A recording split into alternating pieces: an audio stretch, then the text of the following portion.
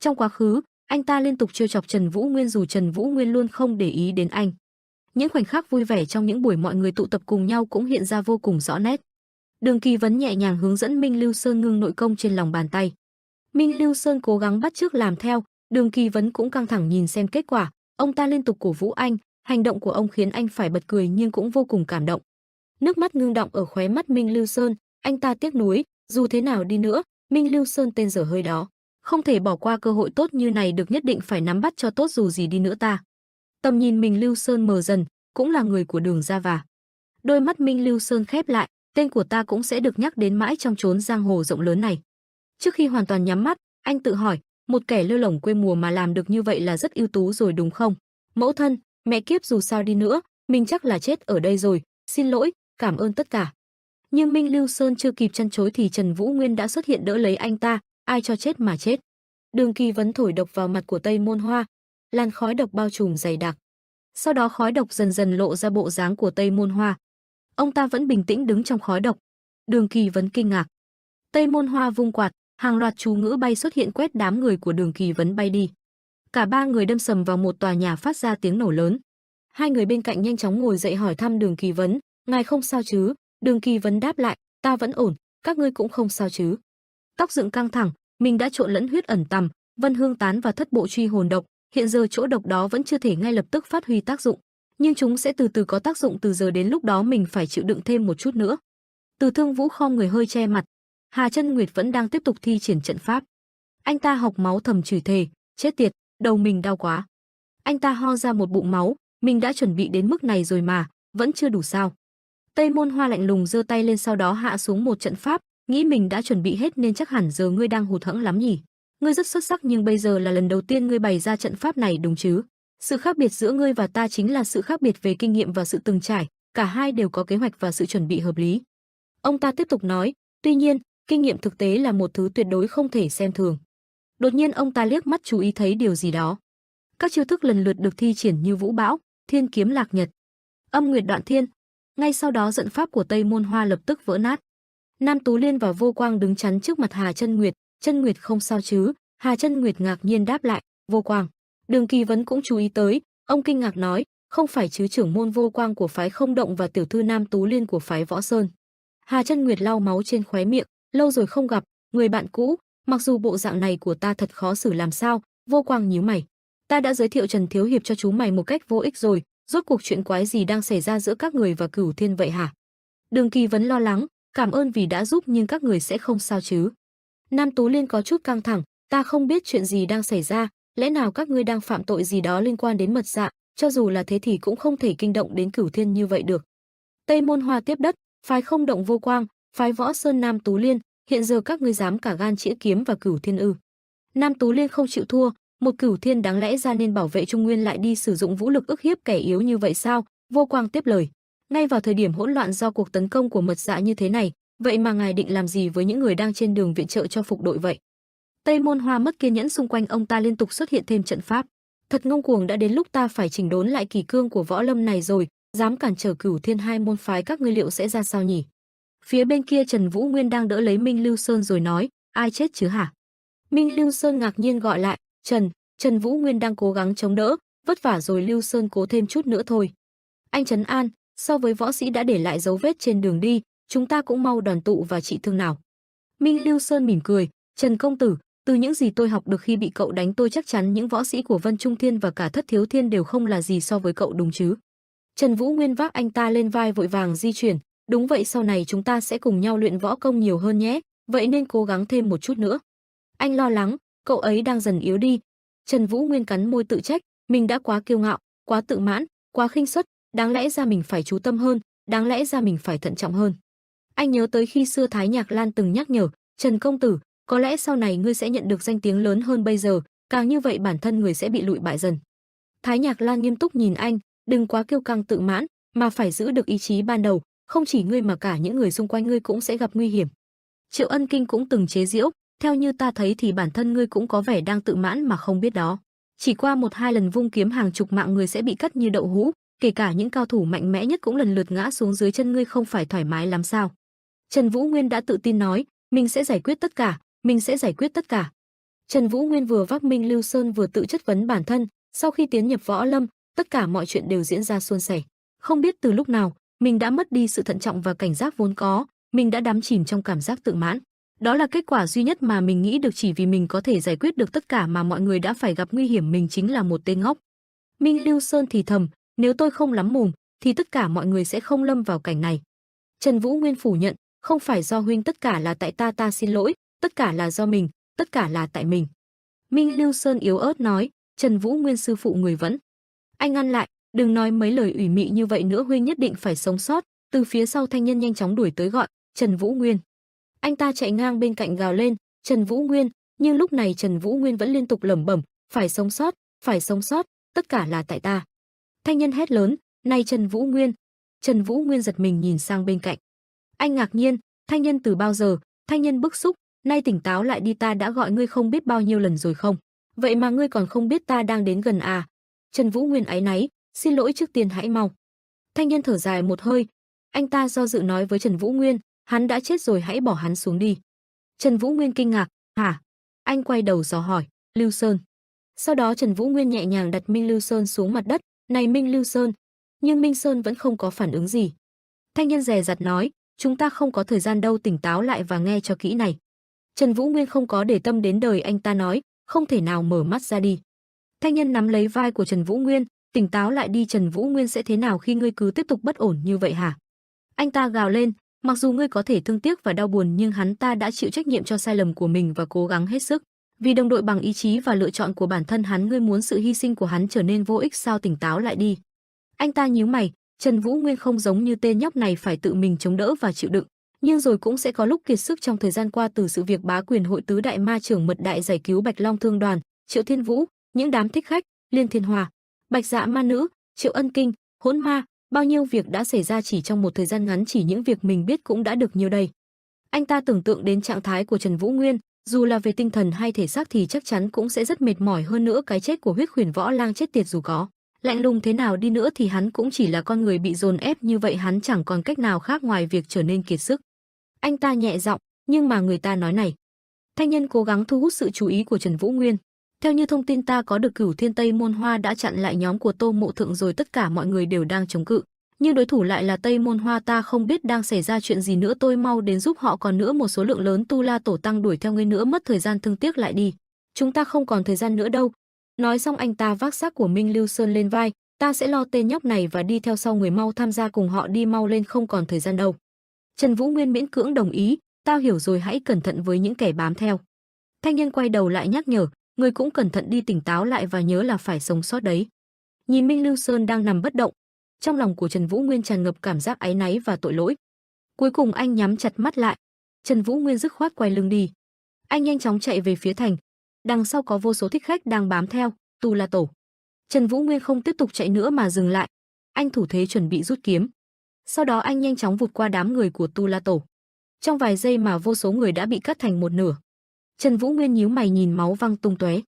Những tên thích khách của Tu La Tổ đang cố gắng bám lấy chân của Trần Vũ Nguyên. Ngay sau đó đám thích khách tất cả đều đã bị hạ gục nằm la liệt trên mặt đất. Nhưng hết đám này rồi lại đến đám khác, một đám thì cố gắng khống chế Trần Vũ Nguyên ở dưới đất, trên không trung đám khác cũng lao tới với tốc độ nhanh chóng. Anh di chuyển cố gắng thoát ra khỏi sự khống chế của bọn chúng. Trong đêm tối, hai bóng người lao tới với tốc độ chóng mặt. Họ thi triển Tam Viên Tâm Pháp, người tới là Quách Vấn Đình và Hoàng Chiết. Hoàng Chiết lên tiếng, xin lỗi vì đã đến muộn công tử. Hoàng Chiết cùng Quách Vấn Đình lo lắng quay lại nhìn Trần Vũ Nguyên, cậu không sao chứ công tử, huynh. Trần Vũ Nguyên kinh ngạc, Hoàng thúc, Vấn Đình, sao hai người lại ở đây? Hoàng Chiết lên tiếng giải thích, ban đầu khi nghe tin có một phiên xét xử công khai về công tử cộng với việc có sự xuất hiện của một trong Bắc Thiên Tử Hùng khi xưa Liên Thiên Hoa, tôi đã dặn lòng phải đến sớm, thế nhưng do bận công việc của Bạch Long Thương Đoàn nên mới muộn như vậy, xin lỗi công tử. Quách Vấn Đình hỏi thăm, huynh không sao chứ, nhưng mà chuyện này là gì, sao vậy ạ? Đột nhiên có tiếng hét cắt ngang cuộc trò chuyện của ba người. Một đám mặc áo trùm đầu với đôi mắt đỏ điên cuồng xông tới.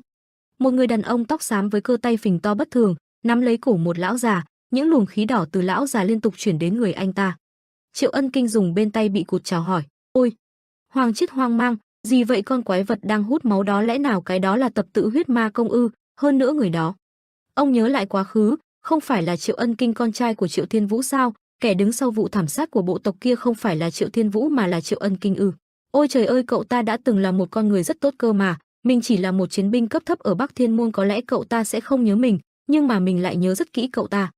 Trần Vũ Nguyên rút kiếm, anh yêu cầu, lùi lại nào. Triệu Ân Kinh nói, con trai của quyền ma Triệu Thiên Vũ, kẻ không thích sống dưới hình bóng của phụ thân mình với tham vọng nổi tiếng đến cả thế giới để nắm giữ quyền sinh, sát quyền cai trị cả thiên hạ, cuộc sống là thế đấy Vũ Nguyên à, thê thảm lắm đúng không? Và điều buồn cười là một luồng khí đỏ tụ về cánh tay bị cụt của anh ta. Trong lúc bị đệ đánh chết thì võ công của ta dường như đã phát triển lên một bậc cao mới nhỉ, buồn cười thật đúng không, nhờ vậy mà ta đã nhận ra thêm một cách sử dụng mới võ công của mình rồi. Triệu Ân Kinh cười một cách nham hiểm, quả nhiên kẻ thù lớn nhất là sư phụ giỏi nhất mà. Trong ánh mắt của Trần Vũ Nguyên hiện ra tia sắc khí khó có thể che giấu. Anh rút kiếm lao thẳng vào Triệu Ân Kinh. Triệu Ân Kinh cũng không lùi bước, anh ta điên cuồng lao về phía Trần Vũ Nguyên. Cả hai cùng lúc lao về phía nhau. Đột nhiên một đòn chém xuất hiện, tam thập nhị thủ mai hoa tuyệt kiếm. Triệu Ân Kinh ngơ ngác trước những cánh hoa lơ lửng xung quanh. Trần Vũ Nguyên dù đã ngừng di chuyển nhưng tay vẫn nắm chặt chuôi kiếm. Anh kinh ngạc nhìn những tán hoa bay trước mặt. Trần Vũ Nguyên nhận ra người đàn ông trung niên đang đứng trong bão hoa, trưởng lão Thất Tinh của phái Hoa Sơn. Những tên thích khách toàn bộ đều gục ngã. Thất Tinh nhìn đám thích khách dưới đất. Ông ta lườm Triệu Ân Kinh, ngươi là người đứng đầu tổ chức Song Diện Tu La à? Triệu Ân Kinh xoa đầu cười nói, à đúng rồi, có một tên càn tự được cài vào Hoa Sơn nhỉ, tên bị phát hiện một cách vô lý nên đã tự kết liễu mình đúng không ta? Thất Tinh vung kiếm lên, ông tức giận, Minh Nguyên trong suốt 10 năm qua. Ông hồi tưởng lại, là một trong những đệ tử yêu quý của ta với tư cách là đệ tử của Hoa Sơn, thế mà ngươi lại gọi nó là càn tự sao? Rõ ràng là ngoài phái Hoa Sơn ra còn có những người khác được cài vào các phái Song Diện Tu La, rốt cuộc các ngươi muốn làm gì? Triệu Ân Kinh giễu cợt, ta không thể nói ra bí mật được, nhưng phía chúng ta cũng đã ít nhất 5 năm đào tạo càn tự, sau đó đưa vào mỗi phái và dưỡng thêm hơn 10 năm đấy, 10 năm đã chết thì coi bộ hơi sớm nhỉ, đáng lý phải hơn 15 năm cơ, tổn thất lớn thế bọn ta cũng đau lòng đấy.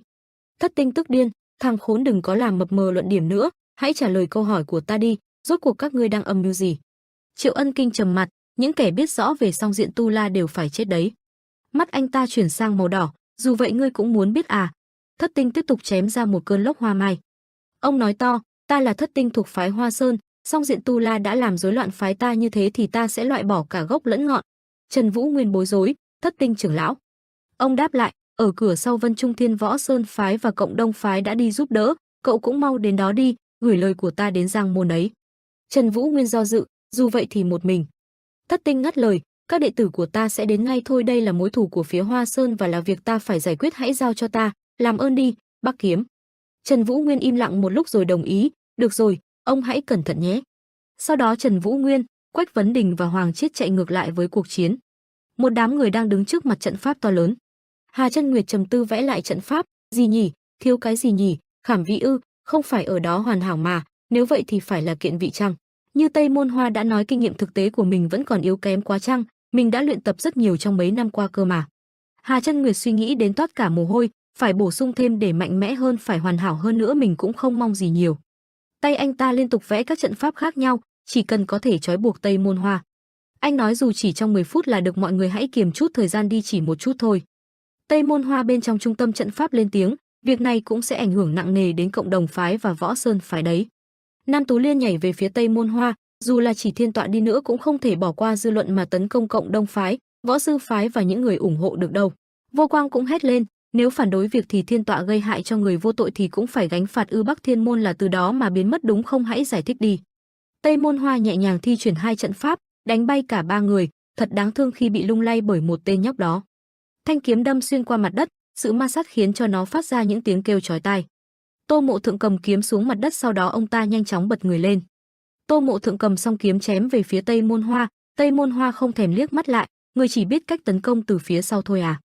Ông ta giơ tay lên cản đòn chém của Tô Mộ Thượng, phương pháp chỉ dùng cho các chiến binh cấp thấp này, không chạm được vào ta đâu. Tô Mộ Thượng nghiến răng, hãy bảo vệ tất cả mọi người và an toàn thoát khỏi Vân Trung Thiên.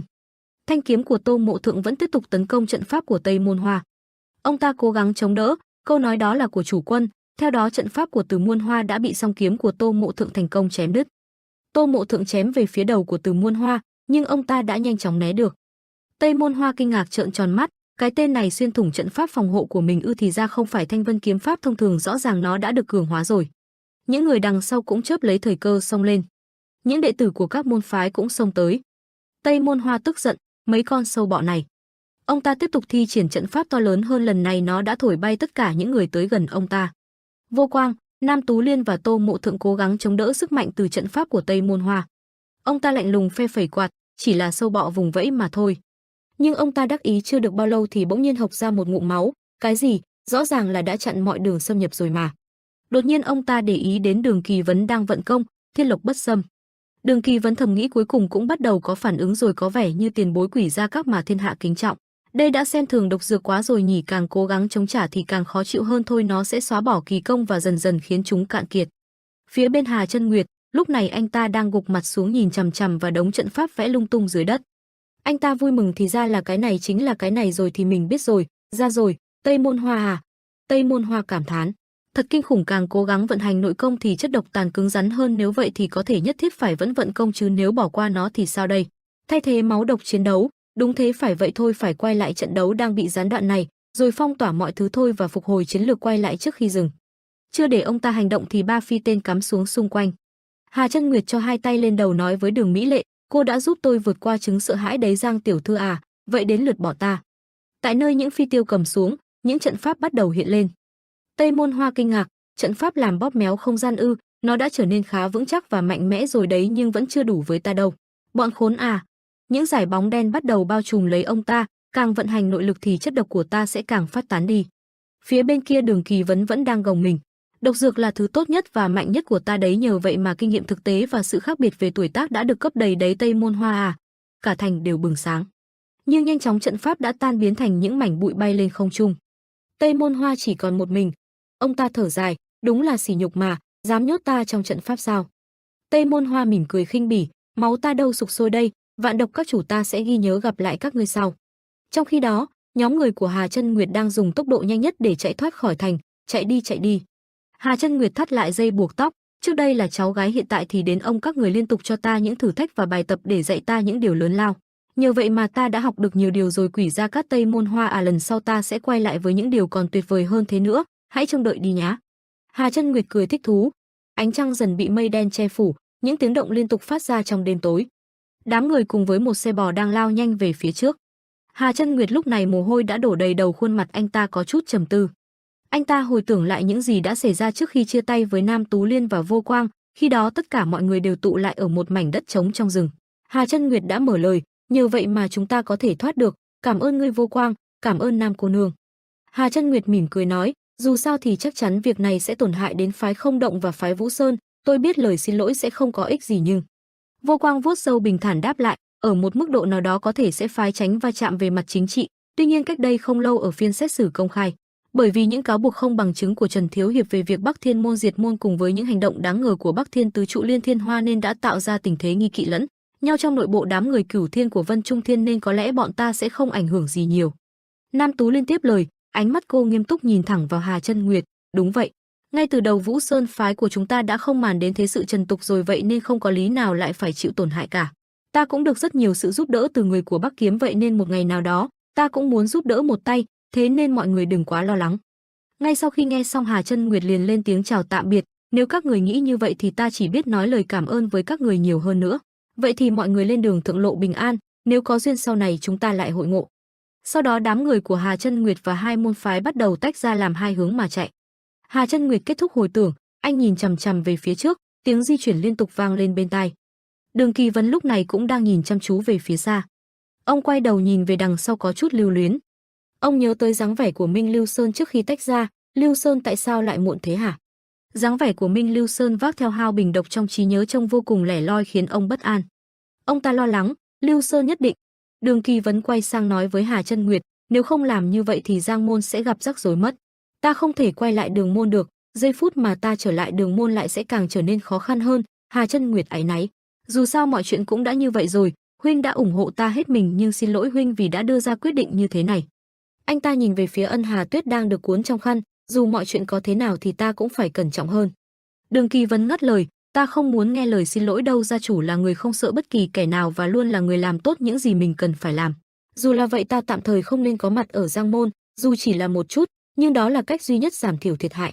Đường Mỹ Lệ im lặng lắng nghe hai người nói chuyện, sau khi hai người nói hết cô mới hỏi, vậy bây giờ chúng ta đi đâu đây? Hà Chân Nguyệt nghiêm túc nhìn về phía xa, chúng ta đi về phía nam.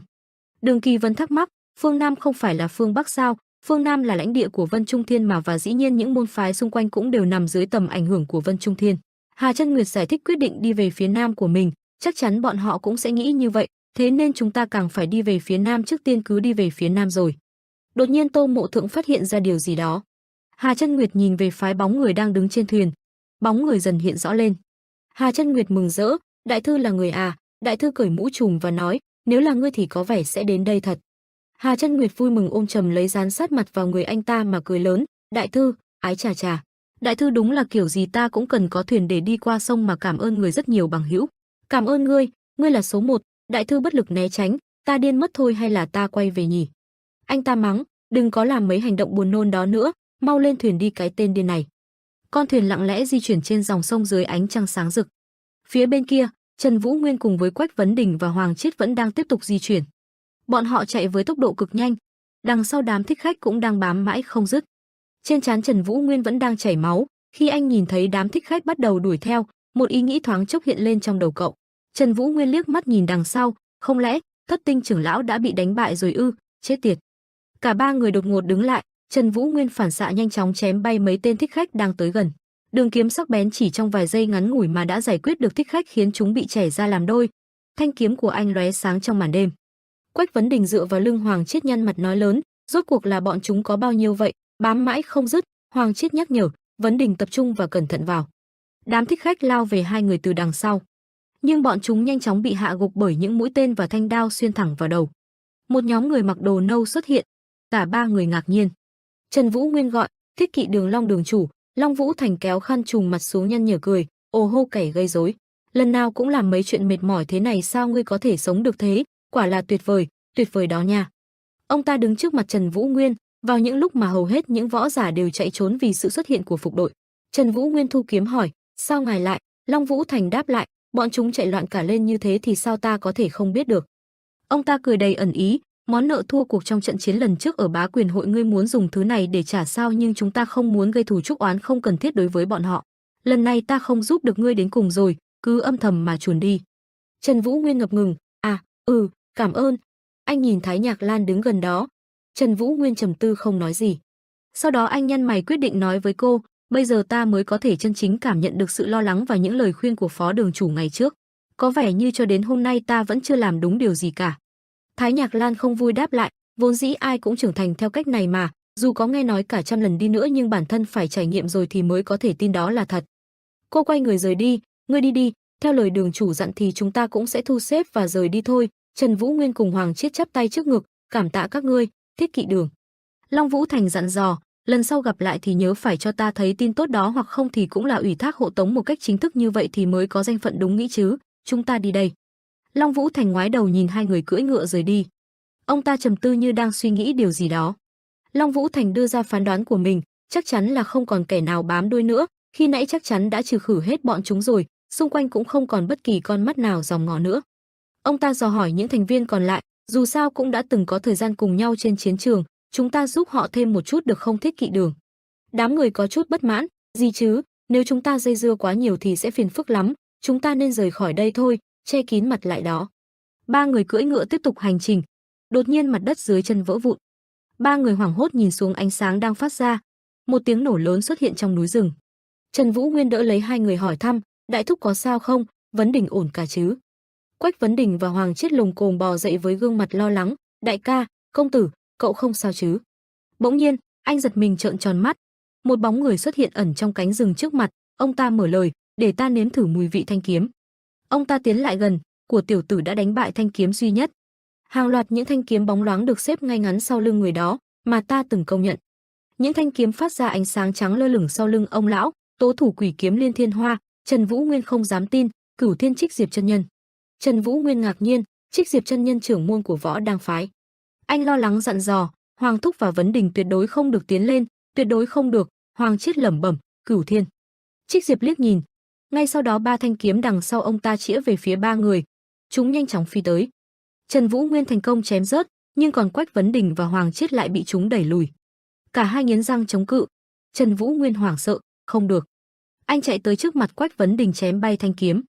Sau đó cũng làm tương tự với Hoàng Chiết. Cả ba ngừng lại một lúc. Trần Vũ Nguyên thủ thế, ánh mắt anh tràn ngập sát khí, không thể nhẫn nhịn hơn được nữa. Mặt đất dưới chân anh vỡ vụn, Trần Vũ Nguyên phi thân chém về phía cổ Trích Diệp. Một cơn lốc mạnh mẽ bộc phát, Hoàng Chiết cùng Quách Vấn Đình lén nhìn. Chỉ thấy lúc này, Trích Diệp vẫn không có một vết thương nào, ông ta nhẹ nhàng dùng một tay chặn đòn tấn công của Trần Vũ Nguyên. Ông ta nói, quả nhiên tiềm lực của Bắc Thiên Môn vẫn rất xuất chúng, còn trẻ mà đã được như thế này rồi, thì sau này khi trưởng thành sẽ còn đến mức nào nữa. Chỉ tưởng tượng thôi cũng đã thấy vô cùng xuất chúng rồi, thanh kiếm hắc quang này cũng có khí thế mạnh mẽ đến kỳ lạ, nhưng Trích Diệp ông ta nhận xét, có vẻ như đến giờ vẫn chưa được bảo dưỡng lần nào nhỉ. Trích Diệp nhìn hai thanh kiếm đang va chạm vào nhau, dùng một thanh kiếm đã bị bỏ xó bao lâu nay như thế có vẻ hơi khó cho ngươi rồi. Nhìn tay của ngươi thì có lẽ cùng có học qua luyện kim thuật, thế mà lại bỏ qua không bảo dưỡng kiếm sao, thế thì có chút thất vọng đó. Trần Vũ Nguyên giật mình khi nghe ông ta nói. Trích Diệp tiếp tục kể từ cổ chí kim, nếu nói đến kiếm, những thanh kiếm của Trích Diệp lơ lửng trên không trung, nếu ngươi đã từng chém, đâm hay để kiếm dính máu thì điều đầu tiên phải luôn để ý và duy trì sự thuần khiết của kiếm, phải luôn bảo dưỡng để thanh kiếm đạt được trạng thái tốt nhất, kiếm cũng quý giá giống như nữ nhân mà ngươi đem lòng yêu thương vậy. Ba thanh kiếm còn lại cũng đâm từ đằng sau Trần Vũ Nguyên. Trích Diệp ra lệnh, thử lặp lại những gì ta nói xem nào, kiếm giống như nữ nhân phải trân trọng. Quách Vấn Đình cùng Hoàng Chiết hoảng hốt xông lên, công tử. Đột nhiên một tia sét từ trên trời giáng xuống, đánh thẳng vào giữa Trích Diệp cùng Trần Vũ Nguyên. Trần Vũ Nguyên kinh ngạc nhìn. Trích Diệp tỏ vẻ khó chịu, xuất hiện thôi mà cũng ồn ào thế nhỉ, chỉ cần một mình ta thôi là cũng đủ rồi. Ông ta nhìn bà lão nhỏ bé tay cầm bình hồ lô, cần gì đến ngươi phải ra mặt hả, Quân Huy? Người vừa xuất hiện chính là Cửu Thiên Phong Vân Phồn chủ Lăng Quân Huy. Lăng Quân Huy đáp, này, lão Mũi Châu, ngươi có biết hiện tại đang có tin đồn thế nào không? Việc Bắc Thiên Môn diệt môn là bởi vì tham vọng quyền lực của Vân Trung Thiên. Nhưng lần này bọn họ định diệt trừ cả hậu duệ cuối cùng của Bắc Thiên Môn, có tin đồn rằng bọn họ đang cố gắng che đậy đòn chí mạng đã. Bà ta bước tới gần, làm tổn hại đến danh tiếng, dấy lên sự nghi ngờ về đạo đức của Cửu Thiên và sự hoàn hảo của Vân Trung Thiên bằng cuộc chiến toàn lực chống lại Mật Dạ, mà bước đầu là để phục đội ra trận. Bình hồ lô trống rỗng rơi xuống đất. Trích Diệp nhíu mày tra xét, ngươi đang làm gì ở đây?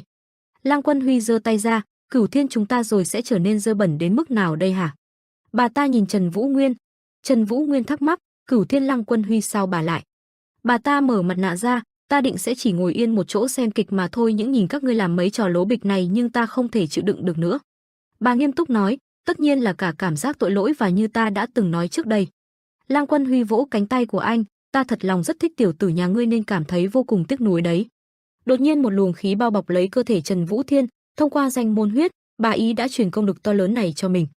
Anh nhìn bà, nội lực bắt đầu sinh sôi nảy nở, tại sao lại như thế này? Lăng Quân Huy thản nhiên, chuyện đã đến nước này thì bây giờ ngươi cũng nên biết sự thật rồi, bắt đầu từ bây giờ hãy nghe kỹ những gì ta nói. Bà trầm mặc, thế lực thống trị thiên hạ hiện tại không phải Vân Trung Thiên, phía sau Vân Trung Thiên vẫn còn hắn. Trần Vũ Nguyên thắc mắc, hắn? Bà bắt đầu kể, tên của hắn là vô địch tu sĩ Mộ Dung Luật Thiên. Tuy rằng thuộc về Cửu Thiên nhưng hắn mới thực sự là người chiếm vị trí thứ nhất của Cửu Thiên. Thế giới cho rằng võ vị của hắn cũng ngang tầm Cửu Thiên khác, nhưng ta và những Cửu Thiên khác không chỉ bị hắn đánh bại mà còn phải chia sẻ một phần sức mạnh sang cho hắn. Mộ Dung Luật Thiên cũng biết rất rõ ràng, để có thể thống trị được võ lâm thì cần phải từng bước chiếm được sự quan tâm của nhân sĩ võ lâm. Hắn ta sử dụng Cửu Thiên để phân tán sự chú ý đến bản thân và âm thầm đứng đằng sau điều khiển và thống trị toàn bộ võ lâm, và khi hắn cảm thấy cần thiết về mặt chính trị, Mật Dạ đã ra đời. Bằng cách để Mật Dạ xuất hiện, hắn sẽ lợi dụng sự hỗn loạn, bất an, sợ hãi và phẫn nộ để có thể thống trị thiên hạ, nhưng bắt đầu từ một lúc nào đó, Mật Dạ đã trở nên mất kiểm soát và bắt đầu hoạt động độc lập và không tuân theo mệnh lệnh của hắn, và đó chính là Mật Dạ, kẻ đã trở thành kẻ thù thật sự của hắn. Tuy nhiên chúng ta không biết chính xác được đây có phải chỉ là một nước cờ của Mộ Dung Luật Thiên hay không. Trần Vũ Nguyên kinh ngạc, sao, người nói những hành động của Mật Dạ, có nghĩa là... Lăng Quân Huy đồng tình với phán đoán của anh, đúng vậy. Tất cả mọi chuyện đều là tác phẩm của Mộ Dung Luật Thiên, vì các cái ác tuyệt đối đã tồn tại thì cái thiện cũng cần phải có một thứ mang tính biểu tượng, thế thì mới cân bằng. Bà giải thích, vì vậy mà Bắc Thiên Môn đã được tạo ra, thế những Bắc Thiên Môn lại trở nên mạnh mẽ hơn dự đoán. Người Trung Nguyên cũng bắt đầu bày tỏ tình cảm và sự tôn sùng của họ đối với Bắc Thiên Môn, vị thế và thành trì Bắc Thiên Môn đã vượt xa Cửu Thiên Tự bao giờ. Hơn nữa, khác với những môn chủ Bắc Thiên Môn trước đây, môn chủ đời thứ tư Trần Quan Hạo có vẻ như đã gần chạm vào sự thật, dường như hắn đã biết được mọi chuyện đến một mức nào đó.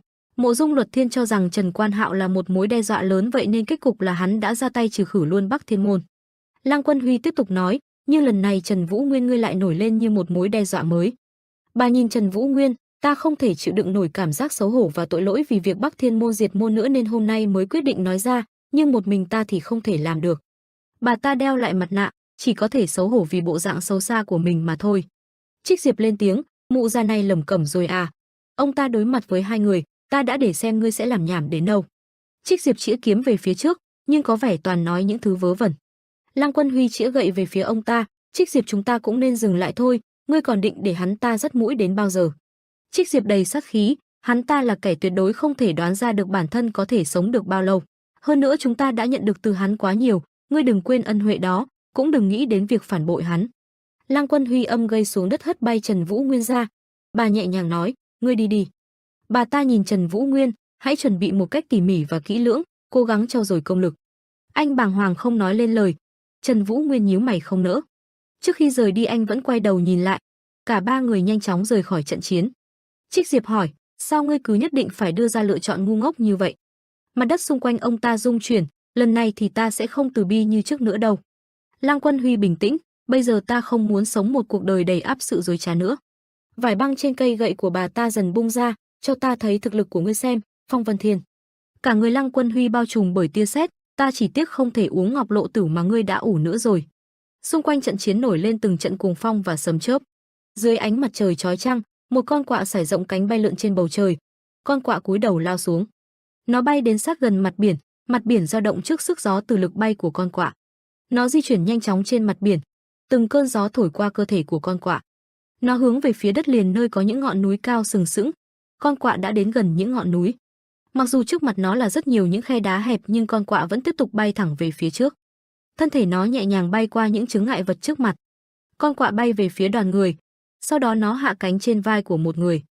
Thanh Nhân chú ý đến con quạ đang đậu trên vai mình. Anh ta nhìn về phía Hà Chân Nguyệt đang bận rộn. Phía đằng xa Tô Mộ Thượng đang chỉ tay ra lệnh cho các thuộc hạ làm việc. Tất cả mọi người đều đang vô cùng bận rộn. Con trâu lúc này vì đã quá mệt khi phải kéo suốt dọc đường dẫn đến nó đã nằm gục xuống ngủ đến mức chảy nước miếng. Cảm nhận được điều gì đó, Thanh Nhân quay đầu ra đằng sau. Anh ta nghiêm túc, đến rồi, tất cả mọi người đều dừng lại động tác khi nghe anh ta nói. Tầm mắt bọn họ rơi vào mảnh đất trống trước mặt. Từ phía chân trời, ba bóng người nhỏ bé chạy tới với tốc độ cao, bụi bay mù mịt. Ba người đó chính Trần Vũ Nguyên, Hoàng Chiết và Quách Vấn Đình, cả ba đều chạy thở không ra hơi. Trần Vũ Nguyên cố gắng duy trì nhịp thở ổn định chạy về phía trước. Ngay khi đến nói, Hoàng Chiết và Quách Vấn Đình mệt đến mức thở không ra hơi, thậm chí Quách Vấn Đình còn ngồi bệt xuống nền đất. Hà Chân Nguyệt nhìn thấy ba người liền ra tiếp đón, cuối cùng các ngươi cũng đến rồi không sao chứ? Tô Mộ Thượng nhẹ nhõm, may mắn là đều bình an vô sự cả chủ quân. Trần Vũ Nguyên lo lắng hỏi thăm, mọi người không sao chứ? Hà Chân Nguyệt bình thản đáp, chúng ta đều ổn. Anh thở phào nhẹ nhõm, tạ ơn trời tất cả đều không sao.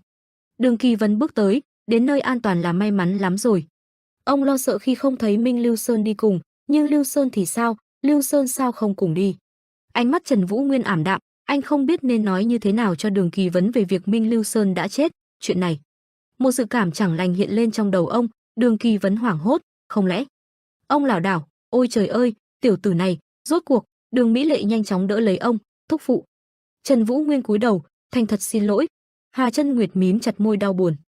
Tô Mộ Thượng cũng nhíu mày tiếc nuối. Không khí xung quanh Trần Vũ Nguyên trở nên im ắng. Thanh Nhân vỗ vai anh, thi thể đã do Mai Nguyệt Linh tỷ tỷ à, không là do thủ lĩnh Phân Đà phụ trách. Thanh Nhân nói đến nơi đưa thi thể của Minh Lưu Sơn, tình hình này thì hắn sẽ được vận chuyển đến tay Vạn Độc các chủ thôi. Trần Vũ Nguyên im lặng không trả lời, Thanh Nhân chỉ có thể bất đắc dĩ vỗ vai anh nhẹ giọng, đây là gánh nặng của người đứng đầu. Anh ta vỗ thêm hai cái vào vai Trần Vũ Nguyên trước khi rời đi. Trần Vũ Nguyên vẫn không đáp lại mà chỉ nhìn chằm chằm vào khoảng không. Anh từ từ ngẩng mặt lên, ánh mắt anh lúc này chỉ toàn là sự tội lỗi. Trần Vũ Nguyên nhìn Ân Hạ Tuyết đang được bọc trong chăn không có dấu hiệu tỉnh lại. Trần Vũ Nguyên nghĩ thầm, ngay cả người phụ nữ mà mình yêu thương nếu bị bỏ lại nơi đây cũng chỉ có thể chết dần chết mòn. Đáng lẽ mình phải phán đoán một cách bình tĩnh và khôn ngoan hơn để đem lại một kết cục tốt nhất cho tất cả mọi người mới phải. Anh nhíu mày buồn bã, tất cả mọi chuyện đều là do mình nên mới thành ra thế này. Tâm trạng anh đầy mâu thuẫn, là do sự ngạo mạn và kiêu ngạo của mình đã quá lơ là cảnh giác nên mới tạo ra kết cục như thế này. Anh hồi tưởng lại Đường Kỳ Vấn cùng những người khác truyền nội công cho mình, hình ảnh Đường Mỹ Lệ đưa nắm cơm cho anh, hình ảnh cô chữa trị vết thương cho anh. Tô Mộ Thượng cứu giúp khi hai người bị truy sát, Hà Chân Nguyệt luôn chăm chú bàn luận sổ sách, Thanh Nhân bị thương đến mức nằm liệt giường, hay Minh Lưu Sơn toàn thân đầy máu khi anh đến. Trần Vũ Nguyên tự trách, từ những ngày còn bé mục tiêu của mình là có thể sống sót và trả thù. Mình biết cách sống sót và bảo vệ mỗi bản thân mà thôi, sự thật là đến cả người của mình cũng không thể bảo vệ được. Anh nhớ lại, hoàn toàn vô cảm trước nỗi đau của người khác và có thể trở nên tàn độc vô nhân đạo khi có một mối nguy hiểm dù chỉ là rất nhỏ xảy đến với bản thân hay gia quyến. Đó là cách suy nghĩ của Thiết Kỵ Đường nhỉ? Long Vũ Thành nhắm mắt nói, đừng nói quá đáng như vậy chứ, mặc dù mùi máu có hơi tanh thật đấy nhưng biết làm sao được. Điều quan trọng nhất không phải là ta mà là gia quyến của ta phải sống cái đã, nếu ta không giết người thì người bị giết sẽ là ta, đây chẳng phải là thứ gọi là giang hồ chết tiệt hay sao? Trần Vũ Nguyên nhíu mày, các ngươi chỉ là những kẻ hèn nhát mà thôi. Long Vũ Thành tiếp tục nói, nhưng mà, chẳng phải ngươi đã để lộ nanh vuốt của mình sớm quá rồi à, càng có nhiều thứ để bảo vệ thì càng phải cẩn thận hơn trước đúng không? Trần Vũ Nguyên vẫn cúi gằm mặt xuống, mình đã từng nghĩ chỉ cần bản thân trở nên mạnh mẽ là đủ, thật đáng hổ thẹn. Càng tiến về phía trước, mình càng nhận ra rằng những người bên cạnh mình sẽ ngày càng dễ gặp rủi ro hơn. Thế giới tinh thần của anh nhuốm đầy máu tanh, Trần Vũ Nguyên nắm chặt lấy thanh kiếm trong tay. Anh ngẩng mặt lên trời tự hỏi, phụ thân, con rất giận bản thân vì đã không thể bảo vệ được mọi người, đã làm tổn thương mọi người vì sự yếu kém của mình.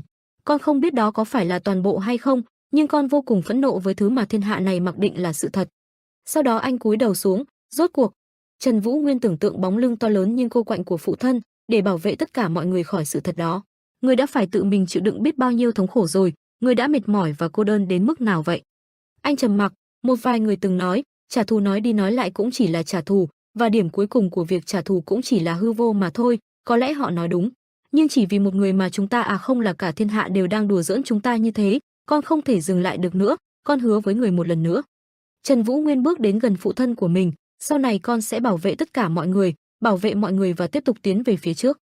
Anh bước xuyên qua hình bóng của phụ thân, con sẽ bảo vệ tất cả mọi người giống như Bắc Bích đã từng làm, Bắc Kiếm sẽ không bao giờ kết thúc, sẽ cùng nhau đi đến tận cùng. Trần Vũ Nguyên quỳ xuống, anh đập mạnh đầu xuống mặt đất. Trần Vũ Nguyên nói lớn, thành thật xin lỗi, mọi người nhìn chằm chằm vào hành động của anh, họ có chút sững sờ, là bởi vì thiếu sót của ta mà mọi người mới phải chịu nhiều đau thương như vậy. Khuôn mặt anh bị khuất trong bóng tối không thể nhìn rõ biểu cảm nhưng giọng nói của anh đầy chân thành. Đã có những sự hy sinh và mất mát ta cũng hiểu, bây giờ nói những lời này cũng chẳng có tác dụng gì, ta sẽ không để chuyện này xảy ra thêm lần nào nữa, ta sẽ bảo vệ tất cả mọi người. Anh từ từ ngẩng đầu dậy, máu từ trán anh nhỏ giọt xuống nền đất, tạo thành một vũng máu đỏ rực chói mắt. Trần Vũ Nguyên nói, chúng ta cần sức mạnh của các môn phái. Ánh mắt anh kiên định, lạnh lùng đưa ra quyết định, ta sẽ tái thiết lại Bắc Thiên môn. Tất cả những người có mặt đều giữ người trước quyết định của anh. Hà Chân Nguyệt nhanh chóng quỳ một chân cung kính hô to, quân sư Hà Chân Nguyệt, chính thức hành lễ với quân chủ, môn chủ chân chính của Bắc Thiên môn. Theo sau đó, Tô Mộ Thượng cũng quỳ xuống, võ sĩ Tô Mộ Thượng với tư cách là kiếm sĩ đầu tiên, thề sẽ dùng mạng của mình tận tâm với chủ quân. Hoàng Chiết quỳ theo, trung thần Hoàng Chiết, thề sẽ dùng cả lý trí và trái tim làm theo mọi nguyện vọng và ý chí của chủ quân. Tiếp đến là Đường Kỳ Vấn, mặc dù đang đau buồn trước cái chết của Minh Lưu Sơn nhưng ông vẫn quỳ xuống hô lên, vạn độc các chủ Đường Kỳ Vấn, xin khấu kiến môn chủ đời thứ 5 của Bắc Thiên môn, Trần Vũ Nguyên đại hiệp, tất cả vì sự hy sinh cao cả của đệ tử ta. Toàn bộ những người có mặt tại đây đều quỳ xuống trước mặt Trần Vũ Nguyên. Ánh mắt Trần Vũ Nguyên lúc này chỉ còn sự kiên định về những điều mình làm trong tương lai sắp tới. Vào đêm tối, sương mù bao phủ cả mặt trăng, trên dòng sông dập dềnh, một chiếc thuyền lênh đênh giữa dòng nước tĩnh lặng phản chiếu ánh sao lấp lánh. Trên thuyền một người đàn ông đang cặm cụi ra sức chèo thuyền, một người khác đang ngồi dựa vào cột của cánh buồm đứng gió. Anh gục đi trên thanh kiếm được quấn quanh bởi vải trắng. Anh khoanh tay ngủ im lìm trong đêm trăng. Chiếc thuyền vẫn tiếp tục được chèo đi. Dưới ánh trăng trên dòng sông rộng lớn chỉ có duy nhất một chiếc thuyền lênh đênh. Ánh trăng chiếu rọi chiếc thuyền cô đơn giữa dòng nước êm ả. Từ xa có thể nhìn thấy một ngọn tháp mập mờ đen tuyền bí ẩn giữa làn sương dày.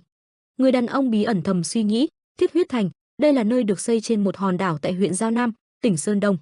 Trần Vũ Nguyên cầm kiếm đứng trên vách đá ngước nhìn ngọn tháp ngập tràn hung tàn đầy những ngọn giáo đang chĩa ra mà nghĩ, Thiết Huyết Thành được bao quanh bởi những vách đá đồ sộ, khiến hắn nhớ đến một người mặc áo choàng đen tay cầm hai cái roi, tiếp tục nói trong lòng, nhờ đó nó được người ta ví như là tường thành do chính thiên nhiên tạo ra, Thiết Huyết Vũ Đế, Tài Khiếu Tân, một trong Hắc Thiên Tứ Hùng.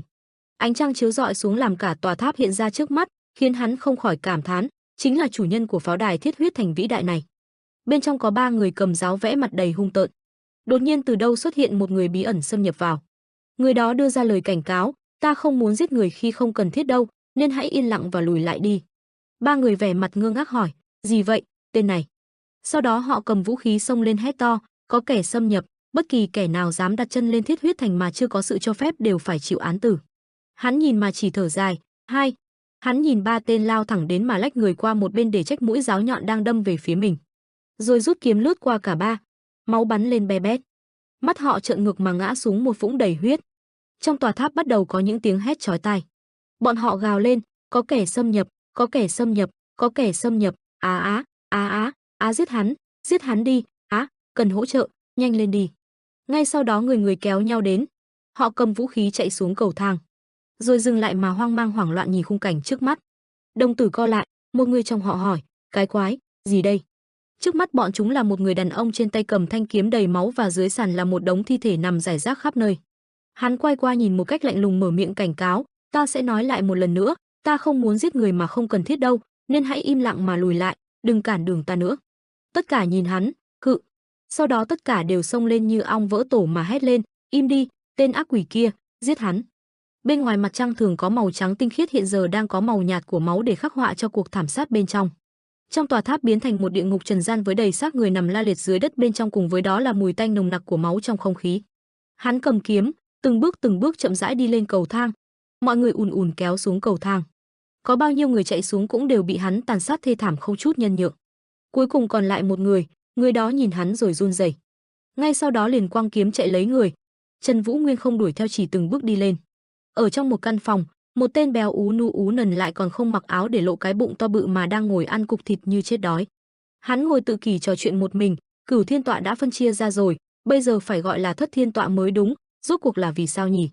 Hắn ngưng ăn một lát, hết rồi à, phải chuẩn bị đầy đủ chứ nhỉ? Tên béo nhai ngấu nghiến miếng thịt, mà còn trận chiến với Tĩnh Dạ trong suốt 3 năm nữa, quả thật quá đáng thương mà. Dầu mỡ đầy miệng ông ta nhìn trông rất tởm, ông ta cầm 2 miếng thịt khác đói khát tiếp tục thưởng thức bữa ăn. Tên đó cầm miếng thịt cắn nước dãi chảy dài xuống, quả nhiên bên ngoài thành rất chi là nguy hiểm, mà cũng không chắc. Hắn làm nhảm mà không để ý cửa bị đẩy vào, bên trong huyết lâu này, liệu có thể? Mặt ông ta tối sầm lại, nước miếng vẫn chảy dài xuống cả bộ râu trông rất gớm ghiếc, bị kẻ địch tấn công không nhỉ? Ông ta mở to mắt nhìn hình ảnh đang lấp lóa dần hiện ra trước mắt. Trần Vũ Nguyên một tay cầm kiếm đứng trước cửa, tên béo không nói thành lời, cả hai nhìn nhau im lặng. Tên béo hoang mang mở lời trước, đến rồi cuối cùng cũng đến lượt ta rồi người đàn ông cầm kiếm nghĩ, Thiết Huyết Vũ Đế Tái Khiếu Tân. Hắn vẻ mặt không cảm xúc lên tiếng, xem nữa là không nhận ra ngươi rồi, ngươi tăng cân lên quá nhiều đấy. Người đó nói tiếp, trong Bắc Thiên Tứ Hùng, đôi đồng tử của Tái Khiếu Tân co lại, ngươi đứng nhất về võ lực kia mà. Hắn khinh bỉ nhìn ông ta nói, thế mà bây giờ ngươi lại có bộ dạng này sao, cứ như con heo con vậy đó. Chuyển cảnh đến quá khứ, hình ảnh hai người bị đám người cầm vũ khí bao vây hiện ra. Có hai người, một người cầm kiếm, một người cầm roi, kẻ mạnh nhất ở Bắc Thiên Môn. Hai kẻ kia đôi mắt phát ra ánh vàng, đúng vậy. Ngoại trừ Trần Quân Hào đã gia nhập từ trước, hắn đã bị Liên Thiên Hoa, Triệu Thiên Vũ thuyết phục gia nhập phe phái bọn họ. Hình ảnh chuyển đến cảnh bọn họ nói chuyện với đám người nào đó, hắn đã phản bội lại Bắc Thiên Môn mà dồn ép chính môn chủ của mình. Hắn không lo về danh tiếng, cũng chẳng lo đánh mất sự kỳ vọng của người khác, hắn đã không ngần ngại từ bỏ Bắc Thiên Môn. Tái Khiếu Tân lúc này mới bắt đầu mở miệng, kẻ vô tình vô nghĩa, luôn luôn nảy sinh tham vọng xấu xa và cố gắng cải cách, cuối cùng thì số phận cũng tự sụp đổ và thành ra như thế này sao? Mắt ông ta mở to tiếp tục, đáng lẽ tôi phải tin vào cảm giác mà tôi không có hứng từ 13 năm trước, quả nhiên ta không nên làm những gì mình cảm thấy không đúng mà. Không ai trả lời, giọng điệu dần trầm xuống, ánh mắt của ông ta bắt đầu hung ác lại, để rồi bây giờ ta đã trở thành một kẻ đáng thương mất rồi. Hắn đặt tay lên bàn tiếp tục cất tiếng, chuyện về Trích Diệp chân nhân và Lăng Quân Huy cũng là do ngươi à, việc Triệu Thiên Vũ bị Tĩnh Dạ giải quyết cũng là do ngươi làm đúng không? Tên béo tức giận dùng tay hất cả bàn làm thức ăn trên bàn cũng vì thế bị văng ra mà vung vãi dưới nền đất. Liên Thiên Hoa cũng đã bị ngươi hành hình trước bao nhiêu người nhỉ, khí phách cũng cao đấy, nhưng như vậy sẽ làm Vân Trung Thiên chú ý và dập tan thôi. Ông ta lau miệng đầy dầu mỡ, thân hình to béo cực nhọc đứng dậy, đã 3 năm kể từ khi ngươi biến mất rồi, thế mà giờ ngươi lại xuất hiện trước mặt ta. Tái Khiếu Tân dũng mãnh đứng trước Trần Vũ Nguyên, cả người ông ta có thể nói là gấp 3 người đối diện, kẻ đáng ra phải chết ở Bắc Thiên Môn. Ông ta đằng đằng sát khí, hai hình rồng quanh tay phát ra ánh vàng kỳ lạ, nói từng chữ, ta biết tội lỗi của ta cũng hiểu rõ sự phẫn nộ của ngươi. Lão dùng sức mạnh lấy con rồng vàng từ từ ra, thế nhưng ta lại không có đủ dũng khí để chấp nhận cái chết. Đuôi rồng từ từ xuất hiện từ lòng bàn tay ông ta, quả thật quá đáng thương mà. Hai hình con rồng được rút ra biến thành hai cây roi vàng lấp lánh huy dũng, chắc ta sẽ không thể chết một cách nhẹ nhàng được, thiết huyết vô thượng cương khí. Trần Vũ Nguyên không sợ hãi bắt đầu cất giọng, ngươi không phải là Tái Khiếu Tân mà ta biết, ngươi đã sa đọa đến vậy rồi sao? Cây roi vàng ánh tạo ra đầy gió giống như trận cuồng phong đại bạo. Tên béo đáp, vong linh của Bắc Thiên Môn à, nếu ngươi chịu rút đi thì ta sẽ không ra tay nữa. Lão vung roi mạnh mẽ uy lực cảnh cáo, nhưng lời nói lại có ý trái ngược như vẫn xin, vì thế nên làm ơn hãy quay về đi. Ta đã nói là ta không muốn bị người khác nhìn thấy hình ảnh xấu xí của mình nữa rồi mà. Cái roi vung ra đánh vào Trần Vũ Nguyên đầy uy lực làm cả mặt đất nổ tung, khói trắng bay mịt mù, nhưng cũng chẳng làm khó được Trần Vũ Nguyên. Đất đá văng lên bụi bay mịt mù bởi đòn thế khi nãy của Tái Khiếu Tân, đột nhiên có một cái bóng đen bay vụt ra từ đám bụi mịt mờ đó. Chứng kiến điều này cũng làm cho Tái Khiếu Tân có phần giật mình sửng sốt.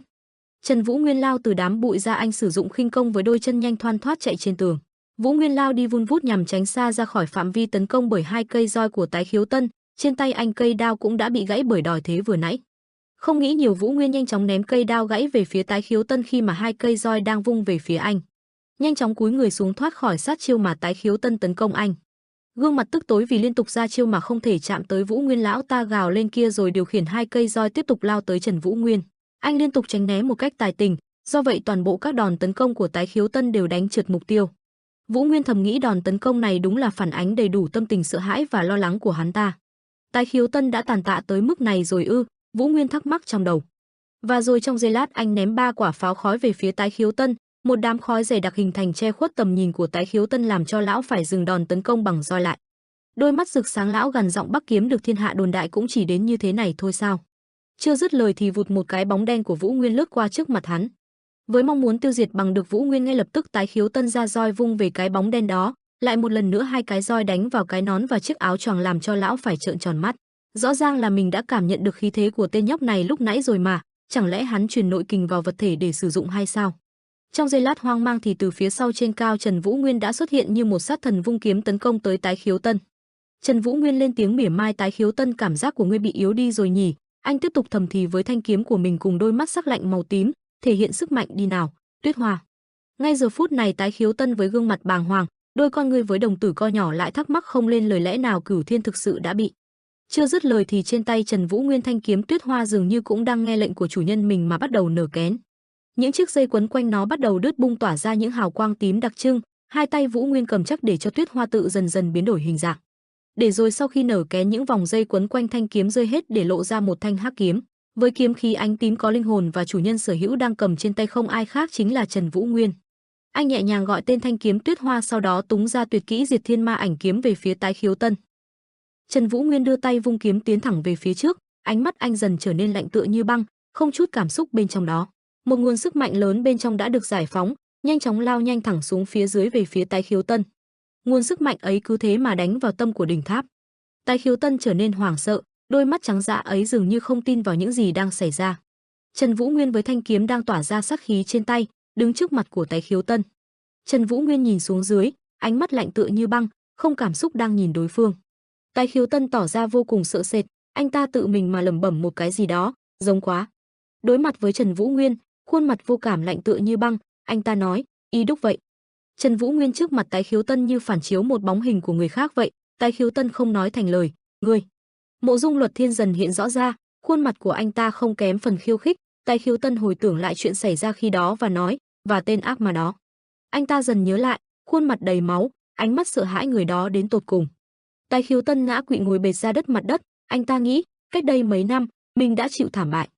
Mộ Dung Luật Thiên để trần, mặc áo nửa người, đứng mặt đối mặt với Tái Khiếu Tân và nói, tinh thần chiến đấu không ngừng nghỉ của Bắc Thiên Tứ Hung, ta đã hy vọng rằng nó tương đương với Bắc Thiên môn chủ đấy.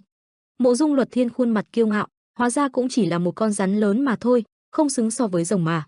Những lời nói lúc trước không ngừng len lỏi ăn sâu trong tâm trí Tái Khiếu Tân. Anh ta nhớ lại, ta là Tái Khiếu Tân, một võ nhân mạnh mẽ được người đời gọi với danh thiên tài kia mà. Ta đã hằng xây dựng hình tượng đó nhờ vào việc bảo vệ phía Bắc Trung Nguyên này. Anh ta khổ sở ngồi bệt trên mặt đất, khuôn mặt thất thần đầy máu, tay vẫn nắm chặt lấy vũ khí. Anh ta nhớ lại, ta đã từng bỏ rơi Bắc Thiên môn, cũng phần nào gây nên cái chết của Trần Quan Hạo, nhưng ta luôn mang trong mình ấp ủ sẽ trở thành thần thoại mới của giang hồ. Anh ta mặt đối mặt với Mộ Dung Luật Thiên không giấu đi nổi sự sợ hãi của bản thân. Suy nghĩ cho Tái Khiếu Tân biết, ta rất tin vào điều đó, cho đến khi đối mặt với tên ác quỷ thật sự này, hắn mới đúng là thần thoại của thiên hạ. Tái Khiếu Tân khắp người đổ đầy mồ hôi, không nói người khác còn tưởng anh ta vừa tắm xong, khuôn mặt anh ta đầy máu, đôi mắt đã dần trở nên vô hồn nhìn đối phương. Anh ta lại suy nghĩ, ta đã quá tham vọng khi muốn đánh bại người đứng đầu của thiên hạ để tạo nên một trật tự mới cho riêng mình.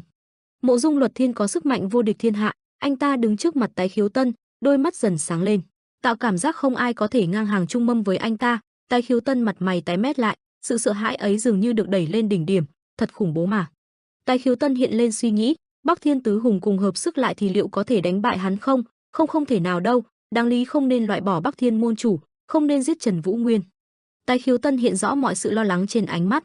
Tái Khiếu Tân tháo chạy với khuôn mặt sợ đến tột cùng, anh ta không dám ngoảnh đầu lại. Mộ Dung Luật Thiên đứng nở điệu cười gian mị, điệu cười khiến người người nhìn qua là thấy sợ hãi. Tái Khiếu Tân nghĩ, tên ác quỷ này đã hoàn toàn chơi đùa chúng ta trong tay mà. Anh ta lo sợ, đó là lúc mà ta có thể chứng kiến cái chết bất kỳ lúc nào, ta có thể sẽ chết, hệt như một con kiến vậy. Cũng kể từ đó, ta đã từ bỏ tham vọng và thu mình trong tòa thành này, để tự xây nên một vương quốc của riêng ta và sống tách biệt với thiên hạ. Tái Khiếu Tân dùng mình trong sự sợ hãi, nhưng mà làm sao lại? Quay lại với hiện tại, anh ta nắm chặt lấy vũ khí trong tay và nói, còn có ngươi chứ? Trần Vũ Nguyên nhanh chóng phát hiện ra đối phương đang chuẩn bị tấn công. Tái Khiếu Tân bộc phá sức mạnh bên trong cơ thể, bao quanh người anh ta là những guồng lốc xoáy mạnh mẽ, cuốn theo hàng đống đất đá bay lên trên không trung và hét lớn. Tại sao ta còn phải nhìn thấy tên ác quỷ đó? Trần Vũ Nguyên phản xạ nhanh nhẹn né đòn tấn công của Tái Khiếu Tân ra xa. Sức mạnh bất ngờ của Tái Khiếu Tân đẩy Trần Vũ Nguyên ra, anh cố gắng giữ cơ thể đứng vững trụ lùi về sau. Hai cây roi trong tay Tái Khiếu Tân biến hóa thành hai con rồng, thiết huyết cuồng long. Nguồn sức mạnh ấy nhanh chóng lao thẳng về phía Trần Vũ Nguyên. Trần Vũ Nguyên vé đòn tấn công, đất đá phía sau anh bắn lên vô số. Tái Khiếu Tân tiếp tục ra đòn, Trần Vũ Nguyên nhanh thoăn thoát cái đã né được. Anh kéo lê thanh kiếm theo một đường dài xuống dưới mặt đất, chạy thật nhanh về phía Tái Khiếu Tân. Trần Vũ Nguyên lạng lách vòng ra phía sau đối phương, né tránh sức mạnh của Tái Khiếu Tân. Tái Khiếu Tân điên cuồng nổi loạn tấn công liên tục, anh ta liên tục đưa ra những đòn đánh xuống đất, sức mạnh ấy làm cho mọi thứ đều bị hất tung lên không trung. Tái Khiếu Tân hét lớn, đôi mắt sáng lên, hãy biến khỏi lâu đài của ta ngay, suốt cuộc đời này ta sẽ lặng lẽ và sống ở nơi này, hãy ra ngoài đi, ra ngoài cho ta. Người anh ta tỏa ra sức mạnh đáng sợ, phải trả thù tất cả những kẻ địch trong thiên hạ ư? Tái Khiếu Tân đứng ở trung tâm tòa lâu đài, anh ta tung ra rất nhiều đòn tấn công, trên mặt đất đầy dấu vết mà anh ta để lại. Anh ta hét lớn, ta cũng từng nghĩ vậy đấy, nhưng tất cả đều sẽ vô ích cả thôi. Phía Trần Vũ Nguyên, anh liên tục né đòn, những đòn tấn công đều được Trần Vũ Nguyên né gọn. Thoát cái, một đòn tấn công khác lao đến, với cơ thể linh hoạt anh dễ dàng né được những đòn tấn công của Tái Khiếu Tân.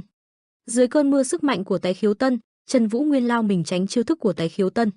Tuy vậy, Tái Khiếu Tân ngày càng trở nên quyết liệt, nói lớn, cử động tuyệt đấy, đúng rồi, cứ thế ra khỏi lâu đài của ta đi, hãy tiếp tục ẩn giấu tung tích lần nữa và chạy trốn như thể đã chết đi. Sao ngươi lại xuất hiện trong thiên hạ tiếp vậy? Phải bỏ chạy, mau trốn đi, đó chính là con đường để chúng ta có thể tiếp tục sống. Trần Vũ Nguyên lùi dần về sau, anh né được đòn tấn công mà đáp lại, trốn sao?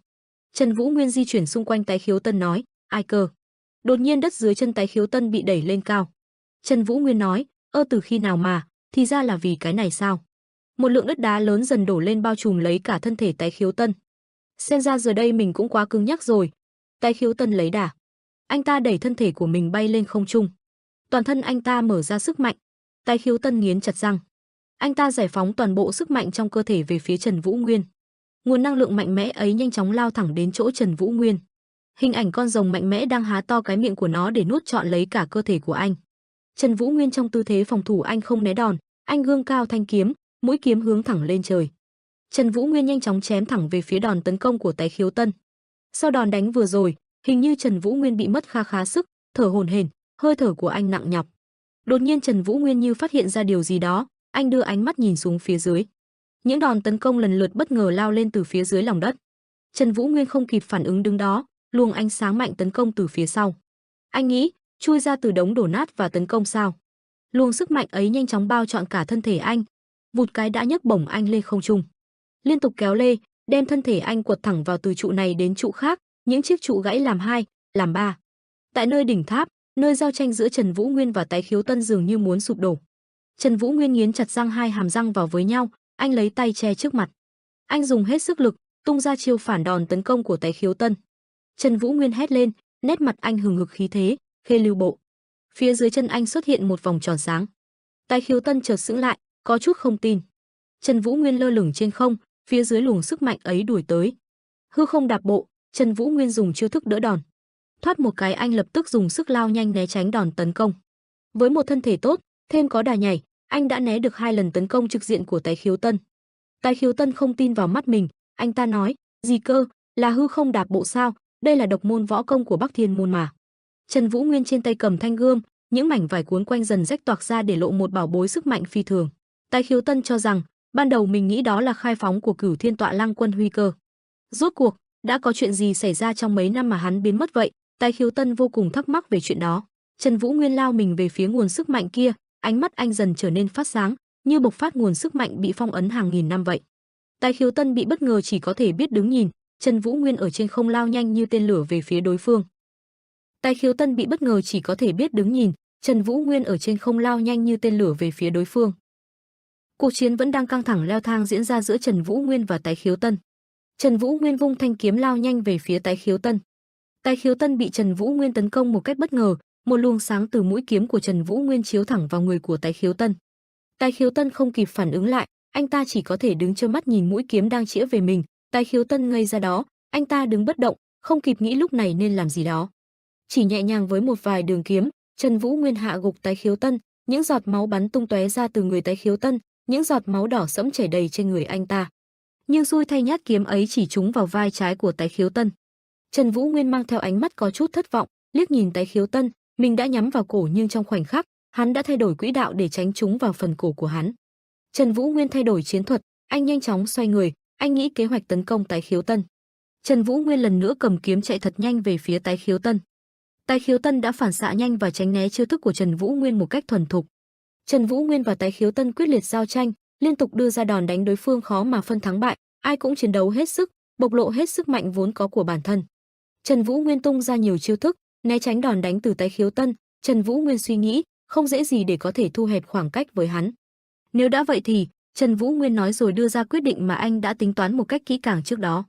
Anh tận dụng cơ hội nắm bắt thời cơ, đưa tay ra túm lấy vũ khí của Tái Khiếu Tân.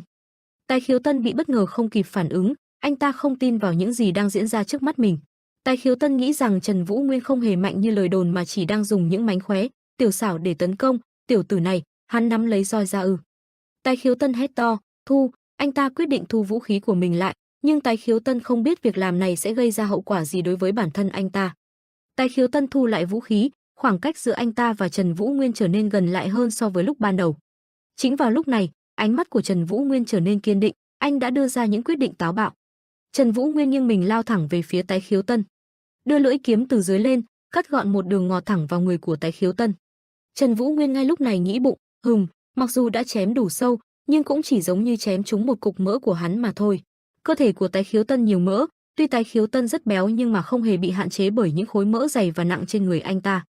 Trần Vũ Nguyên vẫn suy nghĩ, đối thủ là Tái Khiếu Tân mà cảnh giới chỉ thế này thì cũng quá yếu rồi, mỡ bụng đã cứu ngươi một mạng nhỉ, Tái Khiếu Tân. Tái Khiếu Tân sau khi bị những lưỡi kiếm của Trần Vũ Nguyên chạm vào thì liền cảm thấy đau đớn đến cứa da cứa thịt, Tái Khiếu Tân nghiến chặt răng, hai hàm răng lại với nhau.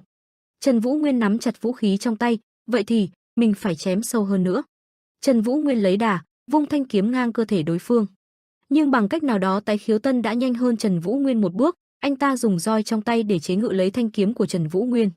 Trần Vũ Nguyên thấy vậy thì bị bất ngờ, chưa kịp phản ứng lại, cơ thể không kịp đối phó với những đòn tấn công nhanh nhạy của Tái Khiếu Tân. Tái Khiếu Tân nghiến chặt răng, hai hàm răng lại với nhau, không một kẽ hở, ánh mắt của anh ta giờ đây không hề bình thường. Điều đó cho thấy trong ánh mắt ấy Tái Khiếu Tân như đã lên một kế hoạch hoàn hảo, anh ta chỉ muốn mau chóng kết thúc trận đánh này ở tại đây. Tái Khiếu Tân nhẹ nhàng đưa roi kéo mạnh lấy vũ khí của Trần Vũ Nguyên. Trần Vũ Nguyên vì đó mà cũng bị kéo đi. Tái Khiếu Tân anh ta chỉ mất có chút sức để kéo Trần Vũ Nguyên ra phía sau và vật ngã Trần Vũ Nguyên xuống đất. Cú đánh bất ngờ khiến anh cắn chặt hai hàm răng đau đớn. Tái Khiếu Tân gần như bộc phát hết sức mạnh bên trong, anh ta đột nhiên hét lớn, phát. Tái Khiếu Tân cầm roi đập mạnh xuống cơ thể của Trần Vũ Nguyên, cú đánh sức mạnh làm cho đất đá bắt tung lên không trung, nhưng không một đòn nào trúng người của Trần Vũ Nguyên. May mắn Trần Vũ Nguyên đã thoát khỏi lưỡi hái tử thần trong gang tấc do Tái Khiếu Tân giáng xuống, anh không khỏi có chút thán phục trình độ và sức mạnh của Tái Khiếu Tân. Không ngờ hắn lại dùng roi đánh úp như thế, nếu không có sự chỉ dạy của Mã Đạo Quang đại hiệp thì suýt nữa mình đã bị trúng chiêu liên tục rồi. Bỗng trong ánh mắt Trần Vũ Nguyên một có sự thay đổi, anh nghĩ kế tấn công tiếp theo nên làm gì, sẵn sàng cho cuộc chiến một sống một còn giữa đôi bên. Tái Khiếu Tân sử dụng sức mạnh nội tại, cuốn roi vào hai tảng đá lớn, anh ta có ý định đánh ép Trần Vũ Nguyên ở giữa hai tảng đá đấy. Chớp thời cơ, Tái Khiếu Tân cho hai tảng đá to đánh chặn vào hai bên hông của Trần Vũ Nguyên. Anh ta dùng Thiết Huyết Cuồng Long Chảm để tấn công Trần Vũ Nguyên, sau khi Tái Khiếu Tân chắc chắn rằng cú đánh ấy khiến đối phương không thoát khỏi, anh ta mới thu roi, hai tảng đá ban nãy vỗ nát. Những mảnh đá vỡ vụn rơi đầy nền đất. Tái Khiếu Tân đổ mồ hôi, có chút mệt mỏi, tóc của anh ta rối lên, khuôn mặt trở có chút thư giãn. Trên đỉnh tháp của Tái Khiếu Tân tan nát, mọi thứ gần như hoàn toàn sụp đổ chỉ trong vài giây ngắn ngủi. Mọi thứ vừa trải qua một trận chiến đôi co hết sức gay co, tàn phá, càn quét, mọi thứ trở nên đổ vỡ và tan nát, khói bụi bay cả một vùng trời. Tái Khiếu Tân đảo mắt tìm kiếm, tiểu tử lươn lẹo này, thế mà cũng tránh được à? Anh ta tiếp tục đưa mắt tìm kiếm xung quanh, tất cả mọi ngóc ngách đều được Tái Khiếu Tân kiểm tra kỹ không sót một chỗ nào. Ánh mắt Tái Khiếu Tân ráo riết tìm hình bóng của Trần Vũ Nguyên. Anh ta không biết Trần Vũ Nguyên còn sống hay đã chết, cũng không dám chắc chắn mà khẳng định rằng sau đòn đánh đấy Trần Vũ Nguyên có còn hay không. Đâu rồi? Tiểu tử ngươi trốn ở đâu rồi? Tên quỷ hồn kia, mau xuất hiện đi. Đột nhiên Trần Vũ Nguyên xuất hiện trên đống đổ nát, khí thế chiến đấu đã bộc phát gấp bội. Anh đứng trước mặt Tái Khiếu Tân. Tái Khiếu Tân vui mừng, tốt lắm, tìm được ngươi. Anh ta chưa kịp nói hết câu, Trần Vũ Nguyên đã biết mất. Đột nhiên Trần Vũ Nguyên lại xuất hiện ngay trước mặt Tái Khiếu Tân. Tái Khiếu Tân khuôn mặt tái mét, sợ hãi mà hét lớn lên, làm ơn, ngươi hãy cút đi. Trần Vũ Nguyên thành thục mà đưa lưỡi kiếm ra phía sau lưng của Tái Khiếu Tân, cắt ngọt một đường qua lưng anh ta. Tiếp đến anh vút qua mặt đối phương như bay, nhanh chóng lại biến mất, thoát ẩn thoát hiện. Trần Vũ Nguyên đưa lưỡi kiếm cắt ngọt một đường bên hông phải của Tái Khiếu Tân. Cứ như vậy Trần Vũ Nguyên thi hành hàng trăm lưỡi kiếm cắt ngang qua người của Tái Khiếu Tân, máu bắn ra tung tóe. Cả người Tái Khiếu Tân như đang tắm trong vũng máu, trên người anh ta không có chỗ nào là nguyên vẹn. Tái Khiếu Tân ôm lấy đầu mà cầu xin Trần Vũ Nguyên, khuôn mặt của anh ta dấy lên đầy sự lo sợ đến tột độ, chưa bao giờ anh ta phải cầu xin một cách thê thảm như này. Đừng, dừng lại, ngươi thắng rồi, ta sẽ rời khỏi đây, nếu trên đời này có tận cùng thế giới, ta sẽ đến đó là sống ẩn giật đến chết, để ngươi sẽ không bao giờ nghe tới tên ta nữa. Trần Vũ Nguyên chưa chịu dừng lại, Tái Khiếu Tân tiếp tục van xin, "Cụ, làm ơn, hãy dừng lại đi, tên ác ma không có lòng người kia. Xin ngươi hãy tha mạng cho ta, ngươi nhất định phải lấy mạng ta thì mới vừa lòng hả dạ hay sao hả?" Tái Khiếu Tân cả cơ thể đau đớn vô cùng, anh ta dường như sắp không chịu nổi nữa, hai tay cầm roi hét lên, anh ta không chịu nổi mà hét lên, anh ta thét, thiết huyết vô địch cang khí. Trần Vũ Nguyên chứng kiến cảnh đó thì rất bất ngờ. Luồng ánh sáng mạnh phát ra ôm trọn bao phủ lấy cơ thể Trần Vũ Nguyên. Trên trời một cột sức mạnh bất ngờ giáng xuống. Nguồn sức mạnh nhanh chóng tiến thẳng vào đỉnh tháp. Trong cột sáng ấy thoát ẩn thoát hiện một chấm màu tím ở bên trong. Tất cả sức mạnh dội về cùng một hướng. Ánh sáng tím ban nãy chính là sức mạnh của Trần Vũ Nguyên, anh dùng toàn bộ năng lực của bản thân luyện khổ bấy lâu tiến thẳng xuống. Tái Khiếu Tân, anh ta hét lớn, ngươi nhất định sẽ xuống địa ngục. Trần Vũ Nguyên không để ý đến mấy lời nói đó, anh coi như gió thoảng qua tai, vượt qua một bên cứ thế mà tấn công Tái Khiếu Tân, đẩy hắn xuống từng tầng của tòa tháp, đất đá văng lên trước sức mạnh ấy. Tòa lâu đài của Tái Khiếu Tân chỉ trong chớp mắt đã bị phá hủy hoàn toàn, không còn một chút nguyên vẹn, giờ chỉ còn là một đống đổ nát, như chưa từng có mặt trên thế giới này. Không biết qua bao nhiêu lâu, khói bụi mịt mù cả một vùng. Bụi bao phủ, mọi vật đều chìm trong mờ nhạt, hoang tàn, đổ nát, tất cả đều vừa trải qua một trận chiến hết sức đôi co không phân thắng bại giữa Tái Khiếu Tân và Trần Vũ Nguyên. Giữa đống đổ nát, dần hiện rõ lên một bóng người. Trần Vũ Nguyên ngồi trên thi thể của Tái Khiếu Tân, tay cầm thanh kiếm xuyên qua cổ họng của Tái Khiếu Tân, trên người Tái Khiếu Tân chi chít đầy những nhát kiếm mà Trần Vũ Nguyên để lại. Cuộc chiến kết thúc, Tái Khiếu Tân mắt trắng dã không còn sự sống, miệng vẫn tuôn ra những tia máu, phần thắng đã thuộc về Trần Vũ Nguyên, anh lặng yên không biết suy nghĩ điều gì. Tất cả mọi người thì ra đều gọi ta là ác quỷ, là hồn ma. Ha ha ha, đúng vậy, đều là ta cả. Vũ Nguyên từ từ chống kiếm đứng dậy, tay cầm tuyết hoa trong tư thế sẵn sàng nghênh chiến. Vậy thì Trần Vũ Nguyên, ta sẽ trở thành Tu La, ngươi sẽ mang trọng trách phán xét điều thiện ác.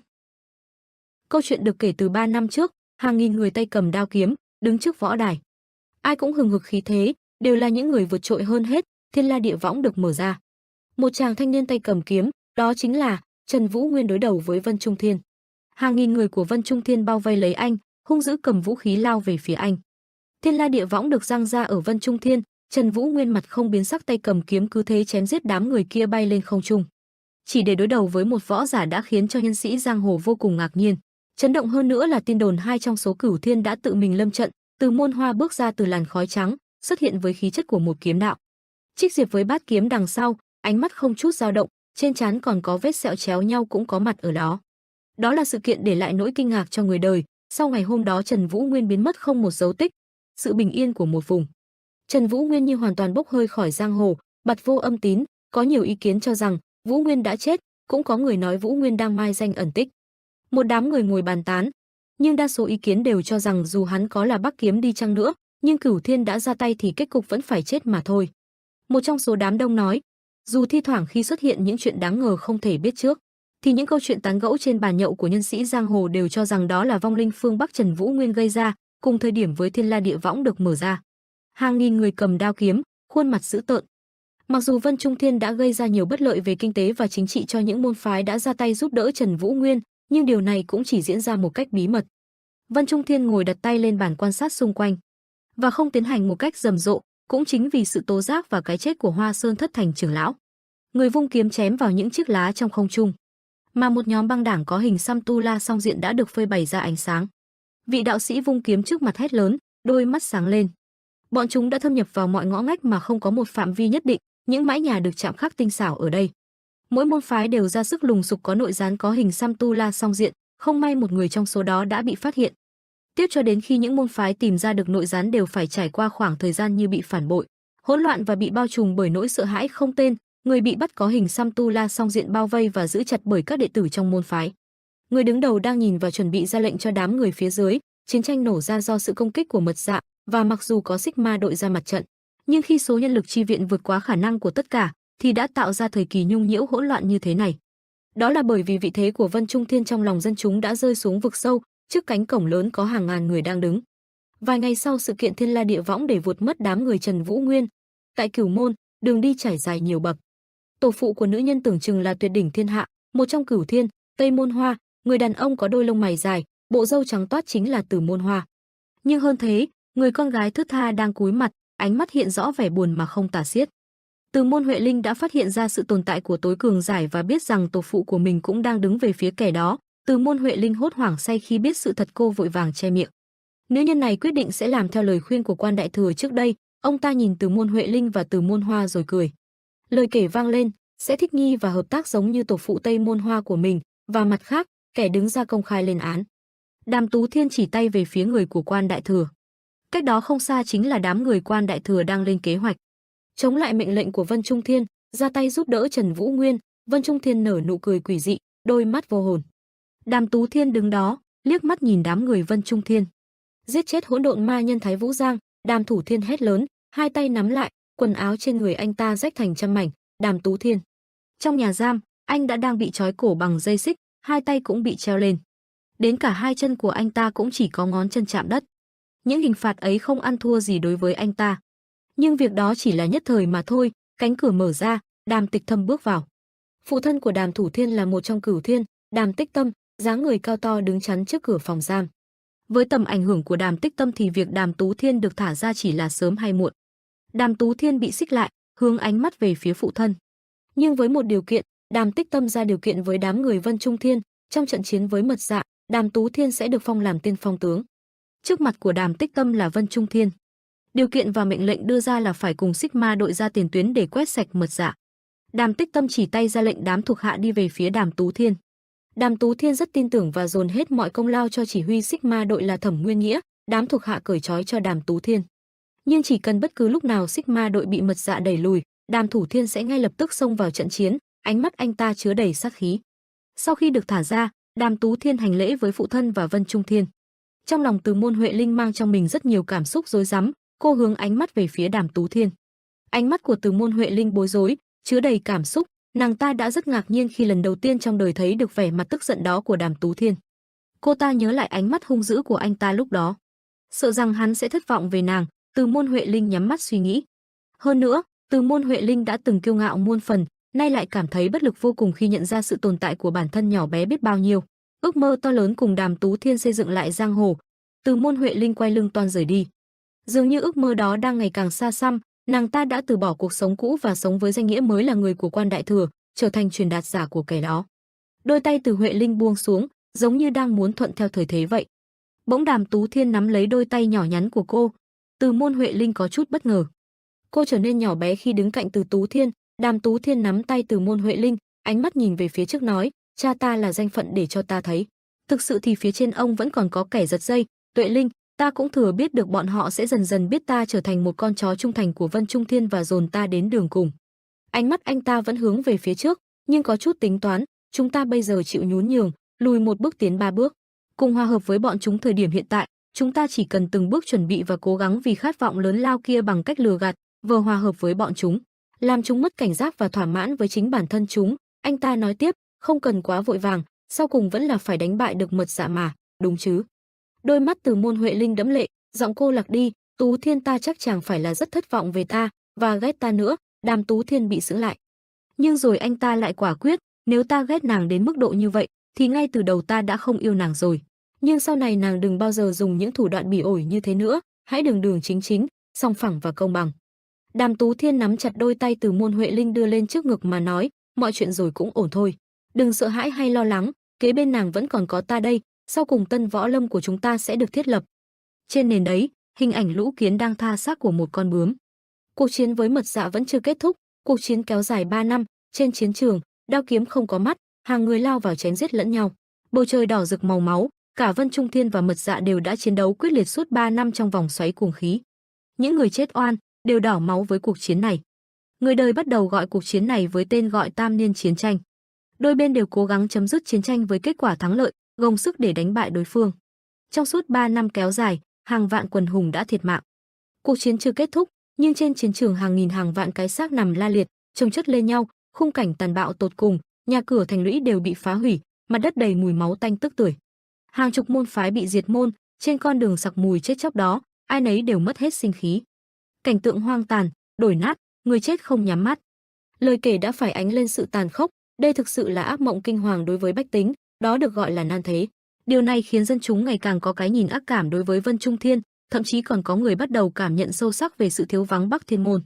Những ngôi nhà không còn nguyên vẹn, người người đói lả, kiệt quệ, thiếu thốn lương thực, ngửa mặt than trời trách đời. Họ nhớ về thời kỳ mà Bắc Thiên Môn vẫn còn tồn tại, họ dần cảm nhận tầm quan trọng và nhận ra Bắc Thiên Môn đã phải hy sinh nhiều nhường nào để bảo vệ Trung Nguyên. Một người đàn ông gầy guộc, ánh mắt trở nên vô hồn thiếu sự sống. Một số người nói rằng Vân Trung Thiên đã giết oan người vô tội là môn chủ Bắc Thiên Môn, đến cả người con duy nhất là Bắc Kiếm cũng bị họ hại chết. Cũng có kẻ cho rằng nan thế hiện tại là lẽ hiển nhiên vì đây là chính nghiệp báo mà bọn họ phải chịu, cái xác vô hồn, đôi mắt vẫn mở to. Giờ đây chỉ còn lại nỗi sợ, cái chết và sự điên loạn vô cùng tận. Đàn quạ bay dập cả bầu trời như báo hiệu điều tệ hơn chuẩn bị xảy ra, nhưng trong thế giới chìm ngập đêm đen đó, vẫn còn chút hy vọng nhỏ nhoi mỏng manh như sợi chỉ mảnh. Đàn quạ xà xuống, chúng đua nhau rỉa xác, mỏ quạ dính đầy máu tanh. Sigma đôi, đám người với những con mắt như quạ, có chút ghê rợn, một thế lực ẩn náu. Sigma đội, nhờ có Sigma đội nên mọi người mới cố gắng chống đỡ sống qua ngày. Có rất nhiều người biết ơn và phát cuồng trước sự hiện diện của bọn họ. Người đàn ông cầm đầu, đôi mắt sát khí, đầu quấn khăn có ký hiệu của môn phái, đó là Sigma đội phó chủ Trương Việt. Người khác chỉ quấn miếng vải có ký hiệu, tóc tai rậm rạp, hung hổ là Sigma đội phó chủ Huyền Công Vị. Sigma đội phó chủ Quan Sơn Hùng, Quan Sơn Chiết, hai người họ là anh em sinh đôi, người da trắng là Quan Sơn Hùng, người còn lại là Quan Sơn Chiết. Sigma đội đã bị bao phủ bởi cuồng khí bởi trong 3 năm qua, họ phải ngăn chặn thể lực Mật Dạ mạnh hơn dự đoán, sự tồn tại của họ như một tượng đài trong lòng dân chúng. Thẩm Viễn Lý, bịt một bên mắt, đang ngồi ung dung trên mặt đất, anh ta gác kiếm lên vai, đó chính là Sigma đội chủ Thẩm Viễn Lý. Cảnh tay mặc giáp to cường trước mắt Thẩm Viễn Lý đang nắm chặt, và người kề vai sát cánh với Sigma đội. Kẻ có những thành tích và vị thế vượt trội. Giờ đây Cửu Thiên đã trở thành thất thiên và từ lúc nào đó đã được xếp ngang hàng với người anh hùng thời đại, Đàm Tú Thiên oai hùng, khí thế trước đám Sigma đội, thương thế võ đế Đàm Tú Thiên. Tại một ngọn núi cao lớn phía xa được bao quanh bởi ngàn cây cối xanh tùm, một bóng người lặng lẽ bước đi qua từng ngóc ngách của ngọn núi, hết đường đồi rồi đến đường phẳng. Hắn ta cứ thế bước đi một cách nhẹ nhàng không gặp một chút khó khăn nào. Đến cả phần lội sông hắn ta cũng không bỏ qua. Đi mãi trong khu rừng, nhìn cứ như một kẻ ngốc.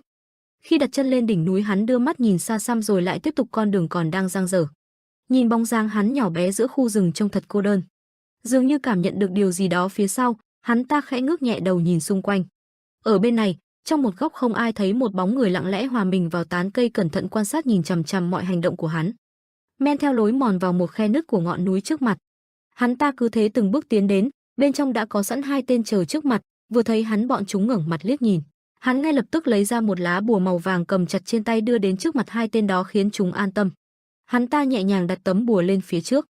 Cả ba cùng lúc đặt tấm bùa vào bức tường đá trước mặt. Ngay lập tức một luồng ánh sáng mạnh mẽ phản ứng lại.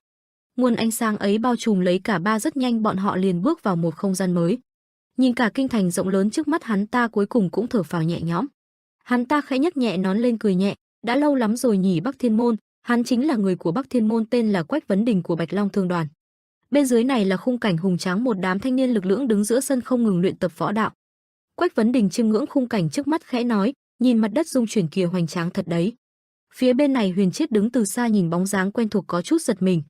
Quách Vấn Đình bước đến mỉm cười nhìn ông, Hoàng thúc. Vừa thấy cậu Hoàng Chiết cười khẽ đáp lời, ôi chao, đứa nào đây hả, không phải là Vấn Đình đây sao, đi đường xa vất vả rồi. Xuất thân là võ giả hạ cấp của Bắc Thiên môn, là người sở hữu võ công cao cường, trực tiếp lĩnh hội Tam Nguyên Tâm Pháp của môn chủ đời thứ tư của Bắc Thiên môn Trần Quan Hạo.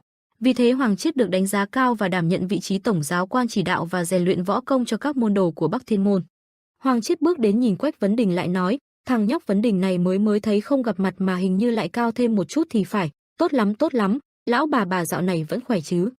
Quách Vấn Đình nghe lời này chắp tay cung kính đáp, vâng ạ, vẫn còn khỏe mạnh lắm, thời gian qua không biết ở Bắc Thiên môn có chuyện gì đặc biệt không ạ? Ông liền đáp, chuyện gì đặc biệt à, có chiến tranh làm Trung Nguyên náo loạn một phen. Vừa dứt lời phía sau liền truyền đến tiếng gọi, này Vấn Đình. Hà Chân Nguyệt quân sư của Bắc Thiên môn từ xa chạy vội đến nhìn cậu, ta vừa nghe tin của đội giám sát, mỗi lần ghé thăm đường xa như thế này ngươi mệt lắm nhỉ, vất vả nhiều rồi. Để bảo vệ Tân Bắc Thiên môn khỏi nguy hiểm từ thế lực bên ngoài, Tân Bắc Thiên môn được thiết kế bằng việc tính toán kỹ lưỡng hoàn hảo các bộ phận mang tính vị trí địa lý như nhà ở, khu lưu trú nhằm tăng cường tối đa phòng vệ. Người chủ trách nhiệm quản lý toàn bộ đời sống ở Bắc Thiên môn và khái quát mọi kế sách chính là Tam Nhãn thư sinh quân sư Hà Chân Nguyệt. Hà Chân Nguyệt bước lại gần cười lớn nhìn cậu, nhưng mà hình như ngươi đã lớn hơn rồi đúng không? Nhìn cao hơn biết bao nhiêu, ái chà, chắc chắn là dạo này đã khác xưa rồi nhỉ. Hoàng Chiết đứng bên cạnh cũng khẽ lên tiếng bảo, đúng như lời Hà Chân Nguyệt, cảm giác như mọi thứ chỉ mới là chuyện hôm qua vậy. Quách Vấn Đình nhìn Hà Chân Nguyệt cười nhẹ, phải không quân sư? Vừa dứt lời cậu cúi người lấy từ trong áo ra một thứ, chờ một chút. Nói rồi cậu nhẹ nhàng dâng một xấp ngân phiếu dày lên trước mặt Hà Chân Nguyệt, đây là số ngân lượng mà quân sư đã yêu cầu bổ sung thêm. Hà Chân Nguyệt ngạc nhiên đưa tay nhận lấy số ngân phiếu, cái này thật là có chút trơ trẽn nhỉ, lần nào ra cũng mang ơn Bạch Long Thương đoàn cả. 3 năm trước, vốn là những người không có gì trong tay nhưng họ lại có một mục tiêu và ý chí duy nhất là tái thiết lập Bắc Thiên môn. Bạch Thương Long đoàn đã bí mật hỗ trợ một số tiền đáng kể và trao tặng của cải vật chất cho Bắc Thiên môn. Lão Thái Thái Trương Văn Hoa, đoàn trưởng đầu tiên của Bạch Long Thương đoàn, đã không quên ơn nghĩa với Bắc Thiên môn vì cứu mạng con trai thứ ba Liễu Tử Minh nên đã đóng góp một phần số tiền lớn đến mức kinh ngạc. Quả nhiên Lão Thái Thái đã vô cùng khéo léo đổ ra một số tiền lớn chuẩn bị hoàn hảo cho bất kỳ cuộc truy đuổi nào có thể xảy ra. Vì vậy Bắc Thiên môn đã bí mật mở ra một vùng đất mới, chiếc cầu nối giữa Bắc Thiên môn và Bạch Thiên Long đoàn chính là chàng trai trẻ tuổi mang tên Quách Vấn Đình. Quách Vấn Đình từ bé đã tiếp thu Tam Nguyên Tâm Pháp từ Hoàng Chiết. Xét về võ công thì Quách Vấn Đình có nhiều kinh nghiệm hơn bạn bè đồng trang lứa. Vì từ nhỏ đã sớm sống cuộc sống của một bảo tiêu nên có ít nhân tài nào am từ địa lý như Quách Vấn Đình. Hà Chân Nguyệt chắp tay cúi người cười bảo, quân sư của Bắc Thiên môn Hà Chân Nguyệt ta đây nhận ân huệ từ Lão Thái Thái sẽ đảm bảo không để Bạch Thương Long đoàn chịu bất kỳ thiệt hại gì. Hãy gửi lời giúp ta rằng ta sẽ không bao giờ quên ân huệ này và nhất định sẽ báo đáp. Quách Vấn Đình cũng chắp tay đáp lời, vâng thưa quân sư, khi quay lại tại hạ sẽ nhất định chuyển lời lại cho Lão Thái Thái. Bỗng nhiên lúc này đám người đang luyện tập hăng say thì kinh ngạc nhìn về phía xa thốt lên, ủa hình như đã hoàn thành nhiệm vụ và quay trở lại kìa. Nghe lời của đám người, 3 người phía bên này cũng chú ý nhìn sang. Trước mắt họ Kiếm Huyết đội tinh nhuệ binh của Bắc Thiên môn lần lượt mạnh mẽ tiến vào. Kiếm Huyết đội, đội quân tinh nhuệ của Bắc Thiên môn với 7 người mạnh nhất, được gọi là đội chủ, họ chuyên đảm nhận xử lý những nhiệm vụ đặc biệt, hàng đầu. Tổ Mộ Thượng đại đội chủ Kiếm Huyết đội vừa mở mặt nạ liếc mắt nhìn thấy Quách Vấn Đình khẽ cất tiếng, hình như Vấn Đình đã đến rồi nhỉ, mọi người mau tập trung lại đây. Tô Mộ Thượng trong quá khứ đã gặp nguy hiểm khi suýt bị tâm ma nuốt chửng, nhờ sự giúp đỡ của Trần Vũ Nguyên mà đã tin thông về kiếm pháp, cùng với 7 người đội chủ họ tiếp thu Thanh Vân kiếm pháp. Với tư cách đại đội chủ, Tô Mộ Thượng đã dẫn dắt cả đội tinh nhuệ bên này là đội chủ của Kiếm Huyết đội Bắc Thiên môn, Tô Mộ Thượng người đứng sau hỗ trợ cho quân chủ. Ông ta bước đến cười nói, thằng nhóc Vấn Đình này chưa gặp bao lâu mà đã lớn vậy rồi à? Quách Vấn Đình quay đầu nhìn Tô Mộ Thượng cười lớn, ta nghe lần thứ 3 rồi đấy, thủ lĩnh Kiếm Huyết đội. Hà Chân Nguyệt nhìn ông sẽ hài lòng, có vẻ như nhiệm vụ hoàn thành mà không xảy ra bất trắc gì thì phải. Ông ngước nhìn Hà Chân Nguyệt đáp, ta trở về sau khi hoàn thành nhiệm vụ thu dọn Thiết Huyết thành.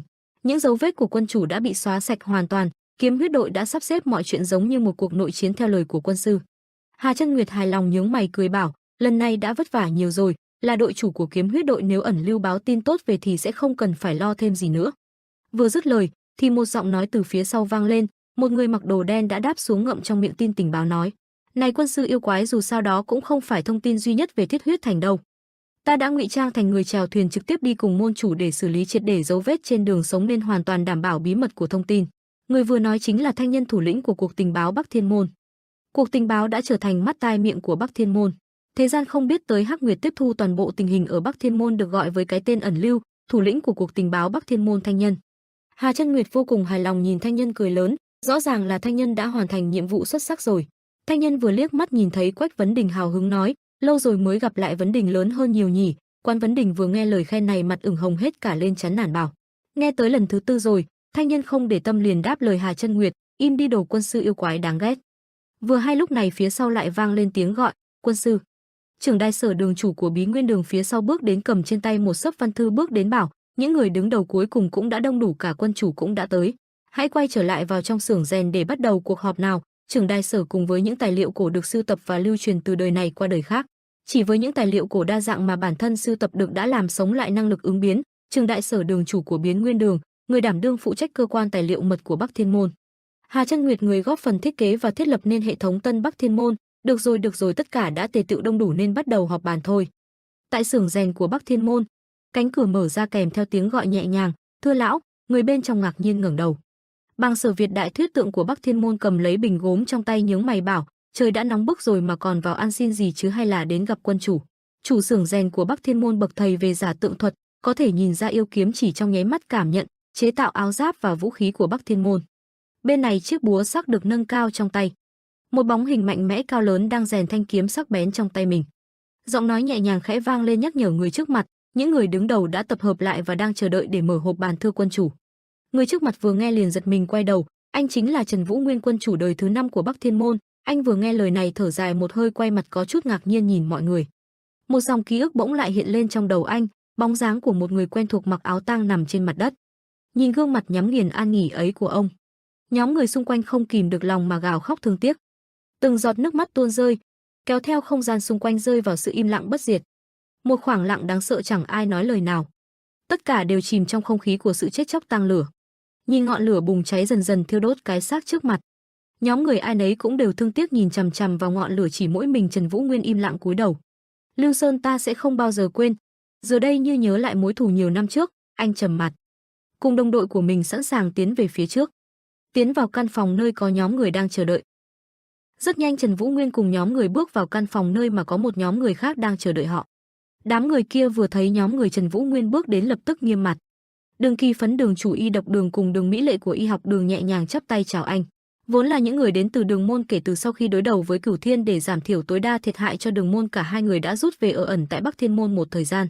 Đường Kỳ Vấn, người đứng thứ 2 trong đường môn và là đệ nhất thiên hạ về độc dược, kể từ sau cái chết của Minh Lưu Sơn, ông ấy đã từ bỏ giấc mơ nuôi dưỡng đệ tử thành thạo về độc dược. Ông ta không còn sử dụng độc dược để giúp người mà thay vào đó đã trở thành thiên cung tập của Bắc Thiên Môn, lấy độc để điều trị cứu giúp người. Lăng Quân Huy trưởng lão mỉm cười nhìn đám người Trần Vũ Nguyên không nói lời nào. Lăng Quân Huy, một trong Cửu Thiên của Vân Trung Thiên Phong Vân Phồn Rủ, Lăng Quân Huy đã từ lâu không xuất hiện thế gian. Không biết bà còn sống hay đã chết, giờ đây cống hiến cho Bắc Thiên Môn với tư cách là một trưởng lão. Mã Đạo Quang của đột kích đội cũng chắp tay cung kính với anh, được người đời gọi với cái danh là huyết nhân cuồng hổ, sở hữu võ công vô cùng cao cường, xuất thân từ Bắc Thiên Môn. Mã Đạo Quang từng là thủ lĩnh của nhóm Mã Tặc Phi Hoang đội nắm giữ phương Bắc, là người cùng Kiếm Huyết đội đảm đương về võ lực. Người còn lại là một trong 4 trụ cột của Tân Bắc Thiên Môn, một trong 4 Bắc Thiên tứ trụ Phong Đế Khánh Ngũ Thăng. Khác với các Bắc Thiên tứ trụ còn lại, ông lưu về ở ẩn ở Phong Vân Sơn Trang. Khánh Ngũ Thăng hiện tại với tư cách trưởng lão đã có những đóng góp lớn cho Tân Bắc Thiên Môn. Cả nhóm người im ắng ở trong căn phòng, ngồi ngay ngắn vào vị trí trên chiếc bàn dài. Trần Vũ Nguyên trầm mặc nhìn đám người bọn họ. Anh bỗng quay đầu khẽ nhìn sang Khánh Ngũ Thăng, cuối cùng thì Tát Khiếu Tân lại chọn đi con đường đó. Dù đều là những kẻ phản bội nhưng bọn họ đã từng là huynh đệ cùng nhau trải qua ngàn vạn cuộc chiến lớn nhỏ, vào sinh ra tử cùng nhau, vậy mà Bắc Thiên tứ trụ giờ đây chỉ còn là dĩ vãng xưa cũ của một thời đại đang dần khép lại. Anh trầm mặc khẽ lên tiếng, "Thưa bá phụ." Khánh Ngũ Thăng giật mình nhìn anh. Ông ta cười bảo, "Thật sự đã vất vả quá rồi thưa môn chủ." 2 năm trước, trong một xưởng rèn nhỏ ở góc phố tỉnh Tứ Xuyên, Bàng Sở Việt đang mãi mê uống rượu, vừa thấy có người đến liền quay đầu vội bảo, "Chào mừng." Ông bỗng sững người, ngạc nhiên nhìn người trước mắt. Cặp mày khẽ nhướng lên, ông liền hỏi, "Là ai?" Trần Vũ Nguyên để lộ ra khuôn mặt trầm giọng bảo, "Lão dạo này vẫn khỏe chứ?" Anh mỉm cười nhìn ông, "Ta lại ghé qua rồi này, còn mang theo thức rượu ngon tuyệt hảo này nữa." Bàng Sở Việt thích thú đứng dậy lao đến cửa, "À, là chàng trai mấy năm trước đi cùng một cậu nhóc đến lấy yêu kiếm đây sao? Mời anh vào nhà." Bàng Sở Việt cười lớn, "Vẫn chưa quên được chuyện năm đó, nay lại đến tìm ta như thế này ư? Rượu này rất ngon, xin đa tạ." Ông cầm ly rượu trong tay đưa mắt nhìn anh, "Có rất nhiều người tin rằng ngươi đã chết, vậy mà hôm nay chính ngươi lại xuất hiện trước mặt ta như thế này đây sao Bắc Kiếm?" Trần Vũ Nguyên uống cạn ly rượu trong tay nhìn ông bảo, "Đúng là như vậy, thú thật bây giờ thì ta quay lại nơi này cũng không mấy hay ho gì. Nhưng ta chỉ nghĩ đến một người thợ rèn đủ công có thể sửa lại thanh kiếm này cho ta, trong thời gian qua thanh kiếm đã hư hại rất nhiều, mong lão hãy giúp ta. Ta sẽ trả gấp 2 gấp 3, tuyệt đối không để là phải chịu thiệt thòi." Ông uống cạn ly rượu cười khẽ đáp, thảo nào từ lúc ngươi đeo yêu kiếm tỏa ra yêu khí kia rồi quay trở lại đây ta đã nghĩ rằng chắc chắn ngươi không phải là một võ giả bình thường. Lẽ nào lại là hậu duệ của Bắc Thiên Môn, Trần Vũ Nguyên sao? Dứt lời ông ta uống cạn ly rượu trong tay, rồi đứng dậy, dù ta không còn trẻ nhưng quả thật không mắt nhìn người của ta vẫn còn tốt lắm, sau cùng thì sự thật vẫn là sự thật nhỉ, tốt lắm. Không như vậy thì cuộc sống lại tẻ nhạt quá, ta không chắc chắn là có thể đảm đương được lần này hay không nhưng có vẻ như ngươi phải học thêm được kỹ thuật giã tượng tuyệt hảo nữa đấy. Ngươi tự đi và rèn nó, ta sẽ chỉ hỗ trợ phía sau không biết chừng thanh kiếm sẽ sửa được bằng lời chỉ dạy của ta thì sao, thử xem. Nghe vậy anh liền cúi người, đa tạ lão. Vào bên trong lò rèn cả người Bàng Sở Việc toát hết mồ hôi, thần binh lợi khí được phân ra theo niệm và nguyện của người thợ rèn. Theo lẽ đó vũ khí có thể cùng lúc vừa là thần binh vừa là ma binh. Mặc dù các loại binh khí do con người chế tạo ra không thể hô phong hoán vũ nhưng binh khí vẫn gây ảnh hưởng lớn đến tinh thần của võ giả. Theo niệm và nguyện của một thợ rèn thì người dùng binh khí cũng có thể trở thành anh hùng, cũng có thể trở thành một võ giả. Vậy nên những người thợ rèn khi luyện binh khí phải cẩn trọng từng chút một. Cả hai cứ thế cố gắng hết sức cùng nhau rèn lại thanh kiếm. Sau một lúc vật vã cuối cùng cũng có một tiếng thở phào nhẹ nhõm vang lên, xong hết rồi nhỉ. Thanh kiếm sắc bén được anh cầm chặt trên tay, anh hài lòng ngắm nhìn lưỡi kiếm đen tuyền trước mặt. Ông một bên ngồi lau mồ hôi, cho đến bây giờ thì ngươi vẫn chưa bị thanh kiếm mê hoặc tinh thần nhưng không biết chừng nó sẽ làm cho ngươi yếu đuối. Có khi ngươi cũng đã bị yêu khí của thanh kiếm làm cho mất trí rồi cũng nên, dạo này yêu khí của nó sao rồi? Anh nhìn chằm chằm thanh kiếm đó. Không biết có phải vì niệm và nguyện làm giảm đi yêu khí hay không nhưng quả thật là so với trước đây thì yêu khí đã giảm đi nhiều rồi. Ông nghe vậy bảo, vì ngươi có thể hòa hợp với yêu kiếm như hiện tại cũng có thể gọi là một ưu thế rồi, ta mong mưa mau chóng kiểm soát được nó. À sao trước đây ngươi không luyện thanh kiếm như vậy nhỉ? Thật là, chưa dứt hết lời thì ông liền nhìn thấy thanh nhân bước đến ngạc nhiên, chuyện gì đây? Anh ta nhìn Trần Vũ Nguyên gọi, môn chủ. Vừa thấy tên này ông ngạc nhiên, ôi trời, con rết hay lui tới xưởng rèn đây mà ta sẽ báo cáo lên Vân Trung Thiên về chuyện này mới được. Bên này thanh nhân cau mày sẽ bẩm báo vào tai anh, tại hạ đã tìm ra Bắc Thiên tứ trụ Khánh Ngũ Thăng rồi. Vừa nghe lời này anh ngạc nhiên, quay đầu nhìn thanh nhân, ngươi đã vất vả quá rồi, giờ thì lui đi. Dứt lời anh liếc mắt nhìn sang Bàn Sơ Việt, lão này ta không còn nhiều thời gian nữa nên sẽ không vòng vo mà nói thẳng với lão. Ta xin lão hãy trở thành đại thiết tượng của Bắc Thiên Môn, hiện tại Bắc Thiên Môn đang trong quá trình xây dựng lại, cả xưởng rèn cũng sẽ được làm lại nhưng chưa có chủ. Ta hy vọng lão sẽ đảm nhận vị trí đó và điều hành xưởng rèn của Bắc Thiên Môn bằng chính giã tường thuật xuất thần của lão. Ông nghe lời này ánh mắt hiện lên một tia hứng thú, Trần Vũ Nguyên lại tiếp lời, hãy tạo nên áo giáp bảo vệ cho Bắc Thiên Môn, còn thiếu sót này rèn nên kiếm và thương để đâm thẳng vào mọi chướng ngại vật cản chân, và giã tường thuật của ta còn nhiều thiếu sót, sau này xin lão hãy chiếu cố. Ông nghe vậy liền đáp lời anh, được rồi, ta biết rồi, ta sẽ đảm nhận chức vụ đại thiết lượng của Bắc Thiên Môn. Nghe ông đồng ý nhanh như vậy anh có chút ngạc nhiên, hả? À vâng, ta không biết lão lại đồng ý ngay như vậy, xin đa tạ. Ông quay người cười khẽ cầm lấy bình rượu đưa đến trước mặt anh nói, ở cái chốn Phú Xuyên này chẳng còn ai lui tới xưởng rèn cả, ta bây giờ cảm thấy bản thân dần vô dụng, chắc chỉ ngồi không mãi đến ngày ta chết đi thôi. Ta biết là ta vẫn còn có ích cho xã hội mà, nó sẽ cháy hết cả phần đời còn lại cho bác chuyên môn, nhưng thỉnh thoảng có bạn nhậu thì cũng tốt hơn nhiều. Tại Phong Vân Sơn Trang, bóng dáng anh lạnh lùng nhìn đám người xung quanh. Anh cau chặt mày, liếc nhìn hai bên cố tìm kẽ hở nhưng xung quanh hai bên giờ đây đều quay quanh kín người. Người trước mặt cầm chặt vũ khí trong tay. Ông ta chính Khánh Ngũ Thăng, nhìn ông ta kiêu ngạo trước mắt anh không nói lời nào. Khánh Ngũ Thăng trầm mặt nhìn anh không nói bất kỳ lời nào. Trần Vũ Nguyên có chút ngạc nhiên cau mày nhìn ông ta, Triệu Thiên Vũ, Liên Thiên Hoa, tới lượt Khánh Ngũ Thăng ta đến xử lý ngươi, sau đó sẽ là kẻ mạnh nhất trong Bắc Thiên tứ trụ tại Thiếu Tân. Tuyết Hoa đã trở nên sắc bén và cứng cáp hơn so với trước đây. Hắn cũng là đi nhiều, mặc dù không còn phong độ như thời Hoàng Kim nữa nhưng hắn vẫn là kẻ có khinh công nhanh nhất thiên hạ. Phong đế Khánh Ngũ Thăng phải tiêu diệt hắn bằng một đòn duy nhất. Như nhìn ra hành động sắp đến của anh, ông ta liền sẽ đứng dậy lạnh lùng tiến đến. Chỉ với vài bước nhanh đơn giản đã đến ngay trước mắt anh. Trần Vũ Nguyên giật mình nắm chặt thanh kiếm trong tay, gì cơ, hắn vẫn còn có thể sử dụng bộ pháp nhanh đến mức này sao? Khi anh vừa định tung chiêu ra đòn thì Khánh Ngũ Thăng đột ngột quỳ xuống. Trần Vũ Nguyên kinh ngạc trợn mắt nhìn ông ấy lại nghiêm giọng ngẩng mặt nhìn anh.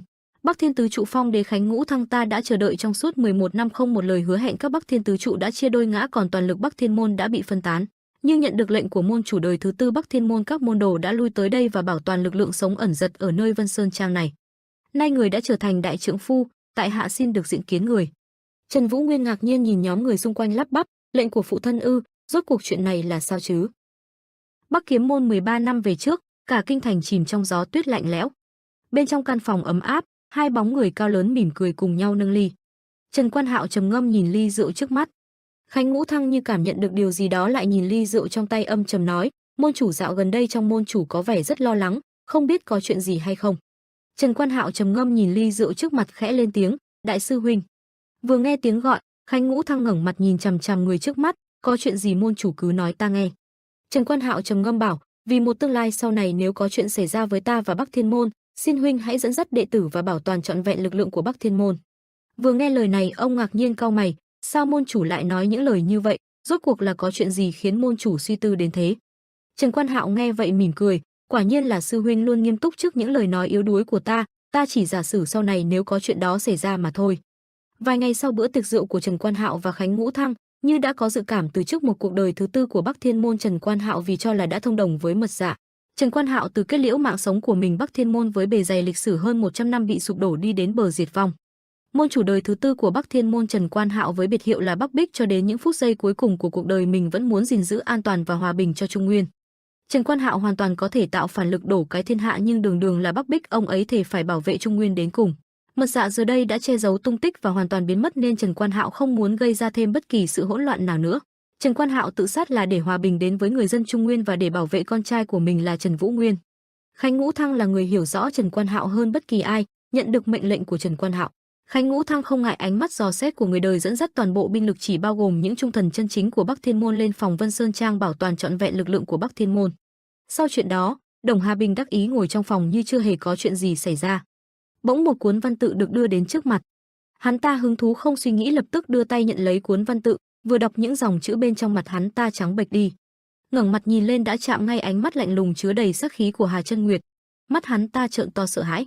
Không để hắn có cơ hội chạy đi, Hà Chân Nguyệt lạnh lùng rút kiếm ra chĩa thẳng mặt hắn. Hắn sợ hãi nhìn người trước mặt chẳng dám mở lời. Sự trướng mắt này khiến Hà Chân Nguyệt tức giận lạnh lùng đi nhẹ vài đường kiếm lạnh lùng khiến hắn thoi thóp ngay tại chỗ.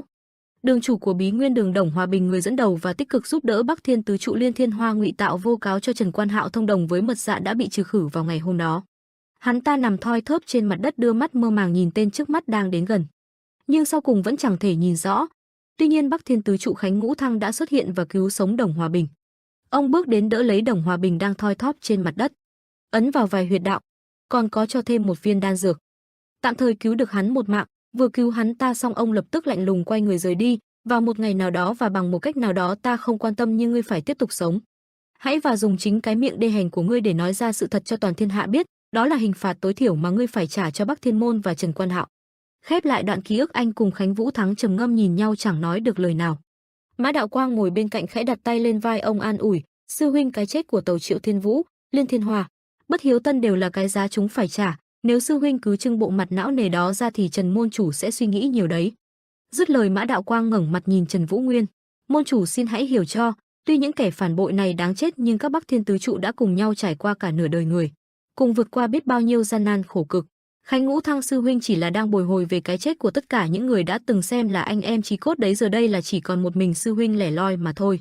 Khánh Ngũ Thăng cũng vội vã tiếp lời, ta xin lỗi, lão già này cũng đang tự cảm thấy hổ thẹn với bản thân mình.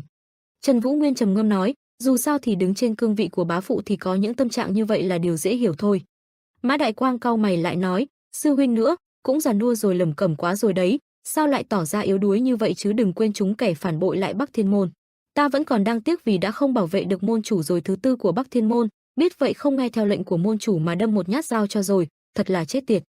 Quay về 2 năm trước, toàn bộ lực lượng của Bắc Thiên môn đã bí mật bảo toàn trong suốt 12 năm qua, nay đã quay trở về hợp lực với Tân Bắc Thiên môn. Tuy không còn như thời hoàng kim của Bắc Thiên môn nhưng trải qua bao biến cố đây vẫn là số binh lực cực kỳ đáng ngờ. Hà Chân Nguyệt và Hoàng Chiết bày tỏ sự biết ơn sâu sắc đến Khánh Ngũ Thăng vì những hy sinh để bảo toàn lực lượng để họ có thể trở thành nền tảng cho sự phát triển cho Tân Bắc Thiên môn. Khánh Ngũ Thăng khi ấy nghiêm giọng nói, thật ra số binh lực này chưa phải là tất cả. Vừa nghe lời này cả ba đều giật mình kinh hãi. Ông lại bảo, tổng số trung thần theo ta khoảng độ là 300 người. Tuy nhiên Bắc Thiên môn với mục đích bảo vệ lực lượng đã tản ra phía Bắc, ngụy trang thành một nhóm mã tặc và chủ yếu hoạt động ở phương Bắc. Hoàng Chiết vừa nghe lời này lắp bắp, sao cơ, nhóm mà đặt ở phương Bắc không lẽ Phi Hoang đội? Ông vừa nghe lời liền đáp, đúng là Phi Hoang đội. Phi Hoang đội, nhóm mã tặc xuất hiện ở vùng đất phương Bắc cằn cỗi và đã vang danh khắp thiên hạ. Đây là một nhóm mã tặc nổi danh với khả năng tổ chức và chiến đấu như đã được huấn luyện bài bản trong một khoảng thời gian dài. Thêm vào đó khả năng di chuyển xuất quỷ nhập thần nên được gọi là Phi Hoang đội, và thủ lĩnh của Phi Hoang đội là huyết nhãn cuồng hổ Mã Đạo Quang. Trên thực tế Mã Đạo Quang xuất thân từ Bắc Thiên môn, là cao thủ ẩn danh ở phía Bắc và là thế lực binh lực thứ hai của Bắc Thiên môn mà Khánh Ngũ Thăng nhắc tới.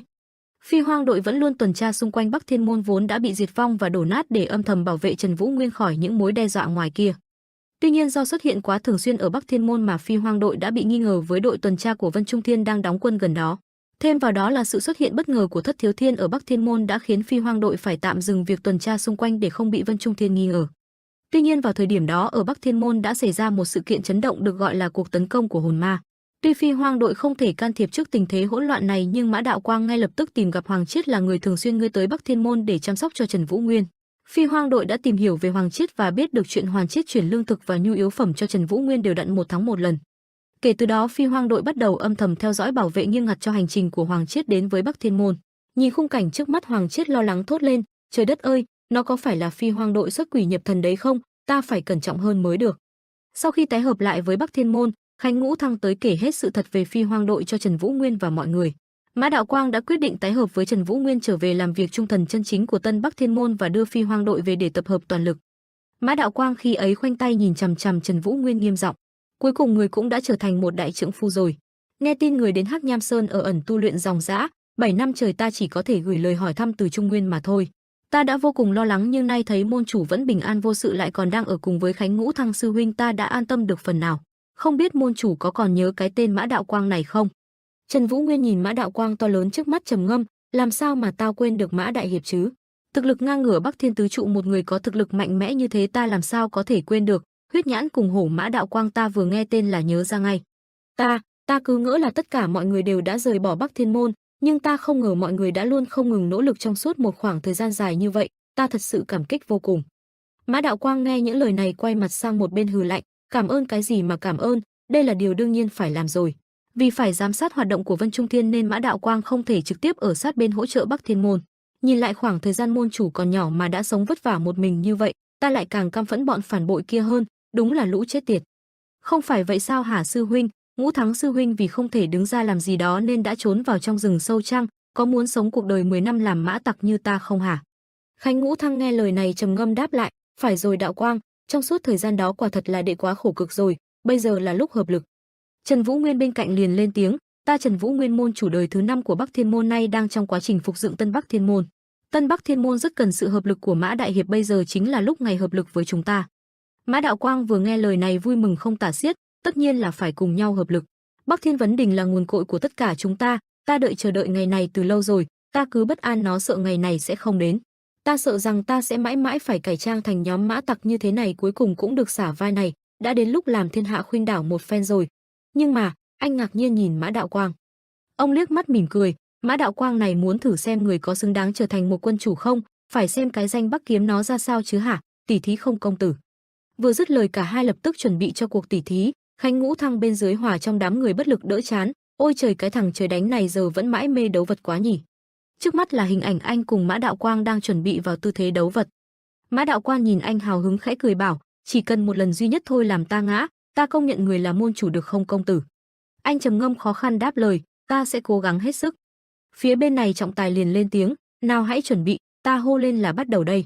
Dứt lời hắn lập tức kéo một hơi dài, bắt. Tuyệt đối đây không phải là người có sức mạnh tầm thường, phải tập trung hết sức lực. Đầu. Vừa dứt lời anh liền cảm nhận được một cơn choáng váng. Không biết bản thân đã bị vật mạnh xuống đất từ khi nào. Khánh Ngũ Thăng đứng một bên lo lắng nhìn anh. Còn anh thì nằm dài trên đất, mặt vẫn sững sờ ngạc nhiên. Mã Đạo Quang nhìn anh cười khẽ, lại nào.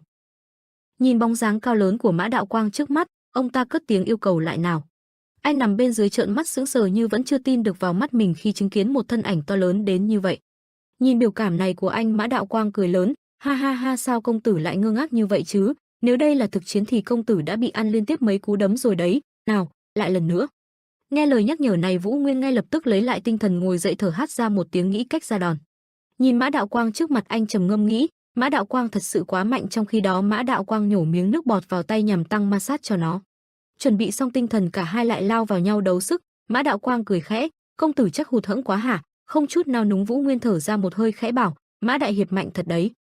Nghe lời này ông cười lớn, chúng ta cứ chờ xem kết quả hiệp này thế nào nhé. Rồi bất ngờ Mã Đạo Quang hạ thấp tư thế bắt đầu vào đòn với Trần Vũ Nguyên. Dứt lời vị trọng tài bên cạnh cũng khẽ lên tiếng, hiệp thứ 2 chuẩn bị.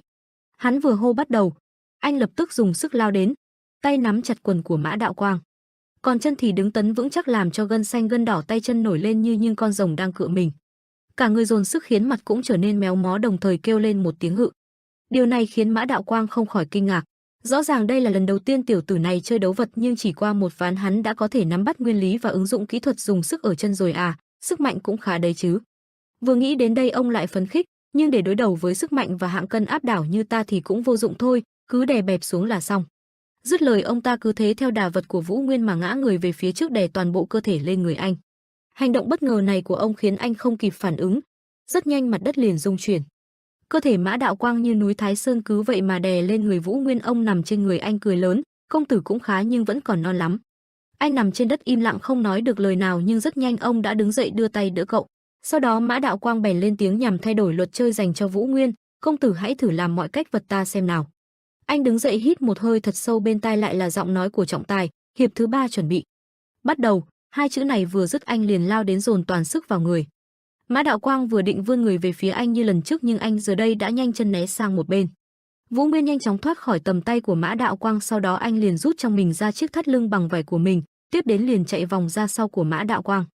Thấy hành động là của Vũ Nguyên, Mã Đạo Quang lên tiếng, tính chạy đi đâu hả? Dù cách nào thì cũng không thể thoát khỏi tay ta được đâu, ha ha ha.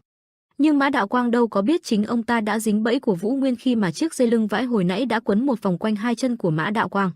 Thời cơ đã tới, Vũ Nguyên giật mạnh sợi dây làm cho Mã Đạo Quang mất thăng bằng, chớp mắt Vũ Nguyên liền lao lên quấn hết dây xung quanh người ông ta, nhảy chồm tới trước mặt Mã Đạo Quang, một tay cầm sợi dây giật mạnh, tay con lại đẩy thẳng vào cằm của ông ta. Mã Đạo Quang mất đà, đồng thời trúng chiêu của Vũ Nguyên, cứ thế theo đà mà ngã ra đổ người xuống mặt đất. Tới lúc này thì Vũ Nguyên đã ngồi gọn trên người của Mã Đạo Quang. Sự việc diễn ra quá nhanh làm cho Mã Đạo Quang không thể hoảng hốt bởi tốc độ ra đòn của Vũ Nguyên cũng như là cách mà anh đã đánh bại mình. Mã Đạo Quang nằm trên đất kinh ngạc nhìn anh. Trần Vũ Nguyên đứng dậy cúi người đưa tay đỡ lấy Mã Đạo Quang, trầm ngâm nói, vì đại hiệp đã nói ta hãy làm mọi cách, nên ta đã cố thử bằng mọi cách rồi, thế này vẫn được tính chứ? Ông nghe lời này bỗng ngơ người, rồi bật cười thành tiếng đầy hào hứng, cũng đúng, không ai nói rằng công tử không được làm như thế cả, ta rất thích người quyết tâm bằng mọi cách phải đạt cho được mục tiêu đấy. Dứt lời ông liền nắm lấy tay anh đứng dậy. Nhóm người xung quanh theo dõi trận chiến gay cấn này cũng hò reo vui mừng. Khánh Ngũ Thăng đứng bên dưới nhìn cảnh này cuối cùng thở phào nhẹ nhõm hài lòng. Bên này, Mã Đạo Quang rất nhanh đã quỳ xuống ngay trước mắt anh, chắp tay cung kính nói, mặc dù cho đến bây giờ chúng ta vẫn đang sống dưới cái danh Mã Tặc, nhưng với tư cách vẫn là người của Bắc Thiên Môn, chúng ta sẽ từ bỏ thân phận Mã Tặc ngụy trang suốt bấy lâu nay và quy môn Bắc Thiên Môn. Mã Đạo Quang xin ra mắt quân chủ. Vậy là lực lượng được bảo tồn còn sót lại của Bắc Thiên Môn Phi Hoang đội cuối cùng cũng đã tập hợp đầy đủ. Phong Vân Sơn Trang, Khánh Ngũ Thăng và Phi Hoang đội Mã Đạo Quang đã hội quân, môn đồ Bắc Thiên Môn giờ đây đã đạt tới ngưỡng cửa 500 người. Cũng nhờ thế, việc tái thiết Bắc Thiên Môn không chỉ dễ dàng hơn, mà lực lượng của Tân Bắc Thiên Môn cũng trở nên mạnh mẽ hơn trước. Cuối cùng bọn họ cũng đã có thể tái hợp lại sau 12 năm ròng rã và cùng nhau tái thiết lại Bắc Thiên Môn. Cuối cùng, quay về hiện tại, Mã Đạo Quang trầm giọng bảo, nếu bây giờ không phải thời điểm cần phải ẩn mình thì ta đã đích thân đến tận nơi xử lý tên phản bội đó rồi. Phía môn chủ cũng không thoải mái gì đâu, vậy nên huynh cũng đừng thể hiện sự đau buồn nhiều quá. Lộ hết ra mặt rồi, chậc chậc. Khánh Ngũ Thăng lập tức quay mặt nhìn sang Trần Vũ Nguyên khẽ lên tiếng, thì đành vậy chứ sao, ta cũng già cả lắm rồi mà, xin lỗi môn chủ. Anh trầm ngâm nói, ta có thể hiểu được mà. Lúc này Lăng Quân Huy ngồi một góc khẽ lên tiếng, nhưng mà Bắc Thiên tứ trụ tái khiếu tân kể từ ngày Bắc Thiên Môn diệt môn đã hoàn toàn không xuất đầu lộ diện. Dù sai cũng có tin đồn là hắn có vấn đề về tinh thần, vậy nên việc lục đục nội bộ rồi tự sát là chuyện có thể xảy ra. Nhưng mấy tháng trước cái chết của Cửu Thiên Trích Diệp chân nhân lại là chuyện vô cùng hy hữu đối với võ lâm Trung Nguyên.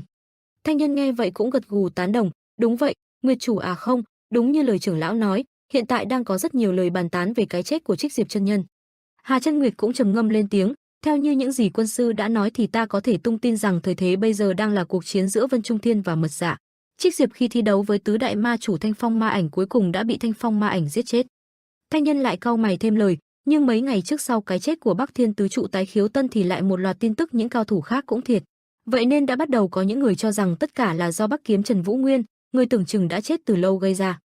Lăng Quân Huy trầm giọng bảo, có vẻ như vì ta mà cụ diện mới trở nên hỗn loạn như thế này. Mọi người vừa nghe vậy liền nói, trưởng lão ngài đừng nói như thế, đúng đấy, có sự giúp sức của trưởng lão đã là nguồn lực to lớn đối với chúng ta rồi. Chuyện này chúng ta phải ngược dòng thời gian về khoảng nửa năm trước, lúc bấy giờ tại Tân Bắc Thiên Môn, Trần Vũ Nguyên cùng Khánh Ngũ Thăng đang miệt mài tập luyện võ công. Anh đang học hỏi những bí kíp võ công mà người chỉ dạy không ai khác đó chính là Khánh Ngũ Thăng. Cả hai miệt mài tập luyện không ngơi nghỉ, Vũ Nguyên chăm chú thực hiện từng chi tiết mà Khánh Ngũ Thăng yêu cầu. Khánh Ngũ Thăng được mệnh danh là Bách Thiên Ảnh Bộ đang hướng dẫn Vũ Nguyên cách di chuyển chân.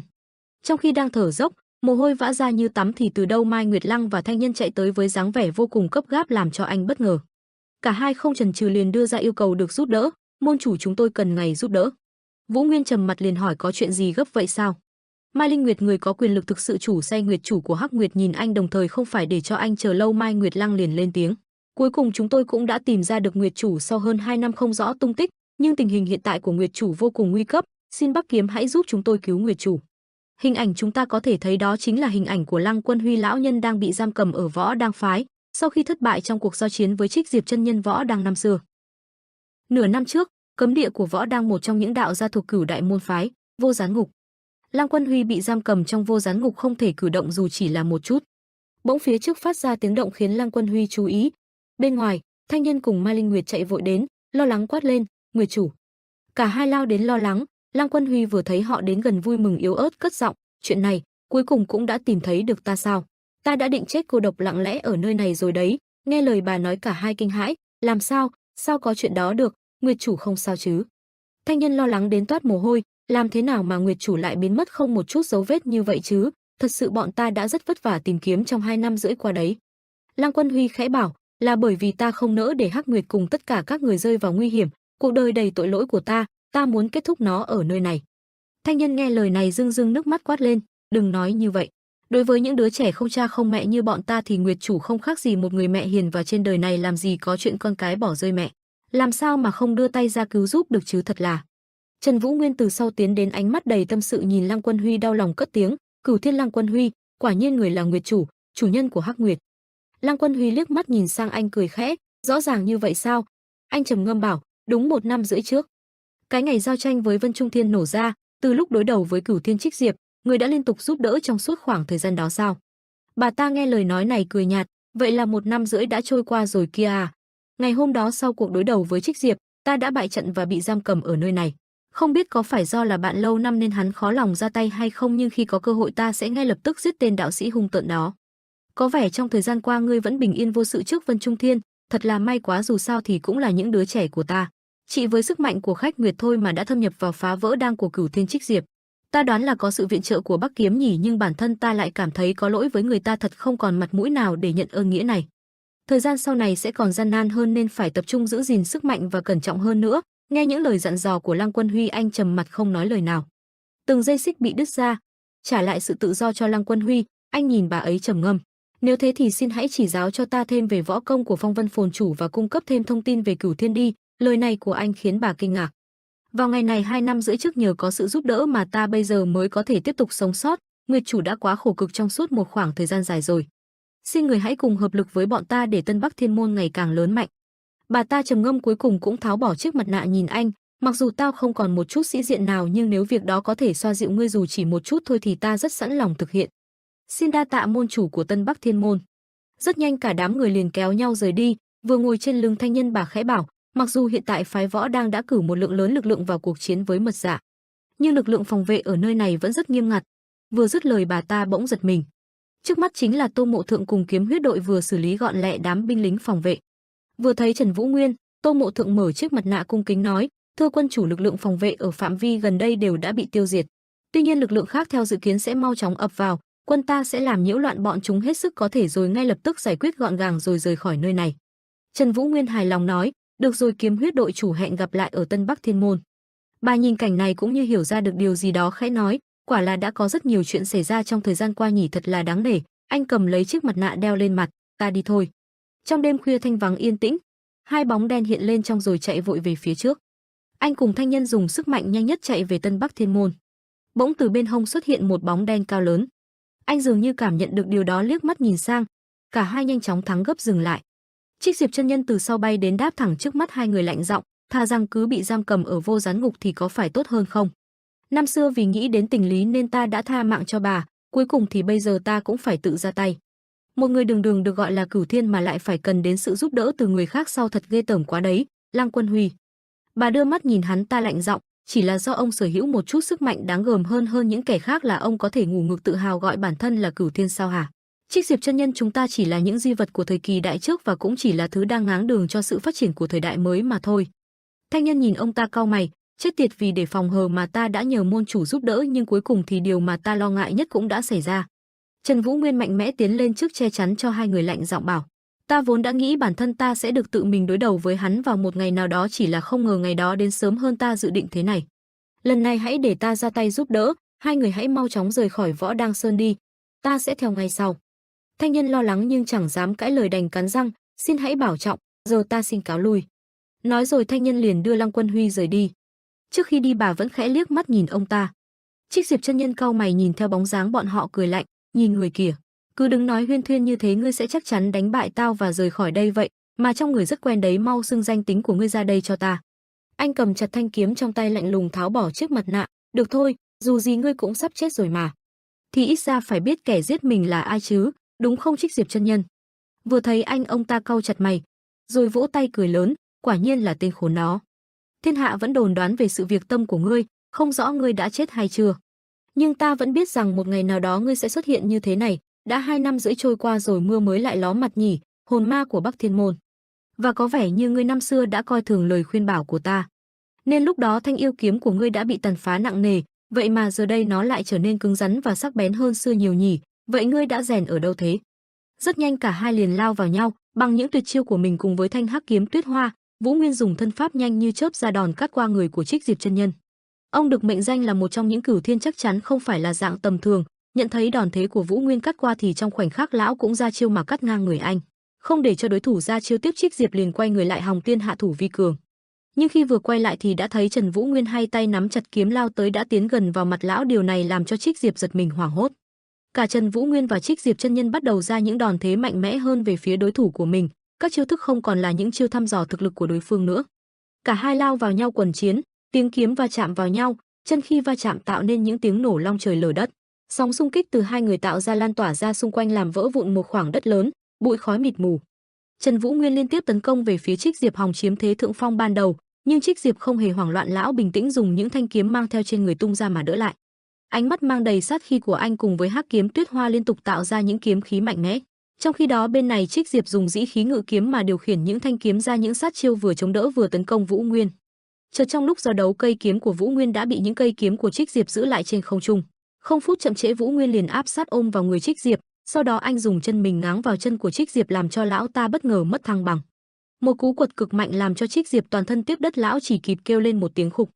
Trong trạng thái hoảng loạn, lão thầm nghĩ vì sao kiếm pháp của hắn lại có thể tinh thuần được đến như vậy, đúng là một loài tạp chủng phi lý mà. Hự. Hắc kiếm tuyết hoa vẫn còn đang lơ lửng trên không, Vũ Nguyên liền đưa tay ra đón lấy một cách chính xác.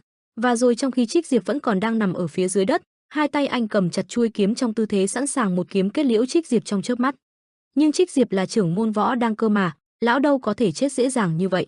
Trích Diệp liền dùng hai ngón tay của mình dùng dĩ khí ngự kiếm điều khiển 8 thanh kiếm từ trên cao trực chờ lao về phía Trần Vũ Nguyên. Trong khi đang chuẩn bị kết liễu lão già, Trích Diệp cảm nhận được sát khí từ đầu lao tới, anh liền bật nhảy ra khỏi tầm ảnh hưởng của 8 thanh kiếm mà Trích Diệp ra đòn đang lao tới. Vừa bật ra xa, anh vừa thầm nghĩ dĩ khí ngự kiếm ư, thứ này đúng thật là phiền phức mà. Đang ở thế hạ phong giờ lại được thế thượng phong, Trích Diệp không để vụt mất cơ hội, lão liên tiếp dùng dĩ khí ngự kiếm điều khiển những thanh kiếm bay tới tấn công Vũ Nguyên làm cho anh vất vả chống đỡ. Những thanh kiếm của Trích Diệp liên tiếp lao đến như vũ bão nhắm thẳng Vũ Nguyên mà đâm, làm cho anh phải liên tiếp ra chiêu vất vả đánh bạt đi đòn thế của Trích Diệp. Chợt trong khoảnh khắc, Trích Diệp đã di chuyển qua bên mạn phải của Trần Vũ Nguyên làm cho anh giật mình. Dưới ánh trăng huyền ảo, bóng dáng của Trích Diệp ra kiếm chém bạt ngang đầu Vũ Nguyên. Anh nhanh chóng thụp người xuống né được sát chiêu này, nhưng cũng bị ảnh hưởng đôi chút khi mà đòn của lão đã cắt bay mất cái đuôi ngựa của anh. Trần Vũ Nguyên nghiêng người tránh một đòn đánh chí mạng của Trích Diệp chân nhân, rồi lại vươn người cầm chặt thanh kiếm trong tay vung mạnh về phía trước. Trích Diệp chân nhân ngay lập tức lùi nhanh về sau tránh đòn tấn công của anh. Vũ Nguyên lạnh lùng đưa mắt nhìn chằm chằm Trích Diệp chân nhân, tay vươn ra sau trầm ngâm không nói lời nào. Anh nắm chặt búi tóc trong tay liếc mắt. Trích Diệp chân nhân nghiêm mặt đáp lại ánh mắt của Trần Vũ Nguyên, ông ta không nói lời nào, lạnh lùng vươn kiếm chĩa về phía anh.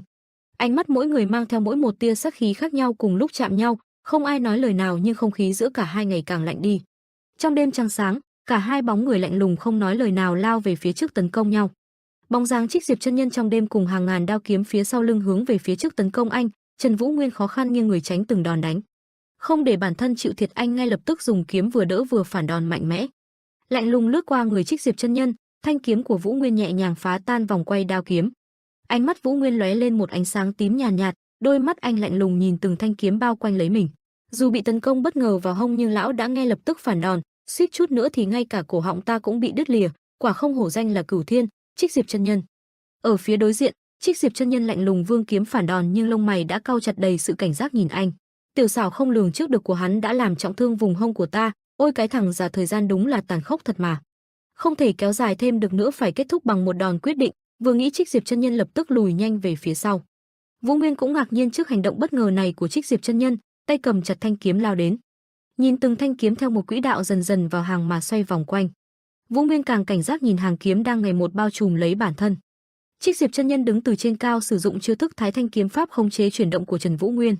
Ông ta lạnh lùng nhìn Trần Vũ Nguyên bên dưới, ánh mắt tỏa ra khí áp hiếp người, mạnh bạo nâng tay lên cao. Ngay lập tức từ giữa không trung theo hàng kiếm xoay tròn một vòng tròn bát quái kỳ dị xuất hiện mang theo sức mạnh hút lấy tất cả những thứ xung quanh. Trần Vũ Nguyên cố gắng giữ lại trọng lực cho bản thân nhưng theo đó vẫn không tránh được tổn thương mà ứa ra máu. Anh cúi thấp người, bàn tay giữ chặt thanh kiếm nhìn không gian đang chuyển động mạnh mẽ. Trích Diệp chân nhân từ xa lao đến bất ngờ, kéo theo sau lưng ông là hàng loạt thanh kiếm lạnh lẽo nhắm thẳng về phía Trần Vũ Nguyên. Ngay lập tức một vụ nổ lớn liền nổ ra. Hai cổ sức mạnh va chạm không ai nhường ai, Vũ Nguyên mạnh bạo dùng kiếm đỡ đòn, còn Trích Diệp chân nhân lại một kiếm vung đến tấn công. Một bên tiến một bên phòng, kiếm khí mà hai người tỏa ra khiến không gian xung quanh phải rung chuyển theo. Trần Vũ Nguyên cau chặt mày nhìn thanh kiếm trước mắt. Trích Diệp chân nhân không chịu thua, cau mày càng tiến lên trước. Cả hai không ai nhường ai, ngay lập tức Trích Diệp chân nhân liền lùi người về sau để những thanh kiếm sau lưng hỗ trợ tấn công bất ngờ. Nhưng không may vì Trần Vũ Nguyên đã nghiêng người tránh được từng đòn tấn công một cách dễ dàng. Ngay lập tức Vũ Nguyên quay mặt, ánh mắt mang theo sát khí lạnh lẽo màu tím, nhàn nhạt lướt qua khung cảnh xung quanh. Nhìn gương mặt vô hồn không cảm xúc của Trần Vũ Nguyên từ trên cao, Trích Diệp chân nhân đã đầy tự tin lao nhanh đến, trong tay cầm chặt thanh kiếm chuẩn bị cho một đòn tấn công kết liễu mạng sống của Vũ Nguyên một cách đặc sắc. Trần Vũ Nguyên lập tức thuận thế lùi về sau, tay vươn thẳng về phía trước phản lại đòn đánh bất ngờ của Trích Diệp chân nhân. Ông ta không chịu thua lại lập tức vung kiếm, Vũ Nguyên nhanh tay liền đỡ lấy đòn đánh. Không chút do dự anh hất mạnh tay, một đường máu từ vai Trích Diệp chân nhân liền bắn ra như suối nước. Ông ta giật mình dường như đã nhận ra bản thân đã bị tấn công. Vũ Nguyên lạnh mặt nhìn ông. Trích Diệp chân nhân ngơ người không kịp phản ứng, chỉ biết trợn trắng mắt nhìn chằm chằm anh. Võ kiếm rơi mạnh xuống đất, ánh mắt ông ta lóe lên tia sắc khí lạnh lẽo. Ngay lập tức dùng võ đăng bộ pháp, thất tinh độn hình, một chiêu gọn gàng đá bay Vũ Nguyên. Anh bị đánh lùi về sau, lập tức lấy lại thế cân bằng nhìn chằm chằm Trích Diệp chân nhân. Vũ Nguyên cau chặt mày nhìn ông ta, ánh mắt anh tỏa ra sắc khí rợn người nhìn chằm chằm ông ta mà không nói lời nào. Trích Diệp chân nhân bên này đã bắt đầu sử dụng công pháp điều khiển từng thanh kiếm xung quanh, tập hợp bọn chúng trong một chỗ. Ông ngay lập tức điều khiển hướng di chuyển của từng thanh kiếm, rất nhanh một hình bát quái lại xuất hiện trước mắt, nhưng lần này bên trong vòng tròn bát quái ấy lại thoát ẩn thoát hiện hình bóng của hai thai nhi vừa thành hình người, thần. Ông ta giờ đây chẳng quan tâm đến những thứ xung quanh, chỉ lạnh lùng chắp tay tập trung hơi thở cùng sức mạnh bên trong mình, nhân kiếm hợp nhất. Thái Thiên Cửu Cung Bộ, dứt lời ông ta lập tức vung kiếm, đường kiếm lạnh lẽo kéo theo sức mạnh vô cùng lớn. Ngũ hành ẩn vụ kiếm giờ đây đã được thành lập, vòng bát quái đến đâu thì khu rừng cùng con người đều bị hút đi và tiêu diệt. Dương Thần, vừa dứt lời trước mắt Vũ Nguyên liền hiện ra bóng dáng của một em bé đang hung hãng lao về phía trước. Trần Vũ Nguyên khi này không chút sợ hãi chạy đi, chỉ âm trầm đối mặt. Ánh mắt anh lạnh lẽo lướt nhìn xung quanh. Huy áp của Dương Thần dường như đã gây ra khó khăn vô cùng lớn đối với anh, một tay cầm thanh kiếm một tay đỡ đòn, Vũ Nguyên giờ đây đang cố hết sức nghiêng người tránh những nơi không an toàn. Anh nghiến chặt răng, lông mày càng cau chặt lại. Ngay lập tức lại nhớ đến lời nhắc nhở của Lăng Quân Huy, Trích Diệp chân nhân vô cùng kiêu hãnh và quý trọng thanh kiếm của hắn. Nếu đánh vào điểm yếu đó không chừng sẽ nhìn thấy sơ hở của lão ta, đặc biệt hãy sử dụng Liên Thiên Hoa để khiêu khích, đó là kẻ lão ta đặc biệt công nhận. Từ xưa đến nay đàn ông dù có già thế nào đi chăng nữa thì tâm hồn cũng giống như một đứa trẻ vậy, ta chưa từng thử qua cách này nhưng nếu được thì ngươi cứ thử xem. Nghe lời này ánh mắt anh lạnh đi đôi phần. Khóe môi cười nhạt còn khẽ cong lên, anh nói, quả nhiên là Cửu Thiên Trích Diệp chân nhân, nhưng dường như Bắc Thiên môn tứ trụ tố thủ quỷ kiếm Liên Thiên Hoa vẫn hơn ông một bậc nhỉ. Nhớ lại hình ảnh trong quá khứ, Trích Diệp chân nhân giật nảy mình trừng mắt nhìn Vũ Nguyên. Ông ta tức giận gào lên, tên khốn kiếp, dám mở mồm khiêu khích như vậy, ngươi nghĩ rằng ta sẽ mắc bẫy sao? Dứt lời, Trích Diệp chân nhân mang theo sự điên cuồng điều khiển từng thanh kiếm bay nhanh trước mắt làm nhiễu loạn tầm nhìn của anh. Bóng dáng thoát ẩn thoát hiện của Trích Diệp chân nhân hiện trước mắt khiến anh gặp chút khó khăn quan sát tình hình của đối thủ. Trần Vũ Nguyên nhìn cảnh tượng trước mắt giật nảy mình, đã lay chuyển, mắc bẫy rồi sao? Trần Vũ Nguyên kinh ngạc dừng chân, có chút nghi hoặc, có một lỗ hổng nhỏ trong chiêu thức, dù vậy chiêu thức vẫn rất hoàn mỹ, nếu thế thì thêm chút nữa. Ngay lập tức thanh kiếm trong tay Vũ Nguyên liền tỏa ra một luồng sắc khí màu đen ánh tím đậm, anh cầm chặt thanh kiếm trong tay nghiêm giọng, bảo kiếm phân thiên. Trích Diệp chân nhân nhìn cảnh tượng trước mặt cau mày, thằng khốn. Anh không đáp lời, tức khắc tựa như đứa con của thần gió mà Vũ Nguyên lao đến như một cơn lốc xoáy mang theo uy lực giết người. Trần Vũ Nguyên một bên cầm thanh kiếm tỏa ra sắc khí màu đen ánh tím nhàn nhạt, ở bên còn lại Trích Diệp chân nhân cũng không thua thiệt cầm chặt thanh kiếm tỏa ra ánh sáng trắng trong tay nhìn Vũ Nguyên trình diễn. Cả hai cứ thế không ai nhường ai mà lao nhanh đến. Khu rừng vốn yên tĩnh giờ đây lại vì hai đợt tấn công này mà rung chuyển. Hai đạo sức mạnh một đen một trắng đối đầu không ai chịu thua. Uy lực màu trắng ngày càng lớn dần tỏa ra uy lực mạnh mẽ. Uy lực màu đen cũng không thua thiệt khi ngày càng góp phần thêm sự chú ý của đám người. Ông ta nhẹ nhàng lướt qua người anh một cách tự tin. Còn anh thì trầm mặt không nói lời nào cũng không thay đổi biểu nào trên mặt ngay lúc này. Rất nhanh cơ thể ông ta liền bị ta cắt đứt làm đôi, anh lạnh lùng, Diệt Thiên Ma Ảnh Kiếm. Chỉ một chiêu thức nhẹ nhàng mà khiến cho ông ta bắn tung tóe máu, còn Trần Vũ Nguyên thì thở nhẹ một hơi trầm ngâm nhìn xa xăm. Trong đêm trăng, hai bóng người với hai hiện trạng khác nhau đứng đối lập nhau. Trích Diệp chân nhân đau đớn nằm trên đất, bước chân anh lặng lẽ tiến đến, rồi lại nhẹ nhàng lướt qua trước mặt khiến Trích Diệp chân nhân sững sờ. Ông ta ngơ ngác bất lực để anh rời đi. Nhưng Trích Diệp chân nhân không cam lòng, mặc cho cánh tay đang run rẩy, ông ta vẫn cố gắng gượng vươn tay về phía thanh kiếm. Ta là Trích Diệp chân nhân. Tên khốn kiếp, không thể được. Ta không thể chết một mình như thế này được. Nhưng ở một ngọn núi cách phía xa, một bóng người vẫn luôn nhìn chằm chằm cuộc chiến từ nãy đến giờ. Trên ngọn núi ấy Ma Đạo Quang đã mạnh mẽ dương cung nhắm chuẩn. Đôi mắt anh ta nổi gân máu nhuộm đỏ cả tròng trắng, huyết nhãn cuồng hổ Ma Đạo Quang. Anh ta mạnh mẽ dương cung. Kết thúc rồi, dứt lời một tiễn được bắn ra. Tiễn thuật lao nhanh trong cơn gió, rất nhanh liền bắn thẳng vào cánh tay của Trích Diệp chân nhân. Thanh kiếm cũng lập tức rơi xuống. Ông ta kinh hãi tròn tròn mắt, không thốt nên lời mà nằm gục xuống đất. Trần Vũ Nguyên lạnh lùng quay đầu, rồi lại ngẩng mặt nhìn hướng xa, nhìn chiếc mặt nạ nằm lặng lẽ trên đất. Anh cúi người vươn tay, nhặt lấy chiếc mặt nạ rồi đeo lên mặt. Sau đó dọn dẹp lại mọi thứ như chưa từng có chuyện gì xảy ra. Tiếng vó ngựa từ xa chạy lại. Ma Đạo Quang mạnh mẽ vươn tay. Anh cũng vươn tay nắm lấy, rồi được Ma Đạo Quang một cước nắm chặt ném lên ngựa. Ngồi an toàn trên lưng ngựa, Ma Đạo Quang vui vẻ nói, môn chủ đã vất vả rồi, người đã làm được chuyện lớn. Anh ta liếc mắt nhìn Vũ Nguyên, dù sao thì Cửu Thiên Trích Diệp chân nhân cũng đã chết, đến cả Lăng Quân Huy cũng mất tích, chắc hẳn Vân Trung Thiên có một phen náo loạn nhỉ.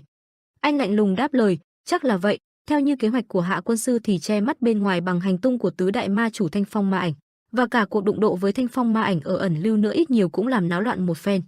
Nhưng chuyện này cũng chỉ là để kéo dài thêm chút thời gian, ta vẫn phải từ từ chuẩn bị cho đến khi tái xuất một lần nữa. Ma Đạo Quang liền đáp, đúng là trớ trêu khi cuộc chiến với Mật Dạ mang lại lợi thế cho chúng ta, nhưng chúng ta và chúng còn chẳng phải là đồng minh. Vũ Nguyên nghe vậy lại bảo, đúng vậy, chỉ có cách này mới có thể cùng một lúc tiêu diệt được cả Vân Trung Thiên và Mật Dạ. Bây giờ không cần thời gian để chần chừ nữa, phải mau chóng đi gặp Bắc Thiên tứ trụ tại Khiếu Tân. Sau khi Lăng Quân Huy thoát khỏi Võ Đăng Sơn đã được đưa đến Tân Bắc Thiên môn và do chính tay Đường Kỳ Vấn tận tâm điều trị. Nhờ đó mà tình trạng sức khỏe được cải thiện nhanh chóng. Trong khoảng thời gian đó, Hắc Nguyệt vốn chỉ là phe đồng minh tạm thời, nay đã hoàn toàn về phe Tân Bắc Thiên môn và trở thành cuộc tình báo thông tin của Bắc Thiên môn với tên gọi ẩn lưu. Sau đó Trần Vũ Nguyên tiếp thu nội lực và võ công từ Lăng Quân Huy. Với khả năng tiếp thu nhanh chóng, chỉ trong vài tháng khổ luyện, Trần Vũ Nguyên đã ngay lập tức lên đường đi tìm Bắc Thiên tứ trụ Thiết Huyết Ngũ Đế tái Khiếu Tân để trả mối thù năm xưa. Nhớ lại hình ảnh đầy tự tin của tái Khiếu Tân khi đứng trước mặt Vũ Nguyên, sau đó là hình ảnh thảm hại của hắn ta khi bị chính anh đánh bại. Quay trở về hiện tại, trong phòng họp, tất cả những gương mặt quan trọng của Tân Bắc Thiên môn đều ngồi ngay ngắn tại đây. Giọng nói của Hà Chân Nguyệt từ từ vang lên. Như Lăng trưởng lão đã nói thì hiện giờ Cửu Thiên Trích Diệp chân nhân đã chết, đến Phong Vân Phồn chủ Lăng Quân Huy cũng biến mất, nên Cửu Thiên giờ chỉ còn lại Thất Thiên. Thêm cả cuộc chiến kéo dài 3 năm với Mật Dạ vẫn chưa kết thúc, nên Vân Trung Thiên đang trong tình trạng rất nguy kịch. Hà Chân Nguyệt trầm ngâm, và mấy ngày trước Trần môn chủ đã đi xử lý kẻ phản bội Bắc Thiên tứ trụ là tái Khiếu Tân. Tin tức về cái chết của hàng loạt đại cao thủ của giới võ lâm đã làm thiên hạ được một phen hỗn loạn. Với trường hợp của kẻ có vấn đề khủng hoảng tinh thần như tái Khiếu Tân của Thiết Huyết Thành thì ta đã ngụy tạo mọi chuyện thành. Hắn ta do có bất mãn với những kẻ đứng đầu và môn đồ nên đã tự tử. Nghe đến lời này, một người trong nhóm giật mình. Hắn ta liền lên tiếng, nhưng mặt khác cũng có nhiều người nghi ngờ về kẻ ngỡ rằng đã chết từ lâu Bắc Kiếm Trần Vũ Nguyên nay lại xuất hiện và tự tay giết tái Khiếu Tân. Hà Chân Nguyệt nghe lời này lại bảo, đúng là như vậy, cũng đã đến lúc phải từ từ chuẩn bị để đối diện với thế gian này, vì thế ta đã tập hợp mọi người lại đây. Nói rồi Hà Chân Nguyệt liền vỗ tay, chà chà, trước tiên hãy nhìn sơ lược về toàn cảnh mọi chuyện 3 năm vừa qua đã. 3 năm trước, chiến tranh nổ ra do sự xâm lược của Mật Dạ, cũng là thời điểm mà Sigma đội xuất hiện.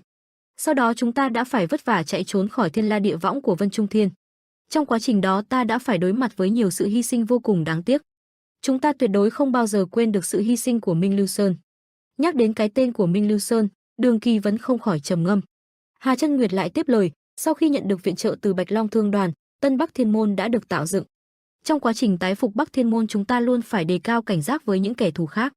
Để củng cố cho thanh kiếm của môn chủ và nâng cao sức mạnh toàn lực của Bắc Thiên môn vốn vẫn chưa vững vàng, môn chủ đã bất chấp hiểm nguy đi tìm bậc thầy giả tượng bằng Sở Việt để làm đại thiết tượng của Bắc Thiên môn, cũng là để cường hóa thanh yêu kiếm của môn chủ.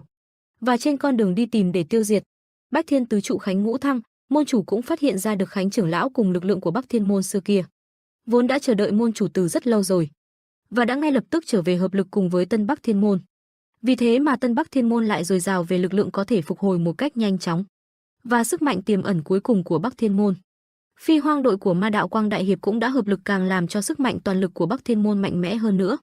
Lực lượng đang dần lớn mạnh từng ngày của Bắc Thiên môn lại nhận lời cứu viện cho Hắc Nguyệt chủ đang mắc kẹt ở Võ Đăng Sơn. Trong quá trình giải cứu Cửu Thiên Trích Diệp chân nhân, cũng đã bại trận và bỏ mạng dưới tay môn chủ. Và Phong Vân Phồn chủ trưởng lão Lăng Quân Huy cũng đã hợp lực với Tân Bắc Thiên môn, làm sức mạnh đã mạnh nay càng mạnh hơn.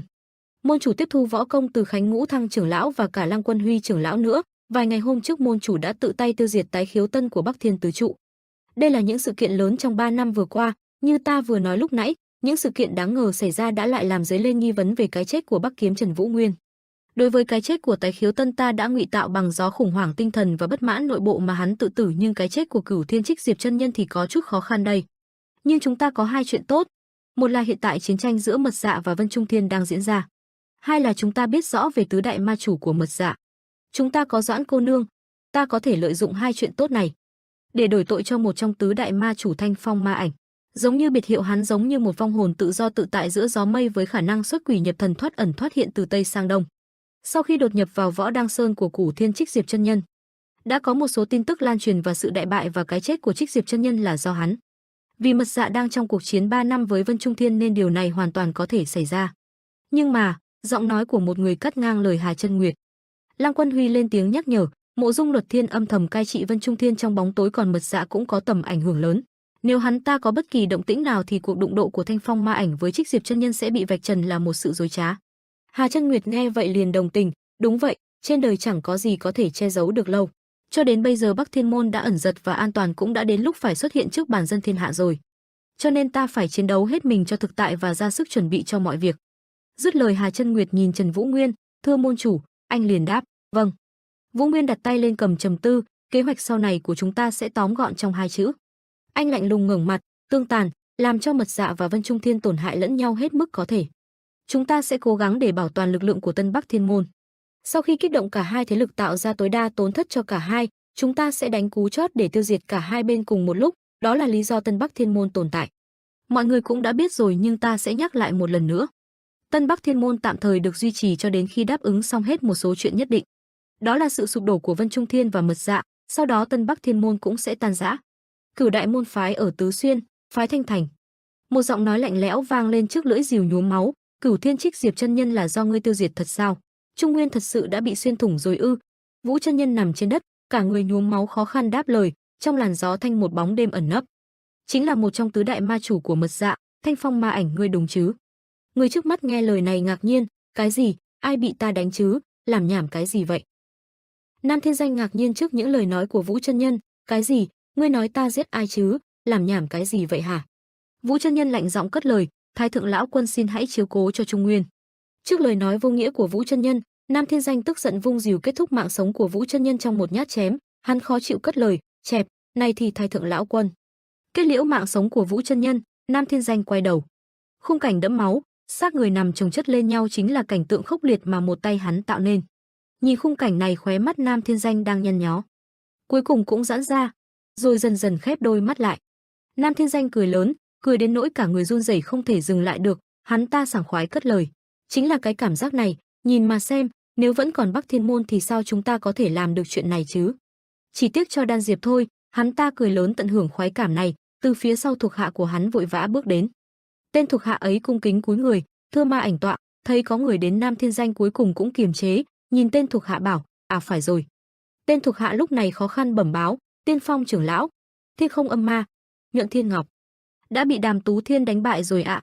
Vừa nghe những lời này, Nam Thiên Danh kinh ngạc thốt lên, gì chứ? Hắn trầm ngâm, cho dù Nhuận Thiên Ngọc sư huynh có già rồi đi chăng nữa thì chẳng lẽ tên Đàm Tú Thiên này lại có thể mạnh đến nỗi đánh bại được huynh ấy sao? Chà chà, ngay cái Nhuận Thiên Ngọc Suy huynh cũng đã ra đi theo Kim Đan Diệp rồi. Nói rồi Nam Thiên Danh lại bảo, này, không có gì, có tin gì đặc biệt từ Ma Linh thư sinh không? Tên thuộc hạ nghe vậy liền đáp, không có chỉ thị đặc biệt gì từ quân sư cả. Nam Thiên Danh nghe lời này liền cầm chặt vũ khí trong tay nhìn con đường phía trước, vậy thì cứ làm theo những gì đã bàn bạc trước là được. Thiên Không Âm Ma người tiên phong ở chiến tuyến phía Bắc đã chết. Vậy còn hai người ở tiền tuyến là Phá Thiên Ma Phủ và Hắc Ấn Thần Thương. Ta thì đang vật lộn với Tử Thiên, còn Bạch Dạ Ma Nữ đang khuấy động ở phương trời nào. Mấy tên khốn ở Trung Nguyên muốn an cư lạc nghiệp trong hòa bình, chúng nghĩ chỉ cần ngăn chặn phương Bắc là được rồi ư? Chẳng còn nơi nào tại Trung Nguyên này an toàn cả, Thanh Phong Ma Ảnh ta cùng vòng xoáy loạn lạc sẽ cuốn trôi tới cả mọi thứ. Tiền tuyến Bắc Bộ, Vân Trung Thiên, phía bên dưới nhóm người đang vô cùng bận bịu với công việc của riêng mình. Đàm Tú Thiên lạnh mặt cau mày khoanh tay, nhìn chiếc xe ngựa từ xa chạy lại. Tây Môn Tuệ Linh từ trên xe bước xuống mỉm cười nhìn Đàm Tú Thiên, vừa thấy cô Đàm Tú Thiên vô cùng vui mừng, "Tuệ Linh." Hắn giang tay nhẹ nhàng nói, "Từ Vân Trung Thiên đến nơi này đường xá rất xa xôi, cực khổ cho nàng rồi." Tây Môn Tuệ Linh mỉm cười bước đến nhẹ giọng bảo, "Không đâu, nếu so với trận chiến đánh bại Thiên Không Âm Ma của Thương Thiên Võ Đế thì chút đường xa này có vất vả gì đâu chứ." Đàm Tú Thiên nhìn Tuệ Linh bảo, "Không có tin tức gì đặc biệt từ Quan tổng quản à?" Tây Môn Tuệ Linh liền đáp lời, "Như chàng cũng đã nghe tin về cái chết của Cửu Thiên Trích Diệp chân nhân do tứ đại ma chủ Thanh Phong Ma Ảnh gây ra, thêm cả việc không rõ tung tích của Phong Vân Phồn chủ Lăng Quân Huy lại càng khiến cho trật tự võ lâm trở nên lung lay. Quan tổng quản thừa biết cả võ lâm đều đang rơi vào vòng xoáy của sự hỗn loạn cùng cực. Quan tổng quản đang cố gắng lấy lại vị thế và lòng tin đối với Vân Trung Thiên vốn đã sụp đổ trong lòng dân chúng. Tất cả những gì quan tổng quản có thể đưa ra là muốn mau chóng kết thúc chiến tranh càng sớm càng tốt. Hơn nữa, mấy ngày trước cũng có thêm một tin động trời, chàng có nghe tin rằng Bắc Thiên Tứ Trụ trước đây là Thiết Huyết Vũ Đế Tái Khiếu Tân đã tự kết liễu mạng sống của mình không?"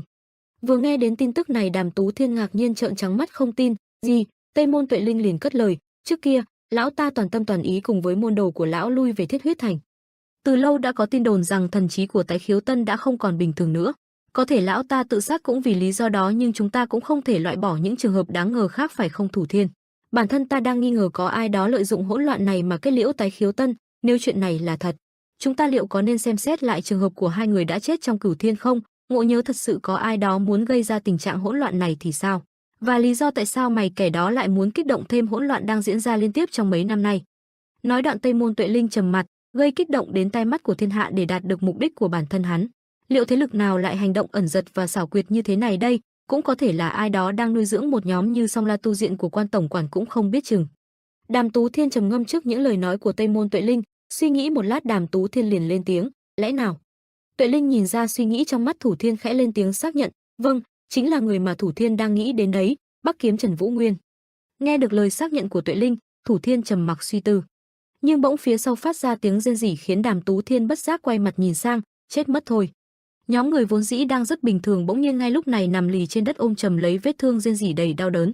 Nhóm binh sĩ ở hai bên ai cũng đau đớn phát ra tiếng kêu. Đàm Tú Thiên nhìn một lát trầm ngâm không nói lời nào. Rồi quay mặt suy tư một lát, Đàm Tú Thiên thở dài. Nhìn Tây Môn Tuệ Linh hắn liền bảo, "Nàng đi đường xa vất vả rồi, trước tiên nàng hãy vào nghỉ ngơi đi Tuệ Linh, ta sẽ đi gặp tổng tư lệnh đã." Dứt lời Đàm Tú Thiên nhanh chóng bước đến một lều trại, "Ta là Đàm Tú Thiên, ta có thể vào không?" Người bên trong vừa nghe giọng của Đàm Tú Thiên liền đáp lời hửng, vào đi." Bên trong Thương Long Đế, Phi Tư Viễn đang nằm trên giường nhàn nhã vừa uống rượu vừa ăn trái cây. Vừa thấy Đàm Tú Thiên bước vào cung kính cúi người, Phi Tư Viễn liền hỏi, "Được rồi, Đàm công tử đến đây có chuyện gì vậy?" Đàm Tú Thiên liền đáp, "Thưa quan tổng tư lệnh, xin ngài hãy hoãn buổi xuất quân ngày mai lại vài ngày." Nghe lời này Phi Tư Viễn bất lực giọng nói có chút khó chịu chất vấn, "Lại nữa sao? Mỗi lần ra trận lại nào là hoãn lại, nào là cuộc hành quân vất vả quá, cứ như vậy rồi đến khi nào chiến tranh kết thúc?" Đàm Tú Thiên liền lên tiếng an ủi nói, "Tuy chúng ta đã hành quân vất vả suốt 3 năm nhưng thực sự mật dạ quá mạnh. Tất cả mọi người đều đã rã rời cả về thể lực lẫn tinh thần rồi, đây là thời điểm cần thiết để cải tổ lại." Phi Tư Viễn nghe lời này lại nói, "Chúng ta mệt mỏi cũng có nghĩa là quân thủ cũng mỏi mệt. Tuy sẽ rất khó khăn nhưng chúng ta cần phải đẩy nhanh đẩy mạnh mọi thứ, ngươi nhìn mà xem việc đẩy nhanh đã cho thấy kết quả rõ rệt đấy chứ. Thương Thiên Võ Đế của chúng ta đã hạ sát được Thiên Không Âm Ma, như thế chẳng phải là rất tuyệt vời sao? Không phải đây là lúc đấy cao tinh thần hơn ư?" Đàm Tú Thiên cúi mặt không đáp, chỉ im lặng lắng nghe từng lời mà Phi Tư Viễn nói. Ông ta nằm trên chiếc ghế dài nhìn Đàm Tú Thiên, "Ngươi cũng rõ hiện tại Vân Trung Thiên đang phải chịu nhiều điều tiếng rồi mà. Ngay cả bản thân ta là Cửu Thiên nhưng cũng chẳng nể ra mặt, mật dạ mạnh hơn dự kiến sao? Đó chỉ là những lời nói yếu đuối mà thôi. Nếu cứ như vậy thì cuộc chiến 3 năm sẽ chẳng bao giờ có hồi kết, Thời khắc mà Bắc Thiên Môn còn đang tồn tại chưa từng xảy ra những chuyện như vậy, đúng chứ? Đàm Tú Thiên nghe đến đây cau mày có chút khó chịu lên tiếng, chỉ cần ngài hoãn xuất quân ngày mai lại ta sẽ cố gắng thu xếp mọi chuyện và đẩy nhanh tiến bộ. Những võ giả đã chết dù gì cũng là con cái, là cha mẹ, là một người vô cùng quan trọng đối với một ai đó, làm ơn xin ngài hãy bao dung và mở tấm lòng rộng lượng ra. Phi Tư Viễn nghe những lời này lạnh giọng, anh hùng, Đàm công tử thật sự nghĩ rằng bản thân là anh hùng sao? Tại sao ta phải quan tâm đến họ chứ? Cứ quan tâm đến từng binh sĩ một thì làm sao có thể để tâm vào chuyện lớn được, để thắng lợi thì dù không phải chiến thắng vẻ vang gì nhưng kẻ thắng vẫn là kẻ sẽ viết lên lịch sử. Đây tuy là cuộc chiến vô cùng khốc liệt nhưng chúng ta chiến thắng là vì mọi người, ngươi đã từng nghĩ đến việc nâng cao danh tiếng của mình chưa vậy, Đàm công tử? Ánh mắt Phi Tư Viễn khẽ động liếc nhìn Đàm Tú Thiên lên tiếng dạy bảo, không có chiến tranh nào mà lại không có hy sinh cả. Vậy nên đừng có nhìn vào những thứ tầm thường nữa mà hãy nghĩ đến chuyện lớn mai sau đi. Từ lúc bắt đầu cho đến khi kết thúc ta và Đàm công tử chỉ là một phần nhỏ trong đại cục mà thôi. Những lời nói của Phi Tư Viễn bất giác khiến cho Đàm Tú Thiên phải siết chặt tay. Đàm Tú Thiên cúi mặt không đáp lời để cho Phi Tư Viễn thao thao bất tuyệt. Cho nên hãy dừng lại việc chơi trò anh hùng gì đó lại và chuẩn bị xuất quân vào ngày mai đi. Lần này nhất định sẽ lại giành thắng lợi lớn thôi. Nhìn bầu trời đã dần về tối bên ngoài, Đàm Tú Thiên lạnh mặt quay người rời khỏi lều trại. Nhớ lại trận chiến khi đó với Trần Vũ Nguyên, cả hai đã cùng nhau mạnh mẽ chiến đấu, cũng chung một mục đích và lý tưởng. Trần môn chủ, sau này chúng ta hãy thiết lập trật tự võ lâm mới, được chứ? Nghĩ đến đây Đàm Tú Thiên ngẩng mặt nhìn bầu trời xa xăm. Ngay lúc này đội chủ Thẩm Nguyên Nghĩa khó chịu bước vào lều, sao lại họp khẩn cấp vậy? Liếc mắt lên nhìn thấy một người Thẩm Nguyên Nghĩa ngạc nhiên, Tuệ Linh đến từ Vân Trung Thiên sau. Tây Môn Tuệ Linh cười nhẹ đáp lời, sáng nay ta vừa mới đến đây thưa đội chủ. Nghe vậy Thẩm Nguyên Nghĩa lại bảo, quan tổng quản mà sao lại hay gọi thế nhỉ, lần nào cũng cực khổ cả. Đàm Tú Thiên im lặng trầm mặc ngồi trên ghế. Thẩm Nguyên Nghĩa nhìn trạng thái của Đàm Tú Thiên bất giác cứng họng nhìn sang Tây Môn Tuệ Linh. Nhìn thấy ánh mắt của Thẩm Nguyên Nghĩa, Tây Môn Tuệ Linh liền nhún vai lắc đầu. Thấy vậy Thẩm Nguyên Nghĩa lập tức ngồi xuống bàn cao giọng, ái chà chà, Đàm Tú Thiên người anh hùng tiêu diệt được cả thiên không âm ma có chuyện gì mà nghiêm trọng vậy, nhân lúc sĩ khí đang tăng cao hãy tranh thủ xuất quân đi chứ. Đàm Tú Thiên trầm giọng cất lời, ngày mai chúng ta sẽ không xuất quân, ta sẽ hoãn lại vài ngày đã. Vừa nghe lời này Thẩm Nguyên Nghĩa ngạc nhiên, gì cơ, huynh nói cái gì vậy? Tây Môn Tuệ Linh bên cạnh cũng bất ngờ, là mệnh lệnh của quan tổng tư lệnh phải không? Đàm Tú Thiên đen mặt cất lời, dù chiến tranh ắt hẳn sẽ có hy sinh nhưng binh sĩ vẫn là một người vô cùng quan trọng đối với ai đó đang khao khát chờ đợi họ. Vì thế phải cố gắng để thương vong ở mức tối thiểu, đó cũng là điều kiện tiên quyết để chúng ta giành thắng lợi. Nhưng người được gọi với cái danh tổng tư lệnh kia lại quá coi nhẹ sự hy sinh và tính mạng của toàn quân. Hắn ta hoàn toàn không xem xét đến lực lượng của Mật Dạ mà ép buộc chúng ta xuất quân một cách mù quáng, thế thì sẽ chỉ đem lại cái chết mà thôi. Tây Môn Tuệ Linh nghe những lời này liền nhận ra ý định của Đàm Tú Thiên, sắc mặt có chút tái đi lắp bắp, chờ chút, Thủ Thiên chẳng lẽ? Thẩm Nguyên Nghĩa cũng nhận ra có chút hoãn loạn cất lời, ái chà bây giờ.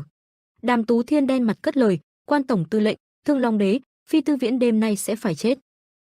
Tối hôm đó, trước lều trại của Phi Tư Viễn, bên trong, Phi Tư Viễn đang say trong giấc mộng mà không hề hay biết bản thân đang sắp gặp nguy hiểm. Một bóng đen xuất hiện che đi ánh sáng trước mắt khiến Phi Tư Viễn hé mở đôi mắt nhìn xung quanh. Nhìn thấy bóng dáng của Đàm Tú Thiên ông ta giật mình vội cầm lấy vũ khí hét lớn, giật cả mình. Đàm Tú Thiên với ánh mắt mang theo sát khí nhìn chằm chằm Phi Tư Viễn nghiêm giọng, không thể chần chừ thêm giây phút nào nữa. Cửu Thiên Phi Tư Viễn xin ông hãy từ chức quan tổng tư lệnh và quay trở về Vân Trung Thiên đi, kể từ bây giờ ta sẽ đảm nhiệm vai trò tổng chỉ huy. Trước lời đề nghị bất ngờ của Đàm Tú Thiên, Phi Tư Viễn ngạc nhiên, Đàm công tử ngươi mất trí rồi à, sao tự nhiên lại dám nói những lời như thế, ngươi cả gan làm vậy sao? Đàm Tú Thiên lạnh giọng cả người tỏa ra sát khí lạnh lẽo, ta đã nhiều lần giữ lễ nghi đưa ra lời yêu cầu nhưng lão đã khước từ tất cả, lại còn tỏ thái độ khinh thường tất cả mọi người, vì vậy ta không thể nào phục tùng theo ý lão nữa, quả nhiên là vẫn phải dùng đến vũ lực. Trong chốn giang hồ đây ắt hẳn là cách nhanh gọn nhất để giải quyết mọi chuyện rồi. Nhìn thấy uy lực mà Đàm Tú Thiên tỏa ra, Phi Tư Viễn kinh ngạc khó khăn hét lớn, chuyện gì vậy? Không nói nhiều, Đàm Tú Thiên lập tức vung đòn đánh mạnh về phía Phi Tư Viễn khiến cho cả mặt đất rung chuyển mạnh. Phi Tư Viễn khó khăn lùi về sau. Đàm Tú Thiên không để ông ta thoát nạn dễ dàng như vậy, lập tức lao nhanh đến, mỗi bước di chuyển của Đàm Tú Thiên đều khiến cho mặt đất rung chuyển mạnh. Phi Tư Viễn tức giận và lớn, tên khốn kiếp Đàm Tú Thiên, ngươi nhất định muốn chọc giận ta sao?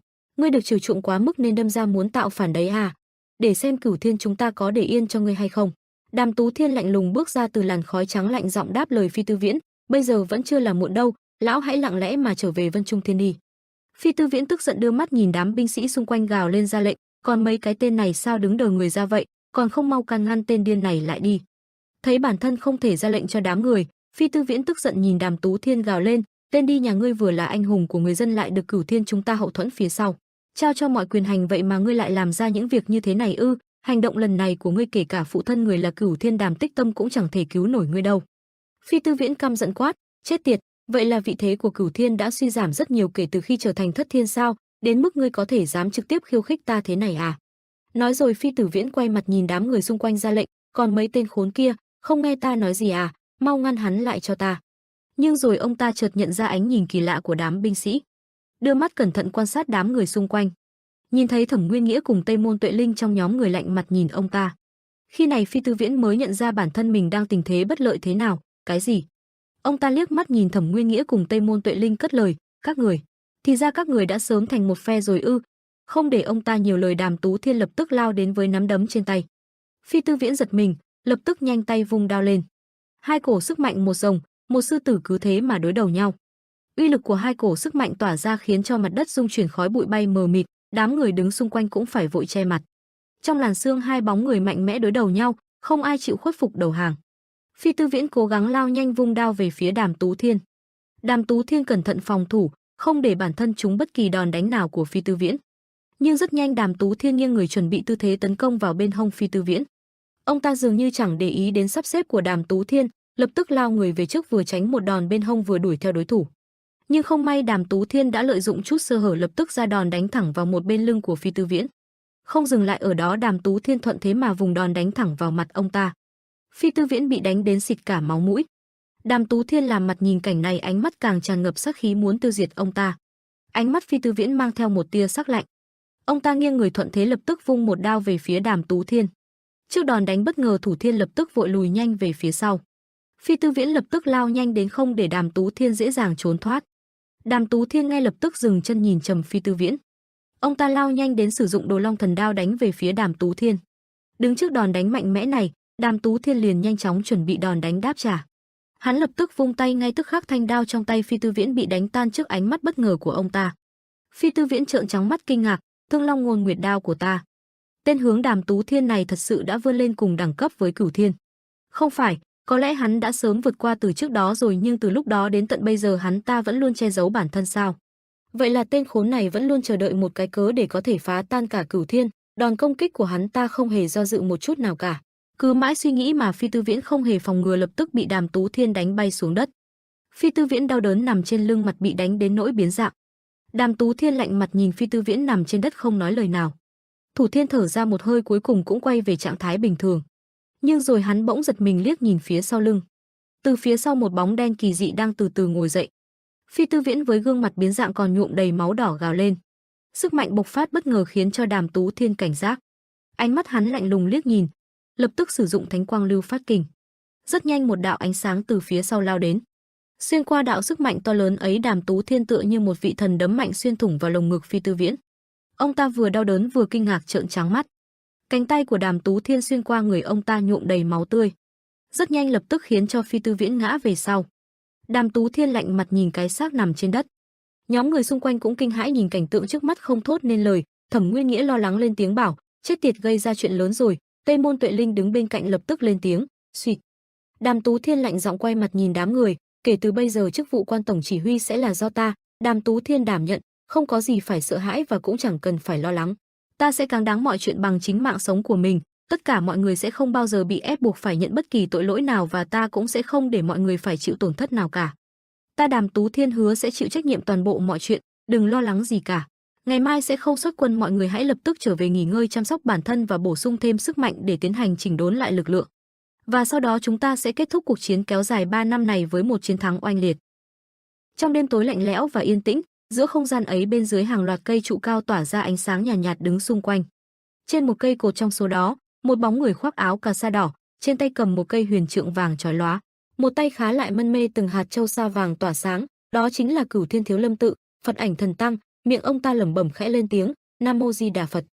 Ở phía đối diện, Cửu Thiên Ma Linh, Huyền Kiến Tiêu trên người một thân áo giáp vàng nhướng mày nhìn Phật Ảnh Thần Tăng nói, lâu lắm rồi mới tề tựu đông đủ như thế này, thời gian trôi qua bao lâu rồi mới lại được nhìn thấy mặt mọi người.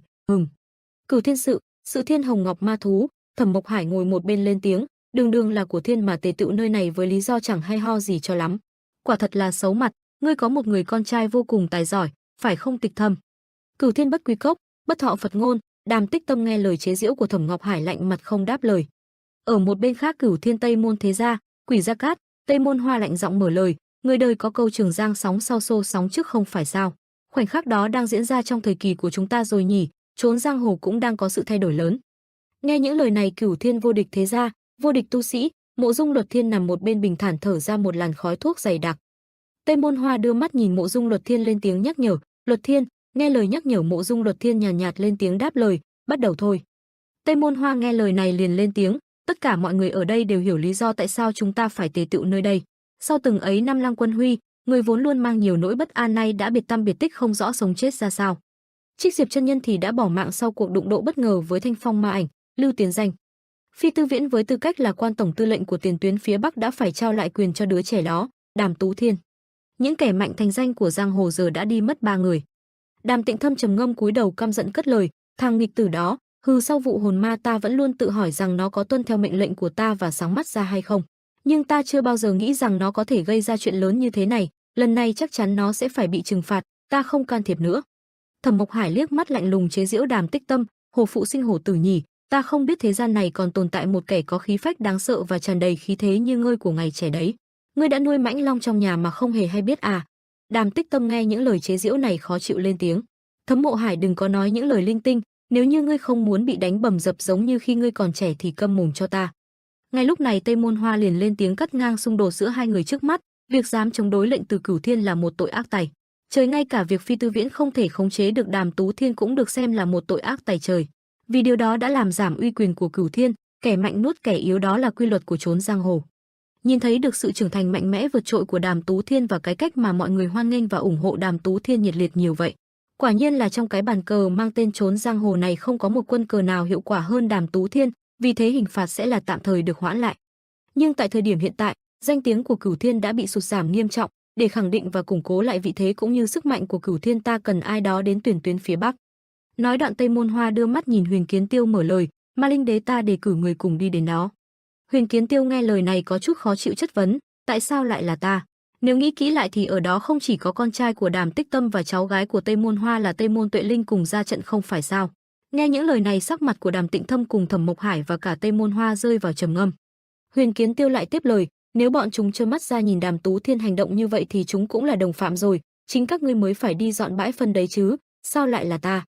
Ở một bên khác, Mộ Dung Luật Thiên bình thản hút một hơi thuốc dài, thở nhẹ một làn khói, hắn lên tiếng, Kiến Tiêu à? Ánh mắt Mộ Dung Luật Thiên đen huyền lạnh lùng liếc nhìn Huyền Kiến Tiêu như muốn nuốt chửng ông ta. Giọng Luật Thiên lạnh lẽo ra lệnh, nói lão đi thì lão cứ đi đi. Mộ Dung Luật Thiên trừng mắt, ánh mắt tỏa ra màu vàng nhạt tựa như một viên đá quý, hắn ta trầm giọng, giọng nói tựa như phát ra từ địa ngục, nghe rõ chứ? Huyền Kiến Tiêu nghe những lời này trầm mặc không đáp.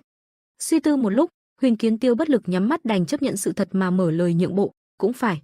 Có vẻ như ta là người duy nhất có thể áp đảo bọn trẻ danh đó chứ không phải mấy lão già long khom kia. Nghe những lời nhượng bộ của Huyền Kiến Tiêu, Mộ Dung Luật Thiên hài lòng dựa người về sau.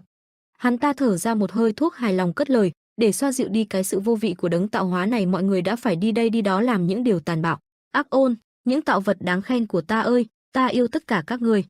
Ở bên phía Tân Bắc Thiên Môn, phong cảnh vô cùng yên bình, mặc cho phía bên ngoài sóng to gió lớn đang ngầm nổi lên. Trần Vũ Nguyên ở một bên bước vội vã trên từng bậc thang. Anh đi rất nhanh rất vội nhưng rất vững vàng, đưa tay chạm lên búi tóc. Vũ Nguyên nhanh tay tháo gỡ búi tóc trên đầu, anh đưa mắt trầm ngâm nhìn phía trước. Rất nhanh một bóng người liền hiện ra trong mắt. Bóng dáng trắng xóa ấy nhẹ nhàng uốn lượn trong gió cùng với những vòng tròn mang theo uy lực mạnh mẽ xoay xung quanh. Rất nhanh bóng dáng ấy liền đáp nhẹ xuống đất. Ánh mắt của lạnh lùng nhìn khung cảnh xung quanh, rồi chợt giật mình khi nhìn thấy bóng dáng của Trần Vũ Nguyên trước mặt. Mái tóc trắng xóa kia nhanh chóng trở lại màu đen nguyên thủy. Doãn Hạ Tuyết mỉm cười dịu dàng cất lời, Vũ Nguyên. Ở một bên khác, trong căn phòng yên tĩnh, Đường Đại Hiệp và Đường Tiểu Thư thành hợp biết ơn hai người vì đã hết lòng chăm sóc và điều trị cho Hạ Tuyết. Nhờ có hai người mà khí huyết đang sục sôi rồi mới nguy ảnh hưởng đến tâm mạch của Hạ Tuyết đã dần trở nên ổn định hơn. Trần Vũ Nguyên liền nhớ lại tình cảnh vô cùng căng thẳng khi ấy. Đường Mỹ Lệ sắc mặt âm trầm khi bắt mạch cho Doãn Hạ Tuyết. Trần Vũ Nguyên ở một bên thì vô cùng lo lắng nhìn thân hình nhỏ bé của Doãn Hạ Tuyết nằm trên đất. Nhưng sau một thời gian dài mà Hạ Tuyết vẫn chưa tỉnh dậy. Đối mặt với hiện thực quá tàn khốc và đau khổ, Hạ Tuyết chọn cách phủ nhận nó và trốn chạy bằng giấc ngủ mà không biết khi nào mới tỉnh lại được. Nhớ lại khoảng thời gian Trần Vũ Nguyên nằm gục trên giường bên cạnh Doãn Hạ Tuyết, cô đã thức dậy từ lúc nào, nhẹ nhàng đặt tay xoa đầu anh lên tiếng, Vũ Nguyên. Vừa nghe thấy giọng nói của cô, Trần Vũ Nguyên đã giật mình tỉnh giấc. Vậy là sau một năm Hạ Tuyết mới thức giấc, anh vẫn nhớ bản thân khi ấy đã xúc động ôm chầm lấy Doãn Hạ Tuyết, xúc động mở lời, "Hạ Tuyết, cảm ơn nàng vì đã không bỏ cuộc." Một thời gian dài sau khi tỉnh giấc, Hạ Tuyết ngồi thẫn thờ không làm gì cả, giống như một con búp bê với tâm hồn trống rỗng. Sư phụ Tô Cẩm Hương, người vừa là chỗ dựa tinh thần của Hạ Tuyết, vừa là một niềm tin tuyệt đối với nàng, luôn tin tưởng và đi theo nàng, đã chọn cách bỏ rơi nàng. Cả việc suýt bị giết chết bởi Tử Linh, người đã luôn cận kề chăm sóc và dõi theo nàng. Quả thực mọi thứ quá khó khăn để ép nàng tỉnh dậy và đối diện với thực tế tàn nhẫn đó. Hơn nữa, bây giờ nàng chẳng còn nơi nào để đi, cũng chẳng thể trở về quê hương Mật Dạ được nữa. Tâm trí của Hạ Tuyết lang thang giữa biển lớn đầy nỗi bi thương và mất mát, thật khó để nàng khâu lại những vết nứt trong tâm hồn. Và dù nàng thật sự biết ơn những người đã nhiệt tình giúp đỡ mà không để tâm đến mối quan hệ phức tạp của nàng, nhưng trong quá trình đó đã xảy ra vô số sự hy sinh. Điều này càng khiến tâm trí này rối bời hơn bao giờ hết. Ngay lúc cô mơ màng nhìn xa xăm trong vô định thì một bóng dáng cao lớn nhẹ nhàng khoác thêm cho cô một chiếc áo khoác lên tiếng. "Không cần phải vội vàng làm gì Hạ Tuyết à." Trần Vũ Nguyên ngồi bên cạnh Doãn Hạ Tuyết trầm ngâm, "Ta sẽ luôn ở bên cạnh giúp đỡ nàng, chúng ta hãy từ từ cùng nhau tiến về phía trước nhé." Quay về thực tại, nhìn đám thú trước mặt, Doãn Hạ Tuyết nhẹ nhàng dựa đầu vào bờ vai rộng lớn của Trần Vũ Nguyên. Cô yên bình ôm lấy cánh tay Vũ Nguyên như một chân bảo quý giá. Trần Vũ Nguyên nhìn cô nhẹ nhàng lên tiếng, "Dạo này nàng thấy thế nào rồi?" Doãn Hạ Tuyết nhẹ nhàng đáp lời, "Nhờ có mọi người mà ta đã hồi phục nhanh chóng cả về thể xác lẫn tâm hồn, ta luôn cảm thấy biết ơn tất cả mọi người. Nhờ có lão đại thiết tượng tự tay rèn lại hỗn ngân khí cho ta mà giờ ta đã có được cảm giác hoàn toàn làm chủ được sức mạnh của hỗn ngân khí. Mặc dù đối với ta việc ra ngoài thế giới kia qua đối diện với thực tế giờ vô cùng khó khăn, nhưng nhất định một ngày nào đó ta sẽ đền đáp ơn nghĩa lại cho những võ giả và tất cả những ai đã giúp đỡ ta lúc trước." Trần Vũ Nguyên nghe những lời này thì mỉm cười dịu dàng nhìn Doãn Hạ Tuyết, rồi quay đầu nhìn xa xăm. "Hạ Tuyết à, chẳng bao lâu nữa, sớm muộn gì thì chúng ta cũng sẽ phải tiến hành hủy diệt cả Vân Trung Thiên và Mật Dạ, trong quá trình đó có lẽ sẽ có nhiều thứ xảy ra." Nói đến đoạn Vũ Nguyên im lặng không tiếp lời khiến Doãn Hạ Tuyết ngẩng mặt khó hiểu nhìn anh. Cô nhìn chằm chằm gương mặt của Trần Vũ Nguyên, rồi nhẹ nhàng đưa tay xa mặt anh, "Vũ Nguyên của ta, chàng đã trưởng thành hơn nhiều rồi nhỉ? Cậu bé ngày đó đã đi đâu mất rồi, từ khi nào mà đã lớn lên nhiều đến như vậy chứ?" Vũ Nguyên nghe những lời này im lặng không đáp. Doãn Hạ Tuyết nhẹ nhàng ôm lấy cơ thể anh vào lòng nói, "Con đường chàng chọn bước đi nhất định sẽ có rất nhiều chông gai phía trước, chàng đã khổ tâm rất nhiều rồi đúng chứ?" Trần Vũ Nguyên trầm ngâm lên tiếng, "Bên tay ta lúc nào cũng văng vẳng tiếng la hét. Bàn tay tanh tưởi này đã không thể rửa sạch vì đã vấy quá nhiều máu tươi rồi, và sau này ta lại càng phải trở nên tàn nhẫn hơn chứ. Và cuối cùng địa ngục vẫn sẽ chờ đón ta mà thôi." Doãn Hạ Tuyết nghe những lời này vì nhẹ nhàng đặt tay lên bàn tay của Vũ Nguyên, "Điều đó, ta cũng giống như chàng mà." Hạ Tuyết nhẹ nhàng đặt một nụ hôn lên bàn tay Vũ Nguyên nói, "Vậy thì cùng xuống địa ngục nhé." Hạ Tuyết tinh nghịch nhìn anh, còn Vũ Nguyên cũng quay mặt nhìn chằm chằm cô, ánh mắt cả hai chạm vào nhau. Họ không hề hay biết cuộc trò chuyện này đã bị Đường Mỹ Lệ trốn ở đó không xa nghe thấy hết. "Vậy là thuốc đã có hiệu quả rồi." Đường Mỹ Lệ cười nhạt nhìn chén thuốc trong khay, "May quá." Cửu đại môn phái ở Tứ Xuyên, Nga Mi phái, môn chủ Võ Ảnh Sư Thái lạnh lùng cau mày. Nhưng cơ thể của bà ta giờ đây đang bị một bóng đen phía sau kéo lê. Cơ thể bị kéo đi một đường dài đến cả nội tạng bên trong cũng đã lộ ra. Giọng nói lạnh lẽo của tên đó vang lên, "Phái Nga Mi cũng chẳng mạnh mẽ gì cho cam nhỉ, nhưng mà dù sao vẫn khá phẩm hơn so với phái Thanh Thành. Để xem đường môn của Tứ Xuyên rất là ra tao nào." Tại tỉnh Phú Xuyên, nơi có địa hình giống như một pháo đài, ở đó có các môn phái đại diện là Đường môn, phái Nga Mi và phái Thanh Thành. Thay vì bành trướng lãnh thổ, các môn phái trên đã tăng cường sự gắn kết nội bộ với nhau. Vì thế, không một thế lực bên ngoài nào có thể xâm nhập vào được, do đó Tứ Xuyên Võ Lâm được bắt nguồn từ tỉnh Tứ Xuyên là như vậy. Lúc này đây, môn chủ của Đường môn, Đường Kiến Vũ đang trầm ngâm nhìn cảnh vật đang dần ngả vàng bên ngoài. Ông lão chống gậy bắt đầu âm trầm bước đi, dòng tự sử tiếp tục, tuy nhiên Tứ Xuyên Võ Lâm đã bị đâm thủng. Phát Thanh Thành Lâm Nguy, phái Nga Mi cũng đã được gửi bồ câu đưa thư để dò la tin tức, nhưng đều bật vô âm tín, vẻ mặt Đường Kiến Vũ không cảm xúc. Chắc chắn là do Mật Dạ. Bỗng lúc này một tiếng động vang lên khiến tâm trạng ngắm cảnh của ông lão bị gián đoạn. Một người mặc đồ đen, mặt mũi đen ngòm từ từ bước vào, dường như ngay từ khi người đó ở cửa đã không gây ra tiếng động, người nọ dù bị phát hiện cũng không chột dạ mà vẫn bước đến.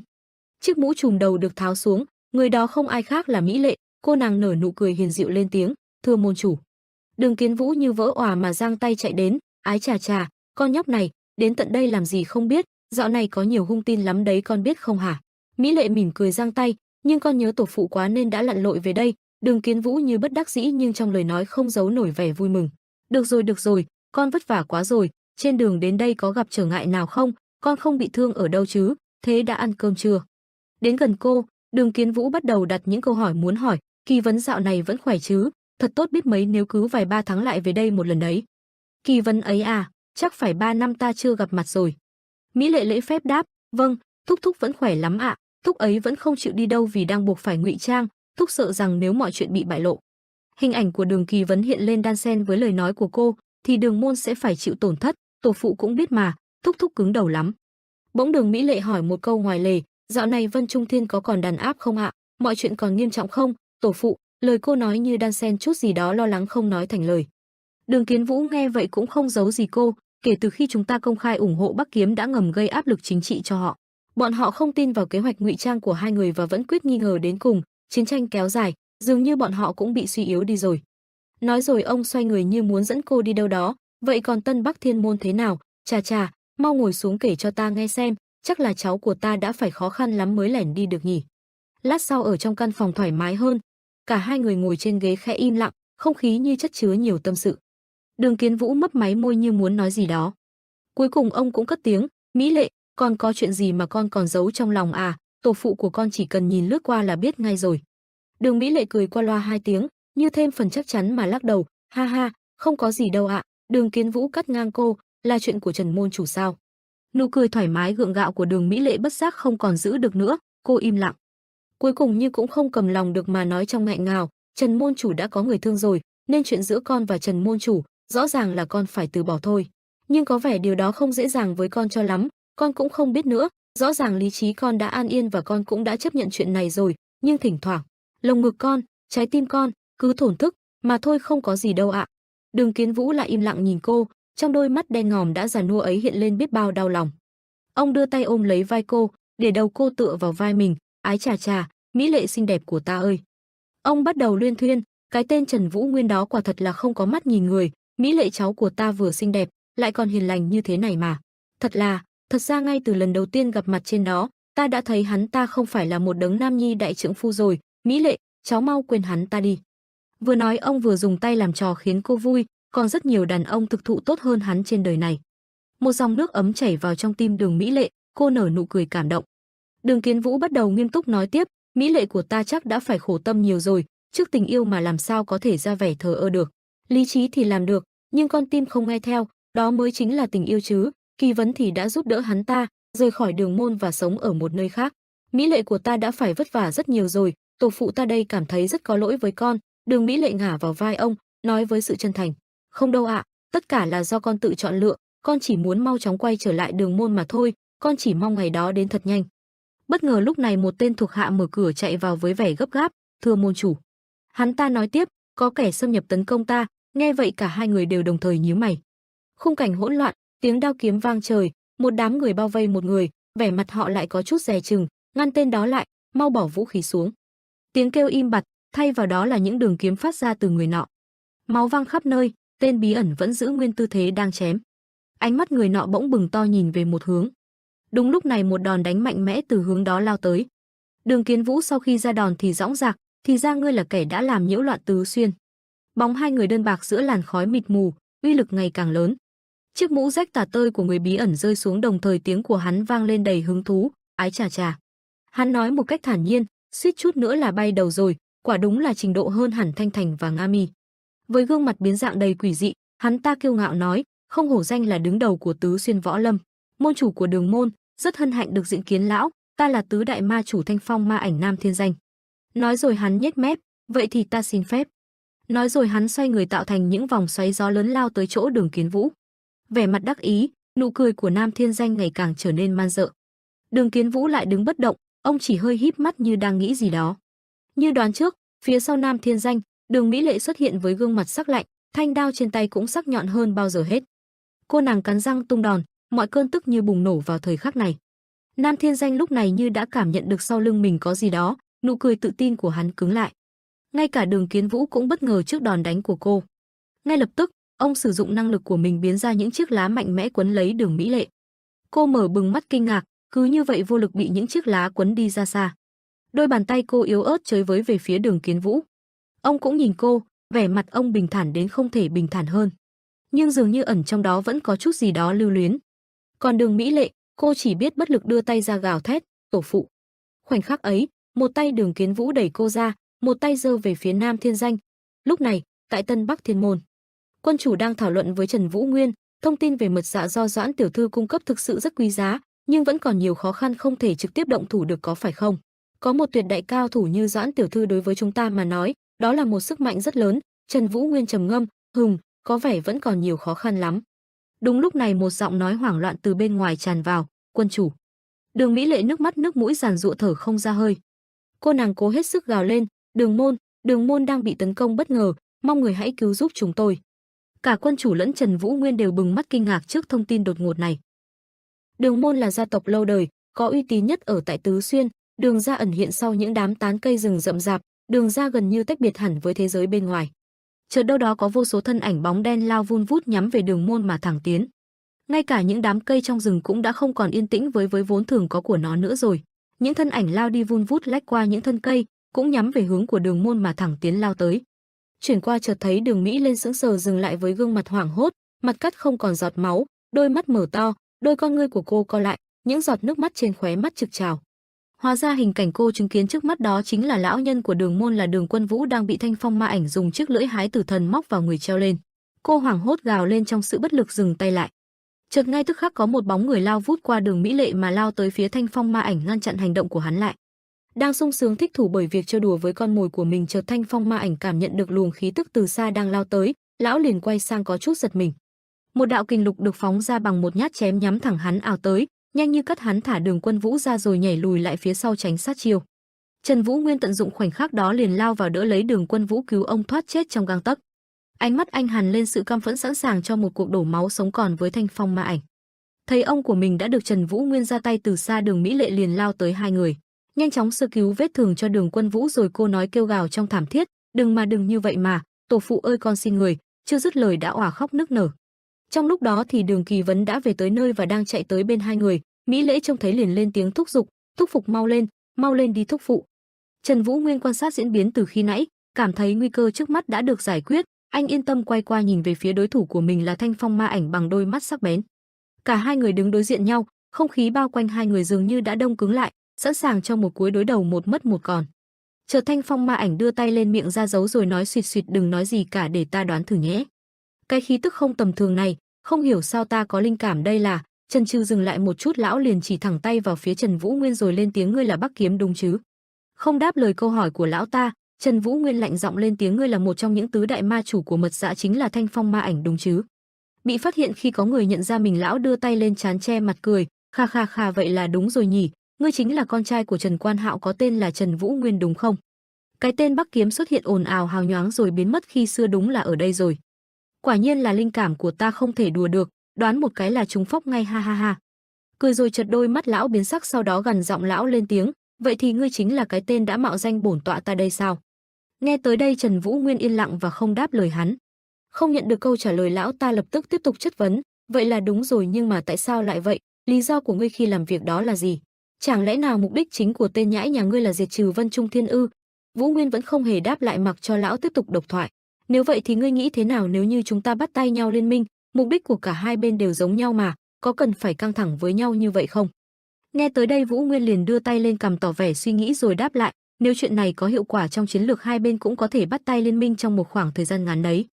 Tới đây anh dừng lại đôi chút có vẻ phân vân, nhưng mà điều này làm cho Thanh Phong ma ảnh không hiểu có phần im lặng. Vũ Nguyên tiếp tục cho rằng tiếc là ngươi đã đụng đến người mà ngươi tuyệt đối không nên đụng vào rồi. Trong khi đó ở phía sau anh, Đường Kỳ Vấn và Đường Mỹ Lệ cả hai người đang nhanh chóng hết sức trị thương cho Đường Quân Vũ. Vũ Nguyên cho rằng anh chẳng có gì ngoài vết nhơ của kẻ phản bội, nhưng chính Đường ra những người bọn họ duy nhất tin tưởng và bất chấp mọi hiểm nguy để giúp đỡ ta. Thậm chí còn không sợ đám Vân Trung Thiên mà công khai ủng hộ Bắc Thiên môn. Không ai khác ngoài Đường môn bọn họ, chính ngươi đã đụng chạm đến những con người, những thứ vô cùng quý giá đối với ta. Anh gằn giọng lớn tiếng, ân huệ đền 10 oán trả gấp trăm, đó là những điều mà ta đã được dạy và học. Vũ Nguyên tức giận tới mức nộ khí bắt đầu bộc phát, những dòng hắc khí màu đen tỏa ra từ hắc kiếm tuyết hoa đã tỏa ra mạnh mẽ, chúng tạo thành một cơn lốc xoắn và bao xung quanh Trần Vũ Nguyên. Cùng với đôi mắt ánh tím phát sáng của mình nhìn thẳng về phía Thanh Phong ma ảnh. Anh cất tiếng tuyên bố với Thanh Phong ma ảnh, từ bây giờ ta sẽ cho ngươi biết ngươi đã sai lầm thế nào. Nghe những lời này Thanh Phong ma ảnh nhẹ nhàng nhún vai, tiếc thật đấy, mật dạ và Bắc Thiên môn là kẻ thù không đội trời chung. Có vẻ đó là số phận được định sẵn rồi, không còn cách nào khác ngoài việc phải đương đầu với nó. Ánh mắt lão liền trở nên âm trầm, nhìn về phía Trần Vũ Nguyên rồi nhẹ nhàng lên tiếng thì thầm, ra đây nào Diêm Ma đội. Lời lão vừa dứt thì bỗng chốc đâu đó có hơn 10 bóng đen xuất hiện xung quanh Thanh Phong Ma Ảnh, tên nào cũng đầy sát khí sẵn sàng chiến đấu, rồi lên tiếng, dạ vâng thưa Ma Ảnh tọa. Không hề run sợ trước đám người của Diêm Ma đội, Vũ Nguyên lúc này tay cầm kiếm, tay còn lại nắm chắc chuẩn bị cho cuộc đối đầu cũng lên tiếng, Huyết Kiếm đội. Lời của Trần Vũ Nguyên vừa dứt thì toàn thể Huyết Kiếm đội đã có mặt, ai ai cũng mạnh mẽ sẵn sàng cho một cuộc đối đầu sinh tử. Dẫn đầu Huyết Kiếm đội không ai khác đó chính là người thuộc hạ đầu tiên của Vũ Nguyên, có tên Tô Mộ Thương. Tô Mộ Thượng lên tiếng, đã có mặt thưa quân chủ. Thấy mọi người bên mình đã có mặt đông đủ, Vũ Nguyên liền ra lệnh, hãy bảo vệ đường môn khỏi những tên đê hành kia, không cho chúng sống sót rời khỏi đây, tiêu diệt toàn bộ bọn chúng. Nhận lệnh từ Vũ Nguyên, toàn thể Huyết Kiếm đội hô vang tuân lệnh môn chủ. Sắp xếp cho thuộc hạ đã xong giờ thì là tới lúc mà hai người dẫn đầu của cuộc chiến này là Thanh Phong Ma Ảnh và Trần Vũ Nguyên nhìn nhau mắt đối mắt, bắt đầu cuộc chiến không khoan nhượng. Ngay tức khắc Thanh Phong Ma Ảnh và Trần Vũ Nguyên cả hai liền lao lên ra chiêu về phía đối thủ của mình. Cả hai lao vào quần chiến với mục tiêu duy nhất, đó chính là hạ sát đối thủ của mình nhanh nhất có thể. Trần Vũ Nguyên lạnh lùng cầm chặt thanh kiếm trong tay, chém nhanh về trước, sức mạnh cuồn cuộn từ cơ thể anh phát ra, từng luồng sáng tím bao quanh anh và kiếm trên tay. Từ trong thanh kiếm một luồng sức mạnh kỳ bí tràn ra, kiếm khí như vũ bão ùn ùn lao tới, đất đá nơi nói đi qua bị quét sạch vỡ lên tung tóe. Uy lực của nó lớn mạnh đến mức khiến cho Thanh Phong Ma Ảnh cũng phải mang chút đề cao cảnh giác nhìn về phía Vũ Nguyên, hắn ta không chịu thua mà nghĩ, Nam Thiên Danh ta đây, chẳng lẽ lại yếu kém hơn hắn sao? Vừa nghĩ, liềm trong tay hắn cũng bắt đầu chuyển động bằng một tốc độ như hư ảnh. Đột nhiên trên đầu hắn ta xuất hiện một vết chém nhỏ, máu từ đó bắn ra. Trước sự ngỡ ngàng của hắn ta, Thanh Phong Ma Ảnh dường như cảm nhận được vết xước dần truyền đến một cơn đau. Hắn ta hừ lạnh trong lòng, đến cả vết xước này, nếu nó sâu hơn một chút nữa, có lẽ hộp sọ của ta là bị chẻ đôi rồi. Nhìn chiêu thức quyết liệt của anh, ánh mắt đăm đăm như tràn đầy sát khí, khuôn mặt anh hiện lên sự tức giận đến cùng cực. Hắn ta nghĩ, võ công của tên nhãi này quả thật có sức sống của những áp đảo. Hắn ta không nhịn được mà cảm thán, quả nhiên là sức mạnh của Bắc Thiên môn xưa kia lại được tên nhãi này kế thừa toàn bộ.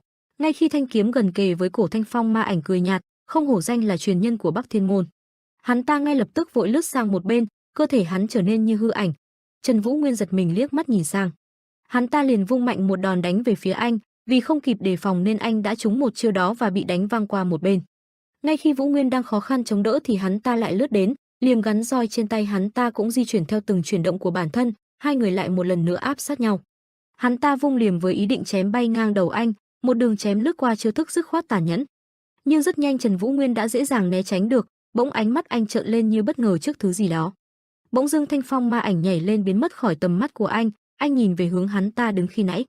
Trong khi anh đang cau chặt mày nhanh chóng lấy lại thế cân bằng nhìn khung cảnh xung quanh, kiếm trong tay đang trong tư thế phòng thủ tuyệt đối, thì hắn ta từ phía sau lao đến cùng với hai cái liềm sáng loáng trên tay.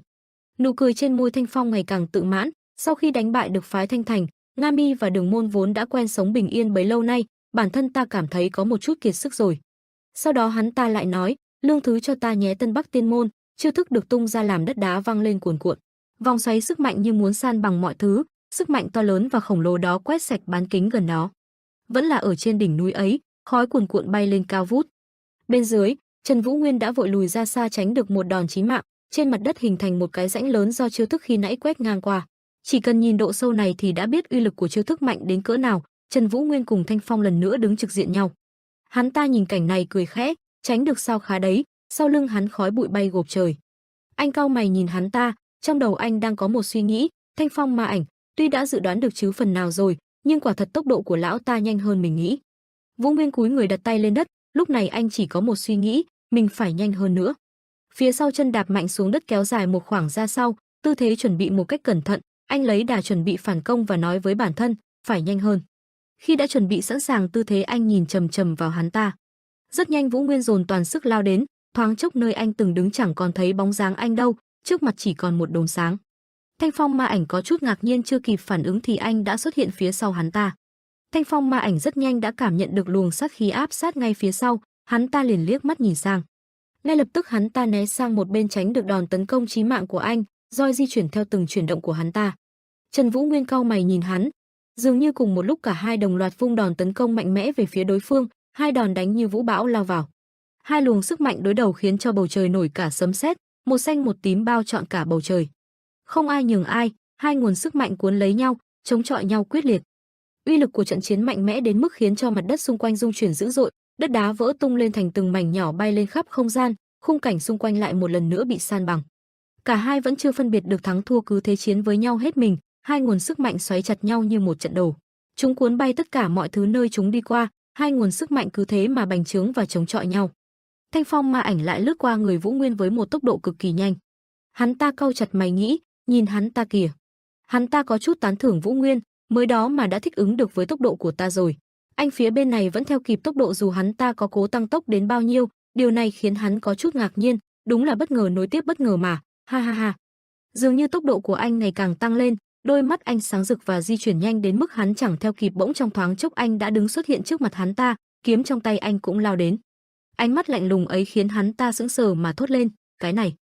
Trần Vũ Nguyên liền vung một đòn đánh mạnh về phía hắn, nơi giữa hai chiêu thức giao thoa tạo nên một trận xung kích mạnh mẽ, sức mạnh khuếch tán ra xung quanh làm bụi mù cũng bay lên. Hai nguồn sức mạnh chạm vào nhau, trung tâm của đòn đánh xuất hiện một đốm sáng lóe lên mà không ai biết đó là gì. Thanh phong ma ảnh rất nhanh kịp thời chặn được đòn đánh, đốm sáng đó là vũ khí của hai người va chạm vào nhau mà tạo thành. Hắn ta lạnh mặt nhìn Vũ Nguyên và cất tiếng nói, tên nhãi nhép nhà ngươi. Hắn ta còn nói, thì ra đang dùng bộ pháp của Bắc Thiên Tứ Trụ Phong Đế Khánh Ngũ Thăng sao? Anh nhân mặt cau mày không đáp. Thanh phong ma ảnh nhớ đến quá khứ khi đối đầu với Khánh Ngũ Thăng mà không khỏi cảm thán. Bộ pháp có thể sánh ngang với tốc độ của bổn tọa ta tới đây chỉ có thể là bộ pháp của tên phong đế kia. Không ngờ ta lại phải đối mặt với nó một lần nữa. Nghe nói lão ta đã biến mất sau khi Bắc Thiên Môn bị hủy diệt, hóa ra là vẫn còn sống sao. Ngay lúc này dường như hắn ta cảm nhận được một luồng khí lạnh tỏa ra sau lưng, một người khác tấn công tới từ phía sau. Vừa quay đầu lại dường như đã sắp đối mặt với cái chết cận kề, hóa ra đó là biến ảo trong chiêu thức của Trần Vũ Nguyên. Hắn ta trầm ngâm cười khẽ nhìn thanh kiếm đang lao nhanh về phía mình và thích thú nói, ta lại được nhìn thấy ngày trẻ của phong đế ở tên nhãi danh này ư? Tên nhãi này quả thật rất thú vị, hắn đem đến cho ta hết bất ngờ này đến bất ngờ khác. Khoảnh khắc khi mũi kiếm chỉ cách hắn một chút, hắn ta bất ngờ nghĩ, thế thì bản thân ta cũng phải tăng tốc lên mới được. Bây giờ không biết liệu các khớp xương đã hao mòn này của ta có còn trụ vững được không, nhưng hãy bùng cháy lên một chút nữa thôi các khớp xương già nua của ta ơi. Dứt lời hắn ta bỗng biến mất giữa không trung. Trần Vũ Nguyên vừa đánh hụt một chiêu liền tức giận quay đầu. Từ phía sau một chiếc lưỡi liềm nhanh chóng lao đến. Vũ Nguyên ngay lập tức ngã người rất nhanh tránh được một đòn chí mạng, lưỡi liềm bay thẳng qua người anh và cứ thế lao đi. Mắt anh trợn lớn đầy kinh ngạc. Vô số đòn tấn công xé gió lao tới, anh cau mày cố gắng tránh né từng đợt tấn công như vũ bão của chiếc lưỡi liềm kia. Trong số vô số nhát chém anh né được thì chân anh lại dính một nhát, máu tươi từ đó túa ra. Rất nhanh chân anh liền ứa ra máu. Anh đau đớn cau chặt mày. Nhìn khung cảnh như hỗn loạn trước mặt, anh ở trung tâm vòng xoáy hứng chịu từ đợt tấn công này đến đợt tấn công khác, thanh phong cứ thế phóng nhanh xung quanh anh và tạo nên phong nan ngục. Anh cau mày cố gắng nhìn rõ khung cảnh trước mắt, những tràng khí xẹt qua quá nhanh bên người anh khiến anh khó khăn trong việc chống đỡ. Mắt Vũ Nguyên lại căng ra nhìn một thứ, nhưng thứ anh nhìn thấy đó là một chiếc lưỡi liềm từ xa xé gió lao đến. Nó cắt ngang qua da thịt anh, lưng anh lại bị trúng một chiêu mà ứa máu. Trần Vũ Nguyên nhìn quanh hoang mang nghĩ, chuyện gì vậy, mắt mình không thể theo kịp nữa rồi, vậy là lão ta vẫn còn có thể tăng tốc hơn nữa sao? Vừa nghĩ tới đó anh lập tức lao nhanh về trước, sau lưng anh là một đống thứ hỗn độn không ngừng lao tới. Phong liệt nhất khí công, thanh phong ma ảnh vừa dùng chiêu thức tăng tốc độ và sức mạnh của bản thân, vừa đắc ý nói, sao nữa nào, tiếp tục khiến bổn tọa ta đây ngạc nhiên hơn đi hỡi hậu duệ của Bắc Thiên Môn. Thanh phong ma ảnh lao nhanh đến, tốc độ nhanh không ai bì kịp. Trần Vũ Nguyên ngay lập tức cảm nhận được sát khí liền quay mặt nhìn sang, hai mắt anh tỏa sáng. Một cái bóng với tốc độ kinh người lướt qua anh tập trung đưa mắt về một điểm và nói thầm, ngay ở đó. Vừa xác định mục tiêu cũng là lúc lưỡi liềm lại một lần nữa xé gió lao nhanh đánh về phía anh. Trần Vũ Nguyên mạnh mẽ cầm lấy thanh kiếm nhanh chóng đỡ lấy đòn đánh ấy, anh dùng kiếm chặn ngang bước tiến của lưỡi liềm. Mi tâm anh nhíu lại, mắt thì long lên sòng sọc, sau đó anh hất tung lưỡi liềm bay xa. Thanh phong ma ảnh ngay lập tức thu lại lưỡi liềm rồi lại tung lưỡi liềm ở tay còn lại ra, lưỡi liềm đó lại xé gió lao đi. Trần Vũ Nguyên nắm bắt thời cơ dùng kiếm chặn một đòn nữa, hai vũ khí chạm vào nhau rồi lóe sáng. Trần Vũ Nguyên xoay người vừa, anh bắt đầu chuyển động, thì đột nhiên một sợi dây dài xuất hiện dưới chân anh, nói quấn thành nhiều vòng bao quanh với ý đồ muốn trói Vũ Nguyên lại. Vừa phát giác ra điều này, anh khẽ liếc mắt nhìn xuống, ánh mắt anh tràn đầy vẻ bất ngờ, mi tâm anh cũng nhăn lại. Anh lập tức bật người nhảy lên cao, vòng dây bắt hụt vì chuyển động bất ngờ của anh. Vừa tránh được một đòn thì chiếc lưỡi liềm ấy lại nhanh chóng lao đến lần nữa, anh trực diện nhìn nó lao đến. Mắt Vũ Nguyên tràn ngập vẻ bất ngờ vì sự hiện diện của cái liềm. Nhưng sự tấn công lưỡi liềm không cho phép anh sững sờ quá lâu, anh vung kiếm trên tay đánh vào lưỡi liềm đang lao tới, hai thứ vũ khí va vào nhau và lóe sáng, lưỡi liềm bị anh đánh qua một bên. Nhân thời cơ này anh cầm kiếm lao đến, chém ra một vòng kiếm khí về phía trước. Đột nhiên sợi dây lúc nãy lại một lần nữa xuất hiện, nó thành công bắt được anh và quấn chặt cả cơ thể anh, tay cầm kiếm của anh bị trói chặt bên trong. Thanh phong ma ảnh cười khẩy hứng thú mà lao đến. Trần Vũ Nguyên cau mày khó chịu, mắt anh ánh lên sự bất ngờ vì không kịp phòng bị. Khi thanh phong quất liềm áp sát thì anh liền cong chân nhảy lên cao và lùi về sau hồng tránh đòn tấn công đó. Sau đó anh lấy đà đạp mạnh vào người hắn ta, vì sự chủ quan nên hắn ta bị trúng một đạp của anh mà bị đẩy lùi về phía sau. Ngay sau đó anh nhẹ nhàng xoay người khiến cho sợi dây đang trói buộc bản thân phải buông ra. Cuối cùng anh thực hiện một cú đáp đất hoàn mỹ. Cả hai lạnh lùng nhìn nhau, ngay lúc này dường như trận chiến trao cho nhau một khoảng lặng lạnh lẽo. Bầu không khí vẫn mang đến sự áp bức đến khó tả, thanh phong ma ảnh vẫn đang xoay điều sợi dây gắn lưỡi liềm trên tay. Hắn ta nhìn Trần Vũ Nguyên rồi cười khẩy, ha ha, đừng nói là tên nhãi danh nhà ngươi thấm mệt rồi đấy nhé, thở một chút đi. Rồi tiếp tục nào, hai tay cầm hai sợi dây của hắn vẫn quay đều, có vẻ hắn vẫn còn rất ổn định và sung sức. Vũ Nguyên thì có vẻ đã thấm mệt mà cau mày khó chịu nhìn hắn ta, anh nhìn hắn ta mà không khỏi nghĩ ngợi. Thanh phong ma ảnh, dù cho đã trải qua rất nhiều năm tốc độ của hắn dường như chẳng hề bị chậm lại. Anh còn nghĩ, ngay cả cái lưỡi hái đang vung vẩy kia cũng giống như một thực thể sống vậy, không hổ danh là một trong tứ đại ma chủ. Anh bình tĩnh hít sâu một hơi, rồi đưa mắt nhìn sang một hướng khác. Liếc mắt nhìn khung cảnh đổ nát xung quanh, bên dưới có một tòa kiến trúc cũng được gọi là khá kiên cố, cạnh đó lại là một khu rừng rậm rạp. Trần Vũ Nguyên câu chặt mày dường như đang tính toán điều gì đó trong đầu. Anh nhẹ nhàng đứng dậy nhìn thanh phong ma ảnh, còn hắn ta thì vẫn xoay lưỡi hái trong tay đứng hiên ngang trước mặt anh mà không hề có dấu hiệu mệt mỏi sau trận chiến. Đột nhiên anh biến mất ngay trước mắt, điều này khiến cho thanh phong ma ảnh đứng trước mặt giật mình kinh ngạc. Hắn ta nở một nụ cười ghê rợn lập tức lao nhanh về phía trước, hắn ta đuổi theo anh và nói, tiểu tử, tự nhiên chuồn đi vậy, cái khí phách với sắc khí lúc nãy của ngươi bay đi đâu hết rồi hả? Anh không quan tâm đến những lời đó mà vẫn cứ một đường lao đi, đôi lúc sẽ khẽ liếc mắt nhìn về phía sau để xem xét tình hình. Rồi rất nhanh lại tăng tốc lao thẳng về trước, mắt anh cũng phát ra một ánh sáng mờ. Trần Vũ Nguyên chạy như bay về phía trước mặt, phía sau thanh phong ma ảnh vẫn đang áp sát và tấn công liên tục về phía anh. Hắn ta khi này rất nhanh đã đuổi kịp đến anh, sau đó tung lưỡi hái trên tay về phía trước, vừa thấy bóng dáng của Trần Vũ Nguyên hắn cười nhạt. Tốc độ và bộ pháp của tiểu tử nhà ngươi khiến ta ngạc nhiên đấy, nhưng mà chẳng là cái thá gì với bổn tọa đây đâu. Chiếc lưỡi liềm nhanh chóng lao nhanh về phía anh, còn anh thì vẫn cố gắng nhanh nhất có thể mà lao đến kiến trúc trước mặt. Nhưng rất nhanh một đòn tấn công lao tới, anh liền nhanh nhẹn né tránh đòn tấn công ấy, rồi cúi nhẹ người ẩn mình dưới mái hiên. Hành động bất ngờ này khiến cho chiếc lưỡi liềm không kịp trở lao thẳng về phía chiếc đình lớn kia, đất đá vỡ tung văng lên khắp nơi nhưng vẫn không cản được bước chân anh. Sau khi may mắn thoát nạn tránh được một đòn đó thì anh nhảy vọt lên. Anh lại dứt khoát lao về phía trước, lưỡi liềm lại rượt đuổi áp sát từ phía sau, anh đáp xuống một tảng đá bể đang lơ lửng gần đó. Chiếc lưỡi liềm ấy dường không chịu tha cho anh, từ dưới lớp đất đá trỗi dậy, lại lao nhanh về phía anh và phá tung tảng đá anh vừa đứng, anh lại nhảy vọt lên cao dễ dàng né tránh được đòn đánh ấy. Cứ thế Vũ Nguyên dẫn dụ, kéo chiếc lưỡi đánh tan khắp nơi, nhưng tuyệt nhiên không thể chạm tới người anh vẫn một mực lao tới, phía sau khói bụi bay mù trời, trời đất điên đảo. Thanh phong ma ảnh dường chẳng nhận ra điều gì kỳ lạ vẫn lao nhanh đuổi theo ở về phía. Trần Vũ Nguyên chạy tới đâu lưỡi liềm đánh tới đó, nó phá nát hết những chướng ngại xung quanh. Thanh phong ma ảnh lại vung liềm đánh tới, từng bước áp sát anh. Hắn ta cười lên khoái trá, liềm trong tay không ngừng chuyển động mà chơi đuổi bắt với anh. Hắn ta cất tiếng hỏi, ngươi định cong đuôi bỏ chạy đến khi nào hả? Hắn ta còn nói, ta nghĩ là ngươi sẽ tiếp tục khiến ta ngạc nhiên hơn nữa đấy. Hậu duệ của Bắc Thiên Môn, Trần Vũ. Chưa dứt hết lời hắn dường như nhận ra điều gì đó, kinh ngạc nhìn khung cảnh trước mắt. Trước mặt hắn ta là khu rừng rộng lớn. Hắn ta dường như nhận ra điều gì đó cười nhạt, ái chà chà. Trong rừng vang vọng lên tiếng nói, nhìn tên tiểu tử này mà xem. Thanh phong ma ảnh thư thả rảo bước nhìn ngó xung quanh và cất tiếng nói, chọn một nơi lắm chướng ngại để hạn chế sát thương tầm xa và vòng xoáy vô tận của lưỡi hái sao. Hắn ta còn nói, hơn nữa hắn cũng có thể dễ dàng ẩn thân. Hắn ta di chuyển xung quanh khi rừng rộng lớn, sau đó không tiếc lời mà khen tặng, quả là một quyết định hay đấy, nhưng sau đó hắn ta đứng yên một chỗ và nói, nó chỉ có thể cản bước ta, phải nói là chỉ trong một khắc nào đó thôi. Hắn ta còn nói, chọn một nơi cây cối rậm rạp như thế này ngươi nghĩ đó sẽ là trở ngại lớn đối với ta sao? Hắn ta cười nhạt đưa mắt nhìn xung quanh, lưỡi hái của ta đủ mạnh mẽ để càn quét toàn bộ khu vực quanh đây. Ẩn sâu trong khu rừng, sau những hàng cây to lớn, qua hàng hàng lớp lớp phía sau tán cây lớn, ở một góc rất sâu trong khu rừng, trên một tán cây lớn, một bóng dáng quen thuộc lặng lẽ đứng quan sát thanh phong ma ảnh. Nghe từng lời hắn ta nói anh cười nhạt, nhưng đối với ta một khắc đó là đủ rồi. Trần Vũ Nguyên cầm kiếm ngồi trên một cành cây to lạnh lùng liếc mắt nhìn thanh phong ma ảnh trước mắt, anh đang chờ đợi một thời cơ thích hợp. Hai mắt anh sáng lóe lên rồi nhanh chóng tập trung sức mạnh vào toàn thân, khuôn mặt anh tràn đầy sự quyết liệt. Sau đó Vũ Nguyên dồn toàn lực lao đến như tên phóng về phía thanh phong ma ảnh, kiếm khí được chém ra lao vù vù đi, chiêu thức này có tên gọi là Thiểm Quang Huyết. Nhanh như gió một đường sức mạnh nhắm thẳng vào Thanh Phong ma ảnh, nhưng rất nhanh chóng hắn ta đã cảm nhận được nó và ngay lập tức né người tránh sang một bên. Nhờ phản ứng nhanh lẹ nên chiêu thức của anh bị hắn ta dễ dàng phá giải. Hắn ta lập tức quay đầu liếc nhìn hướng phát ra trận tấn công ấy. Chỉ thấy trước mặt là khói bụi mịt mờ, sự vật mơ hồ không rõ, hai bên là hai cột khói cao. Từ một nơi rất xa sau lớp lớp tầng tầng hàng cây tán lá, một tia tím sáng lóe lên, cuối cùng hắn ta cũng bắt gặp tia sáng đó. Trần Vũ Nguyên nhân lúc chưa bị phát giác thì lại đánh ra một đòn khác, đòn đánh xé gió lao vụt đến đám bụi mờ ngay trước mặt, sức mạnh to lớn vô cùng.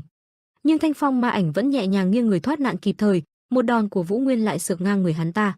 Kế tiếp là hàng loạt đợt tấn công liên tiếp đánh tới, hắn ta dốc toàn lực đối phó, tuy nhiên những đòn tấn công vẫn không có dấu hiệu suy giảm. Những đòn tấn công như tới từ tứ phía vây quanh hắn ta, tuy bị vây trong các đợt tấn công nhưng thân thể của hắn ta vẫn vô cùng linh hoạt.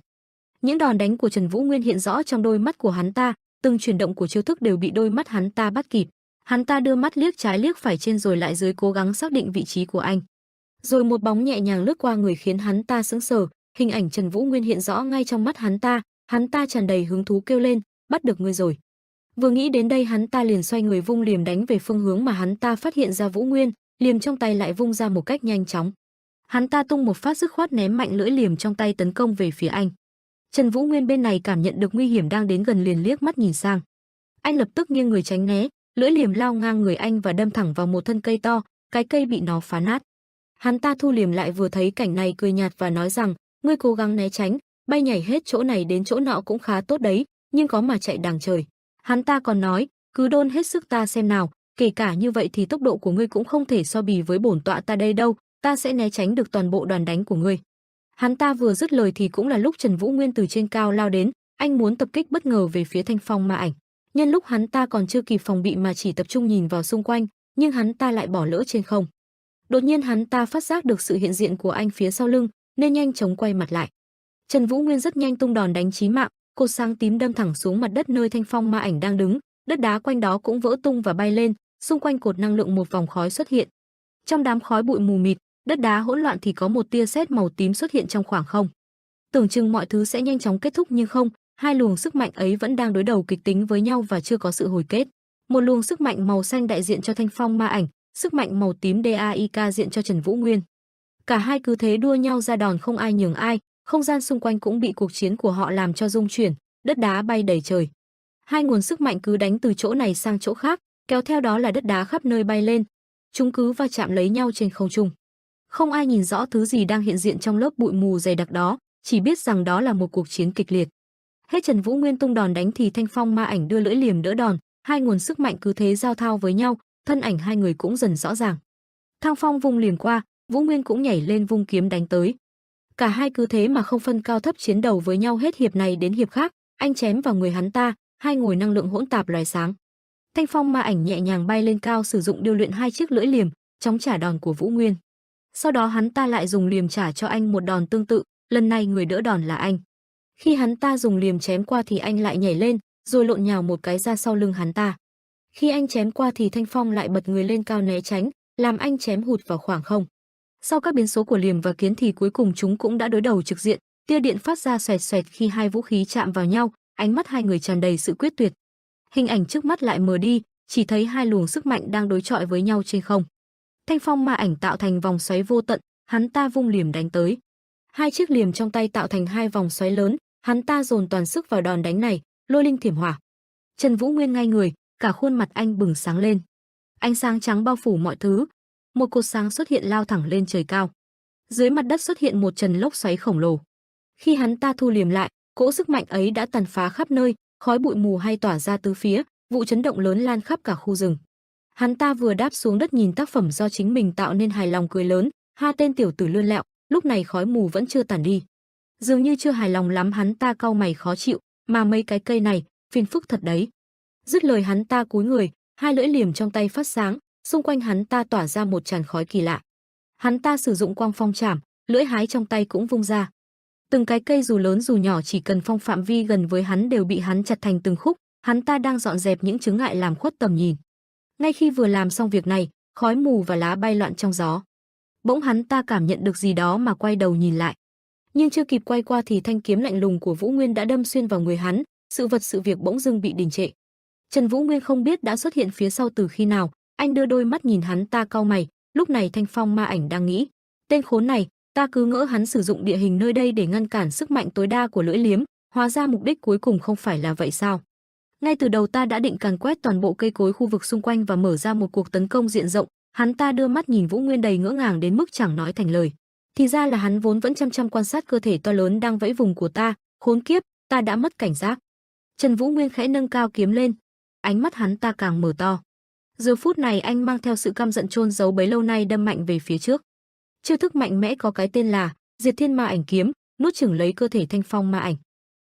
Phía bên này, đám thuộc hạ của Thanh Phong Ma Ảnh, Diêm Ma đội cùng Kiếm Huyết đội được Tô Mộ Thượng dẫn đầu đang đối đầu trực diện với nhau. Người của Kiếm Huyết đội áp sát người của Diêm Ma đội. Kiếm Huyết đội vung kiếm trong tay, còn Diêm Ma đội thì lại dùng vuốt để chiến đấu. Cuộc chiến xảy ra với rất nhiều tên Diêm Ma đội đã phải ngã xuống, người của Kiếm Huyết đội vừa hạ được một lên, máu tươi văng lên tung tóe. Hai người của Kiếm Huyết đội lưng đấu lưng đối chiến với kẻ thù. Chiến trường khói bụi mịt mờ. Hai bên không ai nhường ai, nhưng dường như Kiếm Huyết đội của Tô Mộ Thượng đang chiếm thế thượng phong. Có một tên không biết điều lại liều mạng xông về phía Tô Mộ Thượng. Ông vừa thấy hắn chỉ nhẹ nhàng vung kiếm đã tiễn hắn về với ông bà. Ông chém ra một kiếm, máu tươi phun ra khắp nơi, rồi ông dùng chân đạp tên đó một cái. Phía bên này Đường Mỹ Lệ cùng Đường Kỳ Vấn đau lòng khôn xiết nhìn Đường Kiến Vũ. Đường Kỳ Vấn xót xa cất tiếng, vết thương chí mạng, nhưng may mắn là môn chủ vẫn còn thở. Đường Mỹ Lệ bên cạnh đang dốc sức truyền sức mạnh vào cơ thể ông. Đường Kỳ Vấn đỡ lấy đầu ông khẽ bảo, may quá vậy là tốt rồi. Đường Đường là môn chủ, Đường Kiến Vũ của thiên hạ mà lại thành ra như thế này. Đường Kỳ Vấn đổ mồ hôi đầy mặt nghĩ, mật dạ bọn chúng mạnh mẽ đến vậy sao? Ông quay đầu nhìn qua nghĩ tiếp, Đường gia vốn không có một thế lực bên ngoài nào có thể dễ dàng xâm nhập. Nhìn khung cảnh toang hoang trước mặt, những con người phủ phục trên mặt đất, nay lại trở thành một mớ hỗn độn, khung cảnh lại nhòe đi.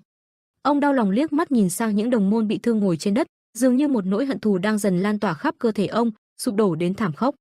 Nhìn những người bị thương đang nằm la liệt, ông tự hỏi, tại sao các ngươi lại dám hả bọn chó khốn khiếp kia? Bên này chiến trường vẫn vô cùng cam go, người của Kiếm Huyết đội một đấu ba, xử từng tên của Diêm Ma đội.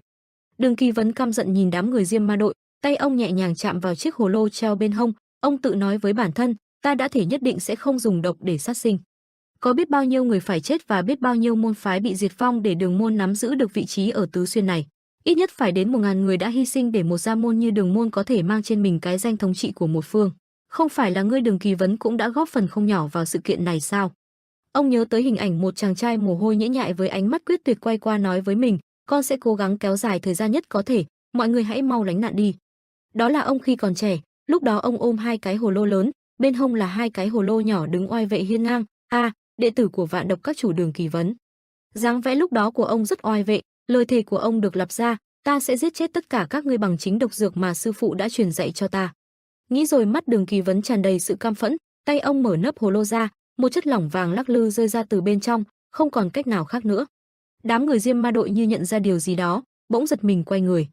Một đám người dương nanh múa vuốt như phát điên lao về trước. Tô Mộ Thượng cũng nghe thấy tiếng động này vội quay đầu nhìn qua. Ông nhanh chóng đưa tay lên miệng huýt sáo ra lệnh cho Kiếm Huyết đội. Nhóm người vừa nghe tiếng sáo gọi lập tức tập trung, đồng loạt quay đầu nhìn sang. Bọn người tiến đến bao quanh bảo vệ Đường Kỳ Vấn cùng Đường Mỹ Lệ. Đường Kỳ Vấn tay đã vào tư thế chuẩn bị. Đường Mỹ Lệ cũng đưa cao song dao ngắn trên tay. Đám người Diêm Ma đội đang lao đến từ xa, mục đích để trừ khử hai người họ. Tô Mộ Thượng đứng hiên ngang dẫm lên khói bụi, nhìn đám người Diêm Ma đội lao vụt tới. Nhận ra hành động của Đường Kỳ Vấn, Tô Mộ Thượng trầm giọng nhắc nhở ông, Đường trưởng lão xin hãy giữ vững lời thề, bọn ta sẽ thay Đường trưởng lão vấy đống máu dơ bẩn này. Nhớ lại hình ảnh của quá khứ, ông đã từng đau lòng chứng kiến từng người một ra đi, nước mắt ông rơi trên thân xác lạnh lẽo của họ. Ông cuối cùng cũng lấy lại bình tĩnh mà nặng nề thở ra một hơi, đa tạ. Tô Mộ Thượng trầm giọng nhìn đám Diêm Ma đội rồi ra lệnh, đừng kéo dài trận chiến nữa. Tô Mộ Thượng trầm giọng nói, mau kết thúc đi Kiếm Huyết đội. Mọi người vừa nghe liền đáp, rõ. Dứt lời Kiếm Huyết đội tổng tấn công, lao đến bọn Diêm Ma đội. Kiếm Huyết đội lao đến quét sạch những nơi họ đi qua, Diêm Ma đội giờ đây chỉ còn lác đác vài người. Rất nhanh bọn chúng liền bị Kiếm Huyết đội gom lại một chỗ, rõ ràng chúng đã vào thế hạ phong, nhóm người sợ hãi nhìn Kiếm Huyết đội. Kiếm Huyết đội vây quanh bọn chúng và di chuyển với tốc độ kinh người, tốc độ này tạo nên một vòng xoáy ánh sáng khiến bọn chúng bị kiềm hãm bên trong. Ngay khi bọn chúng không chú ý động tĩnh ở trên thì Tô Mộ Thượng liền nhảy lên cao kết hợp cùng Kiếm Huyết đội một đường kết liễu bọn chúng. Một kiếm mang theo uy lực kinh người được chém xuống, nhanh đến mức không rõ thân ảnh. Một kiếm gật đầu đám người Diêm Ma đội nhú nhổ dạ, Kiếm Huyết đội trên dưới một lòng. Máu bắn ra tung tóe cũng là lúc Tô Mộ Thượng cất thanh kiếm vào vỏ. Sau đó ông khẽ nhìn mọi người nói rồi chỉ tay ra lệnh, ba người đi dọn xác, còn lại mau đi giúp những người bị thương ở đường môn. Mọi người vừa nghe phân phối liền đáp lời, vâng thưa đội chủ. Dứt lời ông thở dài một hơi, ngoảnh mặt nhìn về khu rừng xa xăm. Ông trầm ngâm như chờ đợi một ai đó, ông nói thầm với người bên trong rừng, tình hình ở đây đã ổn thỏa rồi, quân chủ. Phía bên này trong khu rừng đó, một đoàn người cưỡi ngựa chạy nhanh về phía xa. Đoàn người ngựa phi tốc hàng trên lối mòn, nhìn khung cảnh cách đó không xa, nơi có cột khói bốc ra. Mã Đạo Quang ngồi trên tán cây lạnh lùng nói, mấy tên đần ở Vân Trung Thiên này, tuy Tứ Xuyên bị phá hủy rồi nhưng sẽ sớm đến đây thôi, chậc. Nói rồi ông lại huýt sáo, bắt đầu đi. Tiếng sáo vang vọng, một nhóm người núp trong từng tán cây gần đó lần lượt xuất hiện. Những người dùng mũ trùm đầu để ẩn giấu thân phận đứng dậy, ông lại cất tiếng phân phó, tất cả rõ rồi chứ, dẫn dụ càng nhiều tên ra khỏi đường mòn càng tốt, bắt đầu nào. Dứt bọn họ lập tức lao ra khiến cho đám ngựa chiến hoảng sợ. Khung cảnh ngay lập tức rơi vào hoảng loạn, bên dưới vào một trận nhóm nháo, mấy tên này làm gì vậy, mau nói rõ các ngươi là ai. Bỏ chạy rồi, chắc chắn là bọn mật dạ, mau truy đuổi chúng, đó là những tên đã biến Tứ Xuyên thành một mớ hỗn độn, giết tất cả bọn chúng. Ông hài lòng nhìn khung cảnh trước mắt rồi lại ngoảnh mặt nhìn về phía xa. Ông trầm ngâm, chiến lược làm loạn này cũng không kéo dài được lâu đâu, mau kết thúc mọi chuyện nhanh nhất có thể đi, quân chủ. Tại một nơi xa, lốc xoáy vương cao tận trời xanh, hai nguồn năng lượng đang va chạm kịch liệt. Trần Vũ Nguyên khuôn mặt đay nghiến, hàm răng siết chặt như nén lại cơn giận dữ. Thanh phong ma ảnh Du Thiện Minh đôi mắt mở to chứa sự đau đớn sững lại. Hạc. Trần Vũ Nguyệt dùng chiêu thức Diệt Thiên Ma Ảnh kiếm, mũi kiếm găm thẳng vào người Thanh phong ma ảnh Du Thiện Minh. Thanh phong ma ảnh Du Thiện Minh phẫn nộ la lớn nhằm tung lại đòn phản vệ. Phong liệt thân thủ, Thanh phong ma ảnh Du Thiện Minh hất tung Trần Vũ Nguyên bằng chiêu thức tự vệ. Trần Vũ Nguyên rút kiếm lại trụ về phía sau, không khỏi căm hờn. Vết chém bất ngờ xịt máu khiến Thanh phong ma ảnh Du Thiện Minh vô cùng khó chịu. Khạc, tên này. Trần Vũ Nguyên tràn đầy quyết tâm, ánh nhìn sắc như dao nảy lên một quyết tâm lớn, đây là lúc phải dồn ép lão ta. Trần Vũ Nguyên tập trung cao độ, các hòn đá chịu lực mạnh xoay chuyển theo chiều gió. Thanh phong ma ảnh Du Thiện Minh cảnh giác biểu cảm đầy toan tính. Trần Vũ Nguyên dồn hết sức lực gào lên lao tới, Thanh phong ma ảnh Du Thiện Minh lúc này cùng hét lớn đáp trả tương tự. Hai bên giận dữ dồn hết sức lực lao thẳng vào nhau, cùng phong lớn dữ dội tạo một sức ép lớn, Diệt Thiên Ma Ảnh kiếm, Lưu Tinh Hồn, hai chiêu thức khủng khiếp đọ nhau, sức mạnh của Trần Vũ Nguyên mạnh mẽ lấn át Thanh phong ma ảnh Du Thiện Minh. Thanh phong ma ảnh Du Thiện Minh lúc này không chịu nổi mà chân tay đã bị đứt lìa ra, toàn thân không còn được nguyên vẹn, rơi vào trạng thái hoang mang tột độ. Trần Vũ Nguyên xả các chiêu thức cùng một chỗ, vết chém được Trần Vũ Nguyên xoay chuyển liên tục nhằm mạnh tay kết thúc Thanh phong ma ảnh Du Thiện Minh bằng chiêu cuối cùng một cách đầy khắc nghiệt. Thanh phong ma ảnh Du Thiện Minh không ngừng đau đớn mà gào lên, tiếng hét vang thất thanh lúc bấy giờ. Xung quanh trận chiến bây giờ thật yên ắng, chỉ còn lại tiếng gió mạnh thổi qua. Thanh phong ma ảnh Du Thiện Minh rên rỉ, cảm giác đầu óc bị trống rỗng, thở dài, sau cùng thì chân ta không thể nào di chuyển được nữa, ngay cả nhúc nhích cũng không được. Chân tay nằm mỗi một nơi trong sự tuyệt vọng, ta mới bùng cháy dữ dội, trong một khoảng thời gian dài, đã quá mỏi mệt rồi, các khớp xương như giã rời. Thanh phong ma ảnh Du Thiện Minh nằm trải dài trên đất thở nặng, thân thể buông lỏng như một chiếc lá khô, suy cho cùng, nếu các khớp xương có lành lặn đi chăng nữa, thì ta cũng không thể hoàn toàn tự tin vào võ công của chính mình. Thanh phong ma ảnh Du Thiện Minh nhìn sang khuôn mặt lạnh nhạt của Trần Vũ Nguyên bày tỏ sự khâm phục, phải rồi, đây chính là sức mạnh của Bắc Thiên môn, mặc dù không muốn nhưng ta vẫn phải công nhận thôi, quả nhiên là con trai của Bắc Bích Trần Quang Đạo, là hạt giống thay thế cho tên đó, thật là. Thanh phong ma ảnh Du Thiện Minh vẫn đang ngắm nhìn bầu trời có chút âm u mà không ngừng nói tiếp, đúng như biệt hiệu của ta, một linh hồn tự do như những cơn gió, ta đã từng sống cả một đời với cái tên Thanh phong ma ảnh, nam thiên danh ta đây, thì ra đã kết thúc cuộc đời mình tại Bắc Thiên môn. Trần Vũ Nguyên tiếp lại gần hơn, Thanh phong ma ảnh Du Thiện Minh nhìn sang Trần Vũ Nguyên buồn bã bày tỏ cảm xúc thật của bản thân. Thật ra thì ta cũng đâu hề tự do tự tại như biệt hiệu của mình, ta chỉ đang cố gắng tỏ ra như vậy thôi.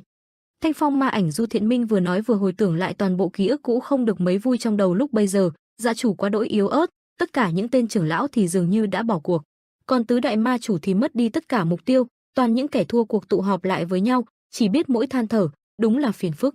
Ta thì không thể thảm hại như vậy được, mỗi lần tái họp mà ta vắng mặt thì bọn họ sẽ của trách ta mất. Thanh phong ma ảnh Du Thiện Minh thầm hối hận mà của trách, chi bằng lúc ấy ta đi làm những điều thực tế hơn thì sao nhỉ, ta tranh thủ thời gian đó để lẻn vào Trung Nguyên, mặc cho sương gió, mặc cho đất đai cằn cỗi ở nơi đây, ta vẫn phải đi gặt hái lương thúc, ta phải trực tiếp lao động bằng chính đôi tay của mình, vì một mật dạ đang chết dần chết mòn, đó mới là hiện thực của chiến tranh. Thanh phong ma ảnh Du Thiện Minh khựng lại rồi nói, à, Kim Đan Diệp, tên đó đã thật sự từ bỏ chủ nghĩa bại trận, rồi bỏ mặc tất cả mọi thứ. Tên đó tốt hơn nhiều so với những kẻ được gọi là cấp trên, Đó là một tên thông minh và là một kẻ tiềm năng có thể dẫn dắt tương lai của Mật Dạ sau này. Kẻ dẫn dắt sẽ vẫn là kẻ dẫn dắt thôi, đánh thức cả Mật Dạ bằng cái chết của mình. Mật Dạ, ta đã nói rồi, chân thân vấy bẩn đến mức đê hèn, lại còn bị cưỡng chế đến uất ức tới một vùng đất cằn cỗi như thế này, và ta chỉ cố gắng sinh tồn bằng mọi cách. Thanh Phong Ma Ảnh Du Thiện Minh đầy cảm xúc tự đáp. Nếu hỏi tội bọn ta thì có phải là do bọn ta đã giết và cướp bóc vô số người ở Trung Nguyên hay không, thì không đâu, bởi ta sẽ trả lời rằng yếu ớt chính là một cái tội. Cuối cùng thì ai cũng sẽ có một lập trường riêng và một lợi ích riêng cho mình. Trong thế giới này, sự thật thì có gì là quan trọng, ai có thể phán đoán rồi đưa ra định nghĩa đúng sai cho sự thật. Một kẻ có sức mạnh trong tay đi tàn sát kẻ khác, nhưng đối với một ai khác thì kẻ đó lại là anh hùng đáng được vinh danh. Đây chính là chốn giang hồ, cả Mật Dạ và Bắc Thiên Môn.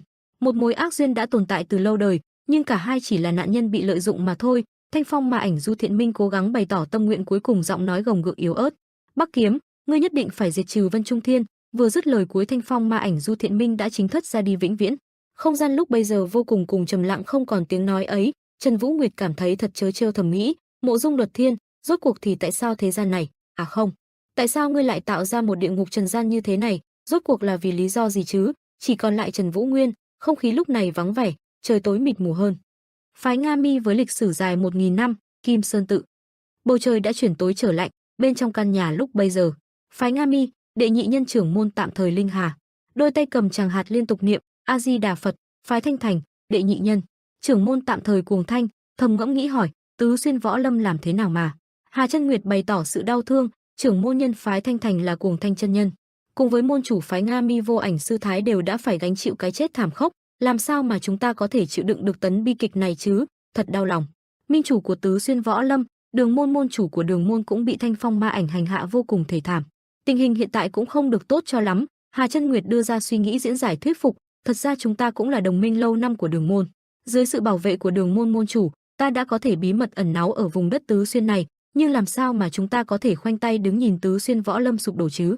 Không thể cứ mãi chìm vào đau thương và tuyệt vọng được. Hà Chân Nguyệt đặt đôi tay lên bàn diễn tả, hững ngày mà khi cuộc chiến 3 năm diễn ra vô cùng bất ổn như thế này, ngay khi Tứ Xuyên Võ Lâm sụp đổ, thế gian sẽ chìm trong loạn lạc. Đôi tay Hà Chân Nguyệt biến tấu liên tục rồi dựng lên, và sự thật về thiên hạ mà ta vừa nói lúc nãy, trong mối quan hệ giữa Vân Trung Thiên và Mật Dạ, chúng ta chỉ là những quân cờ, bị lừa gạt vào kế hoạch của bọn chúng. Lần tấn công Tứ Xuyên lần này cũng là ý đồ của Vân Trung Thiên. Ta không chắc rằng liệu Mật Dạ lúc ấy có đưa ra quyết định cho riêng mình hay không, nhưng việc mà Tứ Xuyên Võ Lâm bị trà đạp một cách thương tâm là sự thật không thể nào thay đổi được.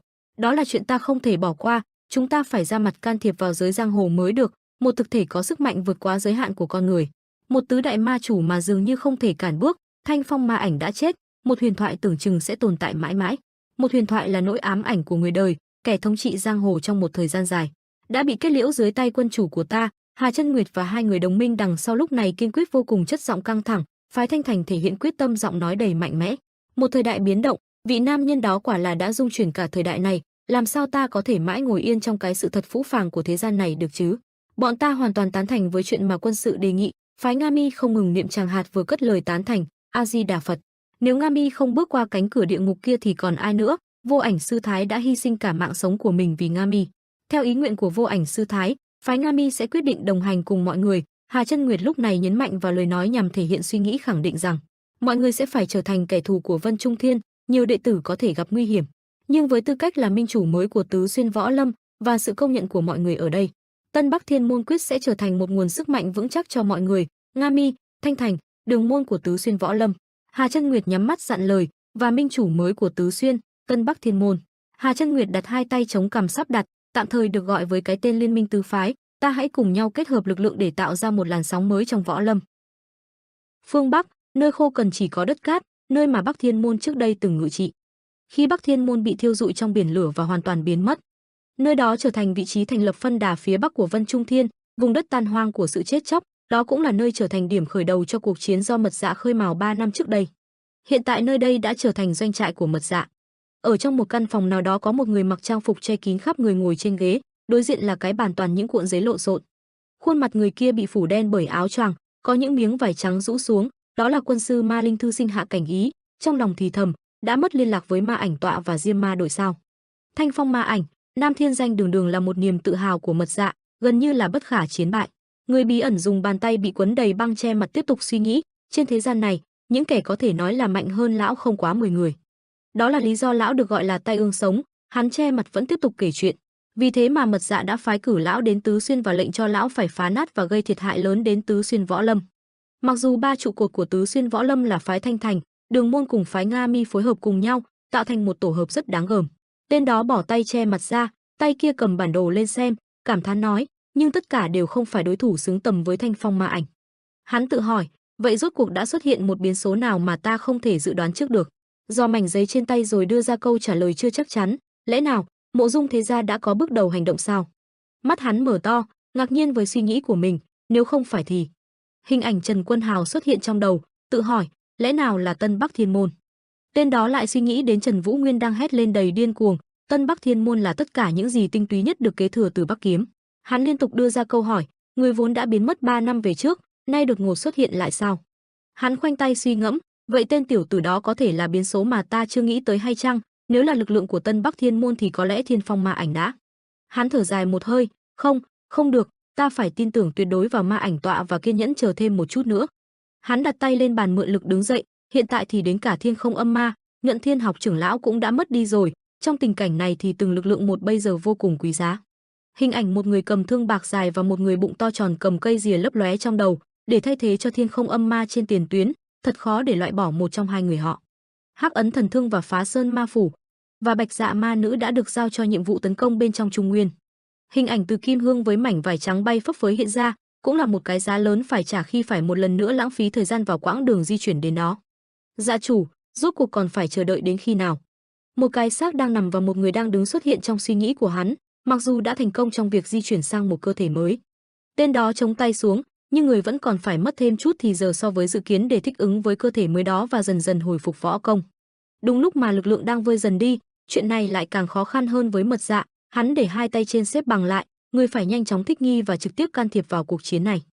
Bọn người Vân Trung Thiên đã thành công trong việc nắm thóp Thiên Không Ma Ảnh nên lại càng có khí thế tái thiết lực lượng và chuẩn bị tấn công lần nữa. Có làn khói trắng bốc lên từ người hắn khiến áo choàng bay phấp phới, hắn đưa ra quyết định, phải mau chóng tìm ra biến số ở Tứ Xuyên là ai và chuẩn bị biện pháp đối phó. Cùng với hàng chục giả định và tình huống có thể xảy ra, bình trị thiên hạ, vẽ ra một bức tranh lớn cho đại cục sau này. Khung cảnh chuyển tới Vân Trung Thiên nơi hiện đang có đầy tuyết bao phủ. Ở phủ tổng quản vắng tanh, trong phòng Vân Trung Thiên, tổng quản, quan đại thừa. Tên có cái ria mép trắng dài khuôn mặt dữ tợn, lòng đầy suy nghĩ, Trung Nguyên đã bị xuyên thủng, ở Tứ Xuyên xảy ra cuộc tấn công của Thanh Phong Ma Ảnh, mặt mày lão nhăn nhó. Một tiền lệ chưa từng có trong thiên hạ đã xảy ra, võ ảnh sư thái của phái Nga Mi cùng vũ trưởng môn của phái Thanh Thành bị sát hại một cách thê thảm. Hình ảnh của những người đó bắt đầu hiện lên, nhưng mà ông ta chống cằm suy tư, Đường môn chủ cùng đệ nhị nhân của phái Thanh Thành và Nga Mi lại có thể hợp sức để đánh bại được Thanh Phong Ma Ảnh sao? Lão dùng tay xoắn cọng râu, hình như có gì đó không đúng. Lão vuốt râu rồi đập bàn cười lớn.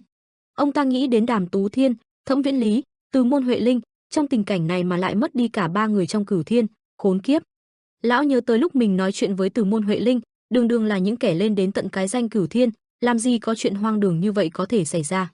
Hắn nhớ đến lúc bản thân đang nói gì đó cho người trước mặt, một điều chắc chắn mà ta sẽ làm là phải hết sức quản lý chặt chẽ Đàm Thủ Thiên. Khuôn mặt ta buồn rầu, Tây Môn Tuệ Linh không biết rốt cuộc đã làm gì vậy, quả nhiên là không thể bỏ được dại dột trong quá khứ mà cứ mãi ôm hoài tham vọng như vậy. Cũng đúng, nữ nhân ấy so với tổ phụ của nàng năm xưa thì còn kém xa, nhưng đường đường là một người của Tây Môn thế gia, ánh mắt trùng xuống ảm đạm mất hồn. Nàng quả thật rất phi thường, là một người cháu mà Tây Môn Hoa bao bọc, làm gì có chuyện không thể ngoan ngoãn nghe theo lời tổ phụ của nàng nói. Lão nghĩ tới đây đặt tay lên trán thở dài, rõ ràng là ta đã dự trù mọi việc, nhưng không ngờ mọi thứ lại đi xa đến như vậy. Bản thân ta muốn giết chúng ngay lập tức, chẳng lẽ quân chủ lại lợi dụng ta sao?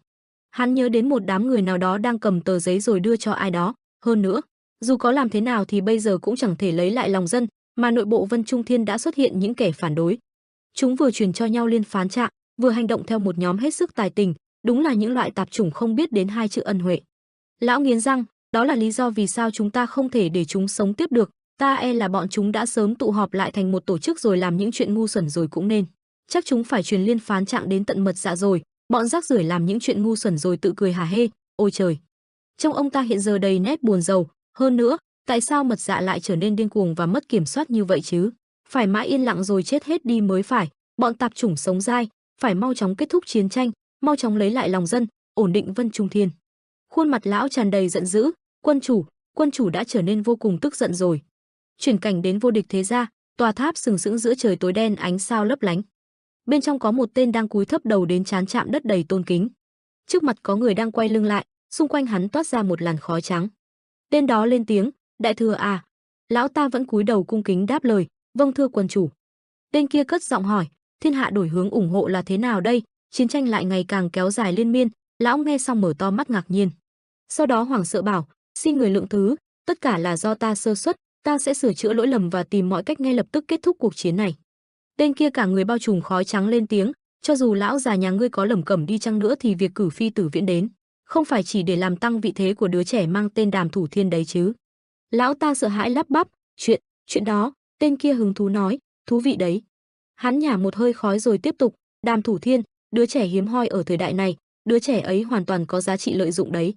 Hắn ra lệnh, ngươi mau đưa Huyền Kiến Tiêu vào chiến trận và giao nhiệm vụ riêng cho hắn. Lão nghe xong khó hiểu mở lời, phải làm như vậy sao? Vậy thì... Lão ta chưa nói xong tên kia đã quay đầu lạnh lẽo hỏi lại, ta nhất định phải làm như vậy sao? Lão nghe xong hoảng sợ ngẩng đầu, gió đột nhiên chuyển mạnh thổi bay cả lão ta lên không trung. Thổi hắn bay vào cây cột phát ra tiếng đau đớn, khạc, rồi ngã xuống đất. Hắn từ từ chống tay đứng dậy, chạy về phía trước một chút, sau đó lại quỳ rạp xuống. Lớn tiếng xin tha, xin người lượng thứ, chủ quân, ta sẽ mau chóng sắp xếp ổn thỏa mọi việc, ta sẽ nỗ lực hơn nữa. Tên kia đến nhìn cũng không thèm lạnh lùng bảo, kẻ nào cũng có thể nói suông như vậy, hãy minh chứng cho ta thấy bằng kết quả đi, đứa trẻ hỗn ma tự tay nuôi dưỡng đã trở nên ra sao rồi. Lão nghe hỏi hoảng sợ trả lời, ta sẽ nói ngay về hỗn độn ma nhân, Tào Vân Kinh. Lão lại nhớ đến cơ thể luyện công nói, để phù hợp với cơ thể đang luyện thập tự huyết ma công của Tào Vân Kinh, phải mất một khoảng thời gian để hắn tự hấp thụ hỗn nguyên viêm ma công, nhưng quá trình này vừa kết thúc cách đây không lâu. Lão ta lại nhớ tới một người trần trụi cả người đầy máu, vì thế, chỉ cần thêm một khoảng thời gian nữa thôi, ta nhất định sẽ đưa Tào Vân Kinh vào chiến trận. Hắn ta nhìn lão, rồi quay đi bảo, được rồi. Cứ tưởng mọi chuyện đã ổn nhưng rồi tên kia lại cho lão một lời cảnh cáo, đại thừa à, làm cho tốt vào. Lão ta không dám chậm trễ đáp lại, tuân lệnh, thưa quân chủ, đa tạ người. Hàng vạn binh lính đứng xếp thành hàng, họ nghiêm nghị đứng thành dãy. Đàm Tú Thiên cùng Từ Môn Huệ Linh và Thẩm Viễn Lý đứng trước hàng ngũ hàng vạn binh lính. Khuôn mặt Tú Thiên nghiêm nghị nhìn về phía trước. Cậu to giọng căn dặn, chỉnh đốn hàng ngũ hoàn tất, ta đã thấy được kết cục của cuộc chiến kéo dài 3 năm này. Tú Thiên liền căn dặn thêm, 2 ngày nữa, quân ta sẽ ra trận đi tiêu diệt bọn mật dạ. Ta Đàm Thủ Thiên và Xích Ma đội sẽ đi đầu tiền tuyến, quân ta không cần phải sợ hãi gì phía trước. Tú Thiên liền hô to vực dậy tinh thần, lần ra trận này chắc chắn sẽ kết thúc chiến tranh, chiến thắng nhất định thuộc về quân ta. Hàng vạn binh lính cũng đều đồng loạt hô lớn, oa, oa. Tất cả binh đều đồng lòng hét to, oa.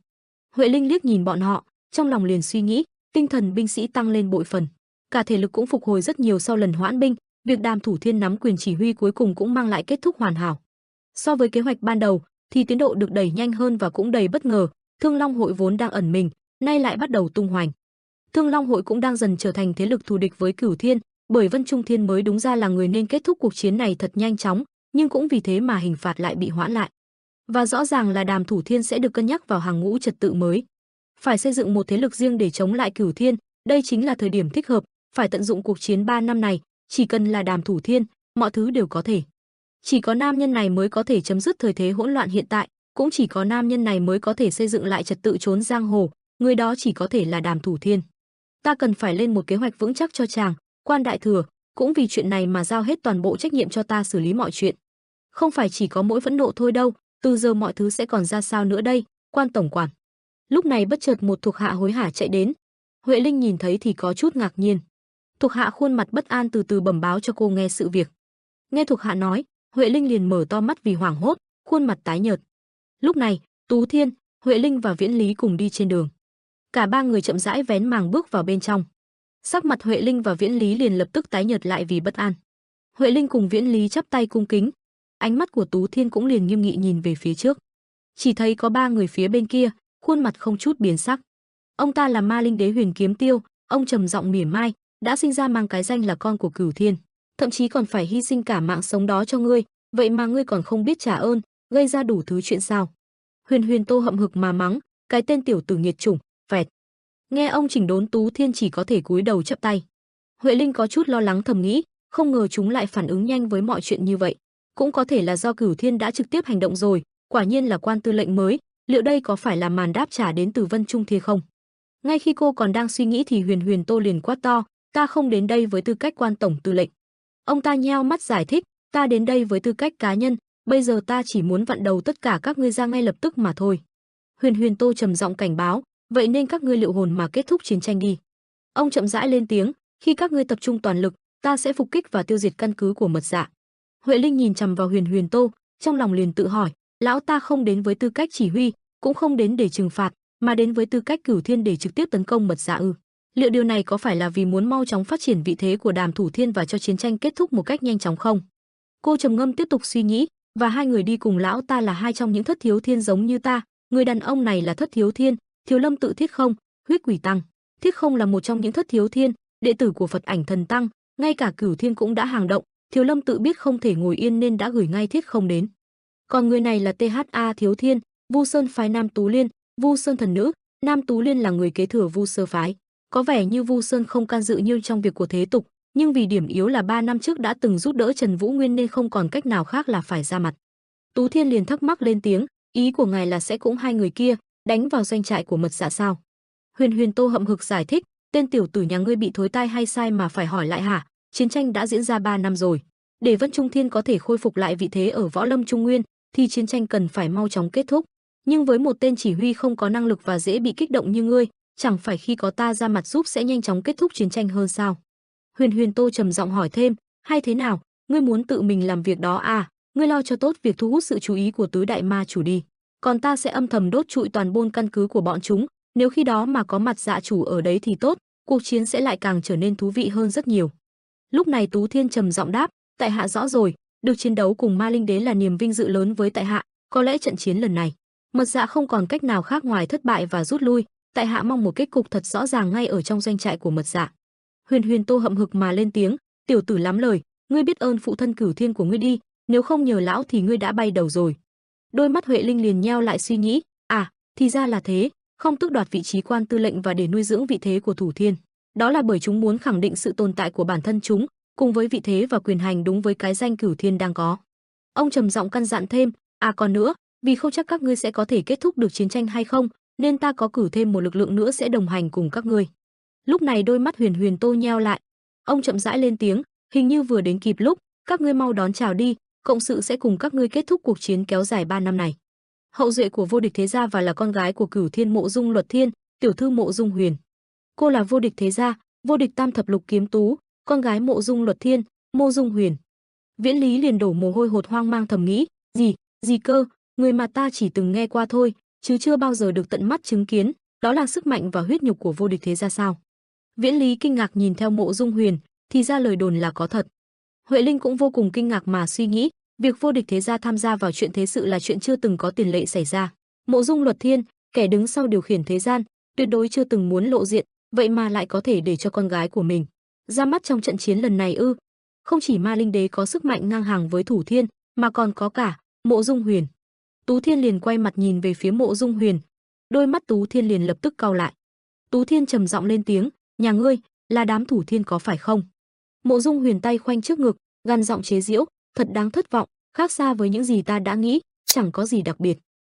Vô Địch Thế Gia cũng chính là Mộ Dung Thế Gia, vô địch tu sĩ Mộ Dung Luật Thiên, người đã vực dậy cả một gia môn đang trên bờ sụp đổ, cũng chính là gia chủ của Vô Địch Thế Gia. Khởi nguyên của Vô Địch Thế Gia không phải là ở Trung Nguyên mà là một thế lực ngoại lai, đó là một bộ tộc du mục ngoại lai có họ là Mộ Dung. Người manh tên Mộ Dung đã nuôi dưỡng cả một thế lực trong lúc đang lang thang phiêu bạt, thế lực thịnh vượng đến mức sau này đã trở thành một đất nước độc lập, cuối cùng sát nhập vào Trung Nguyên và duy trì cho đến tận bây giờ, để cho họ, những người vốn là ngoại lai, có thể bén rễ lại nơi Trung Nguyên. Họ phải đối mặt với định kiến và sự kiểm soát nghiêm ngặt của thế giới ngoài kia. Trước khi được công nhận là Vô Địch Thế Gia, họ cùng với cái tên Mộ Dung Thế Gia đã phải trải qua vô số trận chiến liên tục. Nhưng sau cùng họ đã trở thành một thế gia bất khả chiến bại với danh hiệu Vô Địch Thế Gia, đến một ngày nọ, không rõ chính xác là ngày nào. Bởi vì sau khi luyện tập thành thục Vô Cực Cửu Linh thần công, nguồn nội công trong hắn là vô tận. Cảnh giới của hắn đã đạt đến cả mức độ cải lão hoàn đồng, hắn luôn khao khát những thứ xoay quanh sáng tạo, chi phối và thống trị, nhưng mỗi lúc nói lên khát vọng của mình, hắn luôn mắc phải sự chỉ trích đến từ những người trong giang hồ. Người trong giang hồ không bao giờ muốn bản thân bị chi phối bởi một ai đó. Họ muốn được tự do vẫy vùng và không chấp nhận bất kỳ sự kiểm soát nào. Hơn nữa đối tượng muốn thống trị không phải có khởi nguyên từ Trung Nguyên mà là một dị tộc ngoại lai. Sau bao nhiêu thử nghiệm, mọi thứ đều hóa thành hư không, và sau biết bao. Kể từ đó, Mộ Dung Luật Thiên đã biết nhìn xa trông rộng và lập nên một bản kế hoạch vĩ đại.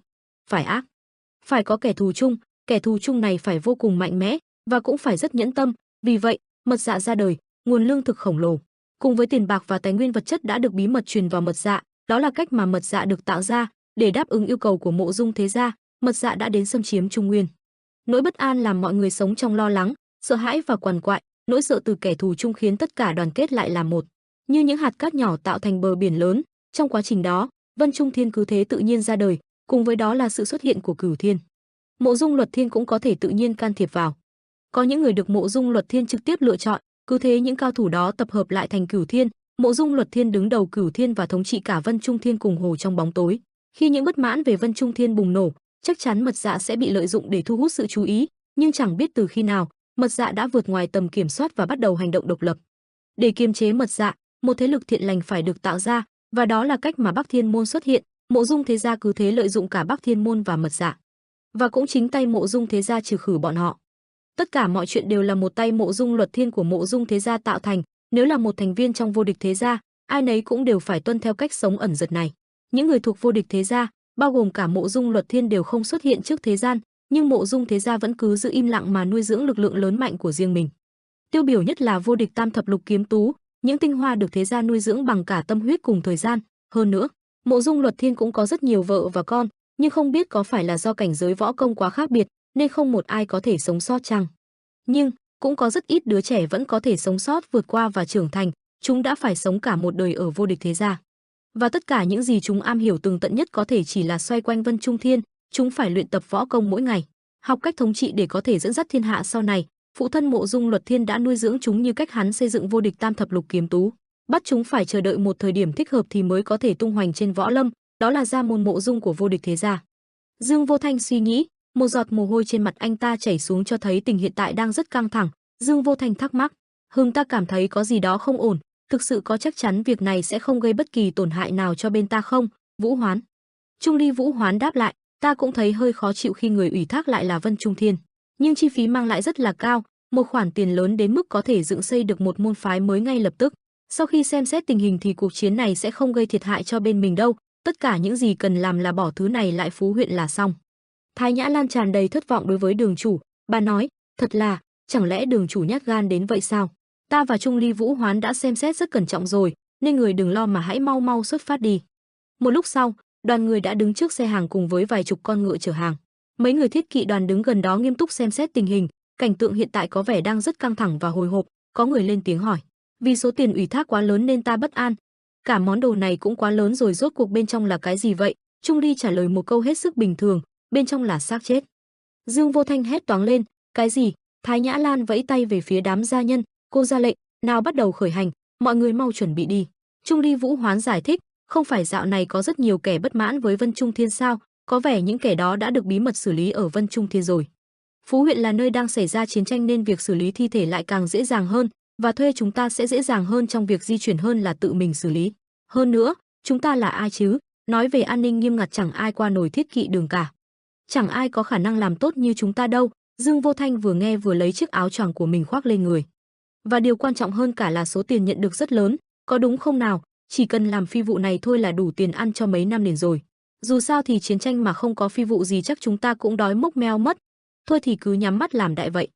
Dương Vô Thanh cúi đầu xuống, chỉnh lại chiếc áo choàng cho chỉnh chu, khuôn mặt anh giờ đây đã chứa đầy sự mệt mỏi do nhiều ngày tích tụ. Bên kia đoàn người đang di chuyển cùng kiểm tra lại hàng trên xe ngựa, cảnh tượng vô cùng hỗn loạn. Sau một loạt các thao tác thì cuối cùng đoàn người của Thiết Lỵ Quân đã bước lên hành trình đi giao hàng. Được rồi, sẽ chẳng có chuyện gì xảy ra đâu, cứ để ở Phú huyện rồi quay về thôi, làm gì có ai dám động đến thiết kỵ đường chúng ta chứ, mau đi thôi. Ở bên ngoài doanh trại chiến tuyến phía Bắc Vân Trung Thiên, bên trong sân tập, Nam Tú Liên đang tập võ. Cô đang thực hiện một cú nhảy mạnh mẽ, với tư thế vươn người ra phía trước, xung quanh có những tia sáng hoặc mảnh vụn bay lên, làm tăng thêm sự quyết liệt dứt khoát. Nam Tú Liên nhảy lên, với một tay cầm vũ khí, có thể là một thanh kiếm. Chiếc áo choàng trắng tiếp tục bay theo chiều gió, tạo cảm giác năng động, mặt đất dưới chân nhân vật có những vết xước, cho thấy sự tác động mạnh mẽ từ những chiêu thức của cô. Góc nhìn từ trên cao có thể thấy Nam Tú Liên đang cúi người xuống, chuẩn bị cho một cú tấn công. Áo choàng trắng của nhân vật trải rộng ra, tạo thành một hình dáng đẹp mắt, vũ khí trong tay cô phát ra ánh sáng chói mắt cho thấy thanh kiếm này đã được cô mài giũa rất lâu thì mới được như này. Nam Tú Liên đang ở giữa không trung, với tư thế chuẩn bị cho một cú tấn công mạnh mẽ, áo choàng trắng bay phấp phới và những đường nét ánh sáng xung quanh tạo cảm giác chuyển động. Sư thầy Thiết Không từ xa đi tới, thấy cô đang luyện kiếm pháp thì nảy lên sự nghi ngờ. Có lẽ cảm nhận được xung quanh có người, cô dừng kiếm, quay lại nhìn người đàn ông, thì ra là sư thầy Thiết Không. Thiết Không bước tới chào hỏi, quả nhiên là Vu Sơn Thánh Nữ, trông vô cùng thần bí lộng lẫy và không kém phần mạnh mẽ. Sư thầy Thiết Không giơ tay lên cúi đầu xuống nói, tuy mệt mỏi vì đường đi quãng đường rất xa nhưng vẫn không ngừng luyện tập bằng tăng sẽ noi gương thí chủ vậy. Nam Tú Liên cười gượng, có gì đâu chứ tao đang căng thẳng vì những chuyện sắp xảy đến nên chẳng tài nào ngủ được vì thế mới ra đi múa vài đường. Sư thầy Thiết Không hỏi, Nam tiểu thư cũng cảm thấy lo lắng sau, mặc dù Vu Sơn cũng không thường tham gia vào việc thế tục nhưng chắc kinh nghiệm cũng dày dặn hơn Bần tăng thôi. Bần tăng cảm thấy khá bất ngờ khi nghe thí chủ bản thân căng thẳng đấy. Bần tăng hầu như chẳng bước chân ra khỏi Thiếu Lâm nên chẳng có chút hiểu biết gì về võ lâm. Nam Tú Liên hướng mắt đi chỗ khác, cô đáp lại, mặc dù ta không thích được gọi với cái danh Thất Thiếu Thiên nhưng dù gì ta và người cũng là Thất Thiếu Thiên cơ mà sao lại bản thân không biết được chứ đừng có khiêm tốn như vậy. Sư thầy Thiết Không đưa tay lên gãi đầu cười cười đáp, hơi ngại thật ra nhiều thứ nói mệt quá thôi, thỉnh thoảng Bần tăng đang có theo sư phụ đi chiến đấu, nhưng chẳng biết từ lúc nào thiên hạ đã gọi Bần tăng với cái tên Thất Thiếu Thiên rồi, kể cả sư phụ ta cũng không thích việc đó mà. Nam Tú Liên nắm bác trọng tâm, cô thắc mắc, Phật Ảnh Thần Tăng sao? Sư thầy Thiết Không trả lời, đúng vậy, sư phụ không thích Thiếu Lâm nhúng tay vào chuyện thế tục vì trước đây có người gọi với cái tên Huyết Quỷ Tăng. Thật bất ngờ dù là cửu thiên nhưng vẫn giữ khoảng cách với thế tục, vì thế Bần tăng cũng cảm thấy rất kỳ lạ khi được phải đi lần này. Có lẽ Phật Ảnh Thần Tăng cũng không thể ngồi yên khi thấy động tĩnh của vô địch thế gia, chẳng kể cả bọn ta là phải xem cũng không ưa gì Vân Trung Kiện yêu cầu ta phải tới đây thôi. Dù gì đi chăng nữa ta cũng phải đối mặt với mọi chuyện được tí nào hay tí đấy. Thì ra là Nam tiểu thư đã chỉ giáo cho Bần tăng rất nhiều điều, dù gì thì Bần tăng cũng nghĩ rằng thiên hạ rất hỗn loạn trước thông tìm vô địch thế gia đang dục dịch động thủ. Bần tăng hy vọng chiến dịch lần này sẽ kết thúc thật nhanh chán và yên bình, vậy thì mong Nam tiểu thư chiếu cố cho Bần tăng. Ta cũng mong Thiết Không chiếu cố cho ta. Đoàn người Thiết Quân Kỵ đang chăm chỉ bất kể ngày đêm đi giao hàng. Dương Vô Thanh than trời, ôi, cái mông của ta mấy ngày đi ngựa nên mỏi hết cả rồi. Bầu trời ngả về đêm cũng là lúc doanh trại của Vân Trung Thiên đang ngày càng hiện rõ trước mắt. Có người kêu lên, chà, doanh trại Vân Trung Thiên kìa, có vẻ gần đến nơi rồi hả, phải đi thêm bao lâu nữa vậy? Dương Vô Thanh khái đều, ái chà, đi giữa chiến trường có khi nào đụng độ xảy ra không nhỉ? Tên phu xe trả lời. Đúng vậy thưa đường chủ, phải đi thêm một chút nữa, gần như phải đi đến điểm cuối của doanh trại phía bắc. Chợt có điều gì đó lọt vào tầm ngắm của Long Vũ Thành đường chủ làm cho ông ta hả lên một tiếng. Từ xa xa tại doanh trại của đội quân Vân Trung Thiên một hình bóng mờ ảo làm cho Long Vũ Thành phải chú ý. Hóa ra người đó chính là Mộ Dung Huyền, ái nữ của Mộ Dung Luật Thiên đang cùng đội quân Vân Trung Thiên tụ hội. Gương mặt của Mộ Dung Huyền ngày càng rõ ràng hơn trong tầm mắt của Long Vũ Thành khi mà anh ta di chuyển lại gần hơn tới trại của quân đội Vân Trung Thiên. Chợt ánh mắt của Long Vũ Thành giật mình khi nhớ về quá khứ, lúc mà hắn đang quỳ xuống đất hai tay ôm mặt. Hóa ra trước đó Long Vũ Thành đã bị chém trên mặt hai đường tạo thành một dấu chéo, thét lên vô cùng đau đớn. Trong lúc Long Vũ Thành đang đau đớn quỳ dưới đất thì một hình bóng mờ ảo đang đứng trước mặt anh một cách sừng sững lạnh lùng. Muốn quên đi quá khứ, Long Vũ Thành chợt nhắm mắt lại khặc lên một tiếng, sau đó anh liền lấy tấm khăn choàng lên kín đầu, đu ông như không muốn lính Vân Trung Thiên nhận ra mình. LONGG Vũ Thành lên tiếng dục Thiết Kỵ Đường, mau nhanh lên Thiết Kỵ Đường, rồi thúc ngựa phi nước đại. Những người đằng sau chưa hiểu chuyện gì liền gọi với gì vậy, đi chung đi đường chủ ơi. Trong thâm tâm Long Vũ Thành thầm nghĩ, Huyền đã xuất hiện, ý là Mộ Dung Huyền đã xuất hiện trước thiên hạ rồi sao? Không ngờ ngày này cũng đã đến, chuyện gì xảy ra vậy? Nghĩ lại một chút và suy đoán phải chăng Long Vũ Thành có xuất thân từ Vân Trung Thiên và cụ thể là có liên quan tới Mộ Dung thế gia chăng? Chiếc thùng chạm đất tạo ra âm thanh lớn cùng bụi đất bay lên. Hạ được chiếc thùng lớn xuống dưới đất, mọi người đều chút được gánh nặng liền thở dài lau mồ hôi trên trán. Đám người Chí Thành Duật cũng chuẩn bị rời đi. Thái Nhạc Lan quay người giơ tay lên hô hào. Nhìn bầu không khí ở xung quanh đây có vẻ như sắp có một cuộc đột lần nữa, nếu không muốn bị cuốn vào thì mau chóng đi thôi, chuẩn bị đi đi. Long Vũ Thành cũng rời đi, chiếc thùng lớn phía sau đã cách khá xa, anh nhắm mắt thở dài thầm nghĩ. Mộ Dung thế gia cũng đã xuất hiện trên thế gian thiên hạ này, sắp sửa thay đổi một lần nữa, tiền ủy thác cũng đã được nhận. Trước một cách hậu hĩnh chúng ta nên tạm thời trốn khỏi thế gian, nhất định không được xuất hiện, tuyệt đối không thể. Anh hơi ngoái đầu nhìn lại chiếc thùng vừa đặt xuống định làm điều gì đó. Tuy nhiên chần chừ một lát nghĩ rồi lại dứt khoát quay đi, chết tiệt, tiền của hắn ta có là gì cơ chứ, anh thầm nghĩ, thật xui xẻo, cực kỳ xui xẻo. Đoàn người đã đi xa, bỏ lại chiếc thùng trơ trọi giữa khoảng đất trống. Cho tới khi hoàng hôn dần buông xuống nó vẫn ở đó im lìm một cách đáng sợ. Cho đến cả khi màn đêm bao phủ trên trời, những áng mây trên bầu trời cuộn tròn. Trong không gian tĩnh mịch, những chiếc đinh tán từ chiếc thùng bỗng nhiên văng ra, bắn tung tóe khắp mọi hướng như những chiếc lông nhím bắn ra xung quanh. Đột nhiên chiếc nắp thùng bật mở, như có một lực rất mạnh đẩy từ bên trong ra, khói bụi bay mịt mù, một làn sương mỏng bay lên. Than ôi thì ra bên trong chiếc thùng là hàng trăm xác người nằm chồng chéo lên nhau với những tư thế vô cùng kỳ dị. Phóng to ra thì mới thấy không phải là hàng trăm mà là hàng ngàn thi thể lõa lồ. Chợt bỗng nhiên từ giữa những thi thể đó một bàn tay nhô lên. Có một người đang cố gắng leo ra khỏi cái thùng đó. Ra khỏi được cái thùng, hắn ta với dáng người cao lớn lững thững bước đi trong đêm tối. Chuyển cảnh tới cuộc chiến giữa đám người Vân Trung Thiên và Mật Dạ, hiện Đàm Tú Thiên dùng hết sức bình sinh gân cổ lằn lên hét lớn toàn quân xuất trận. Quân lính từ nghe lệnh khí thế bừng bừng cùng nhau hò reo theo mệnh lệnh, cánh trái và cánh phải toàn là những cao thủ được xuất thân từ Cửu Đại môn phái. Đoàn quân của Thẩm Nguyên Nghĩa cũng hòa vào không khí hừng hực đó, hắn ta hiện là đội trưởng Sigma đội, là quân tiên phong, tất cả cùng nhau hét thật lớn. Đội hình của bên Vân Trung Thiên chúng ta có thể cơ bản bao quát như sau. Phía sau và trung tâm là Sigma đội được dẫn dắt bởi Thẩm Nguyên Nghĩa, một chiến trận được phát huy tối đa lực lượng, tất cả là vì Đàm Tú Thiên. Đoàn quân cả người cả ngựa, áo choàng tung bay phấp phới, khí thế ngút trời hừng hực lao về phía trước. Phía xa xa là xe ngựa của Tây Môn Huệ Linh, cô đóng vai trò tạo trận pháp cho đoàn quân của Thủ Thiên. Vai trò là quân sư chiến thuật của cuộc chiến này, dường như trận chiến này đang dần đến hồi kết, cô nghiêm trang tư thế thẳng lưng nhìn về phía trước. Lý do Tây Môn Tuệ Linh trực tiếp ra chiến trận và chỉ huy, ánh mắt cô kiên định, là để giành chiến thắng. Đột nhiên gương mặt cô biến sắc, ánh mắt nhìn chăm chăm về trước, dường như cô cảm nhận được điều gì đó làm cho Tây Môn Huệ Linh hai mắt mở to vô cùng sửng sốt. Đâu đó chợt từ phía sau một đội quân khác đang chạy vọt lên trên đầu làm quân tiên phong, người đó không ai khác đó chính là nữ tử của Mộ Dung Luật Thiên, vô địch thế gia Mộ Dung Huyền. Khoác trên mình chiếc áo choàng lông thú, Mộ Dung Huyền đã dẫn đoàn quân của cô ta đã tiến lên phía trước. Ánh mắt khinh bỉ, cô ta quay lại nhìn và nói, bọn ngu xuẩn. Cô ta dẫn quân lao lên dẫn trước bọn người Đàm Tú Thiên rồi hét lớn, đồ sát tất cả bọn chúng. Ở phía sau binh sĩ của cô ta trong trang phục chỉnh chu đáp lại, tuân lệnh. Trong tình huống bất ngờ này, sắc mặt Tây Môn Tuệ Linh trở nên khó coi, cô bặm môi, lông mày nhíu lại, cô lo lắng. Mộ Dung Huyền, cho dù nhà ngươi có là máu mủ ruột thịt của kẻ vô địch thiên hạ được lớn lên và nuôi dưỡng trong một nền tảng xuất chúng, nhưng suy cho cùng cũng chỉ là một cây hoa được bao bọc trong lồng kính mà thôi. Cô nhìn ngắm người đàn ông dũng mãnh trong chiếc áo choàng màu trắng đang cưỡi ngựa lao vào trận đánh, mặt khác người đàn ông của ta và là tất cả của cuộc đời ta, Thương Thiên Võ Đế Đàm Tú Thiên. Người đàn ông với tấm lưng rộng, bắp tay rắn chắc, ý chí chiến đấu ngút trời, đã trưởng thành một mình chịu đựng phong ba bão táp từ những tháng ngày phiêu bạt muôn nơi, chàng chính là một loài cỏ dại bén rễ sâu trên mảnh đất cằn cỗi. Chuyển cảnh, đâu đó bên phe Mật Dạ, từ phía xa một người đàn ông râu tóc xồm xoàm chạy nhanh tới hét lớn, Thần Thương trưởng lão, bọn chúng đã tiến quân rồi. Hắc ấn thần thương với đôi bàn tay đang siết lấy dải băng trắng, người đàn ông chậm chậm trả lời, thật sao, quả nhiên đúng như lời mà hắn nói. Bàn tay đó nắm chặt cây thương, người đàn ông trầm ngâm, có lẽ trận chiến lần này chính là trận chiến quyết định. Trong khói bụi mịt mù, một người đàn ông tóc xõa mặc áo thụng đen, ánh mắt sáng quắc, tay lăm lăm cây thương bước tới, đó chính là Mật Dạ tứ đại ma chủ Hắc ấn thần thương. Phía sau ông ta cũng là một đoàn quân với đa dạng các loại vũ khí, từ rìu giáo ba chia tới cả búa gai, đang rất hào hứng muốn ra trận. Ông ta đứng ở phía trước vẻ lạnh lùng nói, hãy giữ bình tĩnh và tập trung hết công lực. Ông ta chỉ cây thương chỉ về phía trước, ra lệnh cho quân đoàn của mình. Nghe lệnh, đoàn quân của ông ta bức tốc chạy về hướng trước mặt, xông vào đoàn quân của Vân Trung Thiên, hai bên giáp lá cả giao chiến. Hai đoàn quân lao đang tiến sát vào đối phương. Tây Môn Tuệ Linh quan sát từ phía sau thấy có chút bất ngờ, phản ứng nhanh đến vậy sao? Ánh mắt cô vẫn chăm chú, giống như chúng đã biết hết mọi chuyện và chỉ ngồi yên chờ đợi vậy. Chẳng lẽ thông tin bị dò dỉ ra ư? Mặc dù ta đã tiến hành tìm diệt mật thám trên diện rộng, vậy mà vẫn còn sót lại à?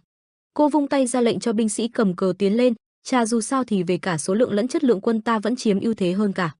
Phía xa là những dãy núi, hai quân đoàn đang tiến về phía đối phương khiến cho bụi đất bay mù trời. Cả hai bên chỉ còn cách nhau vài bước chạy. Những người binh sĩ đầu tiên lao vào nhau, những kiếm những đao va vào nhau chan chát. Ngọn kiếm chém xuống không thương tiếc, tất cả đều đang rất khí thế. Họ hét lớn rồi đâm kiếm về phía đối phương. Kiếm vung lên kết liễu mạng sống kẻ địch. Người này ngã xuống, lại có những người phía sau lao tới mặc cho những cây kiếm ngọn thương đâm chém. Ai có thương dùng thương, ai có kiếm dùng kiếm, có người dùng cả rìu để chiến đấu. Bên đây một tên cởi trần để lộ cơ bắp cuồn cuộn bỗng hét lớn. Phía bên kia cũng xuất hiện một tên vẻ mặt dữ tợn hét to không kém lao tới. Quân sĩ của Mộ Dung trong trang phục chỉnh chu đồng loạt cầm vào chuôi kiếm. Tất cả mọi binh sĩ đều đồng loạt trong cùng một tư thế, sẵn sàng vung kiếm bất cứ lúc nào, tất cả đều cùng một ý chí, đổ sát. Tức thì họ vung kiếm vào đối phương, nhất loạt đều cùng một động tác, máu văng tung tóe. Người chết như ngả giả, một cuộc chiến mà kẻ sống sót là kẻ mạnh, nơi không dành cho kẻ yếu. Mỗi bên đều có một lý luận riêng của mình. Khi cuộc chiến nổ ra, thiện ác đối đâu không còn là ý nghĩa gì nữa mà chỉ là có kẻ thắng người bại. Đôi chân rắn chắc được bảo vệ bằng lớp hộ giáp dày dặn từ từ đứng lên lưng ngựa. Con ngựa trắng càng tăng tốc nhanh hơn. Mộ Dung Huyền từ trên lưng ngựa nhảy vút lên không trung, điều này làm cho đám người của Mật Dạ có chút hoảng hốt. Trong tư thế trên không, Mộ Dung Huyền giơ chân lên cao, dồn lực cùng ánh mắt đầy sát khí chuẩn bị tung ra cú đá uy lực về phía đám người Mật Dạ. Trong khoảnh khắc đó toàn bộ không gian như chìm vào bóng tối, thì chợt có một tia sáng lóe lên trong màn đêm đen bất tận đó. Một cú nổ lớn từ trên trời giáng xuống như một luồng ánh sáng bắn thẳng xuống mặt đất, điều này làm đất đá xung quanh rung lên vỡ nát. Một cú nổ uy lực, tựa như đại bác nã vào tường thành, đó chính là cú đá từ không trung của Mộ Dung Huyền. Cô ta tiếp đất, với tư thế vô cùng ngầu lòi, phía sau vô số các binh sĩ bị văng lên không trung cùng đất đá. Cô ta hất tóc ngẩng đầu lên đầy kiêu hãnh. Ánh mắt cô ta chăm chú nhìn vào màn khói bụi phía trước. Khói bụi tan dần, thấp thoáng phía đó là một bóng người cao lớn ẩn hiện giữa trận chiến. Giữa chiến trường ngổn ngang xác chết một tay Hắc Ấn Thần Thương, ông ta giơ cao cây thương xiên với 3 cái xác nối nhau, một tay đang nắm đầu một binh sĩ khác. Mái tóc xõa dài của ta tung bay trong gió, làm cho gương mặt vốn âm trầm của ông càng trở nên lạnh lùng, tựa như vị thần Atula trong ngày phán xét. Trong làn khói bụi, ông ta quay mặt nhìn về phía Mộ Dung Huyền, ánh mắt lạnh lùng. Gương mặt thất thần của Hắc Ấn Thần Thương, dường như ông ta chẳng quan tâm đến sự việc xảy ra xung quanh. Mộ Dung Huyền nhìn thái độ của Hắc Thần Thương, khẽ cau mày với vẻ khinh thường tự cao ngạo. Cô cầm chặt thanh kiếm trong tay, lập tức lao nhanh về phía Hắc Ấn Thần Thương, ra chiêu nhằm tiên hạ thủ vi cường. Phía bên này, cuộc chiến bên Đàm Tú Thiên, một trụ tia sáng rực rỡ từ giữa không gian. Phía bên dưới Đàm Tú Thiên như một vị thần khổng lồ với đôi tay vạm vỡ tả sung hữu đột đánh bay nhóm người bao quanh lấy mình. Đàm Tú Thiên hừ lạnh, trừng mắt về phía đám người mật dạ, đẩy sát khí về phía bọn chúng. Chợt ánh mắt Đàm Tú Thiên như va phải vào điều gì đó, làm cho anh ta giật bắn mình. Anh nhìn thấy bóng dáng Mộ Dung Huyền đang lao về phía trước chiến đấu với ai đó, thu gọn vào mắt. Đàm Tú Thiên nhìn Mộ Dung Huyền rồi quay đầu nhìn sang phía hướng đối diện mà Mộ Dung Huyền đang lao tới. Dáng vẻ bình thản của Hắc Ấn Thần Thương đang đợi Mộ Dung Huyền lao tới làm cho Đàm Tú Thiên không khỏi giật mình hoảng hốt. Hắc Ấn Thần Thương bình tĩnh cầm thương, không hề vội vàng, không chút gì lo lắng, ông ta giống như một con mãnh thú nhàn nhã chờ đợi con mồi lao vào miệng. Hắc Ấn Thần Thương. Đàm Tú Thiên chợt cau mày suy tư, phải mau chóng tiêu diệt Hắc Ấn Thần Thương, càng nhanh càng tốt, thế thì khi chấm dứt cuộc chiến, cái chết của lực lượng hai bên mới giảm đến mức tối thiểu. Bỗng lúc này, một bóng người mạnh mẽ cầm chặt thanh đao trong tay lao về phía nhóm binh lính đang chạy loạn kia, khiến hắn giật bắn mình. Kia là binh sĩ của quân ta. Mộ Dung Huyền lúc này lao nhanh đến phía Hắc Ấn Thần Thương, gặp phải những kẻ ngáng đường trên đường tấn công. Không chút chậm trễ, một cước nhảy lên cao, vượt qua cả đám đang truy sát nhau, nhắm tới mục tiêu duy nhất của mình là Hắc Ấn Thần Thương. Cô ta lạnh giọng nhìn đám binh sĩ đang chạy loạn trước mắt, có chút chán ghét bảo: "Chợt cố gắng bỏ chạy sao, lũ vô dụng, chết hết đi, đừng cản đường ta." Đàm Tú Thiên một bên nhìn cảnh này hoang mang, mồ hôi chảy nhễ nhại trên mặt. Nhìn bóng người cầm thanh đao kia đang đến gần nhóm binh sĩ, hắn càng căng thẳng và có chút nghĩ ngợi khi mà Mộ Dung Huyền không màng tới sống chết của quân mình. Bên này Hắc Ấn Thần Thương vẫn bình thản như chưa hề có chuyện xảy ra, ông vẫn đang cầm thương thủ thế đợi đòn đánh đến từ Mộ Dung Huyền. Mắt Đàm Tú Thiên càng không che giấu được sự lo lắng. Rất nhanh liền lao đến sau Mộ Dung Huyền, đấm vỡ thanh đao của tên to xác kia, bảo vệ hai binh sĩ. Hai người binh sĩ vừa thoát nạn sợ hãi vội chạy xa. Trong khi đó Mộ Dung Huyền dẫn đầu vẫn đang hùng hực khí thế lao đến tấn công Hắc Ấn Huyền Thương. Một vụ chấn động lập tức nổ ra giữa cuộc chiến của hàng vạn người, là cuộc chiến của những thủ lĩnh của hai phe Mật Dạ và Vân Trung Thiên. Dư chấn lớn đến nổi khiến ba bóng người đứng trên cao từ xa cũng có thể nhìn thấy, thế mới có thể cảm nhận được sự tàn khốc của cuộc chiến đẫm máu này. Huyền Kiến Tiêu vừa thấy cảnh này cau mày nói với hai người còn lại: "Đã bắt đầu rồi, chúng ta cũng mau xuất phát thôi." Ông ta quay người tiến về phía trước rồi cất tiếng: "Ta nhắc lại một lần nữa, tao không quan tâm đến chuyện sống chết của các ngươi." Vừa dứt lời, ông ta liếc mắt nhìn hai người phía sau lưng, lạnh giọng: "Tự mình lo liệu đi." Nam Tú Liên cùng người đứng bên cạnh nghe lời này liền cau mày không đáp lời. Nhìn bóng dáng Huyền Kiến Tiêu đi trước đang xa dần, cả hai chỉ đành lặng lẽ bước theo sau. Tên đầu chọc bên cạnh Nam Tú Liên nhìn cô khẽ lên tiếng thắc mắc: "Chẳng phải cuộc chiến vốn khó đoán này đã kéo dài 3 năm rồi và vẫn sẽ phải tiếp diễn sao?" Âm y và muôn vàn quỷ kế đang nuốt chửng thế gian này, vô số người đang chết dần từng ngày. Nam Tú Liên nghe lời hắn nói nhắm mắt chẳng biết nói gì. Cảnh sát chết rải rác bên đường đã không còn quá lạ lẫm, cô nghe lời này hoang mang liếc mắt nhìn bên đường. Tên ấy lại tiếp lời: "Vì đã có quá nhiều người chết nên cũng chẳng còn ai thèm ngó ngàng đến việc thu thập thi thể nữa." Nghe những lời này, Nam Tú Liên có phần chột dạ hoảng hốt. Nếu cứ để yên cho cuộc chiến này tiếp diễn thì chẳng biết địa ngục trần gian này đến khi nào mới kết thúc đây. Nam Tú Liên bỗng trợn trắng mắt cảnh giác. Tên ấy dường như chẳng nhận ra sự khác lạ của cô, vẫn tiếp lời nói: "Trong khi đó rất nhiều người." Ngay lúc này Nam Tú Liên liền lên tiếng cắt ngang, ra lệnh hắn im lặng. Xịt. Nhìn bóng dáng Huyền Kiến Tiêu đi trước bỗng khựng lại, cả hai có chút cảnh giác.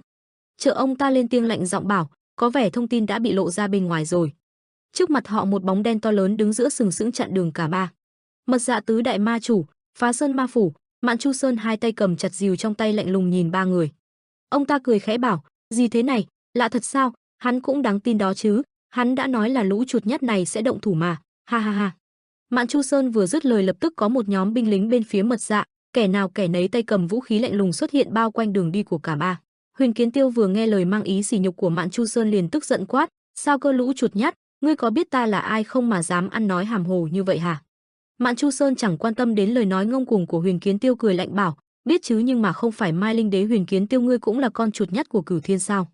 Ông ta tiếp tục khinh miệt, một trong những con quái vật Cửu Thiên bất tử của Vân Trung Thiên, à không, cũng có vài kẻ đã chết rồi đúng không nhỉ? Thế người có biết ta là ai không? Huyền Kiến Tiêu lạnh giọng cũng không vừa, lão ta nhìn Mạn Chu Sơn nói, ngươi là kẻ mà nhất định ta sẽ tiễn xuống địa ngục, một trong tứ đại ma chủ của Mật Dạ, Phá Sơn Ma phủ Vạn Trừ Sơn. Ngươi đáng lẽ phải đang ở chiến trường chứ? Huyền Kiến Tiêu vừa nói vừa khoanh tay kiêu ngạo nhìn Mạn Chu Sơn. Còn Mạn Chu Sơn cũng không quá vội, chỉ thản nhiên bảo, hắn báo với ta là lũ chuột nhắt các ngươi sẽ sớm di chuyển đến đây, không ngờ là nói thật, ha ha ha. Cả hai tuy khấu chiến nhưng thật ra là đang đấu nội công, điều này làm cho đất đá xung quanh hai người bay lên rung lắc dữ dội. Pha Sơn Ma phủ lên tiếng khiêu khích, mau đến đây ta sẽ nói cho ngươi biết ai là kẻ báo tin cho Vạn Trừ Sơn ta đây, mau lại đây nào. Thiết Không Thiền sư đưa thiết bảng lên thủ thế A Di Đà Phật, thí chủ có ngờ rằng chuyện này sẽ xảy ra không Nam tiểu thư, tại sao chúng ta lại có thể bị phục kích chứ? Lời chưa dứt thì đám binh lính Mật Dạ lao lên tấn công Thiết Không Thiền sư, làm cho ông cũng giật mình, đồng thời bên này bọn chúng cũng bao vây và tấn công Nam Tú Liên. Không chút sợ hãi, Nam Tú Liên liền ra tuyệt học thiên thủ Như Lai kiếm tiêu diệt đám lính Mật Dạ. Bên này Thiết Không Thiền sư ra chiêu Kim Sa thần bổng cũng một gậy tiêu diệt đám lính Mật Dạ. Thiết Không thét lớn, đám người này khí thế không hề bình thường, chúng giống như một con thú, Nam tiểu thư hãy cẩn thận. Đồng tình với ý kiến của Thiết Không, Nam Tí Liên cũng lên tiếng, có vẻ là như vậy, ngươi mau im lặng và cố gắng sống sót qua trận này đi tên nhà sư. Chợt một tên lính Mật Dạ với thanh đao trong tay lao tới Thiết Không. Thiết Không lên tiếng A Di Đà Phật, tự mình rũ bỏ thân phận của một con người và đi trên con đường biến thành thú vật, các ngươi phải làm tới mức đó để trở thành bá chủ thiên hạ sao? Bên kia chửi lại khi nghe vậy, thú vật, bá chủ, thật là mẹ kiếp, ngươi đừng có mà chọc cười ta, bọn ta chỉ khát khao được sống mà thôi. Bọn ta chỉ là đám người muốn sinh tồn trên mảnh đất chết chóc cằn cỗi này, không một ai có thể sống một cuộc sống âm no ở cái mảnh đất Mật Dạ này cả. Hắn vừa gào thét vừa ra đòn tấn công về Thiết Không. Bọn ta thậm chí còn không có quyền được ước mơ, bọn ta cũng là con người, cũng là nòi chảy dòng máu nóng bên trong mình như các người mà. Vì phải sống như một con thú nên bọn ta đã biến thành thú lúc nào không hay, ngươi có hiểu không hả tên nhà sư kia? Hắn gào lên trong nước mắt, chỉ vì được sống, ngươi đã từng phải hầm thịt của cha mẹ, huynh đệ, thậm chí là bằng hữu của mình để ăn với mục đích phải tồn tại chưa? Dùng hai từ thú vật để nói về cuộc sống của bọn ta sao? Ta mệt mỏi rồi, bọn ta đơn giản là chỉ muốn được sống thôi mà. Những lời này từ phía tên lính Mật Dạ làm cho Thiết Không có phần sững sờ. Phía bên này, cuộc chiến giữa Phá Sơn Ma phủ và Huyền Kiến Tiêu tiếp tục đang diễn ra vô cùng căng thẳng. Cả hai đều có thân mình cao lớn như hộ pháp, do vậy nhìn cuộc chiến của hai người tựa như cuộc chiến của hai người khổng lồ. Huyền Kiến Tiêu dùng thanh đại đao to lớn chém xuống, còn Phá Sơn Ma phủ dùng song phủ của mình mà đỡ và bổ xuống, cả hai lao vào cận chiến, ra những sát chiêu chém về phía đối thủ của mình. Tiếng va chạm của binh khí vang rền trời, những làn kình lực được tạo ra bởi những lần va chạm binh khí tạo nên những vụ nổ cực mạnh, làn sóng đó làm cho đất đá văng ra xung quanh, bụi khỏi mịt mù. Huyền Kiến Tiêu nghiến răng thầm nghĩ, dù biết rằng tứ đại ma chủ được người đời gọi là tai ương sống, nhưng cho tới bây giờ ta vẫn chưa thể cảm nhận được gì, vì chưa phải đối đầu với tứ đại ma chủ. Tứ đại ma chủ mạnh mẽ đến như vậy sao? Ở bên này, Phá Sơn Ma phủ Vạn Trừ Sơn cũng ngầm đánh giá đối thủ, đối đấu với Cửu Thiên cũng không phải là chuyện dễ dàng gì, quả thật khác xa với dự đoán của ta. Đây ắt hẳn sẽ không phải là một cuộc chiến dễ dàng rồi, lão nghiến răng, mặt hằn tia máu. Khi trận đối đầu tới đỉnh điểm, Huyền Kiến Tiêu ra chiêu Thiên Trọng Hắc Ma khí đánh thẳng về phía Trừ Sơn Ma phủ. Đáp lại chiêu đó, Phá Sơn Ma phủ tung ra tuyệt học của mình là Oa Toàn Cang khí đánh thẳng trực diện đối đầu lại Huyền Kiến Tiêu. Huyền Kiến Tiêu thấy thế liền thét lớn, ngươi có biết vì sao ta có biệt hiệu là Ma Linh Đế không? Bởi ta thành thạo toàn bộ các tuyệt kỹ ma công trên đời này. Đặc biệt tuyệt kỹ thành danh của ta là Ám Thiên Thần Ma công, đỉnh cao của tuyệt kỹ ma công trong thiên hạ, không có chút từ bi hay mềm mại nào trong ma công của ta. Không kém cạnh Phá Sơn Ma phủ, lên giọng ma công của ta tất nhiên mới là thứ phủ pháp cường công nhất biến đạo, nhất phủ Phá Sơn Lâm, chẳng phải ngẫu nhiên mà ta có biệt hiệu này đâu, ha ha ha. Dứt lời, hai tuyệt học ma công của hai người đối đầu, tiếng nổ uỳnh uỳnh vang rộng khắp một góc trời, tiếng đất đá lẫn khói bụi mịt mờ. Sau đòn vừa rồi, trong khoảnh khắc không thấy hai người Vạn Trừ Sơn và Huyền Kiếm Tiêu đâu, trên mặt đất chỉ còn lại trơ trọi song phủ của Vạn Trừ Sơn và đại trọng đao của Huyền Kiến Tiêu cắm trên mặt đất. Thì ra cả hai đều bị ảnh hưởng bởi chấn động chiêu của đối chủ, điều này làm cho vũ khí của hai người đều văng ra xa, đồng thời cả hai đều bị bật về phía sau. Trong lòng cả hai thầm đánh giá đối thủ của mình, Huyền Kiến Tiêu cho rằng lão ta đã sơ suất khi bỏ qua tên hắc ma đồ này, còn về phía của Vạn Trừ Sơn Phá Ma phủ thì cho rằng hóa ra vẫn còn một tên cao thủ mạnh mẽ như thế này ẩn danh ở Vân Trung Thiên sao. Cả hai cùng thầm sung sướng khi cho rằng đã từ bao lâu rồi mà ta mới cảm nhận được nguồn sức mạnh kinh khủng như thế này cơ chứ. Đã lâu rồi ta mới lại sôi sục trong người như thế này, nóng lên rồi, thật là khoan khoái. Cả Vạn Trừ Sơn và Huyền Kiến Tiêu đứng đối diện nhau đánh giá đối thủ, và rồi không cần tới vũ khí, cả hai lại lao vào đối chiến bằng tay không. Huyền Kiến Tiêu tung một quyền vào mặt Trừ Sơn thì phía ngược lại lão cũng nhận lại một quyền của ông ta. Cả hai ăn miếng trả miếng không ai chịu nhường ai, ngươi đấm ta một cái thì ta cũng đấm lại ngươi một cái, ngươi túm được râu của ta mà giật thì ngươi cũng chịu cùng cảnh ngộ mà thôi. Cả hai liên tiếp ra đòn về phía nhau, một cuộc chiến đọ về thể lực, kẻ nào bền sức hơn. Một cuộc chiến vẫn ngang tài ngang sức bất phân thắng bại. Không ai chịu nhường ai, Huyền Kiến Tiêu một tay giật mạnh râu của Mạn Chu Sơn, một tay vung nắm đấm về phía ông ta. Còn Mạn Chu Sơn thì không chịu thua, một tay nắm tóc, một tay vung mạnh đòn đánh về phía Huyền Kiến Tiêu. Mạn Chu Sơn cũng nắm chặt râu Huyền Kiến Tiêu mà kéo mạnh. Huyền Kiến Tiêu không chịu thua, liên tiếp vung từng đòn đánh về phía Mạn Chu Sơn. Mạn Chu Sơn cũng không khác gì Huyền Kiến Tiêu, từng đợt vung đòn đánh mạnh về phía ông ta. Cả hai cứ thế không ai nhường ai, cứ cố chấp mà vung tay đánh nhau, cùng nhau ra những cú đấm sấm sét về phía đối thủ của mình. Cả hai dính đòn máu chảy đầy mặt, nhưng không vì thế mà đã gục ngã. Cuộc chiến bất phân thắng bại này có lẽ cần có một nhân tố khác, hoặc một trong hai người có độc chiêu mới có thể tiêu diệt được đối thủ của mình. Chuyển cảnh qua phía bên Huyền Thiết Không Thiền Sư cùng với Nam Tú Liên cũng không mấy dễ chịu, cả hai căng thẳng vung đòn đánh về phía đám người cố gắng phòng thủ bảo vệ chính mình. Huyền Thiết Không Thiền Sư một đòn đánh bay tên mình Mật Dạ trước mặt. Hắn ta thở hồng hộc không ra hơi khi mà những tên lính Mật Dạ cứ trùng lớp xa luân chiến thay nhau tấn công. Đưa mắt nhìn trận chiến căng thẳng của Huyền Kiến Tiêu cùng Mạn Chu Sơn trong lớp khói bụi mịt mờ. Nhìn hình ảnh cả hai không ai nhường ai, ăn miếng trả miếng tấn công lẫn nhau bằng tay không, khiến cho Huyền Thiết Không Thiền Sư hoang mang sợ hãi mà rơi nước mắt. Hắn ta cúi người khẽ lắc đầu thở dài. Nhìn lại khung cảnh trận chiến đã diễn ra máu me, xác chết nằm dài trên đất. Từng lời nói của tên vừa rồi cứ như ám ảnh trong tâm trí mà vang vọng bên tai hắn. Thú vật, bá chủ, thật là mẹ kiếp. Huyền Thiết Không Thiền Sư, ngươi đừng có mà chọc cười ta, bọn ta chỉ khát khao được sống mà thôi. Gương mặt càng nói càng kích động, bọn ta thậm chí còn không có quyền được ước mơ, bọn ta cũng là con người, bọn ta cũng là giống nòi chảy dòng máu nóng bên trong mình như các ngươi mà. Vì phải sống như một con thú nên bọn ta đã biến thành thú lúc nào không hay, ngươi có hiểu không, Huyền Thiết Không Thiền Sư? Hắn phẫn nộ, chỉ vì đã được sống, ngươi đã từng phải hầm thịt của cha mẹ, huynh đệ, thậm chí là bằng hữu chí cốt để ăn mà tồn tại chưa? Dùng hai từ thú vật để nói về cuộc sống của bọn ta sao? Ta mỏi mệt lắm rồi, bọn ta chỉ đơn giản là muốn sống thôi mà. Hắn ta sợ hãi, ánh mắt ửng đỏ như tia máu, chỉ còn lại phẫn nộ. Sự sống và cái chết, những thứ này rốt cuộc có ý nghĩa gì? Bản thân ta bây giờ liệu có đang hành động theo công lý và đại nghĩa chăng? Tất cả mọi thứ hoàn toàn khác với những thứ mà ta đã từng nghe và học được. Họ cũng chỉ là những con người yếu đuối, vì muốn tồn tại mà phải gào thét và đấu tranh điên cuồng. Ngay lúc hắn ta đang vô hồn suy tư thì từ phía sau một tên khác cầm đao điên cuồng lao đến. Sư phụ, rốt cuộc họ ác ở điểm nào? Họ không phải là ác quỷ, có gì đó không đúng. Ngay khi hắn còn đang suy tư thì hành động đỡ đòn bảo vệ hắn của Nam Tú Liên cắt ngang dòng suy tư ấy. Hắn ta giật mình quay đầu nhìn Nam Tú Liên. Nam tiểu thư. Hắn cầm lấy vũ khí trong tay có chút lưỡng lự mãi không tiến lên chiến đấu. Gương mặt hắn ta trầm tư, chẳng dám tiến cũng chẳng dám lùi, giờ đây chỉ biết đứng bất động tại một chỗ. Nam Tú Liên đen mặt nhìn chằm chằm hắn ta, lên tiếng nhắc nhở. Mau tỉnh lại đi sư thầy Thích Không, những thứ mà người đàn nhìn thấy rất khác so với những gì đã nghe và học được trước đây, đúng chứ, nhưng đây mới là thực tế. Ta cũng mới chỉ vừa ra ngoài thế giới này và tham gia chuyện thế sự chưa được bao lâu, nhưng ta đã sớm nhận ra sự thật phũ phàng này. Như sư thầy đang cảm nhận được thì hiện tại thiên hạ này đúng cũng chẳng đúng mà sai cũng không sai hoàn toàn, đó là lỗi của phái Vu Sơn khi đã hỗ trợ và tiếp tay cho sai lầm.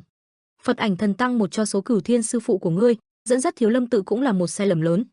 Từ bây giờ chúng ta phải tự mình sửa chữa những sai lầm đã qua, Thiếu Lâm tự của sau này chắc chắn sẽ do sư thầy Thiết Không dẫn dắt. Hắn ta nghe những lời này mà ngơ người nhìn chằm chằm cô. Nam Tú Liên quay người đi lại tiếp lời, nếu muốn như vậy thì trước tiên chúng ta phải sống sót rời khỏi nơi này chứ. Mặt cô đen lại, giọng nói lạnh lẽo vang lên bên tai, mau tỉnh táo tinh thần và chiến đấu đến cùng, thể sống sót tất cả là vì mục tương lai tươi sáng sau này. Dứt lời, Nam Tú Liên quay mặt nhìn trận chiến của Huyền Kiến Thiên và Mạn Chu Sơn vẫn chưa có hồi kết nơi xa. Ánh mắt mở to lo lắng, bọn họ vẫn chưa xong sao? Một cú đấm thẳng mặt Huyền Kiếm Tiêu, thì liền có một cú đấm thẳng mặt đáp trả Mạn Chu Sơn. Cả hai đau đớn cứ thể ngã người ra sau. Cuộc chiến vẫn chưa dừng lại nhưng cả hai đã tách nhau ra. Gương mặt Huyền Kiến Thiên sưng phù nhìn Mạn Chu Sơn, khặc, dù ta ghét phải thừa nhận nhưng đây là giới hạn rồi, từ bây giờ hãy gục ngã đi tên quái vật. Mạn Chu Sơn ở phía bên kia thương tích cũng không thua kém gì Huyền Kiến Thiên, khặc, khó thở quá, ta khó mà chủ được lâu, tên khốn đừng lộn, đừng kéo ta cùng xuống địa ngục với ngươi chứ. Cả hai mỗi người một suy nghĩ nhưng hành động vẫn dứt khoát, lại lần nữa nắm chặt nắm đấm vung về phía đối phương. Mặc cho là đã đánh vào nhau, nhưng cả hai vẫn không dừng lại, nhất quyết phải một sống một còn. Ngay lúc này một bóng người lạnh lẽo xuất hiện chen vào giữa cuộc chiến của hai người bọn họ, ngay lập tức khiến cả hai người Huyền Kiếm Tiêu và Mạn Trừ Sơn hoảng hốt có phần hoang mang. Vũ Nguyên lạnh lùng cầm thanh kiếm đi đến giữa hai người, không một lời nói, khiến cả hai có phần bất ngờ, ngưng ra đòn về phía đối thủ của mình. Và rồi chẳng biết khi nào một đường kiếm lạnh lẽo lướt qua ngang hai người Trừ Sơn và Huyền Kiếm Tiêu. Ánh sáng tím phát ra từ thanh hắc kiếm tuyết hoa kèm đòn thế của anh nhanh như cắt làm cho cả hai người Huyền Kiếm Tiêu và Mạn Trừu Sơn đứng khựng lại như tượng. Dứt chiêu anh không nói lời nào nhẹ nhàng thu kiếm lại tra vào bao lạnh lùng một cách chậm rãi. Phía sau Huyền Kiếm Tiêu cùng Mạn Chu Sơn dường như chẳng thể lao vào đánh nhau nữa, cả hai đang nhìn nhau một cách khó hiểu. Cho tới khi thanh hắc kiếm tuyết hoa của Vũ Nguyên được tra vào vỏ, thanh kiếm dần dần được đóng chặt. Không gian xung quanh bỗng phát ra một dư âm chấn động. Không gian xung quanh dường như dần chìm vào bóng tối, chợt một tia sáng màu tím lóe lên hiện ra trong màn đêm tăm tối. Ngay lập tức một vụ nổ lớn xảy ra, kiếm khí của thanh hắc kiếm tuyết hoa bùng lên tựa như những hố đen vũ trụ nuốt chửng tất cả khi Vũ Nguyên tra kiếm vào bao và thét lên một tiếng kích. Là tuyệt chiêu trong vô số kiếm chiêu của tuyệt học Diệt Thiên Ma kiếm của Bắc Thiên môn. Nó bùng lên như tràng giang đại hải xoăn cuộn càn quét toàn bộ không gian xung quanh một cách sạch sẽ. Ánh mắt anh lạnh lùng mặc cho hai tên Huyền Kiếm Tiêu và Phá Sơn Phủ Vạn Trừu Sơn ở phía sau đồng loạt ứa ra máu mà ngã xuống đất. Máu từ người hai lão tuôn ra xối xả bởi vết chém được tung ra bằng tuyệt học kiếm ma của anh. Trần Vũ Nguyên khẽ quay đầu, liếc nhìn từng giọt máu bay trong không trung. Anh nhẹ nhàng cất bước đi lạnh lùng. Mạn Chu Sơn nằm trên mặt đất miệng chảy máu nhưng không cam lòng lên tiếng, chuyện này rốt cuộc là gì vậy? Tên rắn độc đó rõ ràng là sức mạnh của bọn ta. Hắn ta chưa dứt lời đã tắt thở đi gặp Diêm Vương làm bạn với Vạn Độc Ma Công Nhuận Thiên Ngọc. Còn anh thì vẫn lạnh lùng bước đi không nói lời nào. Huyền Kiếm Tiêu nằm một bên thoi thóp cất tiếng, ngươi là kẻ nào? Vũ Nguyên khẽ ngồi xuống nhìn Huyền Kiếm Thiên, ông ta đau đớn phun máu nói, sao người dám, mau khai ra, ngươi là kẻ nào? Anh đen mặt nhìn Huyền Kiếm Tiêu, cuối cùng cũng cất tiếng, 14 năm trước, khi Bắc Thiên môn đang trên bờ diệt vong, ngươi có nhớ đứa trẻ run rẩy vì sợ hãi và tuyệt vọng đứng phía sau lưng môn chủ của Bắc Thiên môn Trần Quan Hạo không, Ma Linh Đế? Anh gằn giọng tra hỏi hắn với gương mặt mang theo sát khí của Atula phán xét số phận của lão. Mặt Vũ Nguyên đen đi mang theo sự căm phẫn từ lâu nhìn trầm trầm Huyền Kiếm Tiêu, giọng nói mang theo sát khí chết người bảo, đứa trẻ run rẩy vì sợ hãi và kinh hoàng, liệu ngươi có còn nhớ đứa trẻ tên Trần Vũ Nguyên không, Ma Linh Đế? Huyền Kiếm Tiêu nghe những lời này, đôi mắt ửng đỏ như máu kia khẽ liếc nhìn sang anh, giọng nói lắp bắp mang theo chút sợ hãi vang lên, Trần Vũ Nguyên, Bắc Kiếm sao, không phải là hắn đã chết rồi ư? Nhìn gương mặt lạnh lùng trước mặt, ông ta rơi vào trầm ngâm.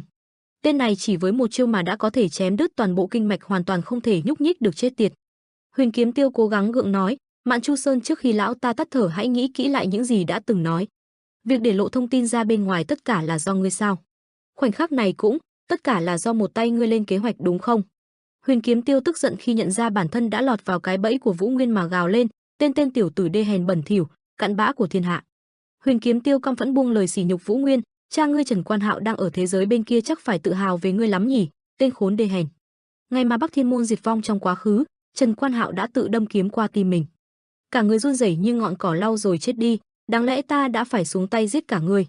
Không để Huyền Kiếm Tiêu có thêm cơ hội ăn nói ngông cuồng sỉ nhục phụ thân mình, Vũ Nguyên nhanh tay rút thanh kiếm một chiêu đâm mạnh xuyên qua đầu khiến hắn ta một phát đi xa. Anh bình tĩnh rút thanh kiếm ra, cũng là lúc máu như đài phun nước mà bắn tung tóe. Không còn tiếng ồn bên tai, anh lạnh lùng quay mặt, rồi nhẹ nhàng đứng dậy không chút lưu tình rời đi. Phía bên này, Thiết Không cùng với Nam Tiểu Lệ không ngừng chiến đấu đánh bay đám người. Bỗng hắn ta giật mình nhìn sang, chuyện gì vậy? Ở bên Ma Linh Đế xảy ra chuyện gì rất khác so với khi nãy. Ngay khi hắn lơ là cảnh giác, Vũ Nguyên không biết từ khi nào lao nhanh như cơn gió xuất hiện sau lưng hắn. Không để hắn có cơ hội nhận ra, anh đã nhanh tay đánh ngất hắn. Lạnh lùng mặt cho Thiết Không nằm trên đất, anh đưa mắt nhìn Nam Tiểu Lệ đang chiến đấu ở xa. Mày Vũ Nguyên cau chặt lại, nhẹ nhàng vung chân lao nhanh về phía trước. Với vài đường kiếm tỏa ra ánh sáng tím nhẹ nhàng đã khiến toàn bộ đám người kia bay xác. Nam Tiểu Lệ cũng phải kinh ngạc trước sức công phá này. Anh đáp xuống đất quay người nhìn cô, không sao chứ Nam tiểu thư? Nam Tiểu Lệ vừa nhìn thấy Vũ Nguyên đã vui mừng bước đến, cuối cùng thì Trần Đại Hiệp cũng lộ diện. Vũ Nguyên nhìn Tiểu Lệ nói, xin thứ lỗi vì đã đến muộn để cả hai chờ đợi đến sức cạn lực kiệt, mọi chuyện đều nhờ vào Nam tiểu thư, xin đa tạ. Vào mấy ngày trước, tại doanh trại của Mật Dạ, giọng nói của Huyền Kiếm Tiêu âm trầm vang lên, ta đến đây có chuyện riêng. Ông ta hiên ngang ngồi giữa bàn căn phòng nhìn đám người nói, khi các ngươi đang chiến đấu kịch liệt, thì ta sẽ tiêu hủy toàn bộ những thứ ở đây và cả căn cứ của Mật Dạ. Nghe từng lời Huyền Kiếm Tiêu nói, mặt của Nam Tiểu Lệ đã rơi vào suy tư. Huyền Kiếm Thiên vẫn tiếp lời về kế hoạch của ông ta, mọi người mau dự kiến đây là người sẽ cùng các ngươi kết thúc trận chiến kéo dài suốt 3 năm. Trong màn đêm yên tĩnh, nhìn doanh trại bề ngoài có vẻ yên bình nhưng sâu bên trong là hàng loạt kế hoạch kinh khủng đã dần được thực hiện, làn sóng ngầm chết chóc này cũng dần chuyển mình thay đổi. Trên mái nhà, Nam Tiểu Lệ lo lắng chờ đợi một người. Cô đưa mắt cẩn trọng nhìn xung quanh. Phía sau cánh cửa gỗ một bóng người dần dần xuất hiện trong tầm mắt cô. Vũ Nguyên lặng lẽ đứng đó nhìn cô, ánh mắt chạm vào nhau. Tiểu Lệ lập tức nhìn xung quanh cẩn trọng xem xét, rồi nhanh chóng cô quay đầu, cầm chặt thanh kiếm trong tay, vẽ lên một đường kiếm kỳ lạ bao quanh lấy cơ thể. Tiểu Lệ cứ thế vung kiếm giữa trời quang. Nhìn cứ như đang múa nhưng thật ra cũng không hẳn là múa. Vũ Nguyên đứng phía xa âm trầm quan sát từng hành động của Tiểu Lệ. Mộ Dung Huyền gia nhập 2 ngày sau, tổng lực lượng tiến quân đồng thời là Cửu Thiên Huyền Kiến Tiêu chiến trận mật dạ đều đột ngột triển khai tác chiến sao. Ngay lúc này, phía sau Vũ Nguyên liền vang lên giọng nói của Thiết Không, quả nhiên là Vu Sơn thần nữ kiếm thật đã đẹp lại còn mang vẻ huyền bí nhưng không kém phần mạnh mẽ. Lời khen ngợi của hắn cắt ngang không gian yên tĩnh, không để Thiết Không phát giác chuyện gì. Nam Tiểu Lệ liền đáp lời, "A Thiết Không thiền sư." Hắn ta chắp tay cúi người bảo, "Nam tiểu thư có vẻ đi đường xa đã mệt nhoài nhưng lại không hề nghỉ ngơi mà vẫn tiếp tục tu luyện, bần tăng sẽ noi gương thiếu chủ mà học tập." Tiểu Lệ mặc dù nghe lời Thiết Không nói nhưng ánh mắt vẫn liếc nhẹ nhìn về phía Vũ Nguyên, lại gượng cười đáp lời Thiết Không, "Ha ha, không phải vậy đâu, là do ta lo lắng cho mấy chị sắp tới nên không thể ngủ được, đành ra đây muốn bày đường kiếm thôi." Vũ Nguyên cũng hiểu được ý tứ mà Tiểu Lệ truyền qua, ánh mắt nhẹ nhàng thu người nhưng vẫn cẩn trọng liếc mắt quan sát và lắng nghe cuộc trò chuyện của hai người. "Nam tiểu thư mà cũng lo lắng sao? Phái Vu Sơn rõ ràng để đệ tử tham gia vào chuyện thế tục nhiều hơn bổn tự, ắt hẳn đã có rất nhiều kinh nghiệm, vậy mà vẫn căng thẳng ư?" Thấy rõ không bị phát hiện, Vũ Nguyên nhanh chóng quay lưng rời đi. Anh lặng lẽ đi giữa đêm tối yên tĩnh, quay trở về mảnh đất hoang toàn đổ nát. Tại căn cứ Bắc Thiên Môn ngày trước, căn cứ của Mật Dạ, cả hai bên đều vô cùng tĩnh lặng nhưng bên trong thì lại khác nhau hoàn toàn. Trong đêm tối, một bóng hình mặc đồ đen che kín gương mặt chạy giữa đường. Bỗng khi này ánh mắt hắn trợn to khi nhìn thấy khung cảnh trước mắt. Mạn Chu Sơn cùng Hắc Ấn Thần Thương còn có cả Trần Vũ Nguyên đang đứng cùng nhau khiến hắn ta kinh hãi không nói nên lời.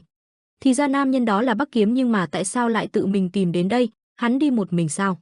Nghĩ vậy hắn ta trầm giọng cẩn thận cất tiếng, "Bắc Kiếm, ngươi ở đây làm gì, có việc gì sao?" Vũ Nguyên nhìn hắn ta lạnh giọng cất lời, "Đây là nơi ta sinh ra và lớn lên, ta có một đề nghị như thế này, ngươi có muốn nghe thử không?" Nghe lời này, cả ba liền vào trong một lều trại cẩn thận trao đổi với nhau. Đúng với câu nói trốn giang hồ không có ai là kẻ thù mãi mãi, cũng không có kẻ nào là đồng minh vĩnh cửu, chúng ta cũng có vận mệnh như vậy. Một tách trà được rót ra. Hắn ta trầm giọng nhìn ba người từng là kẻ thù giờ đây lại yên bình ngồi với nhau sẵn sàng thương lượng hợp tác. "Lần đầu tiên diện kiến, ta là quân sư Hạ Cảnh Ý, người đời gọi ta là Ma Linh Thư Sinh, hậu duệ của Bắc Thiên Môn Bắc Kiếm Trần Vũ Nguyên đại hiệp, ta đã nghe nói rất nhiều về ngươi, thật sự rất nhiều luôn." Mạn Chu Sơn khẽ quay đầu nhìn trầm trầm Vũ Nguyên bảo, "Có vẻ ngươi là một tên to gan thật đấy nhỉ. Đường đường tự mò đến căn cứ của Mật Dạ, kẻ thù không đội trời chung với Bắc Thiên Môn, khó tin thật. Hơn nữa ngươi còn giết cả đệ tử ruột của Thiên Không Âm Ma Nhuận Thiên học Kim Đan Diệp, giết xong rồi vậy mà vẫn có gan vác mặt đến tận đây sao?" Nói đến đoạn Mạn Chu Sơn cau mày, sắc mặt âm trầm lại bảo, "Hãy nhớ rằng người vẫn rất may mắn vì đang sống đến tận thời điểm này chứ nói gì đến đề nghị. Nếu đề xuất của ngươi không thỏa lòng, ta sẽ ngay lập tức bẻ gãy lưng rồi lóc xương ngươi." Vũ Nguyên trầm ngâm không cất lời. Việc này ngay lập tức khiến cho không gian lúc này trở nên gượng gạo khó tả.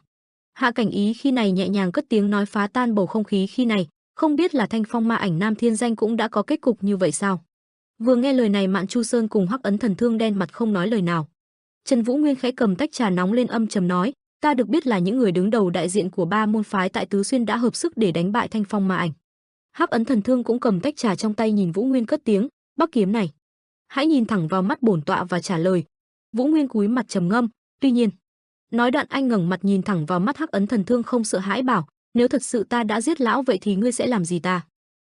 Vũ Nguyên lạnh mặt liếc nhìn Hắc Ấn Thần Thương lạnh giọng cất lời, "Nếu thật sự ta đã giết lão vậy thì ngươi sẽ làm gì ta?" Hắc Ấn Thần Thương nghe lời Vũ Nguyên nói chẳng phản bác lại lời nào, chỉ trầm mặt nhìn trầm trầm anh. Hai ánh mắt lạnh lẽo chạm vào nhau, một khung cảnh đẫm máu thoáng chốc hiện lên trong đầu anh. Ngay lập tức Vũ Nguyên cau chặt mày, cảnh giác lạnh lẽo nhìn đám người. Hắc Ấn Thần Thương phía đối diện cũng cau chặt mày. Ánh mắt Hắc Ấn Thần Thương cũng thâm sâu, đôi mày cau chặt đầy sát khí lạnh lẽo. Bên trong ảo cảnh không tồn tại ấy, cả hai người thật sự đã có một trận chiến máu lửa. Vũ Nguyên vung kiếm mạnh mẽ về phía Hắc Ấn Thần Thương, ông ta nhẹ nhàng lùi về sau, tất nhiên không dừng lại mà sẵn sàng tiến lên. Tách trà trong tay cả hai khi này lập tức chuyển động mạnh mẽ. Hai bên không ai nói lời nào, tiếp tục trận chiến trong ảo mộng ấy. Hắc Ấn Thần Thương khi này lao nhanh tấn công về phía Trần Vũ Nguyên. Anh tất nhiên không để bản thân chịu thiệt, lập tức đưa kiếm đỡ lấy đòn đánh của ông ta. Bên ngoài ánh mắt sắc lạnh của cả hai chạm vào nhau như thể sắp ăn tươi nuốt sống nhau vậy. Quay lại ảo mộng, cả hai đang căng thẳng chiến đấu với nhau, không ai nhường ai. Vũ Nguyên hết vung đòn đánh liền bị Hắc Ấn Thần Thương đỡ đòn, lại đến cả hai ngang tài ngang sức mà lùi về sau. Mặt nước trong tách trà khi này nhanh chóng chuyển động mạnh mẽ, sắc mặt của Hắc Ấn Thần Thương cũng ngày càng tệ đi. Chén trà bên tay Vũ Nguyên cũng không kém cạnh, nhưng ánh mắt sắt lạnh kiến quyết của anh vẫn dương lên nhìn trầm trầm Hắc Ấn Thần Thương. Khi này bên trong ảo mộng, Hắc Ấn Thần Thương đã thành công làm thương anh, nhưng ông ta cũng không kém gì khi vẫn bị Vũ Nguyên chém cho một đường ứa máu ngay cổ. Bên ngoài, chén trà của Hắc Ấn Thần Thương cuối cùng cũng không chịu được áp lực mà nứt vỡ. Nhìn tách trà trong tay Hắc Ấn Thần Thương bị bóp nát, Hạ Cảnh Ý bên cạnh liền lớn tiếng cắt ngang, "Vấn Thiên, Nghe lời nhắc nhở, Hắc Ấn Thần Thương thở dài, quay mặt nhìn Vũ Nguyên một thân tỏa ra sát khí ánh tím đối diện mà trầm ngâm. Ánh mắt Hắc Ấn Thần Thương suy tư quan sát cẩn trọng Vũ Nguyên, Trần Vũ Nguyên. Thời gian qua hắn đã trưởng thành hơn nhiều rồi nhưng ta thật không ngờ hắn lại mạnh mẽ đến điều này. Mạn Chu Sơn nhìn toàn cảnh những chuyện xảy ra vừa rồi cũng chẳng dám cất tiếng, nhìn trầm trầm Vũ Nguyên nghĩ, một cảnh giới siêu việt mà ngay cả khi không ra tay hắn vẫn có khả năng đọ sức tranh tài. Tên tiểu tử này còn có thể đánh bại được cả đệ nhất Mật Dạ, Hắc Ấn Thần Thương, nhưng nếu chưa trực tiếp đối đầu thì ta chưa mở mang được tầm mắt đâu hừm. Nghĩ rồi Mạn Chu Sơn khoanh tay nhìn trầm trầm Vũ Nguyên, khi này giọng nói của Hạ Cảnh Ý vang lên cắt ngang suy tư của Mạn Chu Sơn và Hắc Ấn Thần Thương. Chuyện là thế à? Nếu Trần Đại Hiệp giết hắn thì làm gì có chuyện đường đường chính chính xuất hiện ở đây lúc này. Chuyện Trần Đại Hiệp không làm thế thì ta cũng biết rồi, nhưng sau khi chiến tranh kết thúc ta không thể đảm bảo sẽ là những gì với Trần Đại Hiệp đâu. Dứt lời, Hắc Ấn Thần Thương cùng với Mạn Chu Sơn liền lên tiếng thay phiên nhau hỏi Vũ Nguyên, vậy thì lý do ngươi tìm đến bọn ta ngày hôm nay là gì, ngươi có muốn nói thử không? Vũ Nguyên trầm mặt nhìn ba người cất tiếng, so với Vân Trung Thiên thì lực lượng của Mật Dạ ở hiện tại rõ ràng là rất thiếu thốn. Vừa dứt lời sắc mặt Vũ Nguyên đen lại, trầm giọng nói tiếp, vậy nên tôi muốn cùng hợp lực để tiêu diệt Vân Trung Thiên.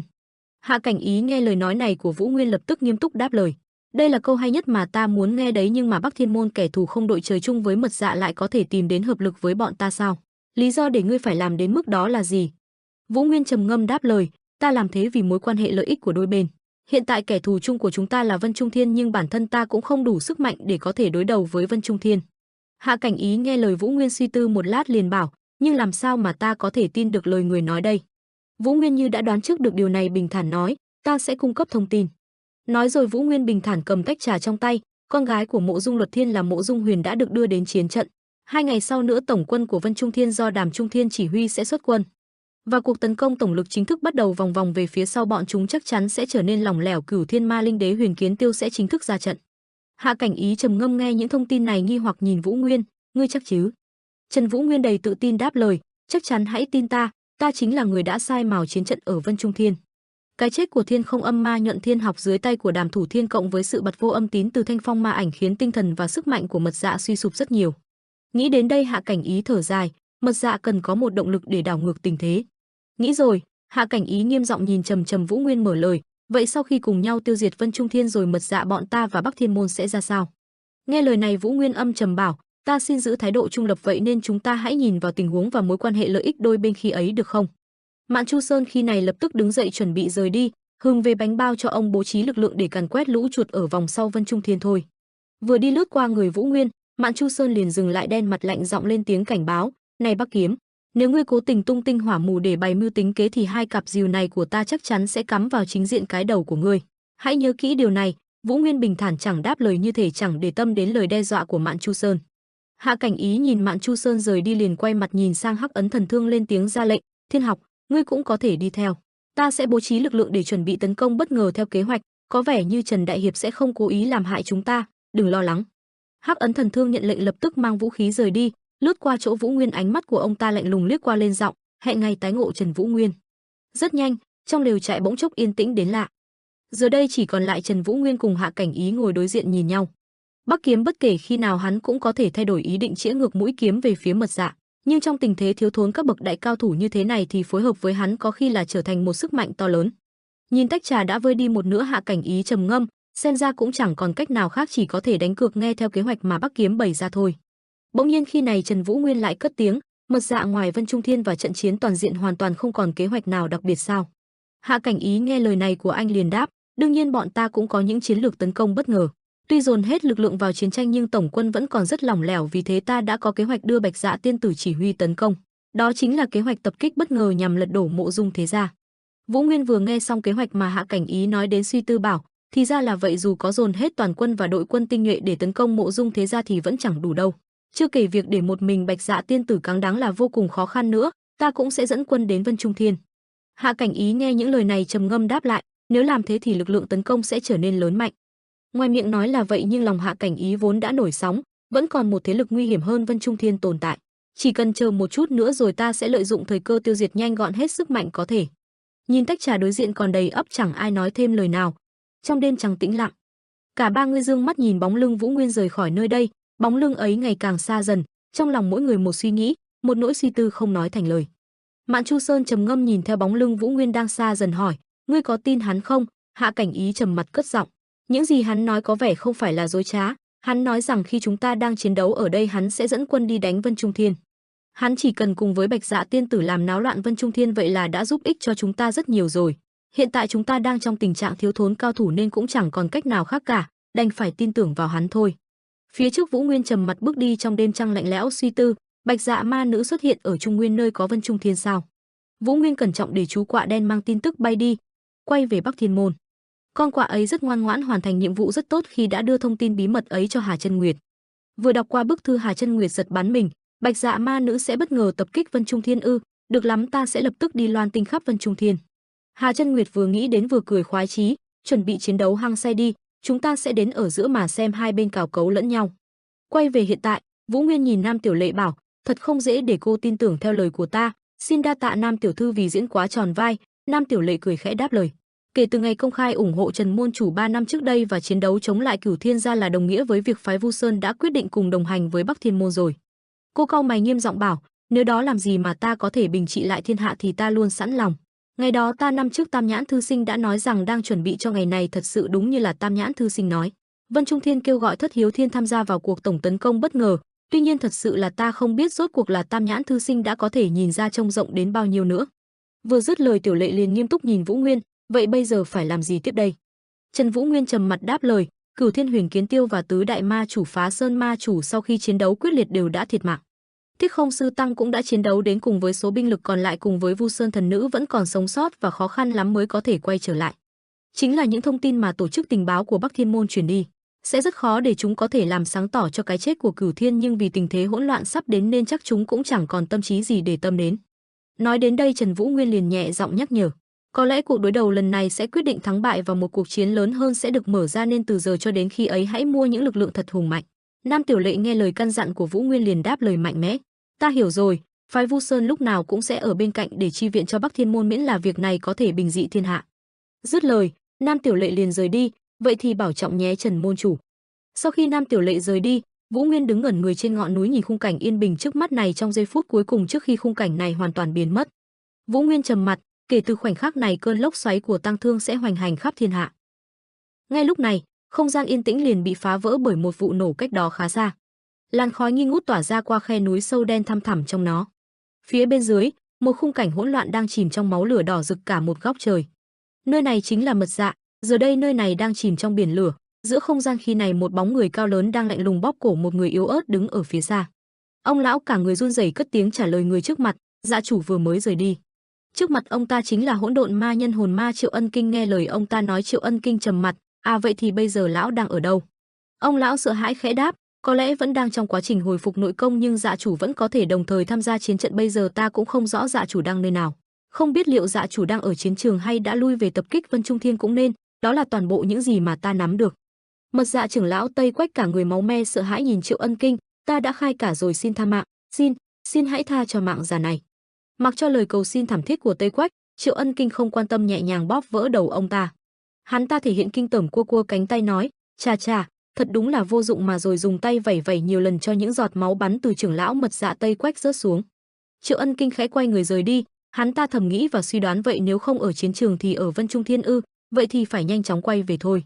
Chuyển cảnh qua chiến trường còn lại ở bên này, một cơn cuồng phong nổi lên như những cơn lốc trong bão tố. Từng chiêu vung đòn mạnh bạo tựa như lốc xoáy, pha lẫn trong đó là một chút sấm sét đang càn quét mọi thứ xung quanh. Mộ Dung Huyền đứng giữa chiêu thức không ngừng vung chiêu đánh đến. Cô nhìn Hắc Ấn Thần Thương trước mắt cười nhạt, ngươi dám tạo phản với cả chủ nhân sao? Ngoan ngoãn nghe theo lệnh như lúc xưa đi. Mặc cho từng đòn tấn công vũ bão đang dồn về phía mình thì sắc mặt của Hắc Ấn Thần Thương vẫn rất bình thản, không một chút lo lắng. Một đòn đánh mạnh bạo dồn Hắc Ấn Thần Thương về phía sau, sức mạnh của nó lớn đến mức khiến cả không gian phía sau cũng sang chấn nổ tung. Lực đạo của nó mạnh tới nối xuyên qua cả những ngọn núi đá. Mộ Dung Huyền dùng toàn sức tấn công về phía Hắc Ấn Thần Thương. Ông ta cuối cùng cũng chẳng thèm nhịn nữa, một tia sáng lóe lên, đòn đánh vừa rồi tạo một kình lực phản công lại Mộ Dung Huyền. Sức mạnh ấy lớn đến nổi làm vỡ tan cả những tảng núi đá nhỏ gần đó. Mặt đất rung chuyển, Mộ Dung Huyền bị đánh bật ra do sức mạnh của Hắc Ấn Thần Thương vung ra, cô ta phải gồng mình dùng tay và chân co lên chống lại những phản chấn mà chiêu thức tạo ra. Hắc Ấn Thần Thương cầm chặt cây thương dài trong tay chĩa về phía Mộ Dung Huyền, lạnh giọng cất tiếng, chủ nhân, nực cười thật, kẻ phá hủy lời hứa năm xưa chính là Mộ Dung thế gia các ngươi. Mộ Dung Huyền lạnh lùng quỳ trên mặt đất cau mày nhìn chằm chằm Hắc Ấn Thần Thương thủ thế chuẩn bị cho đợt tấn công tiếp theo. Sau đó cô dậm mạnh chân xuống đất rồi rất nhanh liền lao về phía trước tung chiêu Khổng Tước Thần Cước với đôi chân tụ cương khí màu vàng ào ào tới Hắc Ấn Thần Thương. Bàn chân Mộ Dung Huyền lướt nhẹ qua người Hắc Ấn Huyền Thương với một luồng sáng mạnh mẽ, nhưng không may cho cô khi này Hắc Ấn Huyền Thương nhẹ nhàng ngả người về sau né được đòn đánh khủng khiếp này. Uy lực của tuyệt chiêu mà Mộ Dung Huyền tung ra lớn đến mức khiến cho ngọn núi phía sau bị cắt đôi một cách dễ dàng. Hắc Ấn Thần Thương lạnh mặt nhìn ánh sáng vàng lướt qua mắt mình, rất nhanh ông ta liền lấy lại thăng bằng. Nhưng ngay lúc này, Mộ Dung Huyền rất nhanh lại tung một cước đá mạnh về phía Hắc Ấn Thần Thương. Nhưng ông vẫn còn rất vững vàng đứng trên mặt đất dùng cây thương đỡ lại cú đá của Mộ Dung Huyền. Lúc này Mộ Dung Huyền đã đáp xuống mặt đất và cúi sát người xuống. Cô ta nhanh như chớp tung ra một đòn gạt chân về phía Hắc Ấn Thần Thương, nhưng ngay lập tức ông ta đã bật nhảy thẳng lên không trung bằng khinh công. Mộ Dung Huyền không chịu thua, không để con mồi chạy đi, cô ta ngay lập tức ra chiêu đá một cước thẳng về phía Hắc Ấn Thần Thương. Đòn đánh ấy liền lao nhanh đến với sức công phá khó ai mà tưởng tượng được, nó tạo ra một đạo kình lực màu vàng phóng thẳng lên trên trời, nơi mà Hắc Ấn Thần Thương đang còn lơ lửng trên không trung. Mặc dù vậy ông ta không hề hấn bởi đòn thế vừa rồi, bởi ngay lúc này ông ta đã dùng Hắc Ấn tạo thành đôi cánh. Đôi cánh này đã tự động che chắn đòn đánh vừa rồi. Hắc Ấn Thần Thương đứng trên cao nhìn cảnh này, không chút hoảng loạn ông ném thẳng cây thương trong tay về phía cô ta. Nhìn cây thương sắt lạnh lao nhanh về phía mình, Mộ Dung Huyền nhẹ nhàng né người tránh được đòn chí mạng, nhưng chiếc áo choàng phía sau thì không may mắn như vậy. Cây thương của Hắc Ấn Thần Thương đâm mạnh ra phía sau tạo nên một vụ nổ lớn. Làn khói đen dày đặc bao quanh lấy một góc, bên trong làn khói ấy thoát ẩn thoát hiện hình bóng của Hắc Ấn Thần Thương, ông ta đang cầm cây thương sẵn sàng ra chiêu tới Mộ Dung Huyền. Cảm nhận được sát khí tràn đến từ phía sau, Mộ Dung Huyền kinh ngạc quay mặt nhìn. Cô ta ngay lập tức dùng thanh kiếm đỡ lấy đòn tấn công của Hắc Ấn Thần Thương đang đánh tới.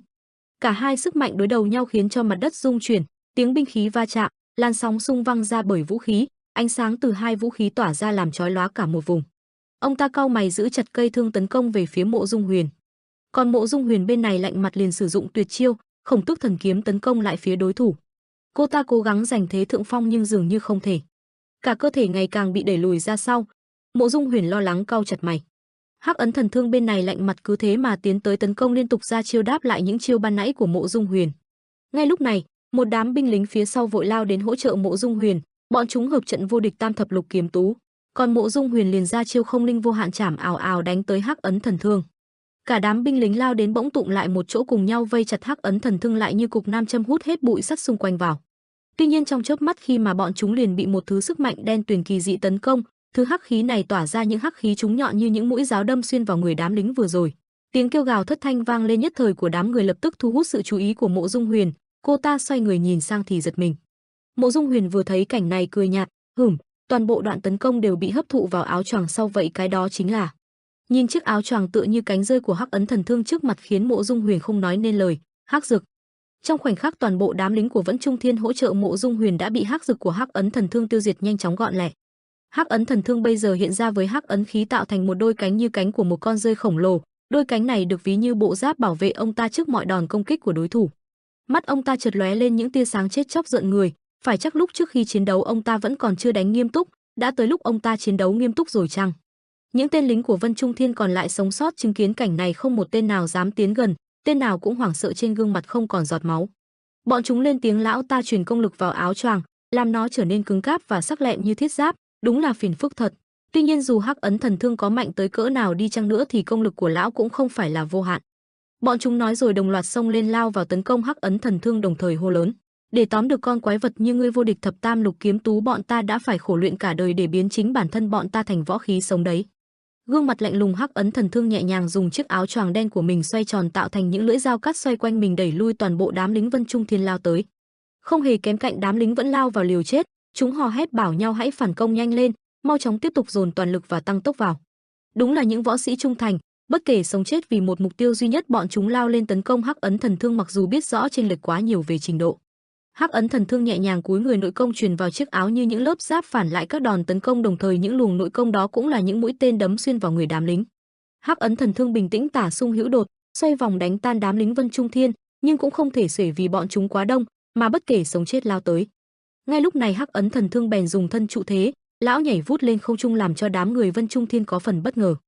Như một vì sao trên cao, Hắc Ấn Thần Thương ra chiêu chém vào đám lính bên dưới.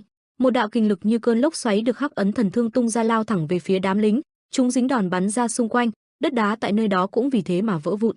Mộ Dung Huyền chứng kiến những điều vừa rồi mà trong lòng đầy cảm than, kèm theo đó là chút lo lắng cho bản thân mình. Ha, quả nhiên là chỉ cần lão quyết tâm là có thể ngang tài ngang sức với dạ chủ. Cô ta hơi thở thì dồn dập, còn miệng lại có ý cười tự đắc, đúng là một trong những kẻ mạnh nhất tứ đại ma chủ, sở hữu võ lực đáng gờm bậc nhất mật dạ. Nụ cười của ả ta dần trở nên điên dại, nhe răng cười điên khùng đến tận mang tai, ta thèm khát lão, ta khao khát cái đầu của con quái vật kia. Cô ta nhìn hắn vẫn đang xông pha giết những người phiền phức cản đường, tiếng lòng khao khát cất lên, ta khao khát cái đầu của kẻ sở hữu võ lực đáng gờm kia đến nỗi toàn thân ta như co quắp lại. Mộ Dung Huyền bắt đầu suy nghĩ mông lung đến Mộ Dung Luật Thiên, phụ thân hãy dõi theo con mà xem, sư huynh của ta à không. Khuôn mặt của Mộ Dung Huyền tràn đầy điên cuồng, sát khí màu trắng bay quanh người, ta hiện giờ chỉ có thể nói là khát máu đến hóa điên rồi. Con sẽ cho người thấy rốt cuộc con mạnh mẽ vượt trội hơn hẳn so với kẻ trốn chạy kia biết bao nhiêu, con sẽ cho cha thấy rằng con mới chính là người đủ tư cách để nối dõi tông đường của cha. Ta bắt đầu dồn sức vào chân mà đạp vào phía sau, đẩy thân mình phóng tới phía Hắc Dực Thần Thương, nhanh chóng tham gia cuộc chiến, để lại phía sau làn khói mịt mù do tạo ra. Mắt Mộ Dung Huyền trắng dã, ta bắt đầu thủ thế ra đòn, chạy nhanh dùng sức nhảy lên, cua kiếm trên tay, còn chân thì dùng một đòn đá bổ xuống. Tên của tuyệt chiêu này là Lưu Ly kiếm cang, đánh nhắm thẳng vào Hắc Ấn Thần Thương mà bổ tới. Cảm nhận được một sát chiêu đang hướng tới phía mình, Hắc Ấn Thần Thương với đôi mắt sáng quắc quay sang cảnh giác. Lão liền dùng thương đánh xoay tròn một vòng, điều này bạt chiêu của Mộ Dung Huyền và những tên lính Vân Trung Thiên trong phạm vi đòn đánh. Mộ Dung Huyền bị đánh bật về phía sau, trong lòng vẫn còn không khỏi thắc mắc, mẹ kiếp, lão ta vẫn chưa kiệt sức sao? Tại sao cái thân thể già nua kia của lão vẫn tràn đầy sức lực thế? Cùng lúc đó bên này đám lính của Vân Trung Thiên miệng tên nào tên nấy nội thương nghiêm trọng, thổ huyết liên tục. Đang trên đà đánh, Hắc Ấn Thần Thương liền ngay lập tức phi cây thương của mình bằng tốc độ của ánh sáng nhắm vào Mộ Dung Huyền mà lao tới. Nhận thấy được đòn đánh nguy hiểm, Mộ Dung Huyền liền túm ngay một tên lính gần mình đẩy hắn ra đỡ đòn. Cây thương phi thẳng vào tên lính, đẩy hắn văng ra xa với một kình lực khủng khiếp, điều này làm cho Mộ Dung Huyền trợn mắt, đôi con ngươi ta co lại có phần sợ hãi. Sau đó lại không biết sợ chết, tiếp tục nhanh chóng lao đến chỗ tên đang bị cả đám người quay quanh muốn triệt đường sống của hắn ta. Mộ Dung Huyền hét to, vô địch tam thập lục kiếm tú, ta muốn tự tay cắt cổ lão già quái vật kia, dâng lão cho ta. Hắc Ấn Thần Thương nhìn về phía bóng đen của Mộ Dung Huyền đang lao về phía mình, rồi lại quay đầu nhìn đám người đang ôm mình chặt cứng. Bọn chúng dùng không linh phong tận khóa chặt Hắc Ấn Thần Thương để giúp cho Mộ Dung Huyền ra chiêu, cũng như một đòn hy sinh đồng quy vô tận với Hắc Ấn Thần Thương. Mộ Dung Huyền nhảy lên ra chiêu, dùng kiếm và cước nhắm thẳng Hắc Ấn Thần Thương mà đánh tới, thanh kiếm vàng ánh theo sức đó mà tạo ra đầy gió, thần kiếm thần cước. Một cú đá xoay vòng kèm theo đó là cú chém kết hợp trong chiêu thức Huyền Thiên Cửu Lưu Công trúng thẳng vào Hắc Ấn Thần Thương đang bị khóa chặt bởi những tên lính Vân Trung Thiên. Dính đòn này, Hắc Ấn Thần Thương chỉ biết gồng mình nghiến ra chịu trận, còn đám lính kia cũng dính đòn mà bị bay văng ra. Chúng phải sát chiêu Hắc Ấn Thần Thương, khuôn mặt đau đớn chỉ kịp kêu lên một tiếng khục và kèm với nó là những bụng máu tươi từ miệng lão phun ra. Tuy nhiên lưỡng bại thì câu thương, cánh tay của Hắc Ấn Thần Thương đưa ra tóm lấy cánh tay cầm kiếm của Mộ Dung Huyền, điều này làm cho ta giật mình không kịp phản ứng trong giây lát. Không chút chậm trễ, ta liền dùng hai chân kẹp chặt vào đầu của Hắc Ấn Thần Thương, điều này làm cho lão nghiến răng ken két gồng mình chống lại sức kẹp mạnh mẽ từ đôi chân của Mộ Dung Huyền. Ta nghiến ra gào thét, ta sẽ đập vỡ vụn xương cổ ngươi và khiến ngươi chết ngạt, bây giờ thì hãy chịu chết đi, hư a. Mộ Dung Huyền gồng mình gắng sức ra sức kẹp chặt cổ, khiến Hắc Ấn Thần Thương đau điếng chỉ có thể kêu lên một tiếng khặc. Trong khi gắng sức chống lại đòn đánh của Mộ Dung Huyền, Hắc Ấn Thần Thương vẫn dùng tay mình tóm chặt vào vai cầm kiếm của Mộ Dung Huyền, đồng thời tay còn lại dùng sức mạnh kéo cây thương khi nãy phóng ra hồi chủ. Cây thương cắm chặt ở phía đằng xa nhận được tín hiệu hồi chủ của Hắc Ấn Thần Thương bắt đầu rung chuyển. Trong khi đó Mộ Dung Huyền tiếp tục gắng sức kẹp chặt đầu của Hắc Ấn Thần Thương, miệng vẫn hét lớn, "Khư a, mau chết đi a." Trong giây phút sinh tử, cây thương đã hoàn chủ, nó đã nằm trên tay của Hắc Ấn Thần Thương một cách gọn gàng. Lão cầm cây thương hét lên một tiếng thần thương, thì ngay tức thì cánh tay phải của Mộ Dung Huyền đã lìa thân rời ra, một nhát chém nhanh tới nỗi khi nhìn thấy cánh tay của mình rơi ra mà Mộ Dung Huyền còn hoảng hốt chưa hiểu điều gì vừa diễn ra. Cho tới khi cơn đau kéo tới cảm giác của Mộ Dung Huyền thì lúc này ta mới gào lên thảm thiết, gương mặt ta tối lại, đôi đồng tử co thắt như những mảnh thủy tinh vỡ vụn. Trong cơn hoảng loạn, chỉ biết thét lên, một tiếng hét của sự tuyệt vọng của những kẻ đang đứng bên bờ vực thẳm.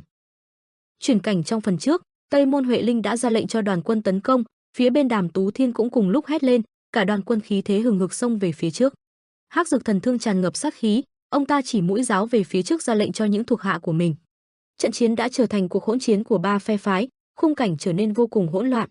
Mộ Dung Huyền cũng vội vàng di chuyển, cô ta nhảy ra khỏi ngựa tránh đi, hướng về phía đám người đang đuổi theo. Mộ Dung Huyền giơ chân lên cao rồi dẫm mạnh chân xuống mặt đất. Cú dẫm của cô ta khiến cho đám người xung quanh bay tán loạn. Hắc Dực Thần Thương dùng một kiếm xuyên qua ba người, một tay còn lại bóp lấy mặt của kẻ thù. Ông ta âm trầm nhìn sang. Giữa Mộ Dung Huyền và Hắc Dực Thần Thương xảy ra một cuộc chiến căng thẳng. Thuộc hạ của Mộ Dung Huyền cũng xông tới từ đằng sau cô ta. Bọn họ cùng lúc bao trùm Hắc Dực Thần Thương. Chỉ trong một khoảnh khắc tất cả đều bị quả cầu gai đen đâm thủng. Hắc Dực Thần Thương hiên ngang, bóng đen đằng sau ông ta giống như đôi cánh. Đám thuộc hạ của Mộ Dung Huyền tiếp tục liều mạng tấn công Hắc Dực Thần Thương. Bọn họ ôm nhau tạo thành một vòng tròn khóa chặt Hắc Dực Thần Thương. Mộ Dung Huyền nhân cơ hội từ trên cao tấn công. Cô ta chém một đường dài lên cơ thể Hắc Dực Thần Thương. Sau đó cô ta siết chặt đôi chân trên cổ Hắc Dực Thần Thương. Ông ta nghiến răng nắm chặt lấy vai cô. Mộ Dung Huyền nhanh chóng nhìn về phía cánh tay bị giật đứt của mình. Mặt cô ta méo mó hét lên đầy đau đớn. Cô ta ngã mạnh xuống đất, liên tục gào thét. Hắc Dực Thần Thương giơ thanh giáo lên cao hướng về đầu của Mộ Dung Huyền, mũi giáo phát ra ánh sáng chói lóa. Ông ta lạnh lùng nhìn xuống cô ta đồng thời cảm thán, quả nhiên Mộ Dung thế gia rất mạnh nhưng ngươi lại cứ mắc kẹt ở đó và không thể nào hiểu được thế nào là sống chết. Hắc Dực Thần Thương nhìn Mộ Dung Huyền đang lăn lộn dưới đất khinh thường nói, danh con. Cuộc hỗn chiến vẫn đang diễn ra vô cùng khốc liệt. Thẩm Viễn Lý mừng rỡ hô to trong trận chiến, tốt lắm, khí thế đang nghiêng về phía chúng ta, cứ tấn công áp đảo bọn chúng không để tên nào sống sót. Tây Môn Huệ Linh thầm đắc ý, nếu cứ thế này thì chiến thắng chỉ còn nằm ở vấn đề thời gian mà thôi, chỉ cần bắt được Hắc Dực Thần Thương thì chúng ta chắc chắn sẽ chiến thắng. Một cú nổ lớn phát ra giữa cuộc chiến. Đàm Tú Thiên chỉ tung một cú đấm tạo cuồng phong cuốn bay kẻ thù, bọn chúng bay tán loạn khắp nơi, người vừa được ông ta giúp lên tiếng gọi, Thương Thiên Võ Tế. Anh ta nói lời cảm ơn, đa tạ. Đàm Tú Thiên hỏi thăm, không sao chứ? Ông ta quay đầu lại ra lệnh, mau đưa những người bị thương đi ngay, cố gắng ít số người hy sinh nhất có thể, chúng ta sẽ giành chiến thắng, Giam Sucheon ta sẽ dẫn dắt trận chiến này. Đàm Tú Thiên nhìn lại trận chiến, không phải chúng ta nên trở về với gia đình của mình ư? Tất cả nghe lệnh, tất cả thuộc hạ cùng đồng thanh, có. Đàm Tú Thiên thở dài nghiêm túc đánh giá, Mật Dạ bắt đầu bị đẩy lùi, Thích Ma đội cứ để ta. Trở lại phía bên kia, Hắc Dực Thần Thương chuẩn bị đâm thương xuống. Đột nhiên ông ta quay đầu nhìn lại, chỉ thấy hướng ông ta nhìn có một bóng người đang chạy tới. Đàm Tú Thiên hiên ngang bước về trước xuyên qua đám bụi, Hắc Dực Thần Thương. Ông ta khởi động vai, cuối cùng chúng ta cũng gặp nhau. Đàm Tú Thiên giễu cợt nhìn Hắc Dực Thần Thương, nói thật thì, ngươi sẽ không biết nên vui đến mức nào khi không phải đối mặt với Mộ Dung thế gia đấy. Chiếc áo choàng trắng rơi ra khỏi áo giáp hai vai của ông ta. Hắc Dực Thần Thương đối diện với Đàm Tú Thiên đáp lại, Thương Thiên Cố Tinh Giam Sucheon, người bạn cũ lâu năm của ta cũng là kẻ tiên phong trong trận chiến này, kẻ đã giết Thiên Công Âm Ma Yu Chon Hak đang ở trước mặt ta. Ánh mắt ông ta đầy sát khí trầm giọng, ta thật sự rất vui mừng. Đằng sau lưng Hắc Dực Thần Thương, Mộ Dung Huyền phát ra tiếng rên rỉ đau đớn, cô ta thở dốc ôm lấy cánh tay đang chảy máu. Tầm nhìn dần mơ hồ, cô ta trở lại ngày bản thân còn nhỏ bé, chậc, ta đã quá khinh địch. Trong ký ức của Mộ Dung Huyền hiện lên một bóng người bí ẩn, anh ta đưa tay về phía cô cười nói, ngươi càng ngày càng mạnh đấy Hyun, giỏi lắm, rất tốt. Anh ta kiêu ngạo cười lớn, nhưng với huynh thì vẫn còn kém lắm. Mộ Dung Huyền quát, câm miệng, chỉ còn một chút nữa thôi, huynh cứ đợi đi. Bỗng anh ta đột ngột quay đầu, anh ta cung kính cúi đầu, phụ thân gọi con. Mộ Dung Huyền nhìn theo bóng dáng của hai người rời đi. Cô âm thầm bất mãn, ta luôn phải sống dưới bóng của huynh ấy, phụ thân. Quay về hiện tại, Mộ Dung Huyền đang gồng hết sức mình, cô ta quyết tâm, cuối cùng cũng chú ý đến ta tuyệt đối sẽ không để vụt mất cơ hội này. Mộ Dung Huyền nhớ tới cuộc trò chuyện với phụ thân, ông ta hút một hơi thuốc rồi đưa ra đánh giá. Dạo này ta lại nhớ đến thằng nhóc đó, đối với chuyện lớn tuy có nhu nhược và yếu đuối nhưng võ công cũng không tồi. Mộ Dung Huyền dùng hết sức cắn chặt lấy băng quấn, không thưa phụ thân, chúng ta không cần một kẻ bỏ chạy vứt bỏ ra môn. Cô ta lấy lại khí thế đứng lên, cái gì, ngươi nói ta không thể nào hiểu được thế nào là sống chết, nực cười, dòng máu Mộ Dung chúng ta đã phải chiến đấu sinh tử từ khi còn trong bụng mẹ. Tikos buộc dùng ánh mắt sắc bén nhìn đằng trước, ta là trưởng nữ của Mo Yeong Hyun Chun, Mo Yeong Hyun. Lúc này Đàm Tú Thiên cùng Hắc Dực Thần Thương cũng đang lao vào nhau như hai mũi tên. Khí tập trung vào nắm đấm của Tóc Dựng, ông ta lên tiếng, Mật Dạ đệ nhất Hắc Dực Thần Thương, ta vẫn luôn mong chờ có một ngày hạ được ngươi. Nói xong Đàm Tú Thiên giấm Hắc Dực Thần Thương nhưng lại bị Hắc Dực Thần Thương tránh được. Đàm Tú Thiên nhanh chóng chuyển rời ánh mắt, ông ta nhìn thẳng vào đôi mắt khinh thường của Hắc Dực Thần Thương. Đàm Tú Thiên xoay cơ thể tiếp tục tấn công. Hắc Dực Thần Thương nhẹ nhàng chặn khuỷu tay của ông ta. Sau đó, Hắc Dực Thần Thương vung đuôi thương về phía Đàm Tú Thiên đang quay lưng lại. Đàm Tú Thiên dùng sức nhảy ra ngoài, thành công thoát khỏi phạm vi tấn công của Hắc Dực Thần Thương. Đàm Tú Thiên bật lùi về sau 3 bước, ông ta lấy đà chạy nhanh, chỉ trong vài giây đã có thể di chuyển đến vài mét. Hắc Dực Thần Thương không chút do dự vung thương lên định chém xuống lần nữa. Nắm đấm của Đàm Tú Thiên và thương của Hắc Dực Thần Thương đối đầu với nhau. Ngay khi chúng va chạm đã tạo ra một luồng sức mạnh lớn, những mảnh vụn xung quanh hai người bay ra. Luồng sức mạnh đã làm vỡ nát mặt đất xung quanh tạo ra một hố lớn. Hắc Dực Thần Thương giật mình không ngờ Đàm Tú Thiên có thể đối đầu trực diện với ông ta. Ông giữ vững chân ngăn không cho cơ thể lùi lại, dấu chân tạo thành một vệt dài trên mặt đất. Đàm Tú Thiên mắt trắng dã nghiến răng dùng toàn bộ sức lực chặn thương của Hắc Dực Thần Thương. Ánh sáng chói mắt tập trung vào nắm đấm của Đàm Tú Thiên, thánh quang lưu. Liên tiếp những đòn đánh tấn công Hắc Dực Thần Thương, chính quyền, nắm đấm hướng tới mặt của Hắc Dực Thần Thương. Hắc Dực Thần Thương lùi nhanh nhằm tránh đòn đấm của Đàm Tú Thiên, cả hai cùng lúc di chuyển một khoảng cách lớn. Vụ nổ lớn xuất hiện khi hai người va chạm vào nhau. Lúc này Hắc Dực Thần Thương đang ở trên không trung, từ thương vung ra một đường máu, gần cánh tay còn lại của Đàm Tú Thiên xuất hiện một vết thương lớn. Nắm đấm của Đàm Tú Thiên ngừng lại vẫn chưa thể chạm tới cơ thể của Hắc Dực Thần Thương, ông ta bàng hoàng khi thấy Hắc Dực Thần Thương lúc trước còn ở trước mặt bây giờ đã biến mất. Đàm Tú Thiên nhăn mặt nhìn vết thương kéo dài từ bả vai đến ngực đang rỉ máu, nếu sâu hơn chút nữa. Ông ta sờ vết thương rồi nói với Hắc Dực Thần Thương, thì cơ thể của ta sẽ bị trẻ làm đôi, ngươi quả nhiên rất mạnh, với vai vế hậu bối trong giang hồ ta có thể nhập sư môn của ngươi chứ. Đôi cánh đen dần hiện ra, cây thương phát ra ánh sáng bạc nổi bật giữa khói bụi mịt mù. Hắc Dực Thần Thương nói, sư môn. Ông ta nghiêm túc, ta không hề có thứ đó. Hắc Dực Thần Thương thủ thế, hai tay nắm chặt vào thương, ông ta thản nhiên nói, đó chỉ là nơi cho những kẻ chiến đấu với nhau và học từng chút một. Hắc Dực Thần Thương xoay thương, gió xung quanh bị hút vào cây thương tạo nên một cơn lốc. Ngay sau đó cơn lốc liền phóng đại hướng về phía Đàm Tú Thiên đâm tới, thân ảnh của Đàm Tú Thiên bị che lấp bởi cơn lốc không thể nhìn rõ bóng dáng. Đàm Tú Thiên giơ hai tay che chắn trước mặt, ngăn những viên đá từ vụ xoáy bay vào đầu. Đột nhiên một đôi chân dùng gáy ông ta làm đệm bật nhảy về phía trước. Mộ Dung Huyền xuyên thẳng vào vòng xoáy, Khổng Tước Thần Cước. Cú đá của cô ta ngay lập tức đánh tan cơn lốc đen của Hắc Dực Thần Thương, Hắc Dực Thần Thương cũng phải lùi lại một bước tránh cú đá của cô ta. Khi cô ta đang xuống đất, mặt đất liền nứt toạc. Đàm Tú Thiên xoa gáy hỏi, Mộ Dung tiểu thư, cô đang muốn làm gì? Mộ Dung Huyền tức giận quát, khuôn mặt cô ta trở nên vô cùng hung dữ, cô giơ đao trước ngực chuẩn bị chiến đấu bất cứ lúc nào. Câm miệng, ta chỉ lơ đãng một chút, Hắc Dực Thần Thương là của ta, mau tránh ra. Mộ Dung Huyền hung dữ tung chiêu, câm mồm, ta chỉ sơ suất một chút thôi, Hắc Ấn Thần Thương là con mồi của ta, mau cút ra. Đàm Tú Thiên hai tay mặc áo giáp ở đằng sau cũng hung dữ nhìn về phía trước. Mộ Dung Huyền một cánh tay bị chặt đứt đang được băng bó, ta còn lại cầm kiếm hùng hổ xông tới như một vị thần, tốc độ thật kinh khủng. Đàm Tú Thiên đứng ở sau, một mảnh đất bị nứt đá văng lên tung tóe, Đàm Tú Thiên né tránh, bay lên, chạy ngay đi. Đàm Tú Thiên chập một tiếng. Cả Mộ Dung Huyền và Đàm Tú Thiên đang hung dữ lao thẳng như tên lửa đầy tốc độ tiến về phía Hắc Ấn Thần Thương đệ nhất mật dạ Hắc Ấn Thần Thương. Dưới chân vị Hắc Ấn Thần Thương đất đá cũng vỡ tan, Hắc Ấn Thần Thương tay cầm thương trong tư thế sẵn sàng tấn công. Hắc Ấn Thần Thương hai mắt lóe sáng tư thế chuẩn bị xuất chiêu đánh trận, đưa một thương thật dài như một cơn lốc thần về phía Mộ Dung Huyền và Đàm Tú Thiên. Mộ Dung Huyền trán nổi đầy gân trông thật hung dữ, dã man như mang theo nhiều nỗi uất hận. Nhanh nhẹn, lưu loát, né bên trái rồi né bên phải, thành công né đòn tấn công của Hắc Ấn Thần Thương, né sang bên này, lạng bên kia một cách thành thục, như đã đón trước được nước đi của đối thủ. Mộ Dung Huyền thành công tấn công đến Hắc Ấn Thần Thương, đưa thanh kiếm chém thẳng về Hắc Ấn Thần Thương, nhưng Hắc Ấn Thần Thương cũng nhanh chóng lùi cơ thể về sau mà né tránh được. Nhưng Đàm Tú Thiên lại xuất hiện bất ngờ ở phía sau với hai mắt phát sáng, bên cạnh vì tốc độ quá nhanh, chân tạo với nền đất tạo những làn khói trắng. Rồi Đàm Tú Thiên tung đòn nắm đấm đầy mạnh mẽ đến. Hai luồng sức mạnh tấn công dồn vào người Hắc Ấn Thần Thương. Hai đòn tấn công chuẩn bị đã chạm vào Hắc Ấn Thần Thương. Nhưng Hắc Ấn Thần Thương thân thế võ cường, nhanh chóng ngã người về phía sau, nên cú đá của Mộ Dung Huyền và nắm đấm của Đàm Tú Thiên đã va chạm vào nhau.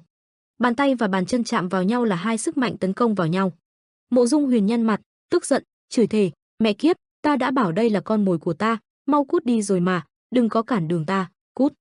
Nhưng Đàm Tú Thiên ánh mắt đầy nghiêm túc, bình tĩnh giải thích, hai đấu một thì có hèn thật đấy, nhưng đây là thực chiến, và đối thủ trước mặt ngươi là cao thủ đệ nhất mật dạ Hắc Ấn Thần Thương, phải mau chóng tóm được hắn để giảm thiểu hy sinh, và vết thương của ngươi trông rất nghiêm trọng, vì thế hãy mau lùi lại và dưỡng thương đi. Lúc này Hắc Ấn Thần Thương đang ngã người xuống dưới né tránh đòn tấn công của hai người. Đặt vũ khí chạm vào dưới đất, ma sát với nền đất tạo ra những tia sét, Hắc Ấn Thần Thương chống cây thương của mình ở dưới đất. Lấy cây thương làm trụ, đưa một tay cầm thân thương, chuẩn bị xoay người, đưa một chân bay lên, làm cú tấn công lốc xoáy. Mộ Dung Huyền và Đàm Tú Thiên trong lúc mất cảnh giác, nhăn mặt nhìn tên Hắc Ấn Thần Thương đã tránh thoát được sự bao vây của hai người. Mộ Dung Huyền và Đàm Tú Thiên nhăn mặt nhìn Hắc Ấn Thần Thương ở dưới. Hắc Ấn Thần Thương quay một vòng người như một cái bánh xe khổng lồ, rồi dừng lại khiến một làn khói tung ra, những viên đá cũng bay đi. Hắc Ấn Thần Thương dương mắt nhìn hai người đằng trước. Đàm Tú Thiên và Mộ Dung Huyền bay lên giữa làn khói với đá vụn vỡ tan, tấn công vào Hắc Ấn Thần Thương. Tiếp đến là trận đấu của ba người, Mộ Dung Huyền tung chân đến, Đàm Tú Thiên tung nắm đấm đến, cả Mộ Dung Huyền và Đàm Tú Thiên nhắm thẳng Hắc Ấn Thần Thương làm mục tiêu mà đánh thẳng. Nhưng Hắc Ấn Thần Thương đều có thể né tránh hết được, tránh được cú đấm của Đàm Tú Thiên, Đàm Tú Thiên đánh hụt đâm thẳng xuống đất, chống một tay làm trụ để nâng cơ thể trên không còn về phía Mộ Dung Huyền. Hắc ấn thần thương quay cây thương của mình chống lại cú đá tàn bạo của Mộ Dung Huyền. Cả Mộ Dung Huyền và Đàm Tú Thiên bay xuống, hai chân đạp đất nhìn về phía Hắc ấn thần thương. Cả Mộ Dung Huyền và Đàm Tú Thiên tiếp tục tấn công, Đàm Tú Thiên tung nắm đấm xông tới, Hắc ấn thần thương dùng vũ khí của mình mà phản công lại, còn Mộ Dung Huyền bay lên không trung, nhảy ra đằng sau Hắc ấn thần thương. Mộ Dung Huyền tay cầm thanh kiếm, đồng thời cũng lấy đà xông tới về phía hai người. Hắc ấn thần thương tung một gậy đầy sát thương nhắm về phía Đàm Tú Thiên, Đàm Tú Thiên nhanh chóng né tránh bay ra. Hắc ấn thần thương lại tiếp tục đưa vũ khí đánh về phía Mộ Dung Huyền, quay một vòng thương để đánh nhào Mộ Dung Huyền, nhưng Mộ Dung Huyền khéo léo hạ người né tránh. Đồng thời Mộ Dung Huyền tung chân lên, lấy đà, cuối cùng tung chiêu, đưa chân tạo một vòng xoáy như cơn lốc vũ bão. Hắc ấn thần thương tay cầm thương hướng về Mộ Dung Huyền, ánh mắt ngạc nhiên, nhưng đồng thời cũng phát giác được Đàm Tú Thiên đang dùng cánh tay đầy uy lực của mình lao về phía Hắc ấn thần thương, nhưng Hắc ấn thần thương vốn cảm nhận được nên nhanh chóng ngoảnh mặt đi né được đòn tấn công của Đàm Tú Thiên đang lao tới. Hắc ấn thần thương đưa vũ khí xông lên, Mộ Dung Huyền đang bay lên không trung chuẩn bị lấy đà tấn công tiếp. Cây thương sắc bén cùng với chân Mộ Dung Huyền và cánh tay đầy mạnh mẽ của tay Đàm Tú Thiên, cả ba cùng đều chạm vào nhau, tạo ra những tiếng va chạm đầy khó chịu, cùng tụ họp lại một chỗ giao đấu. Gương mặt cả ba, Đàm Tú Thiên, Hắc ấn thần thương, Mộ Dung Huyền ai nấy cũng đầy thương tích, ra sức mà chống chọi. Đàm Tú Thiên ánh mắt hung tàn, gương mặt có vết sẹo dài, trán nổi đầy gân, nhe hàm răng đầy khó chịu. Hắc ấn thần thương biểu cảm vẫn rất bình tĩnh nhưng ánh mắt thì lại khác, rất kiên quyết, đầy lòng ham thắng, còn Mộ Dung Huyền thì khỏi bàn, gương mặt vốn đã đầy thương tích, thậm chí còn nhăn nhó, chỉ toát lên dòng chữ phải tiêu diệt, giết chết Hắc ấn thần thương. Cả ba người nhăn mặt, ánh mắt đầy giao đấu quyết liệt. Đàm Tú Thiên và Mộ Dung Huyền tiếp tục song kiếm hợp bích tấn công, Mộ Dung Huyền đưa chân ra đá, còn Đàm Tú Thiên tiếp tục dùng nắm đấm của mình mà tung chiêu, cả hai người cùng nhắm thẳng về phía. Hắc ấn thần thương cầm cây thương trên tay cản lại đòn tấn công. Trước hết là ở phía trên là cản nắm đấm của Đàm Tú Thiên, rồi đưa ngang thương qua một bên cản đòn kiếm của Mộ Dung Huyền. Bên còn lại vung cây thương thành một đường quyền về phía Đàm Tú Thiên. Mộ Dung Huyền bị đánh trúng mà đổ máu, ngã lăn ra, ngã người xuống dưới. Còn Đàm Tú Thiên đưa hai tay chống lại đòn thương của Hắc Kích Thần. Hắc ấn thần thương chỉ một đòn mà đánh cả hai người ra xa, Đàm Tú Thiên thì văng ra xa, còn Mộ Dung Huyền thì hạ người nghiêng xuống, xung quanh còn có làn khói bay lên nghi ngút. Hắc Kích Thần đưa thương ra nhắm xuống về Mộ Dung Huyền, nhưng Mộ Dung Huyền đã nhanh nhảu bay lên không trung. Đàm Tú Thiên bị bay ra xa, đồng thời dưới mặt đất như có một cú nổ thật lớn. Cú nổ tung ra làm mặt đất vỡ nát tứ tung, đất đá văng lên hết, khói bay lên nghi ngút. Như có ánh sáng xuất hiện giữa đám khói ấy, các làn khói tạo những vòng tròn liên tiếp với nhau bay lên giữa cú nổ đất kia, làn khói bao vây lấy ánh sáng nổ. Ba người thì trong làn khói đó, khói cứ mịt mù, đất đá thì vẫn cứ bay nhiều trên không trung. Cả ba người Mộ Dung Huyền, Đàm Tú Thiên và Hắc Kích Thần đứng với nhau tạo thành một vòng tròn giữa làn khói, ai cũng đang trong tư thế luôn sẵn sàng tiếp chiến. Mộ Dung Huyền một tay cầm kiếm, tay còn lại vốn đã bị chặt đứt nhưng vẫn không kiềm được máu hăng giết chết Hắc ấn thần thương trong người Mộ Dung Huyền. Còn Hắc Kích Thần thương tay cầm cây thương thật dài, chiếc áo khoác đằng sau vốn nãy giờ giao chiến mà đã rách nát tứ tung. Hắc ấn thần thương đã phụt máu, máu chảy đầy bên miệng, chảy xuống thấm vào bộ râu của Hắc ấn thần thương. Hắc ấn thần thương đưa tay lên lau máu ở miệng, cơ thể cũng đã hơi thấm mệt, có thể thấy được tiếng thở phì phào của Hắc ấn thần thương. Đàm Tú Thiên gương mặt cũng dính đầy máu từ trên trán đổ xuống, mồ hôi cũng nhễ nhại, còn Mộ Dung Huyền cũng như vậy, một bên má có vết thương đổ máu ra, ánh mắt cũng đầy bất ngờ. Cả Đàm Tú Thiên và Mộ Dung Huyền thương tích đầy mặt, vui mừng trong lòng khi thấy Hắc ấn thần thương kiệt sức rồi. Đàm Tú Thiên tung ra chiêu thức mạnh, hai bên tay hiện ra hai cánh tay ảo ảnh cực kỳ mạnh mẽ. Đàm Tú Thiên hạ người xuống, hai mắt phát sáng và ra chiêu thức Thánh Quang Lưu Tiên Quyền Giáp. Còn Mộ Dung Huyền hạ người đưa ra bàn chân cũng phát sáng không kém, hai mắt tỏa sáng lên, đầy tinh thần quyết chiến, Khổng Tước thần công. Hắc ấn thần thương lạnh lùng nhìn hai người chuẩn bị tung đòn tấn công cực kỳ quái ác, thì nhắm hai mắt lại, hai mắt của Hắc Kích Thần tối đi, rồi đột nhiên gương mặt trở trên quỷ dị, hai con mắt lõm sâu xuống, phát ra màu trắng tinh, con ngươi chỉ nhỏ bé tí, còn lỗ mũi thì bành ra, đặc biệt là ở bộ răng, những chiếc răng mọc lên phần má rất nhọn, còn trong miệng thì là một hàng răng nhọn hoắt, dài cả ra, gương mặt không khác gì quái vật. Gương mặt quái vật đó hiện lên trên của Hắc ấn thần thương, Hắc ấn thần thương ra chiêu Quỷ Thương. Hắc ấn thần thương chẳng ngần ngại sợ gì mà há miệng thật to lao tới. Đàm Tú Thiên cũng chẳng thua kém. Mộ Dung Huyền thì càng hung ác nữa, mặc kệ vết thương đã đổ máu dài trên mặt, cả ba hét to đầy quyết chiến, xông đến tấn công, nhất quyết phải giết được đối thủ không thể được bại trận. Giữa bầu trời đầy xám xịt, u buồn, ba luồng ánh sáng to lớn, mạnh mẽ chạm vào nhau, như chấn động cả đất trời, đất đá cũng văng ra tứ tung. Có vẻ cảm nhận được luồng khí quá mạnh mẽ mà Tây Môn Huệ Linh đứng từ xa nhìn về phía cuộc giao đấu. Một luồng sáng mạnh mẽ được tung lên như làm điên đảo cả đất trời, những làn khói cũng quay vòng theo luồng sáng ấy. Tây Môn Huệ Linh nghiêm mặt thầm trong lòng, Tú Thiên à. Còn bên này, ba sức mạnh quái ác va chạm vào nhau thật hung dữ, cả ba luồng sức mạnh rất kinh khủng khiếp, đỉnh nóc kịch trần bay phấp phới. Ba luồng ánh sáng khổng lồ va chạm vào nhau như mang theo nỗi niềm của chủ nhân nó là muốn diệt sạch, diệt cho triệt để hết cả đi, phải cho đối phương chết không toàn thây, xác không thấy, người không nhớ. Cả luồng sức mạnh đến mức khiến mọi thứ như rung lắc, mờ ảo, chấn động địa cầu. Một vòng xoáy khổng lồ kinh khủng hiện ra như muốn nuốt chửng hết mọi vật có ở hiện trường.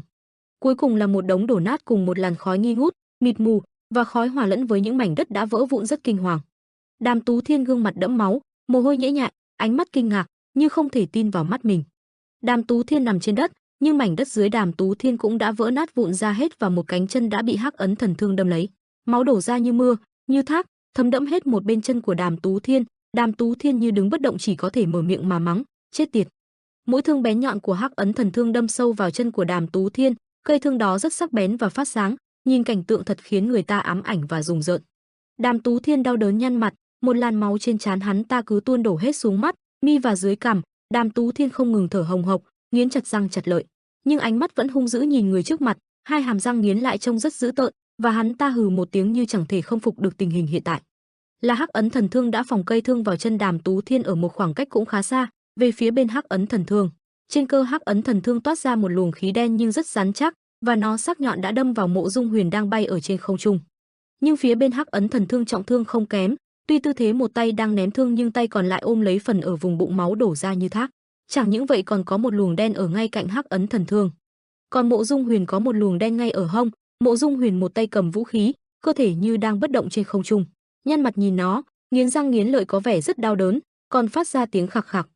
Luồng đen làm một lỗ, luồng đen đó đâm thẳng vào bụng của Mộ Dung Huyền, đâm rất sâu và rất sâu, mà kích thước của nó cũng rất lớn, khiến máu xung quanh ngấm ra hết cả phần quần áo xung quanh hông. Mộ Dung Huyền vốn đã nhận ra và nghĩ trong lòng, đó là biến chuyển huyết dịch cứng cỏi và sắc bén như thiết giáp tốn rất nhiều công lực, hắn vẫn còn đủ sức để làm vậy ư? Mộ Dung Huyền mồ hôi đầm đìa, ánh mắt đầy tia căm hận, miệng vẫn cứ nghiến chặt hai hàm răng lại, trong lòng khó chịu vô cùng và cũng không ngừng chửi mắng, đúng là quái vật mà, lần đầu ta gặp loại như người đấy. Mộ Dung Huyền đưa thanh kiếm đầy sắc bén, có ánh sáng chói mắt lên, mặc cho luồng đen quái ác đó có đâm xuyên qua cơ thể, đau đớn vô tận như nào, nhưng Mộ Dung Huyền hung dữ, không chùn ý chí và tấn công, nhận lấy này. Hắc Kích Thần Thương cơ thể đã thấm đầy máu, nhuộm một màu đỏ tươi, thế nhưng ánh mắt bình tĩnh và lạnh lùng, đưa bàn tay rắn chắc ra. Một luồng đen khủng khiếp xông ra, làm mặt đất vỡ tung lên, mọi thứ như đang chấn động và run lắc lên hết cả lên. Hắc Ấn Thần Thương nhìn làn khói nghi ngút trước mắt, cùng theo đó là những tiếng vỡ nát, và Hắc Ấn Thần Thương cũng có vẻ đang mệt mỏi mà thở hồng hộc như dã đi. Đưa tay ra sau không thèm nhìn lấy mà gọi, "Thương." Nhưng ở đằng sau chẳng có động tĩnh gì cả, Hắc Ấn Thần Thương vẫn đứng im bất động chờ cây thương về tay mình. Thấy tình hình kỳ lạ, Hắc Ấn Thần Thương ngoảnh mặt lại, chẳng thấy cây thương nào trên tay. Ở từ xa là Đàm Tú Thiên đang cầm cây thương mà giữ chặt nó. Đàm Tú Thiên cố giữ lấy cây thương, nghiến răng nghiến lợi dùng hết sức lực bình sinh cầm cây thương. Ánh mắt đầy sắc bén và cũng đầy quyết chiến, Đàm Tú Thiên có hơi mệt mỏi, sức cũng đã vơi dần đi, còn thở hồng hộc. Đàm Tú Thiên dùng hai chân lấy đà, đạp chặt trên nền đá để trụ lại. Trong khi Hắc Ấn Thần Thương đang nhìn về phía cây thương cùng Đàm Tú Thiên thì phía sau Hắc Ấn Thần Thương, Mộ Dung Huyền đang xông tới. Hắc Ấn Thần Thương liếc mắt nhìn về sau phát hiện được Mộ Dung Huyền mạnh mẽ dùng một chân đầy lực điền của mình tấn công vào Hắc Ấn Thần Thương, nhưng Hắc Ấn Thần Thương thân thủ nhanh nhạy đã dùng chân ngăn cản cú đá của Mộ Dung Huyền. Mộ Dung Huyền đổ đầy màu đỏ, ánh mắt cam thù, biểu cảm chỉ muốn ăn tươi nuốt sống Hắc Ấn Thần Thương. Mộ Dung Huyền đưa tay chĩa kiếm đầy cứng nhọn của mình liên hoàn đánh. Hắc Ấn Thần Thương nhanh chóng đưa tay đỡ lấy, tay còn lại chuẩn bị tung chiêu. Hắc Ấn Thần Thương tung đòn tấn công nhưng Mộ Dung Huyền đã nhanh nhẹn cúi người xuống, Hắc Ấn Thần Thương chỉ có thể đấm vào mái tóc dài của Mộ Dung Huyền. Mộ Dung Huyền sức chiến đấu đầy mãnh liệt, dùng một chân đá một cách kịch liệt lên ngay cằm Hắc Ấn Thần Thương. Đôi chân như cột đình của Mộ Dung Huyền đá vào như muốn văng luôn cằm của Hắc Ấn Thần Thương, chỉ muốn chầu ông bà. Hắc Ấn Thần Thương bị một cú đá kinh khủng đáp ngay cằm mà gương mặt hướng lên trời thẳng tắp. Ánh mắt Hắc Ấn Thần Thương nhìn xuống như chẳng hề hấn gì. Chỉ ngay sau đó, Hắc Ấn Thần Thương liền tung một làn đen về phía Mộ Dung Huyền. Nhưng phía trước trống không chỉ còn là khói bụi ở lại. Thì ra Mộ Dung Huyền đã xuất hiện ở đằng sau, tung chân cột đỉnh của mình đá thẳng lên đầu Hắc Ấn Thần Thương, Khổng Tước Thần Cước. Một luồng sáng khủng khiếp chiếu xuống đất, khiến đất đá văng lên, toàn bộ xung quanh đều bị vỡ nát cả ra, cảnh tượng thật thảm khốc. Cuối cùng chỉ còn lại khói bụi che lấp hình dáng của hai người. Giữa làn khói bụi mờ mịt, Mộ Dung Huyền cả cơ thể từ quần áo cho đến làn da đều thấm đầy màu đỏ tươi, nhưng chẳng hề làm giảm tính đối đầu của Mộ Dung Huyền. Mộ Dung Huyền cầm kiếm đầy sắc bén chĩa về Hắc Ấn Thần Thương đang khuỵu gối dưới đất. Mộ Dung Huyền có chút hơi mệt, cảm nhận được tiếng thở gấp của Mộ Dung Huyền, nhưng Mộ Dung Huyền vẫn lạnh lùng nhìn người dưới thân kiếm của mình và hỏi: "Thế nào, ngươi có cảm xúc gì sau khi thua thảm hại dưới tay một oát con như ta?" Lưỡi kiếm sắc bén đặt ngay trên cổ Hắc Ấn Thần Thương, Hắc Ấn Thần Thương vẫn cúi mặt dưới đất chẳng thèm trả lời, và còn cảm nhận được hơi thở liên tục đưa ra của Hắc Ấn Thần Thương. Mộ Dung Huyền lạnh lùng đưa thanh kiếm lên, huyền thoại về Hắc Ấn Thần Thương, kết thúc từ đây, dưới tay Mộ Dung Huyền ta. Nhắm về phía Hắc Ấn Thần Thương mà thanh kiếm hạ xuống.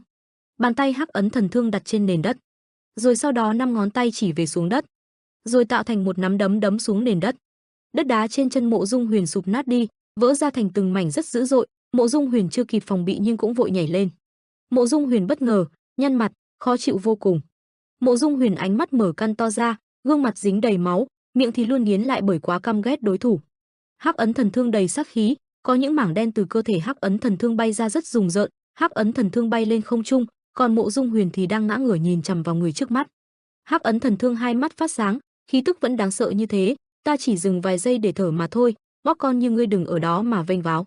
Hắc Ấn Thần Thương ra tay tàn độc, hắc kích, những luồng đen được tung ra, những luồng đen lao tới về phía Mộ Dung Huyền mà tấn công, những đất đá đã nát tan, mọi thứ rất kinh hãi và khủng khiếp. Luồng đen tấn công ra về phía Mộ Dung Huyền, cả người Mộ Dung Huyền như biến dạng. Những gì trên đầu Mộ Dung Huyền nát vụn hết, Mộ Dung Huyền nằm la liệt trên nền đất, hai mắt cứng đờ, miệng phụt đầy máu, bất tỉnh. Một đống đổ nát với những làn khói trắng xóa trước mắt Hắc Ấn Thần Thương. Hắc Ấn Thần Thương đưa chân đạp đất. Ánh mắt Hắc Ấn Thần Thương hung ác, nhìn thẳng về phía trước, cơ thể được quấn băng bó hết cả và cũng đã thấm nhuộm một màu đỏ tươi. Hắc Ấn Thần Thương có hơi kiệt sức, nghĩ thầm trong lòng, mình cũng tới giới hạn rồi, nếu cứ trì hoãn thêm thì. Lúc này Đàm Tú Thiên dùng cây thương có đầy những tia sét phóng lao tới Hắc Ấn Thần Thương. Đàm Tú Thiên bay lên không trung, hai mắt phát sáng, cùng cây thương trên tay, cả người như tỏa ra tia sét, hung tàn mà tấn công. Tung một đòn mạnh mẽ về phía Hắc Ấn Thần Thương, một luồng ánh sáng với đầy tia sét phát sáng ra. Hắc Ấn Thần Thương hai mắt phát sáng, cũng tỏa ra những luồng khí đen đầy dữ dội. Những luồng khí đen đó chống chọi lại đòn tấn công cây thương phát sáng của Đàm Tú Thiên. Hai bên va vào nhau, những tia sét của cây thương tỏa ra dữ dội đã làm những luồng khí đen vỡ vụn ra hàng nghìn mảnh nhỏ. Trong phút chốc, cây thương xuyên qua màn đen, biến những màn đen thành những mảnh vỡ vụn và rồi nhắm thẳng vào Hắc Kích Thương và đâm thẳng vào ngực Hắc Ấn Thần Thương. Bị cây thương với ánh sáng của những tia sét đâm trúng xuyên qua cơ thể Hắc Ấn Thần Thương, Hắc Ấn Thần Thương ngã người ra phía sau, miệng phụt đầy máu. Cây thương với những làn sét đâm thẳng vào Hắc Ấn Thần Thương, những luồng đen của Hắc Ấn Thần Thương đã bị vỡ vụn ra hết cả, hai mắt Hắc Ấn Thần Thương sững sờ, Hắc Ấn Thần Thương phụt cả máu ra. Cây thương trắng phát sáng còn nổi những tia sét. Hắc Ấn Thần Thương đứng bất động, cây thương đâm thẳng vào ngực, cơ thể quấn đầy băng gạc của Hắc Ấn Thần Thương thấm đầy máu, xung quanh khói bụi vẫn thổi bùng lên. Có những làn khói xoay quanh tạo vòng tròn được tản ra ở trên bầu trời. Hắc Ấn Thần Thương hai mắt sững sờ, ánh mắt của Hắc Ấn Thần Thương lờ đờ, máu trên mặt đầm đìa, đổ dài khắp cả cơ mặt. Hắc Ấn Thần Thương mắt nhắm mắt mở cười cười như chưa hề có chuyện gì mới vừa xảy ra. Đàm Tú Thiên một chân đã thấm đẫm màu đỏ tươi, đứng nhìn Hắc Ấn Thần Thương ở từ xa như sắp ngã quỵ xuống, đằng sau xung quanh là những làn khói còn đang bay lên nghi ngút. Đàm Tú Thiên thở hồng hộc, vì vừa đã làm nên một chiến công, ánh mắt chăm chú nhìn về phía Hắc Ấn Thần Thương, hai mắt của Đàm Tú Thiên trông rất hung dữ, liếc nhìn thẳng. Giữa những giọt mồ hôi và dòng màu đỏ đưa nhau chảy xuống là ánh mắt kinh ngạc và sững sờ của Đàm Tú Thiên. Trên nền đất đầy vỡ vụn, những miếng đá nhỏ bị vỡ ra thành tùng mảnh, một tràn máu trên người Hắc Ấn Thần Thương tuôn trào xuống như một dòng suối được đổ xuống. Tràn máu không ngừng chảy cứ tuôn ra như thác đổ, tuôn ra trên nền đất bị nứt vỡ. Hắc Ấn Thần Thương tay cầm lấy chặt cây thương, giữa ngực đã thấm đẫm màu đỏ tươi kinh người, có thể thấy một mảng mày đỏ tươi thấm đẫm cả quần áo của Hắc Ấn Thần Thương. Đàm Tú Thiên trên gương mặt là những giọt mồ hôi còn chảy hòa cùng với làn máu trên đầu, miệng đã thở một hơi dài nhưng hai ánh mắt kinh ngạc, không hiểu, sững sờ nhìn người trước mắt. Có tiếng cười, bàn chân đổ đầy máu của Đàm Tú Thiên di chuyển trên nền đất bị nứt thành vụn ra, xung quanh toàn là những khói bụi, cái quái gì? Chân của Đàm Tú Thiên run rẩy bước đi, lê lết từng bước trên nền đất. Tóc của Hắc Ấn Thần Thương dựng đứng lên, tung bay theo gió, hai mắt phát sáng đầy đáng sợ, cơ thể Hắc Ấn Thần Thương được phóng to lên gấp bội, áp đảo cơ thể Đàm Tú Thiên. Đàm Tú Thiên nắm chặt bàn chân đang đổ máu, khiến ai nhìn phải cũng phải run mình vì đau đớn. Nhưng Đàm Tú Thiên lại thét trong lòng, mình là lại thấy sợ ư? Giờ không phải là lúc sợ hãi và lùi bước, ngươi đang bị cái gì vậy hả? Đàm Tú Thiên không ngừng tát vào mặt mình, gương mặt cứ bị liên hoàn tát mà muốn méo cả đi, tỉnh táo lại đi, Đàm Tú Thiên, đôi bàn tay cứ liên hoàn tát như chẳng thể ngừng nghỉ. Hai chân Đàm Tú Thiên đứng vững trên nền đất, có thể thấy vì bàn chân ma sát với nền đất mà tạo ra những làn khói bụi trắng nghi ngút. Cánh tay nắm đấm được bao bọc bởi lớp áo giáp đầy mạnh mẽ được vung ra. Cả người chuẩn bị tung chiêu, khí tức trên người Đàm Tú Thiên hiện ra vô cùng mạnh mẽ, những tia sáng ở trên cơ thể Đàm Tú Thiên bùng chiếu lên và cứ toát ra. Không để bản thân lép thế hơn Hắc Ấn Thần Thương, Đàm Tú Thiên nghiến răng, gồng cả cơ thể, đến đây đi, Hắc Ấn Thần Thương. Hắc Ấn Thần Thương tay vẫn cầm cây thương đang đâm vào cơ thể mà bước đi, từ trên cơ thể Hắc Ấn Thần Thương có tỏa ra khí đỏ như là hơi máu. Mặc cho trên lớp áo đã thấm đẫm một màu đỏ tươi thế nhưng gương mặt Hắc Ấn Thần Thương đầy vô cảm, những đất đá xung quanh cứ bay lên, như chuẩn bị sắp có trận chiến kinh hoàng sắp sửa xảy ra. Đàm Tú Thiên xông tới như sư tử gầm thét, mạnh hổ cùng phong mạnh mẽ cùng nắm đấm võ thần mà lao tới đầy uy dũng.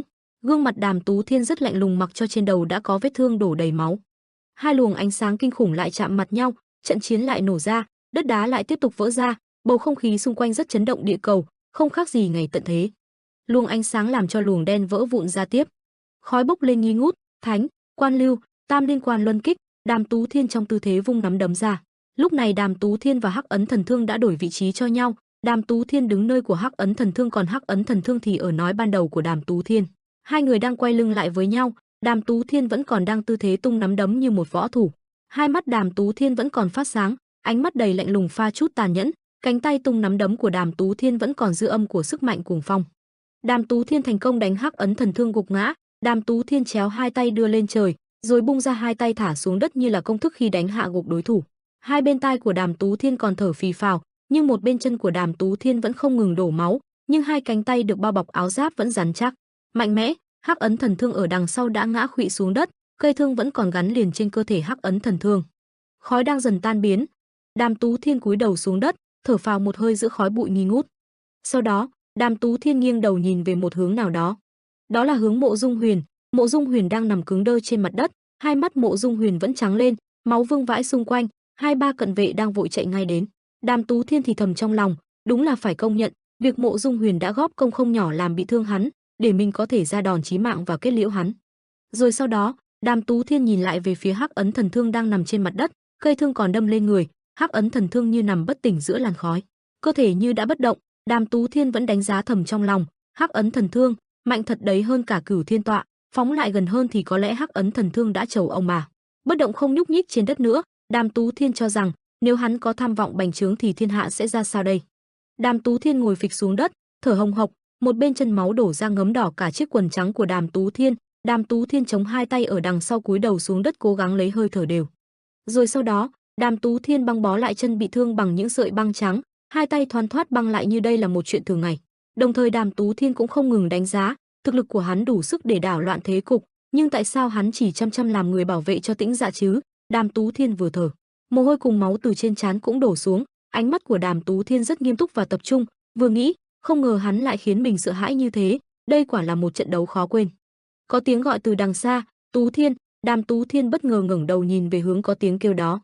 Ở phía xa xa, hai người trên hai con ngựa đang tức tốc lao nhanh tới, bánh xe ngựa ma sát trên mặt đất tạo những luồng khói bụi phả hơi ra. Một người đàn ông ở sau điều khiển hai con ngựa kéo xe, còn Tây Môn Huệ Linh đứng trên xe ngựa phấn khởi hô lớn, muội biết là huynh sẽ thắng mà. Tây Môn Huệ Linh hớn hở, ánh mắt đầy tự hào, chúng ta đã nắm được cơ hội chiến thắng rồi.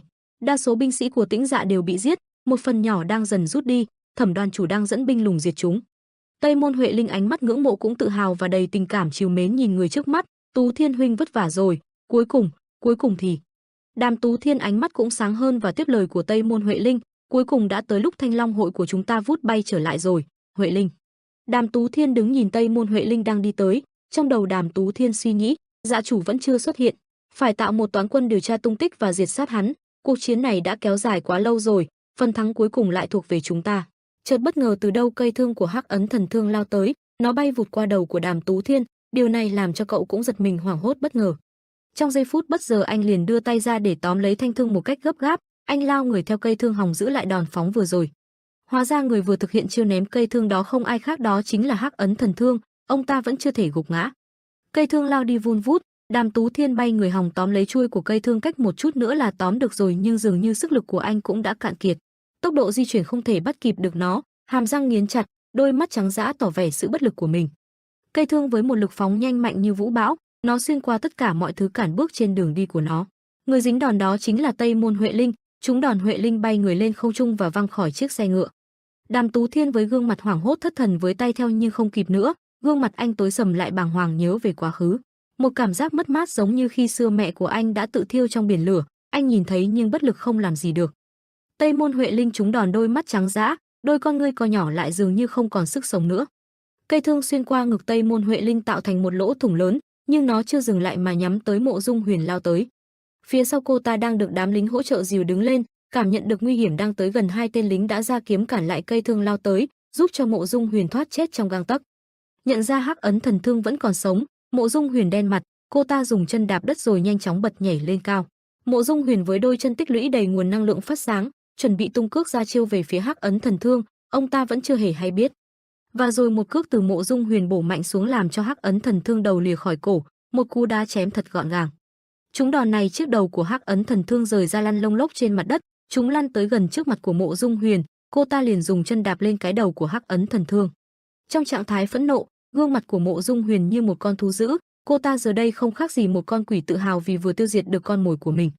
Bên này khi chứng kiến Huệ Linh bị chết thì Tú Thiên nhanh chóng rũ bỏ hết lớp áo giáp trên người của mình, với gương mặt thất thần mang đầy đau khổ.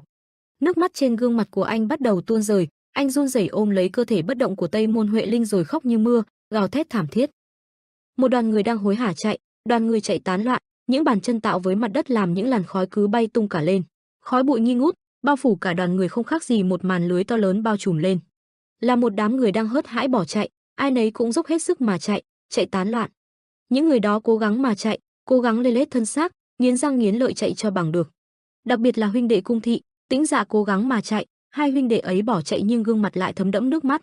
Phận làm trai phải cố gắng nuốt nước mắt vào trong lòng, lo phận sự trước mắt, không thể gục ngã giữa đường. Trước mắt hai huynh đệ có một làn khói trắng được bốc lên. Huynh đệ Cung Thị nước mắt đổ đầy, cả hai mím môi, bụng miệng, mặt cho nước mắt lăn dài mà nhìn. Họ nước mắt chảy đau lòng, gọi, phụ thân. Ngày xưa kia, hai huynh đệ nhớ lại Hắc Ấn Thần Thương ngồi trước mặt, bàn tay đang chăm chú băng bó cây thương trên tay, xem nó như một bảo vật. Hắc Ấn Thần Thương trìu mến gọi thân thương và kêu tên hai người, Thương Hoa à, Văn Huy à. Hai anh em Cung Thị tư thế chắp hai tay sau lưng, rất nghiêm chỉnh, biểu cảm đầy vâng lời đáp, vâng, phụ thân. Hắc Ấn Thần Thương ôn tồn lên tiếng, như có thể dự đoán được tương lai phía trước, trong trận chiến lần này, nếu ta có mệnh hệ gì, thì hãy rút lui ngay, đừng cố nán lại. Tĩnh Dạ Cung Thương Hoa giật mình, hai ánh mắt có hơi chấn động, không tin vào tai những lời mà mình vừa nghe được. Hả? Sao phụ thân lại nói những lời này? Tĩnh Dạ, Cung Văn Huy cũng kinh ngạc, không đồng tình với lời nói của Hắc Ấn Thần Thương. Phải đó, làm gì có chuyện bị sao được ạ? Hắc Ấn Thần Thương tay sờ cây thương trên tay, nâng niu nó như một bảo vật, một phần không thể thiếu trong cơ thể. Trên đời này không có chuyện gì là tuyệt đối cả. Hắc Ấn Thần Thương ánh mắt chăm chú nhìn cây thương, nhưng biểu cảm như rất thấu hiểu rõ sự đời. Ta nói ra chỉ để đề phòng trường hợp khẩn cấp thôi. Sau đó, Hắc Ấn Thần Thương nắm chặt cây thương trên tay mình, nếu như có gì xảy ra với ta thì hãy rút lui ngay, rồi dẫn dắt lực lượng còn lại. Trong đầu Hắc Ấn Thần Thương hiện hình ảnh hai người, Hắc Ấn Thần Thương cũng rất kiên quyết lên tiếng, tấn công Vân Trung Thiên, khi đó hãy gia nhập cùng với binh lực của Bạch Dạ tiên tử, cũng đang tham chiến ở đó. Hắc Ấn Thần Thương ánh mắt rất nghiêm túc, quyết tâm khuyên nhủ hai đứa con của mình, nhất định phải bảo toàn quân sĩ. Quay về với thực tại, Thương Hoa đau lòng đưa tay lau nước mắt, miệng lẩm bẩm, Hắc Ấn Thần Thương của Tĩnh Dạ ta đã già rồi ư? Không ngờ ông ấy lại bị đánh bại, thật buồn cười mà. Văn Huy đứng bên cạnh cũng rất chi là đau lòng. Văn Huy cắn môi, cố gắng không để nước mắt trực trào, nhưng nước mắt cứ vẫn tuôn ra như mưa chút, cứ vẫn chảy ra nhiều vô kể. Việc này thật khó tin mà, Phá Sơn Ma phủ cũng bị đánh bại rồi ư? Sao hiện tại còn không có tin tức gì chứ?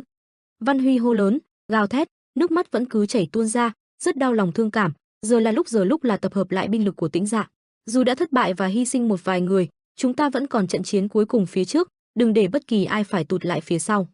Văn Huy hô lớn cho mọi người cùng biết, hãy giữ bình tĩnh và hãy mạnh mẽ lên, chúng ta phải sống sót. Nói rồi cả bọn cũng tức tốc chạy đi, cả đám cùng nhau bỏ chạy, mặc cho khói bụi có che mờ mắt nhưng vì lời dặn của Hắc Ấn Thần Thương, lời dặn của người đã đỡ đầu bọn họ trong những năm chinh chiến, đám người đó cố gắng hết sức gồng mình cứu lấy những gì mà Hắc Ấn Thần Thương đã dặn dò. Bên này Thẩm Nguyên Nghĩa đang nhìn đám người bỏ chạy, để lại làn khói trắng ngút ngàn mà hắn ta cười vui sướng và hả hê vô cùng tận, phụt ha ha ha, bọn chúng đi đời rồi. Thẩm Nguyên Nghĩa biểu cảm rất gian xảo và tàn ác vô cùng, hắn ta hô lớn, chúng ta thắng rồi, mau tóm những kẻ đào thoát để lập công trạng thôi. Khi trở về chắc chắn Thác Ma đoàn chúng ta sẽ ghi danh mình vào sổ sách vì công lao ngày hôm nay. Những tên lính của Thẩm Nguyên Nghĩa cũng rất hung dữ mà xông lên, bọn chúng hô hét kinh động, như những con quỷ khát máu, truy lùng con mồi tàn ác lùng mà diệt. Bọn chúng hét lên đến nổi thấy rõ được gân cổ hiện ra, người nào người nấy ánh mắt đều chứa đầy nỗi gian ác, chỉ thiếu điều phải có con mồi ngay trước mặt mà cấu xé cho sạch tươi. Thẩm Nguyên Nghĩa vui sướng trong lòng, hắn ta luôn nở một nụ xảo trá, kèm theo một bên mắt được băng bó bởi mộ miếng vải đen, còn hơn một tên cướp biển hung ác thật sự. Sau sự kiện này thì lòng dân cũng hướng về ta, Cửu Thiên Tọa, không là Lục Thiên Tọa mà hiện nay đã già yếu hết rồi, hãy chờ đi, bây giờ là thời đại của ta và Thương Long hội. Sau đó, tại một nơi khác, toàn là những xác chết nằm thảm thương trên chiến trường, những kiếm, những thương đâm một cách tàn nhẫn lên cơ thể của những thân xác đã lạnh ngắt, những gương mặt đã tái đi vì mất máu quá nhiều. Không những vậy còn là những làn khói bay nghi ngút, có thể ngửi được mùi âm khí dày đặc bao trùm cả không gian ở đây. Ở phía xa xa có một con vật đang chạy nhanh tới. Dưới những thân xác đó có một tiếng động, bên trong những thân xác có người từ từ ngoi lên chỉ để lộ hai cặp mắt. Người đó nhìn qua bên trái, rồi đánh mắt sang bên phải, cố gắng thăm dò xem xung quanh có động tĩnh, có ai và có nguy hiểm còn xuất hiện và rình rập không. Hắn ta cố gắng lết ra ngoài, miệng cắn môi dưới, thở phì phào vì quá mệt mỏi. Rồi sau đó hắn ta cứ ngoảnh đầu bên này rồi sang bên kia, không ngừng cảnh giác. Nhìn cảnh hoang tàn trước mắt, khói bụi nghi ngút, những thân xác nằm chết la liệt, bóng tối nhưng muốn chọn, bao trùm nơi đây. Một chiến trường thật khốc liệt và tàn ác, và đằng xa cũng có bóng dáng một con thú đang chạy tới, không gian im lặng đến đáng sợ. Người đàn ông mồ hôi nhễ nhại, thở phù ra, hai bên chân mày cứ nhíu lại ánh mắt quan sát nhìn thẳng. Rồi đột nhiên gương mặt hắn ta bị bẹo hình bẹo dạng, y chang như là quả bóng cứ liên tục bị bóp méo đi. Gương mặt di chuyển nhanh chóng, mờ nhạt nhòa, chỉ toàn là những bóng mờ. Tên đó không khác gì một ảo thuật ra biến gương mặt thành một gương mặt hoàn toàn khác, Bắc Thiên Môn. Thanh Nhân người đứng đầu tình báo cục hiện ra, người đàn ông đó trở về hình dáng cũ của mình là Thanh Nhân. Thanh Nhân đưa tay vào áo, điệu bộ rất mờ ám, ánh mắt cũng không quên cảnh giác dòm chừng. Thanh Nhân cười vui sướng, ô hô, cuối cùng cũng thoát rồi, cứ ngỡ như được sống lại vậy. Thanh Nhân ngó nghiêng nhìn xung quanh, hết nhìn sang trái rồi nhìn sang phải. Thanh Nhân cứ độc thoại một mình, còn ai không ta, được rồi phải ghi nhanh nhanh thôi. Thanh Nhân ánh mắt rất nghiêm túc, vào tư thế viết bài, nằm trên mặt đất, hai tay nhanh chóng và thoăn thoắt ghi trên giấy. Thanh Nhân ra sức tập trung hết sức mình và viết lia lịa. Tổng chiến tranh, lực lượng của Tĩnh Dạ gần như đã bị tiêu diệt và Vân Trung Thiên đã giành chiến thắng, một phần quân của Tĩnh Dạ rút lui. Cây viết cứ đung đưa trên giấy, tạo ra những hàng mực đen, ngay lập tức sau đó, Tháp Ma đoàn do Thẩm Nguyên Nghĩa chỉ huy đã đuổi theo sau và bắt đầu truy lùng bọn họ. Thanh Nhân liếm một lưỡi lên, ra vẻ không khác gì những học sinh chăm chú làm bài viết văn dài cả hơn một tờ giấy. Thanh Nhân vừa viết vừa đọc lên, kể lại những chuyện chấn động vừa mới xảy ra. Giam Tú Thiên và Mộ Dung Huyền đã hợp sức đánh bại Hắc Ấn Thần Thương trong trận chiến cuối cùng thì kỳ tích cũng không xuất hiện, và Tây Môn Huệ Linh bị dính đòn chí mạng. Thanh Nhân ánh mắt rất nghiêm túc, hai bên mày nhíu lại, vẻ mặt đặc biệt nghiêm hơn bao giờ hết, tập trung cự độ, hiện vẫn chưa rõ sống chết, nhưng khả năng cao đã chết. Thanh Nhân tay cuộn tờ giấy lại, đúng là không lường được là Tây Môn Huệ Linh lại bị thế này, chắc tên kia phải sốc lắm. Thanh Nhân ngửa đầu lên, sau đó chu môi huýt sáo một đường thật dài. Rồi Thanh Nhân ánh mắt nhìn đi chỗ nào đó, bờ môi dưới được cắn vào bên trong, Thanh Nhân như đang chờ đợi điều gì. Trên bầu trời xám xịt, chỉ toàn là những mây trắng, không những vậy phải còn những làn khói mịt mờ. Có con chim đen bay tới giữa bầu trời rộng lớn, nó nhìn xuống bãi thây xác. Phía dưới thật hỗn độn khiến ai cũng phải ám ảnh, một màu đen huyền rợn cả gai óc. Từ xa có một con cẩu đang chạy nhanh đến, nó lướt qua những đám thây xác, chạy nhanh theo tiếng gọi. Hai mắt nó phát sáng, biểu cảm cũng rất nghiêm túc, giống như một người lính chuẩn bị nhận nhiệm vụ đặc biệt và cấp bách. Nó hạ người lè lưỡi ra, Thanh Nhân gọi, nào, Thất Nhất.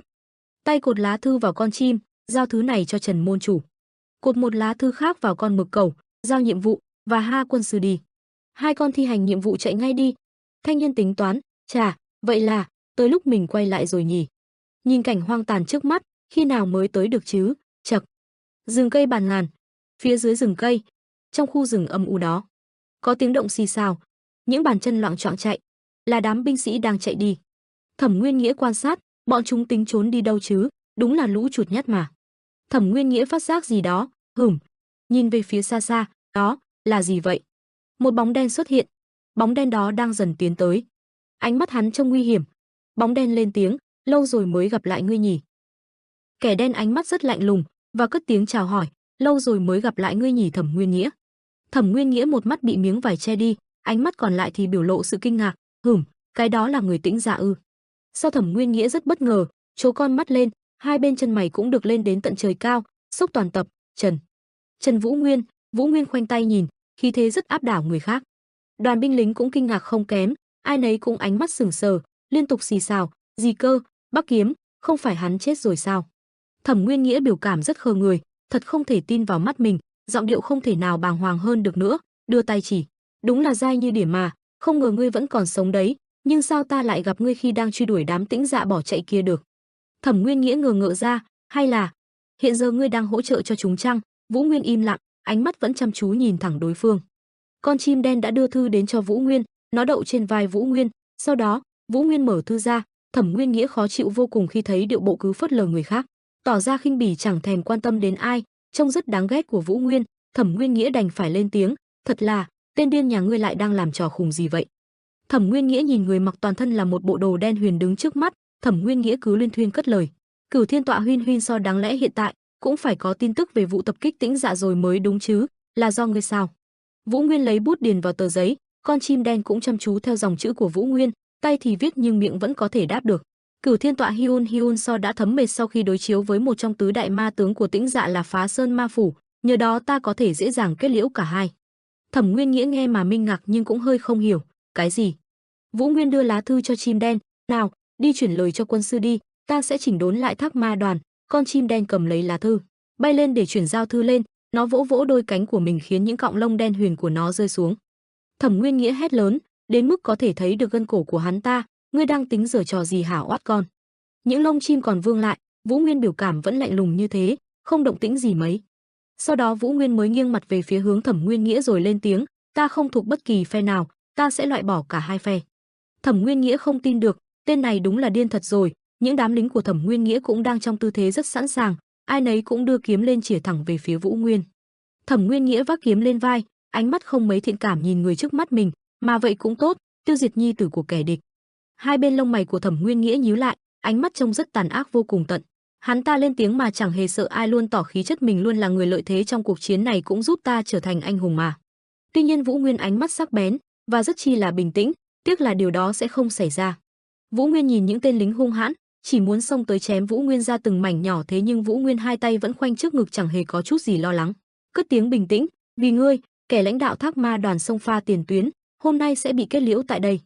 Thẩm Nguyên Nghĩa trong tư thế chuẩn bị sẵn sàng chiến đấu, hạ cơ thể thấp xuống, hét một cách thật khí lực rồi sau đó ra lệnh, giết tên phản bội đó cho ta. Sau đó chúng ta còn phải lùng sục tàn quân của Tĩnh Dạ mà tiêu diệt nữa, xé hắn ra từng mảnh nào. Những tên lính của Thẩm Nguyên Nghĩa ai nấy mắt cũng sáng ngời, khí thế rất hung dữ, những thanh kiếm cầm trên tay rất sắc bén, ai nấy cũng nhìn chằm chằm vào Vũ Nguyên, chỉ chờ một lúc là nhào thẳng tới tấn công. Vũ Nguyên đứng trước đội quân hùng mạnh, đông đảo, những tên đó hung hãn, đưa những vũ khí kinh hồn chĩa thẳng vào Vũ Nguyên.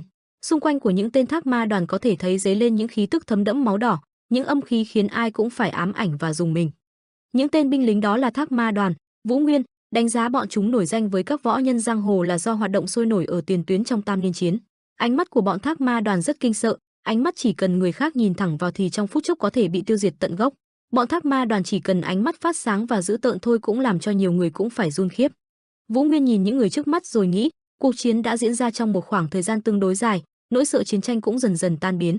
Không biết là những làn khói bụi trắng hay những làn sương mờ ảo, nhưng từng chùm xuất hiện bay lãng vãng xung quanh, cộng với khí tức áp người của Thác Ma đoàn, những ánh mắt phát sáng trông rất đáng sợ. Tuy nhiên nói bọn chúng kinh khiếp là thế, Vũ Nguyên vẫn thản nhiên bình tĩnh, ánh mắt vẫn nhìn bọn Thác Ma đoàn mà chẳng hề nao núng. Hai tay Vũ Nguyên vẫn khoanh trước ngực và kẹp vũ khí của mình lại, và tiếp tục dòng suy nghĩ trong đầu, việc cảnh giác tuy vậy vẫn được chúng đặt lên hàng đầu. Vũ Nguyên trên tay cầm những viên bi tròn, 3 viên bi kẹp chính giữa ở 3 ngón ta, bàn tay kẹp những viên bi được hạ thấp xuống. Sau đó Vũ Nguyên đưa bàn tay ra, tung những viên bi đó về phía Thác Ma đoàn. Một luồng khói trắng tung ra, một luồng khói trắng to lớn và nghi ngút, nó như đang dần bao trùm lấy Thác Ma đoàn. Luồng khói đó cách xa Vũ Nguyên. Luồng khói trắng đó như là một cú nổ, nhưng không phải cú nổ ác liệt mà là cú nổ chỉ tung khói, và nó che hết tầm nhìn của Thác Ma đoàn. Những tên Thác Ma đoàn đứng ngây ra, không hiểu chuyện gì sẽ xảy ra với bọn chúng, nhìn làn khói khổng lồ trước mắt thì cũng rất bất ngờ. Những tên Thác Ma đoàn đang cố gắng tìm nơi thoát ra giữa một làn khói nghi ngút đó, thế nhưng đột nhiên ở đằng sau của hai tên Thác Ma đoàn thì có tia sáng xuất hiện vào những tên lính Thác Ma đoàn.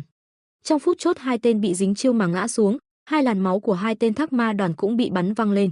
Hai tên đó ngã giữa một làn khói bao vây mịt mù, chết một cách bất ngờ chẳng hề hay biết.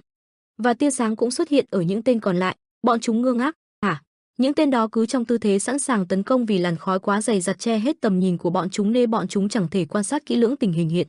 Hai tên lính lúc nãy bị tia sáng bắn chết cũng đã làm một phen bất ngờ cho những tên còn lại. Rồi sau đó những tên còn lại cũng bị đánh ngã mà phụt máu ra, ai nấy cũng đều bị một tia sáng chiếu thẳng qua rồi bắn lên những dòng màu đỏ rồi dần dần ngã khuỵu xuống. Những tên Thác Ma đoàn tay cầm vũ khí, vì bị bắn trúng nên miệng cũng kêu gào, hư, bọn Thác Ma đoàn dần dần chết trong làn khói bụi trắng ngùn nghịt.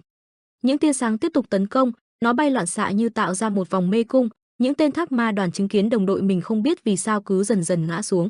Những tên còn lại rất kinh hãi và bất ngờ, tay vẫn cầm vũ khí tư thế rất sẵn sàng nhưng ánh mắt thì lại bàng hoàng. Gì vậy? Trong phút chốc, những tên lính Thác Ma đoàn liên tục bị đánh ngã phụt máu, bọn chúng cứ thế mà bị đánh văng ra cùng làn máu, chết chìm trong làn khói bụi trắng bay ngút ngàn.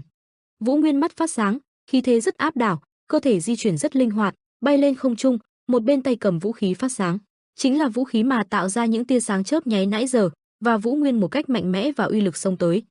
Trên tay cầm cây kiếm sáng tím, nhanh nhẹn bay đi, xông tới lần lượt giết những quân lính.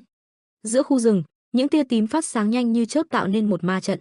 Chỉ trong chớp mắt với một thủ thuật đơn giản đó là tung hỏa mù trong giữa rừng rậm mà đã làm được tối đa sức mạnh của đội quân Thẩm Nguyên Nghĩa cầm đầu. Vũ Nguyên liên tiếp ra những tuyệt chiêu với thanh kiếm tuyết hoa trên tay tiêu diệt gần như hoàn toàn xích ma đội. Thẩm Nguyên Nghĩa đứng giữa đám khói bụi mịt mờ không thể làm gì chỉ có thể chịu trận rồi nghe tiếng la hét của đám quân lính của mình, a khạc khạc khạc. Thẩm Nguyên Nghĩa hét lớn trong trạng thái hoảng loạn khi chứng kiến những gì đang diễn ra trước mắt, người. Hắn ra lệnh cho đội quân của mình tất cả đừng để mất tinh thần, đối thủ của chúng ta chỉ có một tên mà thôi. Hắn tiếp tục gào lên cái tên khốn nhà ngươi đang trốn ở đâu hãy mau ra đây ngay, ta bảo ngươi ra đây ngay. Đang còn tức giận thì trong làn khói từ đâu một mũi kiếm lao tới trực đâm thẳng vào Thẩm Nguyên Nghĩa. Bất ngờ sừng sốt và trợn tròn mắt không kịp phản ứng, Thẩm Nguyên Nghĩa đã bị một đòn kiếm khí xuyên thủng bả vai trái. Không phát hiện ra đối thủ của mình, Thẩm Nguyên Nghĩa chỉ biết kêu lên một tiếng hự. Trong làn khói tan ra, Trần Vũ Nguyên tay cầm hắc kiếm tuyết hoa, gương mặt như sát thần chĩa thẳng kiếm về Thẩm Nguyên Nghĩa. Anh lạnh lùng lên tiếng, 10 năm trước ở Bắc Thiên Môn ngày ấy, chính là ngươi là tên đã đâm một nhát kiếm vào vai của ta, ngươi còn nhớ chứ? Quá khứ hiện về khi hình ảnh 10 năm trước Trần Vũ Nguyên đang ở Bắc Thiên Môn rèn kiếm, anh đã bị Thẩm Nguyên Nghĩa một kiếm đâm thẳng vào vai mà không chút do dự.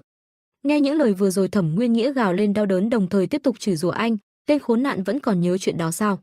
Tuy là vậy nhưng hắn vẫn nghiến răng nghiến lợi mà ra kiếm tấn công lại Trần Vũ Nguyên. Một cú chém từ dưới đất lên cao tiến thẳng về phía Vũ Nguyên, tuy nhiên anh đã dùng kiếm chặn lại đòn thế đó. Đồng thời lúc đó những đám lính của Thác Ma đoàn, tên nào tên nấy cũng đằng đằng sát khí tiến lên lao vào tấn công Trần Vũ Nguyên. Anh lạnh lùng bình tĩnh nhìn qua bọn chúng rồi thân ảnh của anh bắt đầu di chuyển. Liên tiếp sử dụng cước bộ len lỏi giữa đám lính của Thác Ma đoàn rồi ra kiếm chém, Vũ Nguyên đã nhanh chóng tiêu diệt đám lính vừa xông lên một cách nhanh gọn. Chợt Vũ Nguyên quay qua nhận thấy có một tên với thanh đại đao đang lao TOI phía mình, anh có chút giật mình. Hắn vừa lao tới vừa hét, ta cứ ngỡ rằng sẽ không bao giờ trút được nỗi hận của ngày hôm ấy, nhưng bây giờ ta lại có thể gặp ngươi tại đây. Lần này thì không dễ thế đâu, hóa ra tên này là một trong thất thiếu thiên, năm xưa đã bị anh xin một cánh tay làm kỷ niệm. Một tên khác cầm thương nhảy ở phía sau Vũ Nguyên, hắn ta xoay cây thương trên đầu rồi hô lớn ra là ngươi chính là Bắc Kiếm, ta chính là Trương Việt, để ta cho ngươi thấy sức mạnh của phó đội chủ Thác Ma đoàn. Trong khi đó Vũ Nguyên vẫn lạnh lùng bình tĩnh. Uỳnh uỳnh những tiếng nổ liên tiếp vang lên chấn động cả một góc của khu rừng, từ trong làn khói mịt mù đấy Trần Vũ Nguyên dùng khinh công nhảy lùi về phía sau tránh đòn. Sau đó anh nhẹ nhàng đáp xuống đất thủ thế chuẩn bị ra đòn, ngay liền lúc đó có hai tên của Thác Ma đoàn lao tới tạo thành thế gọng kìm mà ra quyền và tung cước tới Vũ Nguyên. Tuy nhiên thứ bọn chúng chạm tới chỉ là dư ảnh của anh mà thôi. Với một cú lộn vòng anh nhẹ nhàng đáp xuống đất cách bọn chúng một khoảng khá xa, ngoài tầm tấn công của bọn Thác Ma đoàn. Dường như không còn muốn chơi đùa với bọn chúng nữa, anh bắt đầu vào thế thủ, tay cầm chuôi kiếm sẵn sàng ra chiêu. Anh vận khí công mạnh tới nỗi nơi anh đứng đất đã sụp xuống thành một mảng lớn, đôi mắt phát sáng, Tuyết Hoa cũng bắt đầu tỏa ra kiếm khí. Vũ Nguyên gằn giọng, ta không có thời giờ xử lý từng tên một đâu, TAT cả sông hết lên một lượt đi. Nhìn những binh lính trước mắt, ánh mắt của bọn chúng ai nấy cũng đều hung hãn, những khí tức của bọn chúng tỏa ra cũng ác liệt, chẳng hề thấy chút run sợ nào, chỉ có sự bất ngờ kinh hãi. Vũ Nguyên lên tiếng, ta không có thời gian để đấu với từng tên một đâu, tất cả vô cùng một lúc đi. Một tên trong Thác Ma đoàn hung hăng, ngậm cây trượng ngay miệng, hai mắt rất rực lửa, chỉ còn thiếu một chút nữa là đốt cháy san bằng cả khu rừng này. Hắn ta gào thét như trút hết tất cả tức giận mà bấy lâu nay đã kìm nén dữ dội, bách binh tranh đấu. Tên khốn nhà ngươi, nhờ ngươi mà những ký ức về con ả Võ Sơn thần nữ lại hiện lên trong đầu ta rồi, ta sẽ giải quyết ngươi rồi giải quyết con ả đó. Rồi tên khác cũng vậy, hắn ta cầm cây trượng trên tay, xung quanh đất đá vỡ nát thành những mảnh nhỏ vỡ vụn. Hắn ta cũng thét lên trong cơn lửa giận dữ và lên chiêu, Tân Bổng Thiên Đả, quả nhiên Trần Quan Hạo là kẻ phản bội mà, người bảo vệ Trung Nguyên là bọn ta mới đúng. Những tên lính cùng nhau tấn công, có hai tên đang song kiếm hợp bích, hai lưng chạm vào nhau, cùng nhau một lần đưa một cánh tay ra rồi cánh tay còn lại đưa vuông góc lên đầu, cả hai tư thế như trong võ công, miệng há rất to để tung hô kịch liệt. Kích pháo chân thể công, tên ác quỷ chỉ mang lại chết chóc nhà ngươi, bọn ta không còn như xưa đâu, chống mặt lên mà coi cái danh huyết kiến võ lang đây này. Vũ Nguyên ánh mắt hung dữ, dưới chân đất đá vỡ nứt ra, ánh mắt rất nghiêm túc và tập trung. Vũ Nguyên tay cầm vũ khí, tư thế cũng rất sẵn sàng chiến đấu. Khí tức trên cơ thể của Vũ Nguyên cũng rất áp đảo kinh người, mảnh đất thì vỡ đi, những mảnh đá thì nát vụn bay lên. Vũ Nguyên hai ánh mắt phát sáng kinh người, và sau đó cũng tung chiêu, Thiểm Quan Huyết. Ánh sáng tím phát ra giữa khu rừng, ánh sáng tím đó tạo ra một dấu cộng, nó lan tỏa đi và có thể tạo thành một vòng tròn ngay ở khu rừng đầy cây cối và âm u. Tia tím chiếu thẳng một đường ngay ở lối đi của khu rừng, ánh sáng đó rất mạnh, nó xuyên qua giữa những hàng cây mà bay thẳng đi, đâm thẳng vào binh lính Thác Ma đoàn. Những tên đó bị bắn vào rồi phụt máu ngã nhào xuống đất. Không những vậy, những tên khác cũng tương tự y chang như thế, từng tên bị bắn phụt máu mà ngã xuống.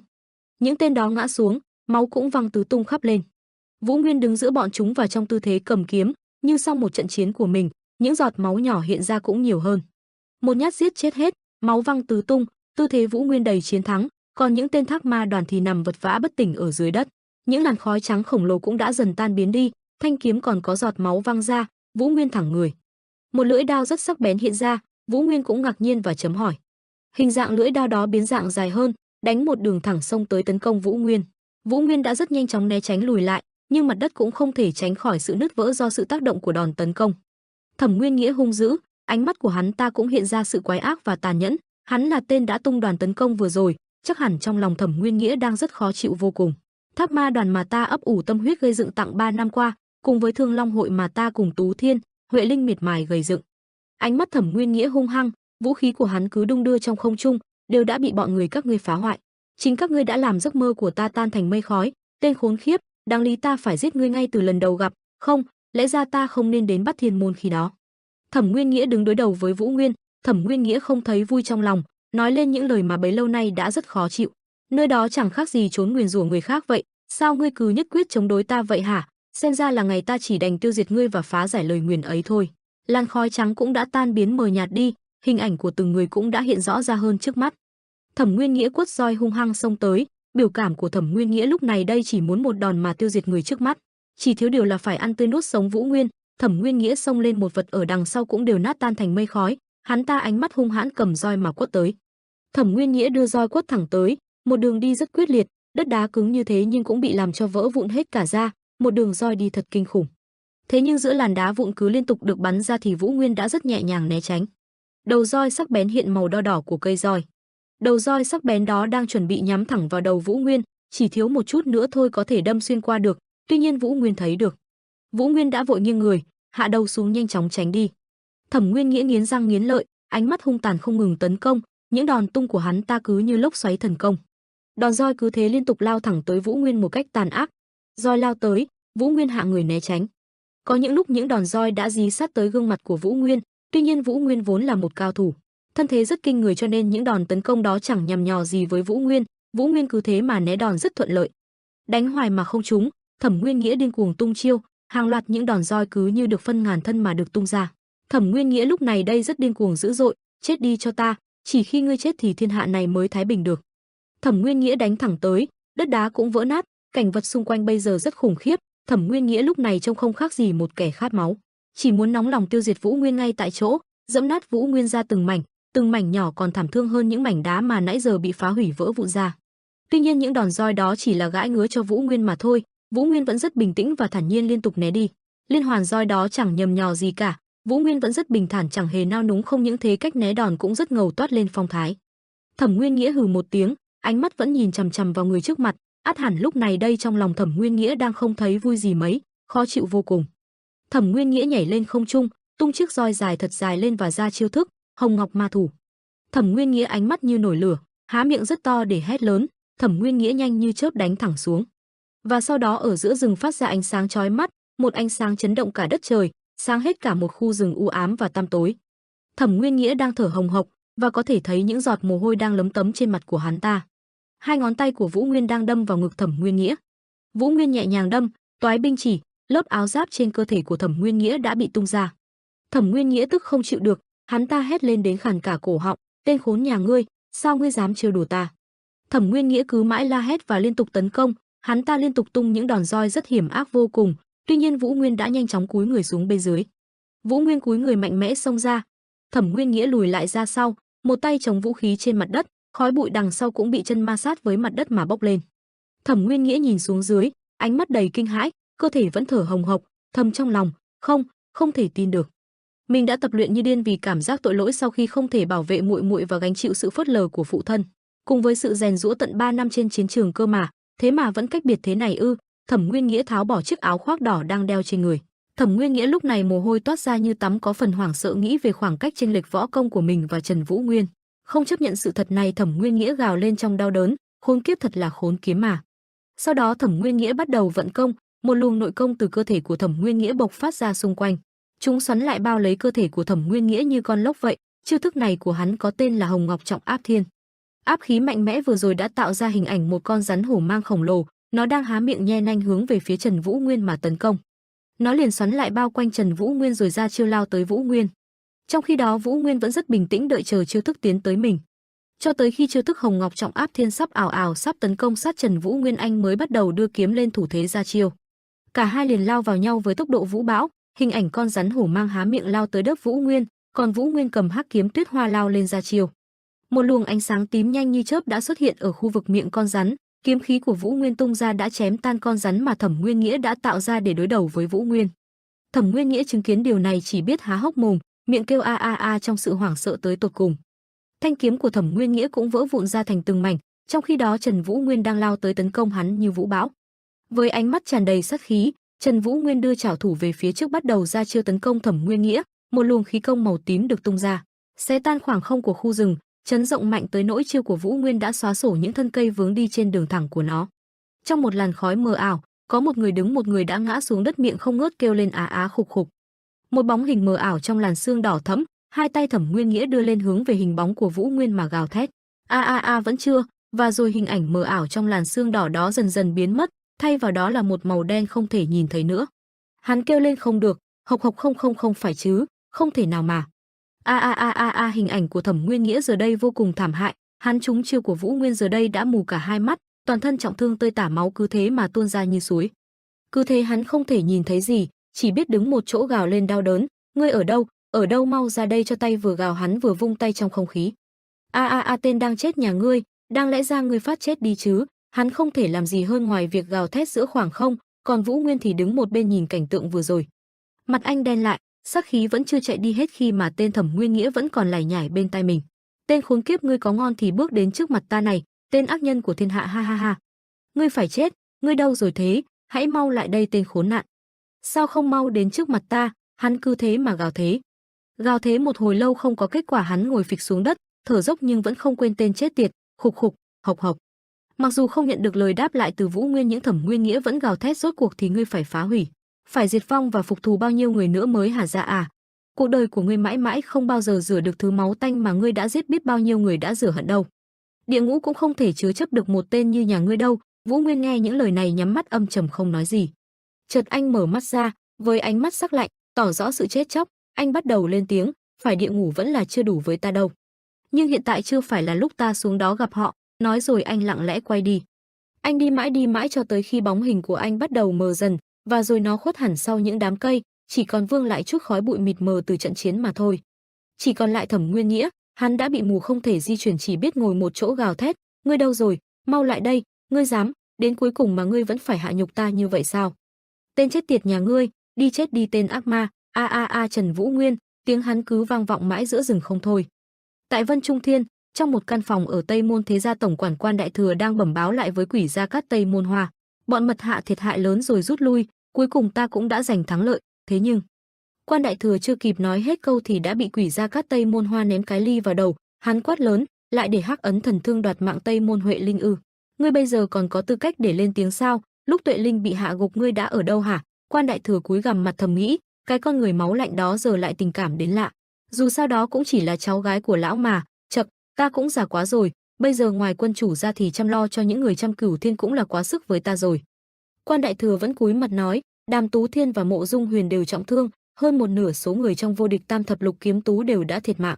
Có vẻ như trận chiến đối đầu với Hắc Ấn Thần Thương đã quá gian nan, và trong lúc đó Tuệ Linh tiểu thư đã phải bỏ mạng như vậy. Hắn nói tiếp, hơn nữa thông tin Huyền Kiến Tiêu đột kích vào bổn trận của Mật Dạ để ám sát Dạ chủ đã bị rò rỉ, Ngược lại có tin đồn rằng lão đã bị phục kích bởi Phá Sơn Ma phủ và trong lúc đó đã đồng quy vu tận.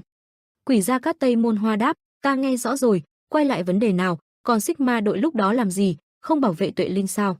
Quan Đại Thừa ấp úng đáp, Sigma đội lúc đó đang phải truy đuổi theo binh lực còn sống sót của Mật Dạ. Quỷ Gia Cát Tây Môn Hoa nhăn mày mặt khó chịu nói, chậc chậc chậc, ta đã không có ý muốn để Tuệ Linh đi, lẽ ra ta phải là người đi, ta phải là người ra đi mới phải. Quỷ Gia Cát Tây Môn Hoa quay người đi nói tiếp, không phải là đã có thêm một người khác tham gia vào chiến dịch Dương Đông kích Tây để ám sát được Dạ chủ hay sao, chuyện đó có thể làm được sao? Quan Đại Thừa trả lời, vẫn chưa đâu, có vẻ như nơi của Dạ chủ vẫn đang được theo dõi, nên chắc chắn là sẽ không có chuyện lớn gì xảy ra được. Quỷ Gia Cát Tây Môn Hoa khẽ liếc Quan Đại Thừa nói nhỏ, tuy cuộc chiến đã giành thắng lợi, nhưng sự mất mát của những nhân vật quan trọng là quá lớn, đặc biệt là Tuệ Linh. Trong tình cảnh này, nếu người mà ngươi dốc công nuôi dưỡng lại không thể mang lại tin vui thì tâm trạng của Mộ Dung Luật Thiên sẽ còn tệ hơn nữa. Quan tổng quản, xung khí của ông vẫn rất tốt, vậy nên đừng chỉ có đứng nhìn như vậy, mau trực tiếp đến hiện trường và xử lý nốt mọi chuyện không phải sẽ hay hơn sao? Chuyển cảnh đến trên đỉnh Tây Môn Thế Gia, trời quang mây tạnh, vầng trăng tròn xoe sáng rực sao đầy trời. Bỗng có một đoàn người mặc đồ đen cắt ngang qua ánh trăng sáng trên bầu trời. Tại Thiết Kỵ Đường, mọi người đang cùng nhau ăn cơm, Trung Ly Vũ Hoán đang ngồi đọc gì đó, Long Vũ Thành ngồi mặt buồn bã thở dài. Thái Nhạc Lan ngồi cạnh vừa cầm cốc nước uống hỏi, là chuyện Mộ Dung Huyền đã tham chiến sao hả? Long Vũ Thành quay sang nhìn cô ngạc nhiên nói, quả là người cũng nhìn thấy rồi nhỉ? Thái Nhạc Lan đáp, ta làm sao mà có thể quên được cái khí của cái gia môn đó chứ, ta đã sống nửa đời như một nô lệ ở nơi đó cơ mà. Long Vũ Thành hằng giọng, Mộ Dung Thế Gia vốn chưa bao giờ xuất hiện trước mặt thế gian này, nay đã lộ diện, và người đó còn là Mộ Dung Huyền. Long Vũ Thành vẻ mặt nghiêm trọng, vậy thì ta đang tự hỏi rằng mấy cái dương gỗ mà ta nhận được có liên quan gì đến chuyện lần này hay không? Thái Nhạc Lan quay sang hỏi, không phải là ngài rất nhanh nhạy với mấy cái chuyện của Mộ Dung Huyền sao? Long Vũ Thành cúi mặt, chuyện đó cũng lớn đấy nhưng mà ở mức độ này nó cứ làm ta dây dứt nghĩ hoài không nguôi.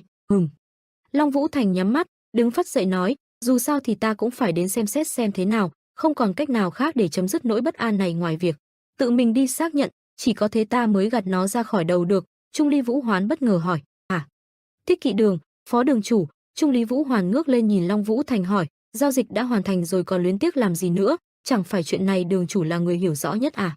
Sao chẳng giống với đường chủ thường ngày vậy? Trong đầu Trung Lý Vũ Hoàn thầm nghĩ, giao dịch kết thúc và nhận được tiền rồi mà không cần phải làm gì nhiều, không phải là quá may mắn rồi sao? Long Vũ Thành khoác lên vai bộ áo choàng quay lưng đi dặn dò, ta chỉ đi kiểm tra sơ sơ thôi mà, hãy chi trả đủ tiền sinh hoạt cho tất cả gia quyến của những người đã mất không thiếu một ai cho ta. Tiếng nói vang lên, đường chủ. Thái Nhạc Lan cầm tách nước lên nhíu mày, Vũ Hoàn bỏ đi, con người đó làm vậy ắt hẳn là có lý do riêng, với cả sẽ chẳng có chuyện gì lớn xảy ra với người đó đâu. Long Vũ Thành ánh mắt đầy quyết định bước đi. Buổi đêm trong khu rừng vắng vẻ lúc này, bóng đen của một người kỳ lạ, tổng quan Đại Thừa Vân Trung Thiên tức giận chửi rủa đi cùng hai tên thuộc hạ, ta có muôn vàn chuyện lớn phải xử lý. Là muôn vàn chuyện đấy, bận muốn chết mà phải đi đến tận đây trực tiếp xem xét tình hình. Triệu Ân Kinh đang ngồi một góc nhìn rồi nói thầm, đến rồi sao? Tổng quan Đại Thừa Vân Trung Thiên chạy tới vừa chửi, có phân thân ra cũng không đủ để làm nữa, mẹ kiếp. Triệu Ân Kinh đứng dậy. Tổng quan Đại Thừa Vân Trung Thiên đứng trước mặt Triệu Ân Kinh hét lớn, này, Triệu Ân Kinh, cơ hội ám sát được Dạ chủ đến tận mồm mà sao còn để vụt mất hả? Triệu Ân Kinh đứng yên thản nhiên đáp lời, sao cơ, à không, ta không hề bỏ lỡ mà là. Tổng quan Đại Thừa Vân Trung Thiên hét, cầm ngay. Tổng quan Đại Thừa Vân Trung Thiên cáu giận không ngừng trách mắng, ta không cần nghe thêm bất kỳ gì nữa, cái ta cần là kết quả đó, nghe rõ chưa? Ta có cần phải để tâm đến hoàn cảnh của ngươi không hả? Ngươi có nghĩ rằng ta đã đầu tư rất nhiều vào ngươi trong cơ hội lần này không? Triệu Ân Kinh hoang mang hỏi, không, ta đang trên đường hoàn thành nhiệm vụ, và chính ngài là người đã yêu cầu gặp ta ở đây mà không phải sao? Tổng quan Đại Thừa Vân Trung Thiên vẫn cứ tiếp tục mắng mỏ, câm miệng cho ta, nếu ngươi tóm được Dạ chủ thì ta đã không bị tẩn cho một trận như vậy rồi.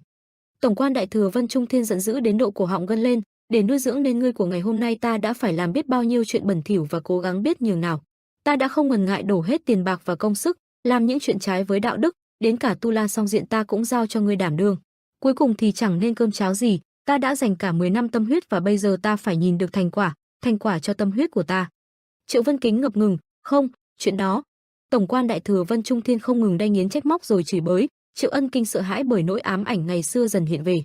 Hình ảnh quá khứ đã in sâu tâm trí Triệu Ân Kinh lúc này thực giống hiện tại. Tổng quan Đại Thừa Vân Trung Thiên chỉ ngón tay thật mạnh vào ngực Triệu Ân Kinh tiếp tục kể lể, trong quá khứ, khoảng thời gian mà ngươi chán nản và chịu biết bao áp bức từ phụ thân của ngươi là Triệu Thiên Vũ, chính ngươi đã tìm đến ta để cầu danh, sức mạnh để thoát khỏi phụ thân của ngươi. Đó cũng chính là lý do mà ta đã dạy cho ngươi thập tự huyết ma công bị cấm chỉ đó hay sao? Tổng quan đại thừa Vân Trung Thiên giọng càng hét to hơn. Ta cũng đã che giấu chuyện dùng cả gái trinh trong làng để làm nguyên liệu cho thập tự huyết ma công, hơn nữa không phải ngươi cũng đã luyện được cả hỗn ma diệm khí công sao? Ta chăm chăm vào nuôi dưỡng sức mạnh của ngươi để rồi ngươi quên mất những gì ngươi phải làm trong khế ước sao ư? Ngươi có biết ta bận đến mức nào không? Biết không? Rốt cuộc ngươi đã làm được gì để trả ơn ta vậy hả? Bây giờ cũng đã đến lúc ngươi phải trả ơn cho ta rồi chứ, phải mang lại chút thành quả đó ngươi có hiểu? Tổng quan đại thừa Vân Trung Thiên đang nói giữa chừng thì Triệu Ân Kinh tức giận không thể kìm nên dùng bàn tay chém đứt cổ và đứt lìa tay tổng quan đại thừa Vân Trung Thiên. Hai tên thuộc hạ phía sau cũng bị đứt lìa cổ, tổng quan đại thừa Vân Trung Thiên miệng phun máu ngập ngừng, "Bây, ngươi." Triệu Ân Kinh khó chịu nhìn tổng quan đại thừa Vân Trung Thiên, chính lão đã tự chuốc lấy, "Lão già ạ." Triệu Ân Kinh siết chặt cổ tổng quan đại thừa Vân Trung Thiên. Lúc này Triệu Ân Kinh tay bóp cổ tổng quan đại thừa Vân Trung Thiên nhấc lên cất lời, "Phải rồi, quan tổng quản, lão đã giúp đỡ ta rất nhiều. Làm sao mà ta không biết được chứ, không phải là ta cũng phải sống chui sống nhủi như một con chó này thế sao, ta cũng đã cố gắng hết sức rồi mà, nhiệm vụ lần này cũng vậy. Phải khó khăn lắm ta mới vượt qua được bãi chiến trường để đến chỗ dạ chủ, sau đó ta nhìn quanh rồi nhận ra rằng dạ chủ đã sớm chuyển đến Trung Nguyên mất rồi, lão nghĩ xem, lúc đó ta còn có thể làm được gì hả? Mau trả lời ta xem, ta phải làm gì đây? Cho nên là ta đã quay trở về Trung Nguyên để tìm dạ chủ và hoàn thành nhiệm vụ. Nhưng chính lão đã bảo muốn gặp ta một chút mà, lão mất trí vì đã làm việc quá sức rồi sao? Hay là lão già Cửu Thiên đó lại tẩn cho lão một trận, để lão phải quay về chút giận lên người ta như vậy?" Tổng quan đại thừa Vân Trung Thiên lúc này mắt trắng bệch vẫn còn bị siết cổ nên không thể mở lời. Triệu Ân Kinh thở dài nói tiếp, "Hầy, ta đã hứa là nếu lão trao cho ta sức mạnh, ta nhất định sẽ lo toàn bộ việc trên chiến trường. Nhưng ta đã bao giờ nói để lão già quan đại thừa ngươi chút giận lên ta như vậy chưa? Mà dù có thì giờ vẫn chưa phải là lúc, hiển nhiên hiện tại lại càng không." Hấp tinh huyết công, Triệu Ân Kinh hút hết máu và sinh khí của tổng quan đại thừa Vân Trung Thiên một cách tàn ác. Khu rừng lúc này tiếng gió càng mạnh, Triệu Ân Kinh sau khi hút sạch toàn bộ thì đứng ngước lên trời cười lớn liên tục, còn tổng quan đại thừa Vân Trung Thiên bây giờ đã trông hốc hác và không còn sức sống. Bỗng Triệu Ân Kinh nghe một tiếng động lạ, hắn ta cảnh giác ánh mắt sắc khí quay sang nhìn. Một bóng dáng lạnh lùng quay mặt liếc mắt nhìn sang có chút ngạc nhiên. Một bóng dáng thiếu nữ màu trắng xuất hiện trước mắt khiến hắn ta sững sờ. Người con gái đó toát ra một vẻ u uất khó tả thành lời. Bóng dáng thiếu nữ toát lên nỗi u uất khó tả thành lời, cô ta đen mặt nhìn trầm trầm về phía hắn không nói lời nào. Hắn ta có chút khó hiểu nâng khóe mắt nhìn trầm trầm về phía ấy. Bỗng ánh mắt hắn ta mở ta kinh ngạc toát hết mồ hôi. Khi giờ đây trước mắt hắn ta chính là Trần Vũ Nguyên đang lạnh lùng tiến về phía hắn, phía sau anh toát lên một luồng sắc khí khó nói thành lời. Ở sau đó một linh hồn đen tuyền mang theo bao uất ức nỗi sầu đau dần dần hiện rõ khiến hắn nhìn xong có chút sững sờ. Hắn ta lắp bắp nói không nên lời, "Trần Vũ Nguyên." Hắn ta khó khăn nở nụ cười thân thiện với anh, ha ha ha, nhìn anh hắn vừa thân thiết khẽ bảo, "Vũ Nguyên à, gặp đệ ta vui lắm đó." Hắn ta bật cười nhìn anh nâng trán, "Thật là không ngờ ta còn có cơ hội đứng đây mà trò chuyện với đệ, ha ha, thời gian qua đệ sống thế nào, sao mà tìm được ta hay vậy?" Anh cau mày tức giận nhìn tên trước mặt trầm giọng, Triệu Ân Kinh, cầm chặt thanh kiếm lạnh lẽo trong tay. Bỗng nhiên ngay lúc này khu rừng vốn yên tĩnh lại vang lên tiếng kêu gào đau đớn của hắn ta, "Á Trần Vũ Nguyên, Trần Vũ Nguyên, Trần Vũ Nguyên!" Giọng hắn ta quát ngày càng lớn mang theo sự căm giận như muốn ăn tươi nuốt sống anh. Tiếng hét rất nhanh liền im lặng, trong khu rừng anh nhanh chân lướt nhẹ qua từng hàng cây. Bay qua hết cây này đến cây khác anh chỉ tập trung dồn lực lao nhanh về phía trước với tốc độ nhanh nhất có thể. Hết bay rồi anh nhanh chóng đáp mạnh xuống đất chạy vội. Cuộc đột kích Vân Trung Thiên do Bạch Dạ tiên tử dẫn đội là hồi kết cho trận chiến này. Phải mau chóng đến Vân Trung Thiên thôi. Nghĩ rồi anh ngay lập tức dồn toàn sức, thanh kiếm trong tay bỗng chuyển động. Anh giật bắn mình trợn trắng cả mắt nhìn thanh kiếm trong tay. Dường như cảm nhận điều không lành anh lập tức phanh gấp dừng lại. Trần Vũ Nguyên trầm ngâm nhìn thanh kiếm vốn yên tĩnh đã lâu nay đột ngột chuyển động mà suy tư, thời gian qua Tuyết Hoa kiếm vô cùng yên tĩnh, sao này lại gào khóc thế này? Nhìn thanh kiếm lạnh lẽo vội vã chuyển hướng khiến anh cau chặt mày. Nhìn luồng sắc khí nồng đậm mà thanh kiếm tỏa ra, mắt anh càng biến sắc hơn, mùi máu nồng nặc thật đấy. Nhìn người trước mặt anh trầm giọng, "Ngươi đã làm cái gì vậy?" Triệu Ân Kinh, hắn ta nghe lời anh nói cười nhẹ. Đưa tay chỉ về một hướng cách đó không xa hắn nói, cũng không có gì đáng để che giấu cả, ta đã đi ám sát dạ chủ của Mật Dạ. Song tên dạ chủ đó dường như đã trốn đi đâu mất rồi, binh lực của hắn dần dần bị diệt đi nên ắt hắn đã đột nhập vào Trung Nguyên. Thế nhưng, nói đoạn hắn bỗng dừng lại. Đầu hơi cuối cùng hắn lại tiếp lời, tên khốn kia lại nhảy dựng lên vì ra chưa giết dạ chủ. Nói đến đây hắn ta mới chú ý đến Trần Vũ Nguyên liền bảo, mà đệ đã tàn sát thêm bao nhiêu người rồi, mùi máu cứ sộc lên mũi ta, rốt cuộc là đệ đang làm cái quái gì vậy? Hắn ta vốn không hề chú ý đến gương mặt đang tối đen của anh, Trầm ngâm mất một lúc, Trần Vũ Nguyên cũng khẽ lên tiếng chỉ ngắn gọn đáp, phục thủ. Triệu Ân Kinh nhìn anh âm trầm nói, đệ vẫn vậy, không khác gì khi xưa nhỉ. Hắn ta lại lên tiếng cười nhạt, đệ định bị ám ảnh bởi những hành động tầm thường và vô ích như trả thù đến bao giờ, dừng lại được rồi đó. Bây giờ hãy sống cuộc đời của mình đi Trần Vũ Nguyên à, sự trả thù tốt nhất là đệ trở thành người tốt hơn kẻ thù của đệ và sống khỏe mạnh hết đời. Bắc Thiên môn chủ quá cố Trần Quan Hạo ở trên trời linh thiêng mà nhìn thấy đệ trở thành người cuồng trả thù như vậy thì ngược lại sẽ thấy tội nghiệp cho đệ đấy. Hắn ta bình thản cất tiếng, ta cũng định sẽ thay đổi giang hồ này nhưng ta sẽ làm thật từ tốn, cách làm của đệ thật sự quá hung bạo đó Trần Vũ Nguyên à. Nhưng ban nãy kế hoạch của ta có hơi chệch hướng một tí, hắn ta cứ mãi trầm ngâm nói mặc cho cái xác đầy máu phía sau lưng. Hắn ta vốn không quan tâm vẫn tiếp lời, do ta bất chợt nóng giận không kiểm soát được, cũng thật lạ nhỉ, ha ha ha. Anh đen mặt, ánh mắt mang theo sát khí nhìn cái xác nằm phía sau lưng Triệu Ân Kinh, trang phục đó là của quan tổng quản thuộc Vân Trung Thiên. Cuối cùng ông ta lại có kết cục thế này à? Triệu Ân Kinh lại lên tiếng, phải từ từ thích nghi, chuẩn bị rồi mới thay đổi từng chút một. Bởi những cải cách đột ngột rồi cũng sẽ bị phản đối biến mất nhanh chóng mà thôi, mà dù ta có nói thế nào thì Vũ Nguyên đệ ắt cũng sẽ khăng khăng một mực với suy nghĩ của bản thân nhỉ. Đệ giờ không còn nghe người ta nữa rồi, tiếc thật đấy, dù vậy cũng hãy nghe kỹ lời ta nói lần này. Dứt lời hắn ta tràn đầy tự tin nhìn Trần Vũ Nguyên lại tiếp lời, nghe này, mặc dù cách thức của chúng ta khác nhau nhưng cuối cùng mục đích cũng như nhau mà đúng không?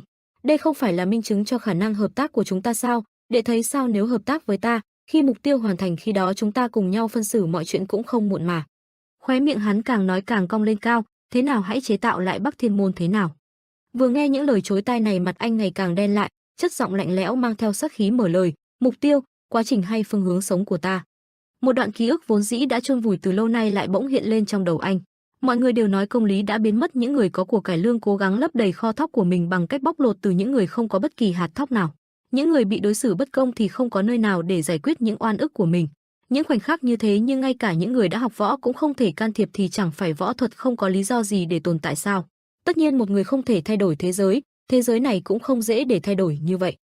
Nhưng điều đó có thể làm được họ đều nhỏ xua tan bóng tối, ít nhất ta cũng có thể chỉ đường dẫn lối cho người khác. Đó là lý do tại sao tôi học võ công và cũng là con đường tôi sẽ đi. Nghĩ đến đây mặt anh càng tối đen, giọng lại càng lạnh lẽo, ta sẽ tận diệt sự biến chất trong thiên hạ này. Thanh kiếm trong tay anh lại tỏa ra sắc khí vô cùng mạnh mẽ như thể muốn ăn tươi nuốt sống Triệu Ân Kinh. Nhớ lại hình ảnh trước lúc chết của Trần Quan Hạo, lại nhớ đến hình ảnh của mẫu thân, từng hình ảnh đau lòng xót xa lần lượt ùa về khiến anh đau lòng. Mắt anh phát sáng, ánh sáng rực rỡ như muốn thiêu cháy Triệu Ân Kinh, cả người anh khi này dường như đã bị hận ý ăn mòn. Mùi sát khí ngày càng nồng đậm, anh nhìn chằm chằm hắn ta tiếp lời, và kẻ đã phản bội Bắc Thiên môn, đồng thời cũng trả đi mối thù của Tuyết Hoa. Trải qua một khoảng thời gian khá lâu, mặt trời cũng đã lặn, mặt trăng cũng đã lên cao, tại Bắc Thiên môn, sương lạnh dần bao quanh khắp cả thành. Mặt trăng đêm nay tỏa sáng nhẹ nhàng nhưng bên dưới lại tràn ngập sương trắng lạnh lẽo. Ân Hà Tuyết lặng lẽ ngồi một mình trên mái nhà. Cô cuộn mình ôm lấy cơ thể trầm ngâm suy nghĩ điều gì đó. Trong đêm trăng sáng, gương mặt của cô lại càng xinh đẹp đến khó tả. Ánh mắt cô mơ màng như nghĩ lại chuyện gì đó. Nhớ lại khoảng thời gian được dựa vào lòng ngực ấm áp của anh. Lại nhớ đến gương mặt âm trầm của anh khi ấy có chút khiến cô sững sờ. Hình ảnh cứ xuất hiện lặp đi lặp lại khiến cô trầm ngâm. Tại một bên khác, trong một căn phòng nhỏ, Hà Chân Nguyệt bên trong toát hết mồ hôi khi đọc lá thư trong tay. Mắt ông ta trợn to, trán lấm tấm mồ hôi lạnh, cái này là biến số ư? Ông ta nhớ hình ảnh của Tây Môn Huệ Linh khi ngồi đối đáp với Hà Chân Nguyệt lần đó. Gương mặt sắc sảo xinh đẹp cùng phong thái tự tin ấy khiến cho ông đã sớm mê mệt, sớm phát điên. Giờ đây đọc được tin tức chấn động như này khiến ông ta không tin vào mắt mình, bóp nát tờ giấy nghiến răng nói, sao lại như vậy? Hà Chân Nguyệt mệt mỏi ngã người ra phía sau thở dài, ha, Tây Môn Huệ Linh ta vẫn còn nhiều thứ muốn cho cô xem lắm, sao lại ra đi như vậy, thật là trống trải quá. Ngay lúc này bỗng từ bên ngoài vang lên tiếng gõ cửa, Hà Chân Nguyệt chán nản cất lời, vào đi.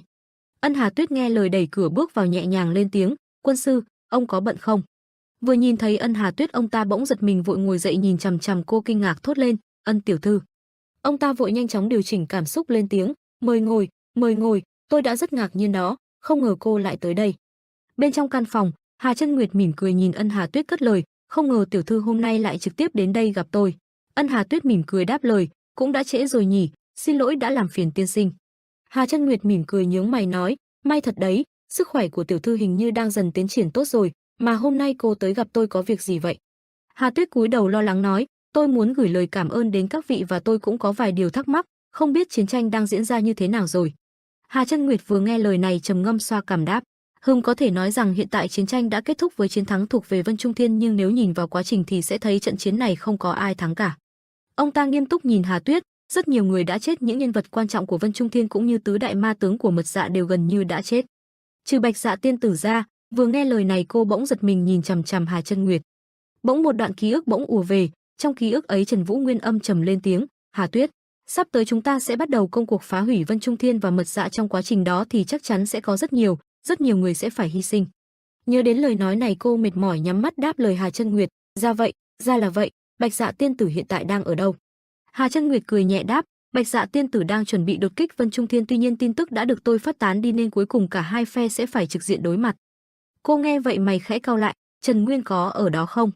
Ông ta trầm ngâm lại nói, Trần môn chủ hiện đang làm dung chuyển cả hai phe trên chiến trường, nhưng ngay sau khi trận chiến kết thúc, ngài ấy sẽ ngay lập tức đến Vân Trung Thiên, nơi Bạch Dạ tiên tử sẽ có đột kích, bây giờ chắc là đang di chuyển rồi nhỉ. Cô vừa nghe lời này liền đứng phắt dậy, tôi cũng phải trực tiếp đến đó. Hà Chân Nguyệt kinh ngạc thốt lên, hả, sao cơ? Ông ta nhướng mày không tin vào tai mình, nếu có sự giúp đỡ của tiểu thư thì thất tốt, nhưng mà cô sẽ đối đầu với Bạch Dạ tiên tử đó, như vậy ổn chứ? Ân Hà Tuyết cau này mặt lạnh đi nói, một ngày nào đó tôi cũng buộc phải đối mặt với sư phụ và giải quyết mọi việc thôi, tôi sẽ không né tránh thêm nữa. Hơn hết tôi có cảm giác, phía bên này Trần Vũ Nguyên trầm ngâm không nói lời này nhìn Triệu Ân Kinh. Cô lo lắng khẽ cất lời, hơi bất an về Vũ Nguyên, vừa dứt lời cũng là lúc anh dường như chuẩn bị sắp lao đến tấn công Triệu Ân Kinh. Phía bên này Trần Vũ Nguyên cả người tỏa ra sát khí cất tiếng, ta phải xử lý kẻ đã phản bội Bắc Thiên môn, đồng thời cũng giải quyết luôn mối thù kéo dài xưa nay của Tuyết Hoa. Triệu Ân Kinh nghe lời này cười nhạt, xem ra đệ quyết tâm rồi ha, quả nhiên khó mà làm để thông suốt nhỉ. Hắn ta lạnh mặt nhìn Tuyết Hoa đứng phía sau, cả người cô ấy tỏa ra sự u uất mạnh mẽ phía sau anh bảo, ha vu nữ đó dù đã chết vẫn xin lòng oán hận kinh thế cơ à? Làm sao mà một kẻ tầm thường sinh ra ở một bộ tộc hẻo lánh như lại có mối quan hệ với Vũ Nguyên đệ được vậy chứ? Nghe lời chối tay của hắn ta, mặt anh ngày càng lạnh đi. Hắn ta dường như cũng nhìn rõ được sắc mặt của anh, cười nhạt, vận mệnh chết trêu thật đấy. Vừa dứt lời này không gian xung quanh bỗng trầm xuống một cách kỳ lạ, như mặt hồ im lặng trước cơn bão, bầu không khí lúc này trở nên ngột ngạt đến khó tả. Ngay lúc này cả hai lần lượt dậm chân phóng nhanh về phía trước, tốc độ của họ nhanh đến mức tạo một làn khói nhỏ trên mặt đất. Triệu Ân Kinh lao nhanh về phía trước nghiêng đầu nhìn anh. Còn anh bên này cũng tăng nhanh tốc độ khẽ liếc nhìn hắn ta. Dường như cả hai đang sử dụng khinh công để đua tốc độ với nhau. Và rồi người ra đòn đầu tiên đó chính là Triệu Ân Kinh, hắn tung một đòn trong số tuyệt kỹ Diêm Ma công của mình về phía Trần Vũ Nguyên. Những luồng cương khí ma công màu đỏ như máu tựa như những thanh đao liên tiếp lao tới vào người Trần Vũ Nguyên. Một tiếng nổ long trời lở đất ầm ầm vang lên, đất đá vang lên khói bụi mù mịt trời. Từ trong làn khói Vũ Nguyên với hắc kiếm Tuyết Hoa lao ra, một đường chém ngang cũng vì thế mà tung ra đẩy nhanh về phía Triệu Ân Kinh. Và rồi cả Trần Vũ Nguyên và Triệu Ân Kinh bắt đầu lao vào nhau, quần chiến tung ra những sát chiêu về đối thủ. Vũ Nguyên với thanh hắc kiếm Tuyết Hoa cùng hắc khí tỏa ra chém về phía Triệu Ân Kinh, ngược lại Triệu Ân Kinh sử dụng hỗn ma công dùng tay đỡ đòn của anh. Liên tiếp những đòn thế của hai người được tung ra đánh về phía đối thủ, tuy nhiên có lẽ đây mới chỉ là mở màn cuộc chiến. Cả hai vẫn chưa ra những tuyệt học của bản thân mình, Ân Kinh ra một đòn thì Vũ Nguyên né, sau đó Vũ Nguyên ra đòn thì Ân Kinh cũng né một cách dễ dàng. Triệu Ân Kinh với đôi mắt hiên giờ không khác gì quỷ hút máu, liên tiếp dùng trảo thủ mà tấn công Vũ Nguyên. Còn Vũ Nguyên thì nhẹ nhàng tránh hết các đòn của Ân Kinh, vẫn khá bình tĩnh đợi sơ hở của đối thủ mà ra đòn. Thanh hắc kiếm Tuyết Hoa chợt tỏa ra hắc khí, nó hút hết ma công của Ân Kinh. Nhận thấy điều này, Vũ Nguyên liền thả thanh kiếm trong tay mình ra, đổi qua bên tay còn lại, sau đó sẵn sàng ra chiêu về phía Triệu Ân Kinh. Tuy nhiên không phải là hạng xoàng, Triệu Ân Kinh đã né tránh được sát chiêu thoát chết trong gang tấc. Sau màn đọ sức vừa rồi thì cả Triệu Ân Kinh và Trần Vũ Nguyên đều nhảy lùi về phía sau thủ thế, chuẩn bị ra những đòn thế tiếp theo. Không cho đối thủ được nghỉ ngơi, cả Triệu Ân Kinh và Trần Vũ Nguyên tiếp tục lao vào quần chiến, tốc độ của hai người nhanh như chớp, chỉ còn là những bóng mờ ảo di chuyển trên mặt đất mà thôi. Xẹt một đường ánh sáng màu tím và màu đỏ cắt ngang như hai đường thẳng song song, hóa ra đó là chiêu thức mà cả Ân Kinh và Vũ Nguyên vừa tung ra. Cả hai vừa ra chiêu về đối thủ của mình, hiện giờ cả hai đang đứng quay lưng lại với nhau, tưởng chừng như không có chuyện gì ảnh hưởng tới cả hai, nhưng thật bất ngờ. Người vừa trúng chiêu đó chính là Triệu Ân Kinh, hắn ta nhận từ Trần Vũ Nguyên hàng trăm nhát chém bao quanh người mình, máu từ cơ thể hắn bắn ra tung tóe. Gương mặt của hắn giờ đây không còn chỗ nào lành lặn, máu tuôn xối xả, hắn ta há miệng kêu á không hiểu chuyện gì vừa xảy ra. Thì ra vừa rồi Vũ Nguyên đã tung ra tuyệt kỹ của mình trong bí kíp của mình, để rồi Triệu Ân Kinh hiện giờ đang gào thét trong đau đớn, toàn thân máu tuôn xối xả. Trần Vũ Nguyên hiện giờ gương mặt không khác gì người phát sét mạng sống cho kẻ khác, anh nhẹ nhàng thở ra một hơi đầy nặng nhọc. Trong khi đó ở bên này toàn thân Triệu Ân Kinh đang nằm trên vũng máu, tay của hắn bị chém đã không còn bình thường nữa rồi. Một khoảng không vương vãi đầy máu loang lổ trên mặt đấy, một khung cảnh thật đáng sợ cho bất cứ ai chứng kiến. Đột nhiên toàn bộ số máu vương vãi trên mặt đất trong trận chiến vừa trúng dường như đang bay lên không trung. như là có ai đang điều khiển chúng vậy, thật là kỳ dị. Mặt khác ở bên này những vết chém đứt da thịt của Triệu Ân Kinh dường như đang có dấu hiệu tự hồi phục.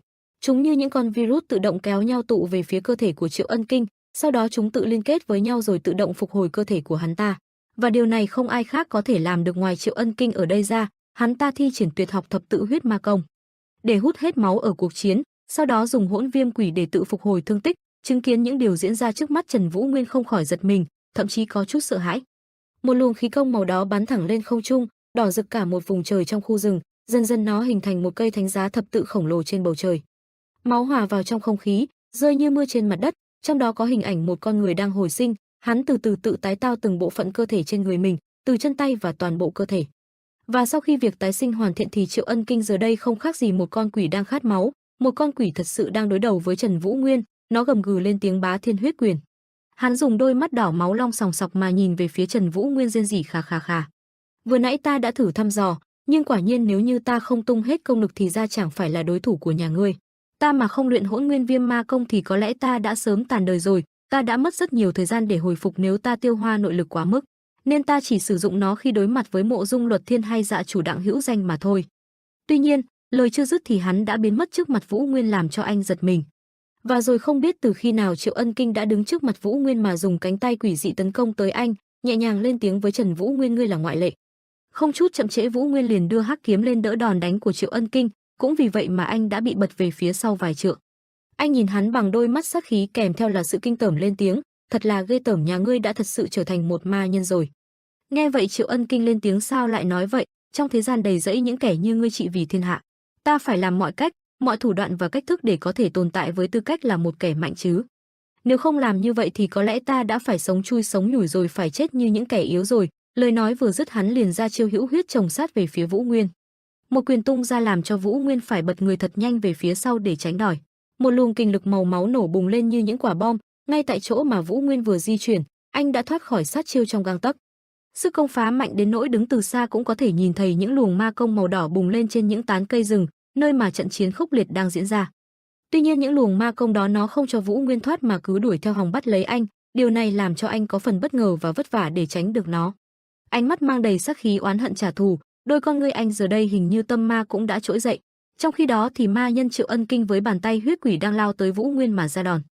Một chiêu cực mạnh được Triệu Ân Kinh đánh ra, huyết phá căng vũ, chung phải chiêu này Vũ Nguyên bay thẳng xuống mặt đất, nơi đó đất đá vỡ vụn ra thành từng mảnh, khỏi bụi mịt mù cả một vùng.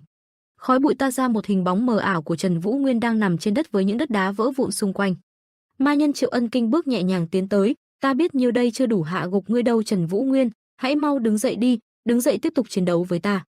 Lúc này Vũ Nguyên với ánh mắt sắc lạnh nhìn Ân Kinh rồi gượng dậy quỳ trên mặt đất. Triệu Ân Kinh tiếp tục sau khi trao đổi toàn bộ chiêu thức với đối phương, khi ấy dồn một đòn rồi kết thúc trận chiến. Nghe thế nào hả, ngầu chứ, cũng được mà phải không?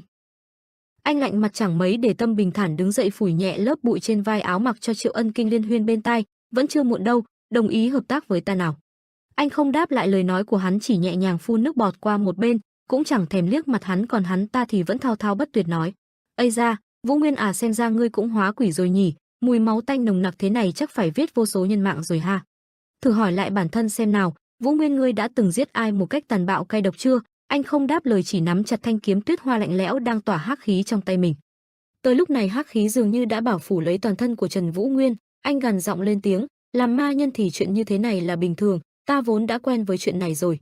Đại nghĩa báo thù ư, cuối cùng chỉ là cái mác lớn lao mà thôi." Triệu Ân Kinh lên tiếng mỉa mai Vũ Nguyên, từng lời nói của hắn khiến sắc mặt anh càng tệ đi. Một luồng sát khí bao bọc lấy cả thanh kiếm cũng như là cả cơ thể của anh, không gian xung quanh đột ngột chuyển động mạnh dần. Dường như toàn bộ oán khí của thanh hắc kiếm tuyết hoa trong tay anh đã bộc phát dữ dội, nó hòa với lòng oán hận của anh càng làm cho sức mạnh của anh tăng vọt. Toàn bộ cơ thể anh giờ đây đã phát sáng, trông anh như là một thần chết ra chiêu kết thúc mạng sống của người khác vậy. Triệu Ân Kinh vừa nhìn thấy biểu hiện này cười lớn khinh thường nói: "Không phải vậy sao Trần Vũ Nguyên, ngươi cũng giết người mà." Và lúc này Triệu Ân Kinh cũng phóng nội công của bên trong cơ thể của mình ra, hình thành những cái đầu lâu quỷ dị, cùng với cơ thể đỏ ngầu khi luyện huyết quỷ thuật của mình sẵn sàng đáp chiêu tới từ Trần Vũ Nguyên. Và nhanh như cắt, Trần Vũ Nguyên mang theo toàn bộ oán hận trong lòng mà lao về phía Triệu Ân Kinh một chiêu tất sát. Bên này Triệu Ân Kinh cũng không chịu thua, cùng với chiếc đầu lâu đỏ rực phía sau lập tức lao nhanh về phía Trần Vũ Nguyên. Cả hai lao vào quần chiến, hai luồng nội công đen và đỏ va chạm vào nhau tạo nên vụ nổ kinh thiên động địa, chấn động của một góc trời.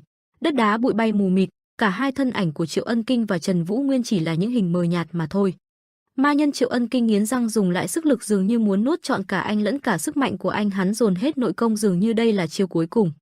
Toàn bộ sức mạnh của hắn càng lớn dần bao quanh Trần Vũ Nguyên. Ở phía bên này khi nhận thấy dịch huyết ma công đang xâm chiếm xung quanh mình, Vũ Nguyên bình tĩnh để cho toàn bộ ma công đổ ập vào mình nhốt lại bên trong. Hóa ra chiêu thức của Triệu Ân Kinh là huyết cầu kết, nhằm tạo ra một quả cầu để nhốt đối thủ của mình ở bên trong. Ở bên trong những luồng ma khí được điều khiển mà dịch huyết ma công đã bắt và trói Trần Vũ Nguyên lại, chúng quấn lấy Trần Vũ Nguyên và đang dần dần xâm chiếm lấy cơ thể của anh. Bên trong huyết cầu kết thì Triệu Ân Kinh hai tay đang giang ra điều khiển dịch huyết ma công trói chặt lấy Vũ Nguyên. Hắn lên tiếng: vị sư huynh đã cùng ta lớn lên và trải qua thời thơ ấu ở cái nơi Bắc Thiên Môn cằn cỗi đó đã phản bội và góp phần vào sự sụp đổ của Bắc Thiên Môn. Chưa từng quay lại tìm đến ta, bỏ lại ta trong sự cô đơn và nỗi phẫn nộ dâng trào, lại còn đi thảm sát bộ tộc, sau đó lấy máu thiếu nữ làm nguyên liệu. Sự thất vọng và nỗi khinh miệt khi ta nhìn thấy bộ dạng ma nhân ghê tởm đó là không thể diễn tả bằng lời. Triệu Ân Kinh dường như đang tự bạch với chính mình. Đôi mắt hắn giờ đây đang chảy ra những dòng huyết thành dòng. Ta chỉ đang vật lộn để sống thôi, ngươi có hiểu không? Vậy nên khi nào cùng nhau được thì hãy sát cánh cùng nhau, vận mệnh đôi khi tàn nhẫn như vậy đấy. Hắn giang tay rộng bắt đầu điều khiển những sợi dịch huyết ma công thắt chặt lại nghiền nát Trần Vũ Nguyên. Hắn lên tiếng cảm than: Trần Vũ Nguyên, hãy tha thứ cho ta. Quả cầu ấy sừng sững đứng giữa trời quang, trong không gian yên tĩnh sự xuất hiện của nó trở nên hút mắt. Ngay lúc này bỗng chốc quả cầu ấy vỡ tan rồi dần dần biến mất. Triệu Ân Kinh dần dần xuất hiện, sắc mặt tái đen, từ từ đặt chân xuống đất. Hắn ta trầm ngâm không nói lời nào, thở dốc đưa mắt nhìn khung cảnh trước mặt. Nhìn vũng máu tươi còn sót lại trên mặt đất, cả người hắn không khỏi khẽ run rẩy. Nước mắt dâng trào trong khóe mắt khiến hắn ta không kìm được nỗi đau lòng xót xa. Triệu Ân Kinh cuối cùng cũng chẳng nhịn được những giọt nước mắt ấy nữa, nhẹ nhàng đưa tay lên che mặt nghẹn ngào, không che giấu sự chế giễu trong lòng, cười nhạt: ta rất vui khi thấy được sự trưởng thành và vất vả của đệ trong thời gian qua, tâm trạng ta bây giờ rối bời quá, nếu có thể ở bên cạnh Vũ Nguyên đệ thì tốt biết bao. Nhưng nếu đã không thể, ngay lúc bản thân hắn còn đang đau lòng thì giọng nói của anh lạnh lùng cất tiếng cắt ngang lời hắn, khiến Triệu Ân Kinh giật mình trợn trắng cả mắt. Triệu Ân Kinh. Hắn ta sững người ngẩng đầu ngơ ngác nhìn xung quanh. Bỗng nhiên chiếc đầu hắn nghiêng sang một bên một cách kỳ dị. Rồi chiếc đầu ấy ngày càng nghiêng dần, dần dần kéo theo cả cơ thể ngã mạnh xuống đất. Bóng dáng Trần Vũ Nguyên lạnh lùng đứng phía sau đưa mắt nhìn Triệu Ân Kinh ngã dài trên mặt đất. Anh chẳng nói lời nào, còn hắn giờ đây đã bị anh cắt đứt đầu, chiếc đầu bị cắt lìa nằm trên đất chỉ có thể khẽ phát ra tiếng rên rỉ không rõ ràng. Triệu Ân Kinh liếc mắt nhìn phía trước ngạc nhiên: gì vậy? Nhìn cơ thể đang bất động trên nền đất, hắn càng kinh hãi, cơ thể mình. Dường như nhận ra điều gì đó, hắn ta sợ hãi liếc mắt nhìn về phía Trần Vũ Nguyên, làm sai có thể vậy được. Trần Vũ Nguyên lạnh mặt, cả người tỏa ra sát khí nồng đậm, nhìn Triệu Ân Kinh không chút thương tiếc, đau lòng, ánh mắt vô cảm khó tả. Còn hắn ta nằm một bên càng khó tin, mình đã giết Vũ Nguyên rồi mà sao nó có thể đứng đó mà nhìn xuống mình được chứ? Hắn ta cau mày cố gắng suy nghĩ, dường như nhớ lại điều gì đó, hắn ta giật mình, khoan đã. Nhớ lại phải khắc khi hai cổ lực lượng lớn đối đầu vào nhau. Rồi đến khoảnh khắc lúc hắn ta sử dụng tuyệt kỹ, khoảnh khắc cuối cùng sau khi mình thi triển tuyệt kỹ. Ngay lúc đó hình bóng anh lạnh lùng cầm kiếm lao về phía hắn từ từ hiện lên. Lúc này hắn mới nhận ra, càng kinh hãi hơn, là lúc đó hắn ta cười nhạt, trong lòng dường như dần dần chấp nhận sự thật đau lòng, lúc đó mình đã thua rồi, tính mạng cũng mất từ khi đó.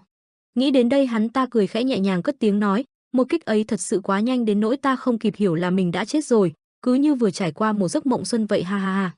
Dứt lời này hắn ta dường như thấy bản thân trở thành trò hề của người, khóe miệng cong lên cao tự bật cười lớn, nụ cười ấy rất sảng khoái. Triệu Ân Kinh không ngờ lại khờ khạo như vậy.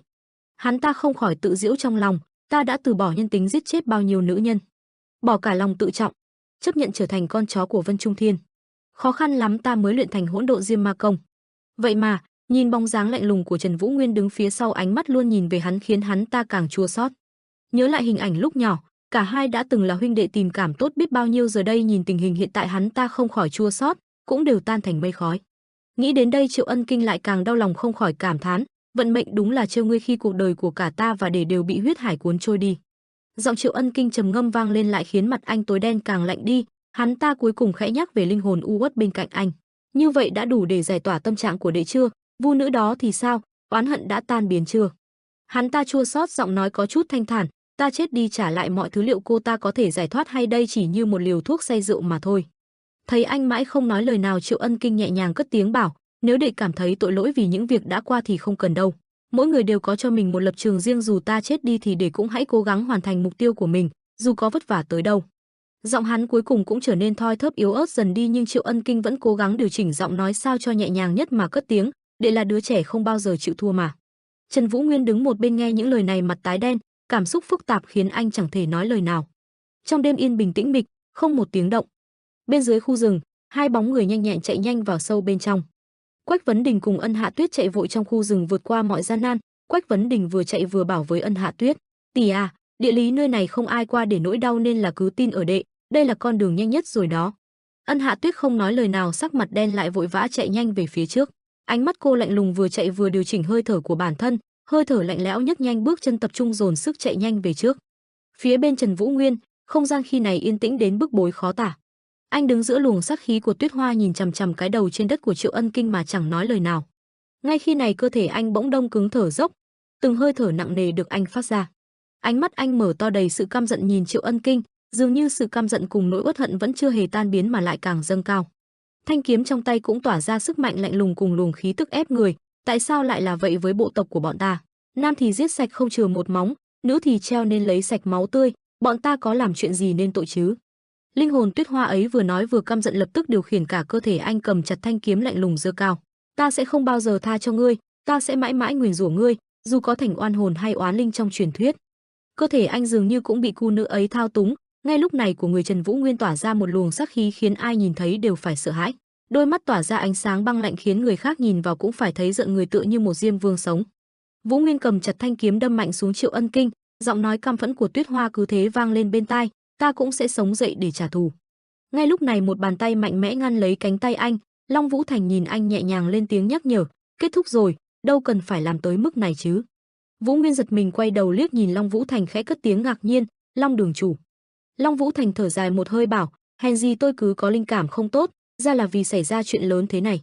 Ông ta ngẩng đầu đưa mắt nhìn anh cất tiếng, lâu rồi mới gặp lại Trần Vũ Nguyên, kiếm linh dù gì nó và Triệu Ân Kinh đều đã chết, tuy không muốn cậu xen vào chuyện này, nhưng với niềm kiêu hãnh của một võ nhân tôi không thể đứng ngoài xem được, đừng để tâm ma khống chế, cậu vốn dĩ đâu phải thế này. Nghe lời ông nói, Trần Vũ Nguyên lạnh lùng đưa mắt nhìn thanh kiếm tỏa ra sát khí trong tay. Anh trầm giọng liếc mắt cất tiếng ra lệnh, bỏ ra và mau đi đi Long đường chủ. Ông ta nghe lời hung hãng này của Trần Vũ Nguyên cười lạnh bảo, ha, một con người mạnh mẽ như Bắc Kiếm Trần Vũ Nguyên sao lại thành ra thế này chứ? Mặc dù nói vậy nhưng lòng ông ta càng trở nên lạnh giá khi nhìn tình trạng hiện tại của Vũ Nguyên, nghĩ đáng lẽ mình nên bỏ mặc và đi đi, nhưng với niềm kiêu hãnh của bậc võ nhân lại không cho phép mình bỏ mặt Bắc Kiếm đang bị tâm ma xâm chiếm.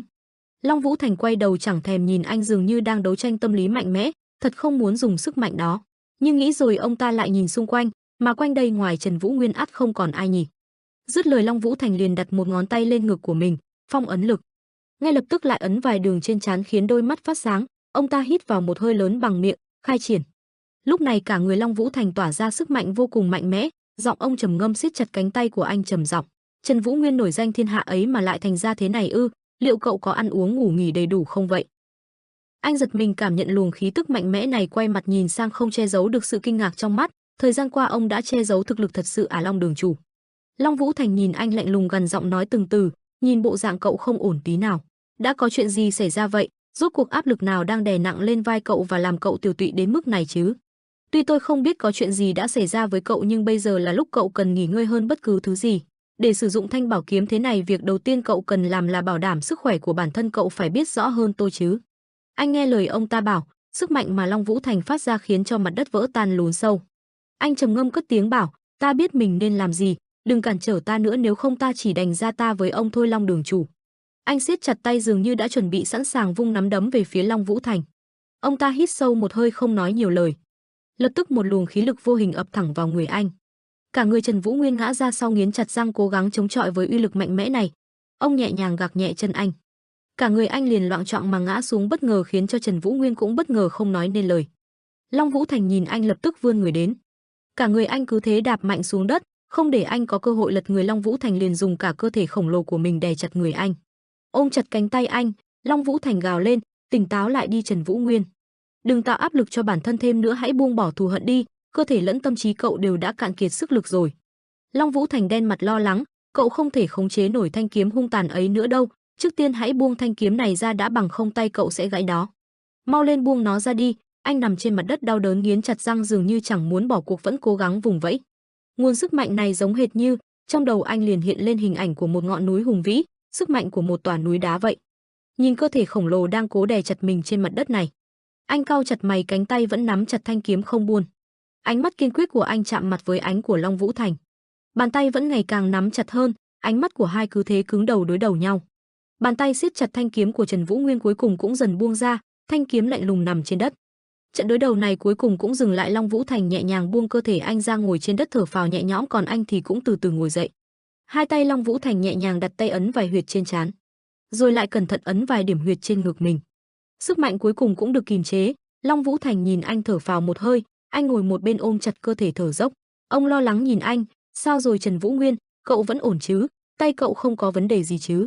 Anh như bừng tỉnh lấy lại ý thức, cả người hoang mang nhìn xung quanh, lại có chút lo lắng như nhớ lại gì đó. Anh ngẩng mặt ngước nhìn liền thấy linh hồn tỏa ra sát khí của Tuyết Hoa ấy. Anh giật mình mở to mắt, bàn tay vươn đến, nhẹ nhàng cầm lấy thanh kiếm nhìn cô ấy. Như nhớ lại một hình ảnh quen thuộc trong quá khứ từ lâu. Tuyết Hoa không nói gì, nhẹ nhàng đưa mắt nhìn chằm chằm anh. Trần Vũ Nguyên cũng nhẹ nhàng đáp lại ánh mắt của cô ấy. Oán khí của cô ấy lao đến trước mắt anh, cô nhẹ nhàng nghiêng đầu thì thầm vào tai. Từng lời Tuyết Hoa nói khiến mắt Trần Vũ Nguyên mở to vì kinh ngạc.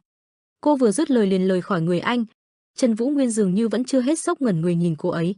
Rồi anh cúi đầu, giọng nói khe khẽ vang lên, xin lỗi gì chứ, ta nói là kẻ đã mắc nợ cô mà. Không ngờ phải để lâu tới vậy tao mới thực hiện được lời hứa ấy. Nói rồi anh nhìn linh hồn cô tan biến giữa không trung lại nhẹ nhàng cất tiếng, bây giờ hãy yên nghỉ đi nhé. Cô ấy cứ thế tan biến giữa không trung, hình ảnh cuối cùng còn đọng lại trong mắt đó chính là anh, Trần Vũ Nguyên.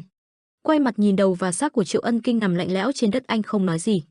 Ngay khi này từ phía sau Long Vũ Thành tiến đến, ho khẽ vài tiếng khiến anh giật bắn mình. Quay mặt nhìn ông, anh nhẹ nhàng nói, Long đường chủ cảm ơn ông. Long Vũ Thành cười nhẹ đáp lời, giờ cậu đã ổn chưa? Ông ta có chút lo lắng nhìn anh, quả nhiên trực giác của tôi là đúng, đã có việc hệ trọng xảy ra nhỉ. Đáng lý tôi sẽ không can thiệp vào bất kỳ chuyện gì ngoài nhiệm vụ được ủy thác, nhưng vì chúng ta từng là đồng đội và phát sinh ra tử nên tôi không thể nhắm mắt làm ngơ được. Một người điềm tĩnh như cậu mà lại trở nên hung tàn đến thế khi cầm lấy thanh kiếm ấy ban nãy, tôi thấy khó tin lắm. Trần Vũ Nguyên nghe lời ông ta bảo trầm giọng nói, là thiếu sót của tôi, có lẽ tôi đã đánh mất sự cảnh giác rồi. Khu rừng trước mắt bỗng chốc im ắng đến lạ, tựa như những chuyện kinh khủng vừa rồi chưa từng xảy ra vậy. Màn đêm cũng đã buông xuống từ lâu, anh trầm ngâm nhìn ông không nói lời nào. Long Vũ Thành nhìn anh nói, tinh thần lẫn thể lực của cậu đều bị hao mòn nghiêm trọng. Là do áp lực cậu đặt lên vai để bảo vệ tất cả những người đi theo mình sao? Nhưng cậu phải nhớ là nếu cứ vắt kiệt sức lực như thế thì đến cả bản thân cậu còn chẳng thể bảo vệ nổi. Ông nhìn anh nhẹ nhàng nói, đừng quá khắt khe với bản thân mình, hãy tập đức tính khoan dung, tôi cũng đã từng trải qua như cậu vậy, tôi biết cảm giác ấy mà. Nói rồi ông ta nhẹ nhàng kéo mũ áo choàng lên, người ta thường nói hãy cứ thong thả mà sống rồi đâu sẽ vào đó, càng vội vàng càng dễ hỏng việc. Ông ta vừa dứt lời liền quay người bước đi, nên là khi chạy mệt quá hãy cứ dừng lại mà hít thở và nhớ ăn uống ngủ nghỉ đầy đủ vào đó. Trần Vũ Nguyên nhìn bóng lưng Long Vũ Thành đi xa chắp tay cảm kích nói, cảm ơn ông Long đường chủ, một ngày nào đó. Chưa để anh nói dứt lời Long Vũ Thành liền quay người nháy mắt cười nói, một ngày nào đó hãy đến huyết khí đường thăm chúng tôi nhé, chúng tôi lúc nào cũng hoan nghênh cậu. Vậy nhé, hẹn gặp lại. Nhìn bóng lưng ông xa dần, Trần Vũ Nguyên trầm ngâm. Cuối cùng cũng không nhịn được mà máu mũi chảy ròng, trong đêm tối tĩnh mịch. Khi này tại một bên khác ở phía trận doanh phía bắc của Vân Trung Thiên đang dần rút binh. Hình ảnh vô cùng hỗn loạn, từng người đang cố gắng tháo dỡ vũ khí đem đi. Trong căn phòng, một bóng người mạnh mẽ ngồi lặng người nhìn xa xăm. Nhớ lại hình ảnh bản thân đã từng bế lấy một thân xác bé nhỏ bước đi giữa đám người, lòng hắn hỗn loạn, giang hồ ngày càng hỗn loạn, binh lực cũng dần được để tâm. Chưa có chiến thắng được ca ngợi làm anh hùng, nhưng nếu không thể bảo vệ được nữ nhân quan trọng nhất đời mình thì có ích gì chứ? Tháp ma đoàn đuổi theo tàn binh của Tĩnh Dạ cũng đã bị tiêu diệt. Người anh em cùng mình thề nguyện theo đuổi mục tiêu từ thời thơ ấu ấy cũng chết một cách vô cùng bi thảm. Jin Mu Won chiến thắng nhưng đánh mất đi những thứ quan trọng nhất đời mình thì có ích gì chứ? Tất cả đều biến mất, vậy thì sự cố gắng của ta đổi lại được gì chứ? Khi này bên ngoài Mộ Dung Huyền lạnh lùng bước đến, dựa người vào tường nhìn bóng lưng hắn ta cười nhạt, thật đáng tiếc cái nhi tử của Cửu Thiên không ngờ lại ra đi thế này. Áp ma đoàn chủ Thẩm Nguyên Nghĩa bất tài không nói, nhưng ngay cả từ môn Huệ Linh, chiến lược gia siêu phàm mà cũng không tài nào dự đoán nổi nguy hiểm đang sắp ập tới mình sao? Còn ngươi Đàm Tú Thiên, ta rất hài lòng ngươi không hoa với danh tiếng của bản thân tí nào. Không để cô ta nói nhiều, Đàm Tú Thiên tức giận quay người trầm giọng quát lên, câm mồm Mộ Dung Huyền, ngươi muốn bị xé tải ra nữa hả con khốn? Mộ Dung Huyền nghe lời này giật bắn mình, cảm nhận được luồng sát khí lạnh lẽo đang tràn đến. Sát khí? Vừa nhận ra cô ta lập tức lùi lại, cau chặt mày, hắn ta mất trí rồi ư? Mộ Dung Huyền kêu lên, hắn đang lao về phía ta. Lúc này với một tốc độ khủng khiếp, Đàm Tú Thiên nhanh như cắt đã đứng trước mặt Mộ Dung Huyền, cánh tay của anh chuẩn bị ốp sát vào mặt Mộ Dung, vung mạnh tay về phía cô ta. Mộ Dung Huyền lập tức lùi lại, cả người toát hết mồ hôi lạnh, chỉ có thể thốt lên cảm thán, nhanh quá. Nhanh như cắt cô ta liền bị Đàm Tú Thiên dùng một tay nhấc bổng lên ấn chặt đầu vào tường, lực ấn mạnh tới nỗi toàn bộ mảng tường bị lõm lại thành một vùng lớn. Bức tường dần dần nứt ra, Đàm Tú Thiên tăng lực ấn mạnh hơn nữa, bức tường cũng vì vậy mà bắt đầu nứt ra vỡ vụn. Mộ Dung Huyền đôi mắt trắng dã chỉ có thể sợ hãi nghĩ khặc khặc, cái sức mạnh này là thế nào vậy, mạnh đến mức có thể giết chết ta. Chết tiệt, không tài nào nhúc nhích được, tay cô ta nắm chặt muốn phản kháng nhưng không thể. Mộ Dung Huyền nghĩ vậy là dù hắn đã đối đầu với Hắc Ấn Thần Thương nhưng sức mạnh vẫn còn khủng khiếp đến mức này ư? Sức khỏe của ta vẫn còn yếu do đang trong quá trình hồi phục sau trận đấu với Hắc Ấn Thần Thương. Không phải nói hắn ta chính là một tên quái vật, và tại sao ta chỉ nói ra mấy câu mà hắn ta đã phẫn nộ đến vậy? Chết tiệt, thế nào ta đã chiến thắng thức tỉnh? Động tĩnh lớn như vậy phát ra làm đám người hộ vệ của Mộ Dung Huyền bên ngoài nhận được tín hiệu mà xông vào. Bọn họ chạy vội vào, vừa nhìn thấy hình ảnh trước mặt khiến ai nấy cũng đều sững người, không một tên nào dám manh động. Đàm Tú Thiên lạnh lùng lên tiếng, ta không nói nhiều đâu, các người nghe cho rõ đây, tất cả đứng lại đó. Nhận thấy sát khí từ phái Đàm Tú Thiên, đám người bây giờ không dám manh động nữa. Đàm Tú Thiên trầm giọng lạnh lẽo cất tiếng, nếu các ngươi không muốn thấy chủ nhân của các người mất mạng, mau ngoan ngoãn ở đó. Đám binh lính lập tức dừng lại đứng thành một hàng khó khăn nhìn nhau, dù các ngươi có bị tẩy não đi chăng nữa thì các ngươi vẫn nên quý mạng sống từ Hắc An Than Thương. Hắn ta lạnh lẽo nhìn đám người hộ vệ của Mộ Dung Huyền, đôi mắt Đàm Tú Thiên nước mắt bắt đầu chảy thành dòng. Đàm Tú Thiên tiếp tục quay mặt nhìn Mộ Dung Huyền nằm gọn trong lòng bàn tay vẫn tiếp tục ấn chặt đầu ta chặt vào tường. Đàm Tú Thiên thu quyền giơ ra trước mặt Mộ Dung Huyền lên tiếng, ta đã bắt đầu hỏi rằng ta đã chiến đấu vì cái gì trong suốt thời gian vừa qua. Mắt cậu hằn lên tia đỏ máu, tiếp tục gằn giọng như nhờ có ngươi mà ta một lần lại nhớ về điều đó.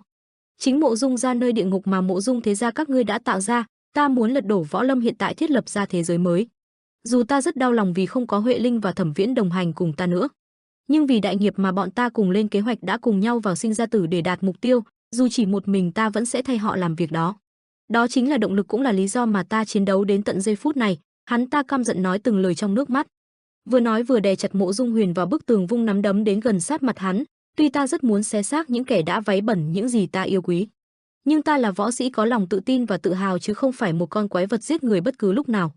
Một kẻ được lớn lên trong hào quang của gia môn như nhà người sẽ không bao giờ hiểu được những lời ta nói, vì thế tốt nhất hãy câm miệng lại và biến đi. Mộ Dung Huyền sợ hãi chẳng nói nên lời nhìn con quái vật đang tức giận trước mắt, đôi mắt ta trắng dã, đôi con người co nhỏ lại, sự sợ hãi lên tới tột độ. Cả người ta vùng vẫy muốn thoát khỏi bàn tay của Đàm Tú Thiên, nhưng sức cùng lực kiệt thì làm sao có thể thoát khỏi nanh vuốt của một con thú đang bị thương cơ chứ. Cứ như vậy Mộ Dung Huyền phải chịu trận. Qua một lúc Đàm Tú Thiên thả cô ta ra rồi quay người rời đi. Anh lên tiếng, vì phụ thân của ngươi Mộ Dung Luật Thiên mới là đối thủ của ta. Khi này vào Mộ Dung Huyền được Đàm Tú Thiên thả ra, ta sợ hãi rồi bệt xuống đất nhìn bóng lưng lạnh lẽo của hắn ta rời đi. Cô ta thở dốc cố hết sức lấy dưỡng khí, đen mặt nghiến chặt răng, ngươi dám. Trong cơn cùng nộ Mộ Dung Huyền liền bật nhảy lên lao vào tấn công Đàm Tú Thiên từ sau lưng. Trong khi đó gương mặt Đàm Tú Thiên vẫn bình thản bước đi, dường như đã đoán trước được hành động này của Mộ Dung Huyền. Phía xa trong doanh trại của Vân Trung Thiên, mọi thứ dường như có vẻ đang rất yên bình, một khoảng lặng đáng sợ, bởi người ta thường nói trước giông bão thì bầu trời sẽ bình yên. Dường như quả thực là như vậy. Chợt cánh cửa doanh trại đang đóng chặt bỗng dần mở ra. Đàm Tú Thiên một mình thương tích người dính đầy máu bước ra ngoài, mặc cho phía sau lưng hắn là một khung cảnh hỗn loạn. Bên trong căn phòng một cảnh tượng kinh hoàng khi mà nơi đây tràn ngập một mùi máu tanh nồng đậm, bên trong từng cái xác nằm dài trên đất, không một tên nào còn sống sót. Phía xa xa còn có thân xác bất động của Mộ Dung Huyền nằm trong số người đó, thân xác của ta chỉ còn lại một nửa mà thôi, một cái kết quá đắt cho sự ngu muội từ ta. Chuyển cảnh về tại Vân Trung Thiên. Sau khi tứ đại ma tướng Thanh Phong Ma Ảnh đã càn quét khuấy tung cả tỉnh Tứ Xuyên, giờ đây nơi này đang phải khôi phục lại sau thiệt hại từ những trận chiến đó. Chính vì cuộc chiến 3 năm mà hơn một nửa quân lực của Vân Trung Thiên đã phải tiến về phía bắc. Và rồi chợt những tiếng nổ ầm ầm, trời long đất lở, tiếng binh khí chạm vào nhau vang rền trời đang xảy ra ở Vân Trung Thiên. Lợi dụng sơ hở khi lực lượng của Vân Trung Thiên đang bị phân tán, một nửa còn lại của Mật Dạ đã tập kích Mộ Dung thế gia, một đòn hồi mã thương mà Vân Trung Thiên chưa từng tính tới. Đây có lẽ chính là trận chiến cuối cùng của Mật Dạ, một cuộc chiến chấm dứt sự đấu đá gần trăm năm qua giữa Mật Dạ và Vân Trung Thiên. Cuộc chiến hỗn loạn diễn ra trước mắt đám người, từng tên chạy lại, phía xa còn vang lên tiếng quát lớn, bọn chúng sẽ phải trả giá cho những gì đã gây ra cho chúng ta. Giết hết những kẻ có liên quan đến Vân Trung Thiên, không để kẻ nào chạy thoát. Giết hết Vân Trung Thiên, lấy đầu của bọn chúng để tế bái vong linh của huynh đệ chúng ta. Tên vừa nói chính là Cung Văn Huy. Hắn ta cứ thế cùng đám người chạy thẳng lên phía trước, đuổi theo những tên còn sót lại. Dù lực lượng bị phân tán nhưng để thu hút sự chú ý của tàn dư còn lại, Cung Văn Huy và một số binh sĩ đã gây ra một vài vụ náo động, nhưng bọn chúng không thể cầm cự được lâu, cuối cùng Văn Huy cũng không thể giữ mạng. Nhưng không còn cách nào khác, phá sơn ma đầu Hắc Ấn Thần Thương đó là cách các ngươi ra đi ư? Ta đã đoán biết được đó chính là do sự cách biệt về binh lực, nhưng phá phủ Chu Sơn, Vân Trung Thiên ta không ngờ các ngươi cũng thế, đã có rất nhiều hy sinh. Nợ máu trả bằng máu, dù có hy sinh đến thế nào thì chỉ cần Mộ Dung thế gia sụp đổ thì địa ngục này cũng sẽ biến mất. Ngay lúc này đám người lao vội vào tòa thành chính của Vân Trung Hiên. Bọn chúng cẩn thận quan sát nhìn xung quanh, bỗng ánh mắt mở to phía bên kia. Một đám người che mặt trong bóng tối dần dần xuất hiện, một giọng nói lạnh lùng vang lên, có nhiều tin đồn rằng Mật Dạ sẽ tập kích vô địch thế gia, không ngờ lại là thật. Hắn ta kiêu ngạo nhìn đám người nhếch mép, ngạc nhiên thế hả? Thế là ngươi nghĩ Huyền tỷ và vô địch Tam thập lục kiếm phủ tham gia trận chiến là những gì mà vô địch thế gia này có ư? Tên vừa nói chính là vô địch thế gia con trai thứ ba của Mộ Dung Luật Thiên, Mộ Dung Chấn. Hắn ta nhìn đám người trước mặt nhếch mép, lũ sâu bọ ngu xuẩn không biết thân biết phận. Hãy nhớ đây chính là vinh hạnh của các ngươi khi trở thành vật hy sinh đánh dấu cho sự xuất thế giang hồ của Mộ Dung Chấn này. Mộ Dung Chấn cười lạnh nhẹ nhàng cất giọng ra lệnh, xông lên đi, vô địch thập bát lệnh.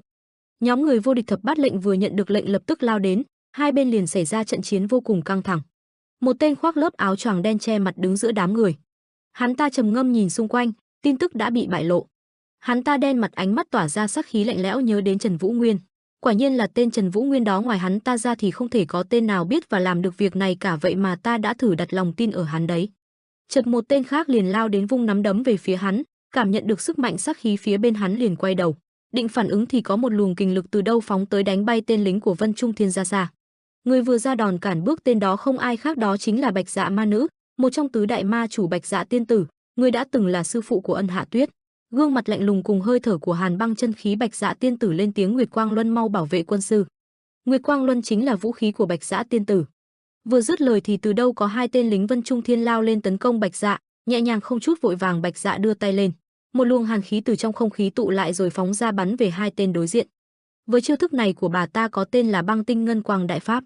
Những đám băng khổng lồ cùng đầu nhọn cứ thế hiện ra rồi đổ ào ào xuống bọn chúng, làm cho bọn chúng kêu la thảm thiết bởi sức nặng cũng như là hàn khí. Ở một bên khác, nhóm người Mật Dạ không đánh thì ôm chặt quân địch, nhất quyết không để cho bất kỳ một kẻ nào được vùng vẫy thoát ra. Tên đó tức giận nghiến chặt răng quát lên, vì Mật Dạ. Hắn ta tức giận trừng mắt quát lên, dường như sợ chẳng ai nghe thấy mà quát càng to, vì Mật Dạ. Vừa dứt lời cả người hắn ta bỗng chốc nổ tung, dẫn theo tên lính cũng bùng nổ theo. Khung cảnh trước mắt ngay lập tức hỗn loạn vô cùng, vì ngay lúc này có rất nhiều tên đang bạo phát đột ngột. Bọn chúng quyết tâm dùng những đòn hy sinh, đồng quy vô tận cùng với đối thủ, điều này làm cho đám lính Vân Trung Thiên có phần hoảng sợ và chùn bước.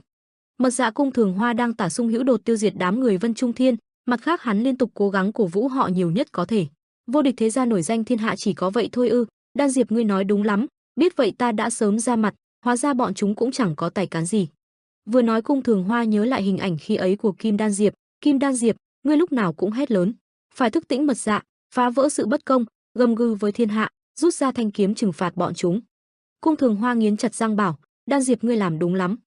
Vừa dứt lời, trước mắt hắn ngay lúc này Mộ Dung Chấn liền cầm chặt vũ khí trong tay, mang theo nụ cười lạnh lẽo lao đến sử dụng chiêu thức Dương Quang Diệt Ám.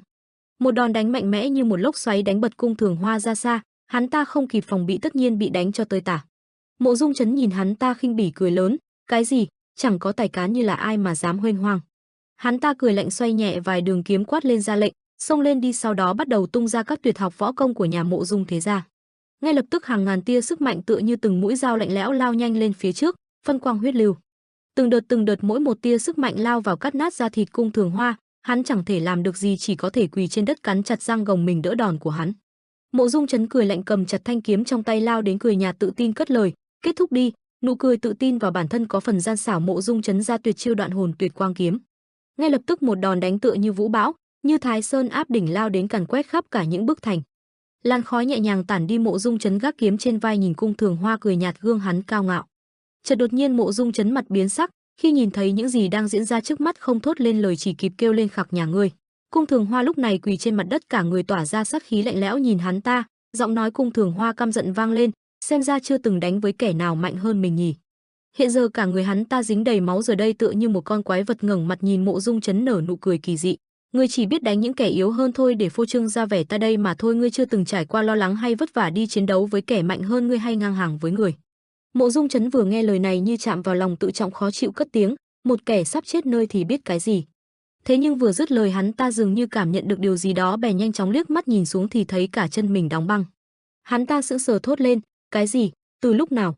Nhìn thấy sắc mặt này của hắn ta, Cung Thường Hoa cười nhạt đắc ý, ha ha, quả nhiên là Bạch Dạ tiên tử của bọn ta, vừa chiến đấu vừa yểm trợ cho đồng hữu. Nhìn bóng dáng Bạch Dạ tiên tử phía sau, Cung Thường Hoa cười lớn đắc ý, Có được sự hỗ trợ của Bạch Dạ tiên tử người ta còn sợ cái gì chứ, hơn nữa ta đã nhìn ra hết khả năng của ngươi. Uy lực vừa đủ và mạnh mẽ đấy nhưng không đủ để lấy mạng của cung Thường Hoa này, hỡi tên nhãi danh khốn kiếp. Mộ Dung Chấn nhìn hắn khinh bỉ xem thường mình như này, hắn ta tức giận nghiến chặt răng, tức giận ném thanh kiếm về phía trước quát lên.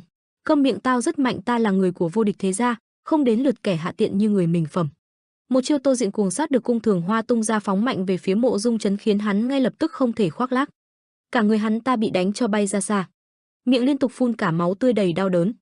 Cung Thường Hoa lạnh lùng nhìn Mộ Dung Chấn đau đớn nằm trên mặt đất, ánh mắt tỏa ra sát khí giết người. Bỗng nhiên ngay lúc này, cả người Cung Thường Hoa cứng đờ không cử động được. Ngay lúc này hai tên lạ mặt xuất hiện nhẹ nhàng đưa tay, chỉ một chiêu đã khiến cho cả cơ thể Cung Thường Hoa vỡ nát, máu bắn tung tóe. Hai tên vừa đến chính là Cửu Thiên Bất Thủ Ngôn Đàm Tích Tâm, tên còn lại là Cửu Thiên Sự Thiên Hồng Ngọc Ma Thú Thẩm Mộc Hải. Không để chúng ngầu thêm giây nào, ngay lập tức Bạch Dạ tiên tử vung một đòn đánh mang theo băng giá lạnh lẽo về phía hai tên ấy. Cả người tên nhẹ nhàng thoát khỏi đòn đánh bất ngờ của Bạch Dạ, nhẹ nhàng chỉ trong một khoảnh khắc đã lao đến trước mắt Bạch Dạ. Hắn ta liếc mắt có chút lo lắng, đã quá trễ. Dù là những lão quái không màn chuyện nhân gian, thì Cửu Thiên vẫn là Cửu Thiên. Vậy thì ta sẽ tự sát và kéo theo một tên. Vừa nghĩ đến đây, tên áo đen che kín mặt kia đột ngột xuất hiện, phóng ra hai đạo lực mạnh mẽ mang uy thế ép người. Dạ chủ, ta mong ngài thành công. Thẩm Mộc Hải kinh ngạc đưa tay đỡ trước ngực, không tin vào mắt mình. Cái gì? Đàm Tích Tâm cũng kinh hãi không kém gì, trầm giọng, ngươi. Tên che mặt ấy lạnh lùng cất tiếng, ta đã ngụy trang. Lớp băng trên mặt hắn ta cũng dần dần được tháo bỏ, dưới cái tên quân sư hạ cảnh ý, để các ngươi mất cảnh giác. Một cái kén bướm rơi giữa không trung, dần dần từ cái kén ấy một con bướm hiện ra. Nó vỗ nhẹ cánh bay đi, bên tai ngay lúc này chính là giọng nói lạnh lùng của hắn ta vang lên, hỡi bọn trung khuyển của Cửu Thiên, hãy gọi tên chủ nhân hèn nhát của các ngươi ra đây. Gia chủ Đặng Hữu Danh đã đến, bóng hình anh ta lạnh lùng hiện ra trước mắt hai người khiến bọn họ kinh hãi. Bạch Dạ tiên tử kinh ngạc quay đầu vừa thấy Đặng Hữu Danh kinh ngạc tái mặt lắp bắp, dạ chủ. Đặng Hữu Danh lạnh lùng cất tiếng giải thích, để Mộ Dung Luật Thiên không chú ý, ta phải duy trì thân phận này, ta đã rất áy náy. Dạ chủ Đặng Hữu Danh lúc này nhớ lại hoàn cảnh lúc trước, khi mà bản thân ngày càng già yếu, nhờ có các ngươi mà ta mới có thể sống sót như bây giờ. Và cũng phải mất rất nhiều năm ta mới có thể lừa dối bản thân mình lẫn người khác để hóa thân vào một thân phận khác là quân sư hạ cảnh ý. Quá trình đó thật gian truân, điều khiển cơ thể mới thật không dễ chút nào, nếu không có các nơi ở bên thì có lẽ ta cũng không tài nào làm được. Giờ đây lực lượng của Tĩnh Dạ ta ngày càng mất dần, ta không thể để nó mất thêm nữa. Đừng tự trách bản thân mình, đó không phải là lỗi của chúng ta. Những điều này từ Dạ chủ Đặng Hữu Danh thốt ra làm cho Bạch Dạ tiên tử có phần hoảng hốt. Một tia sét lóe lên giữa bầu trời, nổ vang trời làm cho bọn chúng phải chú ý. Ở phía bên này Thẩm Mộc Hải và Đàm Tích Tâm lo lắng nhìn Đặng Hữu Danh nay đã được tái sinh. Đàm Tích Tâm kinh hãi không tin vào mắt mình, sao hắn có thể trễ như vậy được, chẳng lẽ là cải lão hoàn đồng ư? Thẩm Mộc Hải cau chặt mày lo lắng nói, không giống cả lão hoàn đồng chút nào, nhưng dù gì cũng không thể để Đặng Hữu Danh của Tĩnh Dạ vượt qua phòng tuyến của chúng ta được.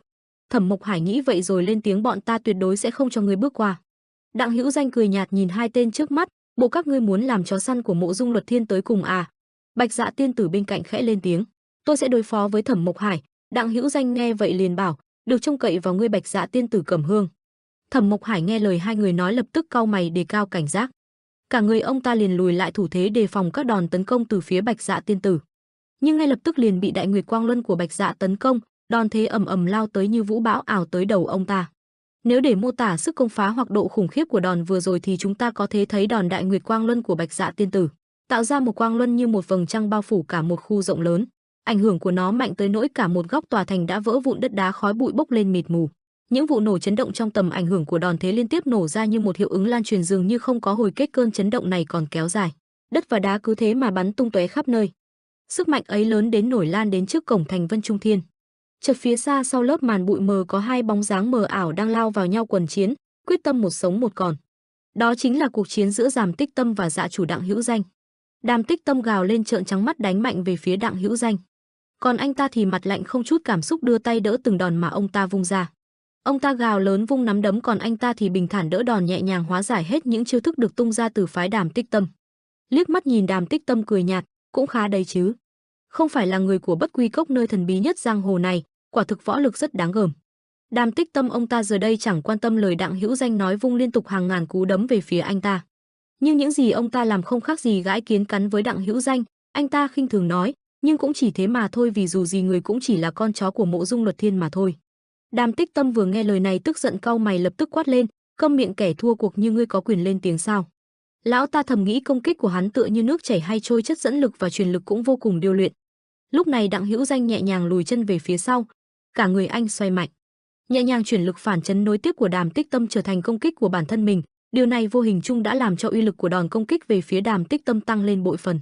Nghĩ rồi ông ta siết chặt tay, cánh tay vừa lĩnh đòn phản chấn có phần tê dại đỏ lên sắp rỉ máu, giống như là hắn ta đang phòng thủ và tấn công cùng một lúc vậy. Mặc dù ta đã thua Mộ Dung Luật Thiên nhưng ông ta tức giận liền dồn toàn sức vào đòn đánh khiến nó tỏa ra sấm sét, rồi hét lớn: Dạ chủ Đặng Hữu Danh, ta chắc chắn sẽ đánh bại người. Đàm Tích Tâm dồn hết cương khí vào quyền thủ rồi tung ra sở học của mình. Đòn đánh có tên là Dung Hình Đạn Cương, một luồng cương khí được phóng ra như tia laser thẳng về phía dạ chủ Đặng Hữu Danh. Một cú đấm từ trời giáng xuống, tựa như thiên lôi giáng sét, uy lực của nó mạnh mẽ đến mức hủy diệt cả một góc của thành Vân Trung Thiên. Nhưng tiếc thay ông ta đã đánh hụt, chỉ cách một khoảng nữa thôi là ông ta hoàn toàn có thể kết liễu Đặng Hữu Danh. Toàn bộ đòn đánh của Đàm Tích Tâm hướng tới dạ chủ đều bị bật ra ngoài. Cả người dạ chủ Đặng Hữu Danh khi này tựa như một bộ giáp sắt, anh ta lạnh lùng liếc mắt nhìn Đàm Tích Tâm. Đòn phòng thủ của anh có tên là Kim Cương Bất Hoại Chi Thân, nghĩa là một cơ thể không thể bị tổn thương. Đàm Tích Tâm lúc này dường như vẫn không bỏ cuộc, liền ngay tức khắc lại ra chiêu đánh về phía Hữu Danh. Một cước được tung ra nhắm thẳng vào mặt của dạ chủ Hữu Danh mà nhắm tới, chiêu thức này tên là cước đao hoa lạc. Dạ chủ Hữu Danh liền lùi nhẹ vài bước về sau nhằm tránh đòn này. Sau đó liền tung ra một đòn đánh nhẹ về phía trúng vào giữa ngực của Đàm Tích Tâm, làm cho ông ta không kịp trở mình. Một đòn đánh của Đặng Hữu Danh đã khiến Đàm Tích Tâm bay ra xa mấy trượng. Trúng đòn ở khoảng cách cận chiến, miệng ông ta phun cả máu tươi, đôi mắt vô hồn. Nghĩ là đòn đánh đơn giản nhẹ nhàng nhưng thật ra là không, toàn thân Đàm Tích Tâm cả người vô lực cứ thế theo đà bị đánh bay ra xa, lực bay mạnh tới nỗi làm vỡ vụn. Liên tiếp mấy bức tường phía sau của một góc thành Vân Trung Thiên mọi thứ vỡ vụn, khói bụi mịt mù. Dứt chiêu, dạ chủ Đặng Hữu Danh đưa tay lên thủ thế, anh ta lạnh lùng nhìn Đàm Tích Tâm. Phía bên này, Bạch Dạ tiên tử cùng Thẩm Mộc Hải đang chiến đấu vô cùng gay cấn, vẫn bất phân thắng bại. Bạch Dạ nghiến chặt răng, mặc do máu chảy nơi khóe miệng lại vung một đòn đánh về phía hắn ta, Ngân Hỗn Khí Công. Thẩm Mộc Hải bên này cũng chẳng chịu thua, ông ta cũng không kém phần, liền tung chiêu Viên Thoan Tâm Công. Cả hai lực đạo đối đầu nhau, không ai nhường ai, những dư chấn ảnh hưởng ở chấn động kình lực làm cho đất đá vang lên một cách hỗn loạn. Ở một góc phía xa, một bóng lưng lạnh lẽo đang quan sát trận chiến của hai người bọn họ. Đó chính là Cung Văn Huy, từ dưới mặt đất vùng dậy lạnh lùng nhìn trận chiến trước cười lạnh. Người nghĩ Cung Văn Huy mai sẽ dễ dàng gục ngã vậy ư? Mộ Dung thế gia giờ mới là lúc bắt đầu. Vừa dứt lời, mắt Cung Văn Huy trợn lên khi nhìn thấy một thứ gì đó, ánh mắt hắn ta chứa đầy hận ý. Nhìn nửa thân người còn lại của người anh em song sinh của mình nằm trên đất, xung quanh còn có vài lọn tóc nhỏ của hắn ta, hắn chỉ thốt lên được một tiếng huynh. Bên này Bạch Dạ cùng Thẩm Mộc Hải đồng loạt lùi về sau, cả hai dường như cũng đã có dấu hiệu xuống sức. Khi mà cả hai không ai phân được cao thấp, lạnh lùng nhìn nhau, ngay lúc đó thì Cung Văn Huy lạnh lùng nhảy lên cao, lao vào cuộc chiến giữa Bạch Dạ ma nữ và Thẩm Mộc Hải. Hắn ta lao đến phía Thẩm Mộc Hải, sử dụng tuyệt chiêu Ma Long Cuồng Sát tấn công. Nhưng hắn ta còn chưa kịp vung tay ra đòn thì một cột sáng từ trên trời đổ ập xuống người Cung Văn Huy. Điều này làm cho Cung Văn Huy tan biến, không còn để lại dấu vết trước mặt hai người Bạch Dạ ma nữ và Thẩm Mộc Hải. Hóa ra cột sáng đó là do một cây cột đen lớn đè mạnh thân xác Cung Văn Huy bên dưới nghiền nát. Chứng kiến điều vừa rồi, Thẩm Mộc Hải và Bạch Dạ tiên tử cả hai không hẹn mà cùng nhau kinh hãi nhìn người vừa xuất hiện, trận đấu giữa hai người cũng vì thế mà dừng lại. Dạ chủ Đặng Hữu Danh lạnh mặt ngước nhìn lên tên trước mắt, lên tiếng gọi Mộ Dung Luật Thiên. Trên đỉnh cây cột ấy, một bóng dáng lạnh lẽo tay vẫn cầm cây tẩu còn nhả khói dần xuất hiện sau màn sương. Mộ Dung Luật Thiên cười khẽ nhìn đám người, lâu rồi mới gặp người huynh đệ. Mộ Dung Luật Thiên cười lạnh cất tiếng vờ như thân thiết với nhau, lâu rồi không gặp lại nhỉ, người huynh đệ của ta đây chính là chủ nhân thật sự của Vân Trung Thiên. Người đứng đầu Cửu Thuyên tọa là người đứng đầu Mộ Dung thế gia, vô địch tu sĩ Mộ Dung Luật Thiên. Hắn ta khẽ nhướng mày, dường như cảm nhận được điều gì đó, sau đó liền quay đầu nhìn về phía sau. Khung cảnh hoang tàn của cuộc chiến đẫm máu hiện lên trước mắt khiến Mộ Dung Luật Thiên không vui trong lòng. Phóng to tầm mắt lại gần một khung hình từ xa xăm, hắn ta nhìn rõ bóng người quen thuộc đang còn nằm thoi thóp trên nền đất lạnh, không ai khác chính là con trai hắn ta, Mộ Dung Chấn. Tên đó vừa thấy Mộ Dung Luật Thiên trước mặt, gương mặt toát hết mồ hôi lạnh, khó khăn cất tiếng gọi, phụ thân." Vừa thấy cảnh này, cặp mày hắn ta cau chặt khó chịu, chậc. Rồi hắn ta lạnh lùng quay mặt đi, chẳng nói lời nào. Đứng phía bên dưới, Đặng Hữu Danh nhìn chằm chằm Mộ Dung Luật Thiên đứng ở trên cao.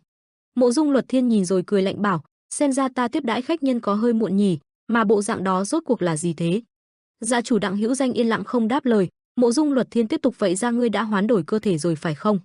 Đặng Hữu Danh lạnh mặt nhìn Mộ Dung Luật Thiên, ta làm sao mà sống nổi cấp bậc cải lão hoàn đồng của ngươi, kẻ đã phá vỡ đi giới hạn của loài người. Hơn nữa ta còn bị trọng thương sau khi bị ngươi đánh lén một cách hèn hạ.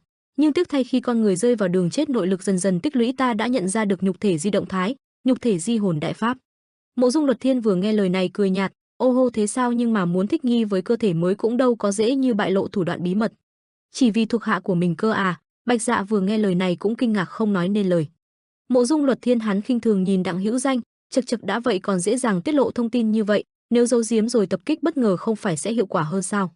Đặng Hữu Danh lạnh mặt nhìn Mộ Dung Luật Thiên, hắn ta phía trên vẫn thao thao bất tuyệt, sử sách lưu danh ngươi là kẻ đã gây ra đại thảm sát cho Trung Nguyên này hàng năm qua. Ngươi phải cố mà cư xử cho hợp với điều đó chứ. Sao vẫn không có gì thay đổi vậy, vẫn giữ khư khư cái niềm tin đáng thương hại đó, đó là lý do mà cả đời ngươi chỉ toàn bị lợi dụng mà không được tích sự gì đấy. Đặng Hữu Danh lạnh mắt cất lời, ta không ngờ ta lại bị chính máu mủ của mình phản bội. Sống lâu thì có ích gì chứ Mộ Dung Luật Thiên, hôm nay ta sẽ chính tay hạ sát ngươi cùng với thế giới và ngươi gây dựng ta sẽ đóng vai một kẻ gây ra đại thảm sát như ngươi đã nói. Mộ Dung Luật Thiên nghe lời này có chút hứng thú mong chờ nhìn anh. Đúng với cái danh kẻ sát nhân mà ngươi đã gán cho ta. Ngược dòng quá khứ xa xôi và hàng ngàn năm trước, đó là thời đại hỗn loạn không tồn tại trật tự và kỷ luật, chỉ có cướp bóc phải giết người, chiến tranh và nạn đói. Con người cướp giết lẫn nhau, những kẻ không có sức mạnh luôn phải tự vật lộn để chống trả. Trong chốn địa ngục đó dù nhỏ bé và yếu ớt nhưng sự khao khát và quyết tâm về cuộc sống đã tồn tại trong thâm tâm mùa xuân vật mạnh mẽ hơn bất cứ ai. Sinh vật ấy chính là cặp huynh đệ song sinh, kẻ đã ăn cả mẹ mình chỉ để sinh tồn. Cặp sinh đôi ấy vô cùng mạnh mẽ, bản năng sinh tồn và khả năng chiến đấu được không có gì để chê. Với bản năng sinh tồn cực cao và khả năng chiến đấu bẩm sinh, cuộc sống đầy hoang dại và những lần đấu tranh sinh tử chính là người thầy tôi luyện nên bản chất của họ. Họ phải dùng rất nhiều loại vũ khí đa dạng và chiến thuật khác nhau. Nhưng họ đã nằm lòng tất cả mọi thứ, dựa trên những kinh nghiệm tích lũy được họ đã tự mình tạo ra võ công và không ngừng trau dồi. Họ thực sự là hai cá thể tồn tại ngoài sức tưởng tượng của con người. Không biết thời gian đã trôi qua bao nhiêu lâu, cả hai không còn một đối thủ nào xứng tầm với mình nữa. Họ chính là những cao thủ có thiên phú tuyệt đỉnh, nội công mạnh mẽ đến mức có thể tự mình kiềm chế được sự lão hóa của bản thân. Cặp song sinh ấy tự đặt tên cho nhau với cái tên đó là Đặng Hữu Danh và Đặng Luật Thiên. Thế nhưng khi tới đỉnh cao mà không còn thú vui thì Luật Thiên lại bắt đầu cảm thấy trống rỗng sau khi đã đến đỉnh cao của võ thuật, nhưng ham muốn nó cũng bắt đầu nở rộ. Hắn tham vọng trở thành trật tự và chính nghĩa để sửa chữa. Thiên hạ hỗn loạn chỉ tồn tại nạn đói và chiến tranh lúc bấy giờ đã tồn tại nhiều năm không thay đổi này. Ta sẽ thay đổi thế giới này, hãy theo ta Hữu Danh, đó là tham vọng là Luật Thiên muốn được lập nên trật tự và chính nghĩa của riêng mình. Bởi hai người bọn họ lúc này đã không còn đối thủ nào khác nữa, và Đặng Hữu Danh sớm nhận ra tham vọng của Luật Thiên khi muốn sở hữu thế lực cho riêng hắn. Nhưng bọn họ nhận ra rằng bản thân cần có một thế lực để giúp đỡ hoàn thành tham vọng của chính mình, nhưng việc xây dựng một thế lực mới lại quá lâu. Nên bọn họ đã quyết định sẽ chọn một thế lực có hệ thống và trật tự giúp sức cho mình, thế lực mà bọn họ chọn chính bạn gia tộc Mộ Dung. Một gia tộc từng huy hoàng với sự nghiệp lập quốc, nhưng hiện giờ chỉ còn có thể tô điểm lại một ít của hào quang khi xưa Luật Thiên để nhanh chóng khiến gia tộc Mộ Dung trở thành của mình và dồn cả tâm tư vào việc tiếp thu võ công có tổ chức. Và đây cũng là lúc hắn lần đầu tiên được tiếp xúc với bí kíp võ công và thuần thục nó với tốc độ vô cùng đáng sợ, chỉ với những lần mạo hiểm cả mạng sống của mình trong trận chiến với đất trời. Mà hắn đã sớm đạt tới được đăng phong tạo cực, một cảnh giới tu tiên của giới võ thuật. Hắn đã sớm đạt tới cảnh giới mà nội công không còn ảnh hưởng gì đến bản thân hắn, đó cũng chính là lúc hắn hoàn thiện sáng chế được một môn thần công. Vô cực cửu linh thần công đã được tạo thành từ đó, giờ đây hắn không chỉ có thể kiềm chế sự già đi, mà hắn còn vượt qua cả giới hạn của loài người, hắn đã cải lão hoàn đồng, sau đó Luật Thiên đã thay đổi thiên hạ bằng vũ lực của mình, trong quá trình đó, cái danh vô địch tu sĩ cũng từ đó mà hình thành, nhưng đó cũng chỉ là tạm thời thôi. Mặc dù biết không thể địch lại Luật Thiên song vẫn có vô số kẻ phản kháng, không chịu quy hàng bởi chỉ vì tinh thần bất khuất không muốn phục tùng bất cứ ai của các nghĩa sĩ giang hồ. Thế nhưng điều này nó cũng chỉ kéo dài được một thời gian ngắn, trái ngược với ý định của Luật Thiên. Dù biết bản thân không phải là đối thủ của vô địch tu sĩ vang danh thiên hạ, nhưng có những người vẫn luôn muốn chống lại bằng cả danh dự. Hơn nữa là vì muốn bảo vệ cái tôi vừa muốn, không để bản thân mình bị chi phối, mà một lần nữa chiến tranh lại nổ ra để chống lại ý đồ của đối phương. Đó là vòng xoáy của sự tham lam và tàn sát lẫn nhau không ngừng. Luật Thiên đã từng nghĩ đến việc đổ sát hết thảy, biến thế gian về với hư vô hay không, và hắn hoàn toàn có khả năng đó. Tuy nhiên con người là thứ tất yếu, đã hoàn thành tham vọng của hắn, càng như vậy hắn càng bị ám ảnh điên cuồng với sự thống trị, kiểm soát và sáng tạo, cho nên hắn cần một phương pháp khác. Mộ Dung Luật Thiên lạnh lùng liếc mắt nhìn người trước mặt, Hữu Danh. Người trước mặt hắn ta im lặng không nói lời nào. Hắn ta lại tiếp lời, hãy làm việc này giúp ta. Kế hoạch đã được âm thầm tiến hành. Đặng Hữu Danh tập hợp từ các võ nhân từ các gia tộc thất thế, các lãng nhân lang thang, tội nhân bỏ trốn hay những kẻ ăn thành một tổ chức bí mật. Đám người được tập hợp ấy đã được dụ dỗ bằng phần thưởng và lời hứa sẽ được tổ chức giúp đỡ khôi phục danh dự cho bản thân. Mộ Dung thế gia đã bí mật hỗ trợ đào tạo, đồng thời cũng ra sức tẩy não bọn họ. 130 năm trước, Tĩnh Dạ, tổ chức công địch với mọi võ nhân giang hồ, đã được hình thành từ đó. Luật Thiên muốn thống trị thiên hạ, Iui Migyong thì hỗ trợ hắn, Cuộc thảm sát cùng sự hỗn loạn kinh hoàng đã được huynh đệ bọn họ tạo dựng từ đó, Đặng Hữu Danh cũng dần trở thành tuyệt đỉnh cao thủ. Tĩnh Dạ đã được huấn luyện và dẫn dắt dần dần cường đại, nó đã gây ra số thiệt hại cho Trung Nguyên. Những bất hòa nội bộ Trung Nguyên cũng dần biến mất để có thể tập trung đối đầu Tĩnh Dạ. Kế hoạch của Luật Thiên đã thành công, hắn đã chi phối và kiểm soát được thiên hạ. Tham vọng thống trị của hắn đang được tham vọng hiện thực hóa. Những kẻ được hắn giúp, những kẻ tôn xưng hắn, những bại tướng dưới tay hắn đã được hắn tập hợp lại để tạo ra nhóm những người thống trị được gọi là Cửu Thiên. Tất cả đều nằm dưới sự chi phối với hắn và tập hợp nhau. Cuau Thiên chính là cái tên tập hợp những kẻ thống trị. Nhưng đó cũng chỉ là lá chắn nhằm phân tán sự chú ý của người khác sẽ đổ dồn về Mộ Dung Luật Thiên hắn mà thôi. Dưới sự dẫn dắt của Mộ Dung Thế Gia, một liên minh với tên gọi Vân Trung Thiên đã được hình thành. Liên minh này được tạo ra nhằm vững chắc hóa việc thống trị thiên hạ của Mộ Dung Luật Thiên, song nó vẫn còn thiếu một thứ gì đó mang tính biểu tượng. Cao thủ duy nhất sống sót của Nguyệt Hạ Quốc, một quốc gia lâu đời đã bị diệt vong bất kỳ điều gì, nhưng luôn giữ trong tâm lòng chính nghĩa, là Bắc Chấn Hầu. Người đó đã đáp lại yêu cầu giúp đỡ của Vân Trung Thiên mà không màng tới bất kỳ hậu quả gì, hắn đã được chọn làm thủ lĩnh tổ chức mới dưới quyền Vân Trung Thiên. Là Bắc Thiên Môn. Bắc Chấn Hầu là môn chủ đầu tiên của tổ chức này, một tổ chức được tạo ra Tĩnh Dạ. Bắc Thiên Môn cũng được Mộ Dung Thế Gia hỗ trợ vật tư lẫn nhân thực và ngày càng tăng trưởng mạnh mẽ. Sự hoạt động của Bắc Thiên Môn mang đến cải thiện vô cùng tích cực, nó ngăn chặn sự dung chuyển của Tĩnh Dạ ở phía Bắc, nhưng nó cũng khiến một người bàng hoàng. Vì nó khác với kế hoạch đã đề ra, lời hứa ban đầu mà Luật Thiên lập ra đã trở thành hư vô, sự hỗ trợ dành cho Tĩnh Dạ cũng đã bị cắt đứt. Sự kiên nhẫn của Đặng Hữu Danh cũng đã đến giới hạn. Chuyển cảnh tới một cung điện cao lớn nơi là trung tâm của Vân Trung Thiên. Mộ Dung Luật Thiên đứng trước cổng rộng thành rộng lớn phì phèo điếu thuốc. Mộ Dung Luật Thiên với sắc mặt quả thật tăm tối. Ngay lúc đó Dạ chủ Đặng Hữu Danh liền xuất hiện phía sau cất tiếng nói, tất cả mọi thứ khác xa so với kế hoạch ngươi nói với ta. Bắc Thiên Môn là cái gì? Mộ Dung Luật Thiên nghe vậy lạnh lùng đáp, nó là một tạo vật khác để duy trì sự cân bằng cho thiên hạ. Dạ chủ Đặng Hữu Danh nghe vậy thì lộ ra vẻ mặt khó hiểu nói, ở miền Bắc, trên mảnh đất cằn cỗi đó, người ta không thể nào tồn tại nếu không có sự hỗ trợ từ nơi khác, ngươi định bỏ đói tất cả mọi người ở Tĩnh Dạ ư? Tại sao lại ngừng hỗ trợ chứ? Mộ Dung Luật Thiên nghe vậy khẽ cười đáp, sao lại phải ủng hộ cho những kẻ tàn ác, đã nhiều lần tàn sát và cướp bóc người dân Trung Nguyên.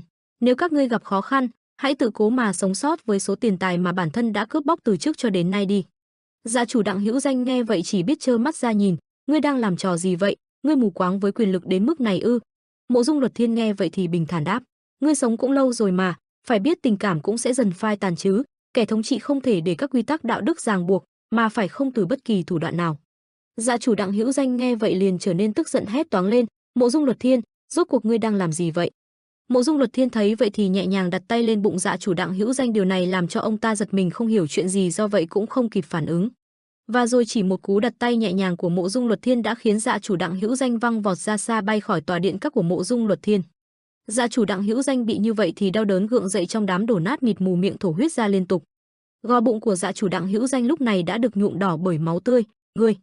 Mộ Dung Luật Thiên nghe vậy liền đưa ánh mắt ma quái nhìn về phía Dạ chủ Đặng Hữu Danh, nói, ngươi là dạ chủ, chính là nguồn cơn của cái ác, còn ta là vị cứu tinh và là người tạo ra thế giới tuyệt vời này, bổn nhân là Mộ Dung Luật Thiên. Giống như phần mở đầu của câu chuyện vai ác mà Tĩnh Dạ hay gọi là Mật Dạ đã đến suốt thời gian qua, đến lúc này đã không thể nào hồi chuyển được nữa. Mộ Dung Luật Thiên muốn sử dụng tối đa tác dụng và lâu đài của những tổ chức hắn đã tạo ra. Đó là lý do tại sao hắn muốn Tĩnh Dạ trở thành ác quỷ thực sự và làm theo ý mình. Đặng Hữu Danh, người đã bị thương nặng sau khi bị Mộ Dung Luật Thiên tấn công vào thức hải huyệt, đã trốn thoát và sống sót. Kể từ ngày đó, trong hàng trăm năm qua, Đặng Hữu Danh đã thực hiện vô số cuộc trả thù với Trung Nguyên, hay nói đúng hơn là đối với Mộ Dung Luật Thiên, người thân ruột thịt duy nhất mà hắn nương tựa vào bấy lâu nay. Tĩnh Dạ bị lợi dụng, phản bội và bỏ rơi, phải đấu tranh sinh tồn hòng vực dậy tìm cách trả thù. Khác với Tĩnh Dạ, Bắc Thiên Môn không hề biết rằng mình đã bị lợi dụng bấy giờ, nên luôn âm thầm bảo vệ Trung Nguyên khỏi Tĩnh Dạ suốt 4 thế hệ môn chủ. Mộ Dung Luật Thiên, thủ phạm của mọi chuyện. Và do điều đó cứ mỗi năm sẽ có một cuộc chiến giữa hai người họ. Trong hoàn cảnh lúc đó thật kịch tính, một người đứng trên một cây cột cao chọc trời, một người đứng dưới đất với một tư thế uy nghiêm. Và lúc đó Dạ chủ đứng phía dưới thấy vậy liền sử dụng bí pháp chạy quanh cây cột với tốc độ đáng gờm. Mộ Dung Luật Thiên đứng phía trên thấy vậy cũng không chịu thua, lại thẳng về phía Tĩnh Dạ với tư thế sẵn sàng. Ngay tức khắc Dạ chủ Đặng Hữu Danh bật nhảy cao lên tới chỗ Mộ Dung Luật Thiên đang đứng rồi tung một quyền về phía Luật Thiên. Trước khi ra tay, Mộ Dung Luật Thiên cùng với giọng nói sát khí nói, bây giờ ta sẽ sửa chữa thế giới, chết đi Tĩnh Dạ.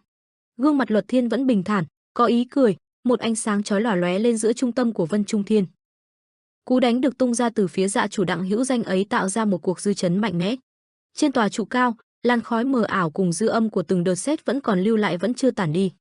Dạ chủ Đặng Hữu Danh một cú làm vỡ nát cả mặt đất, còn Mộ Dung Luật Thiên lại bình thản né được đòn đánh bật nhẹ về phía sau.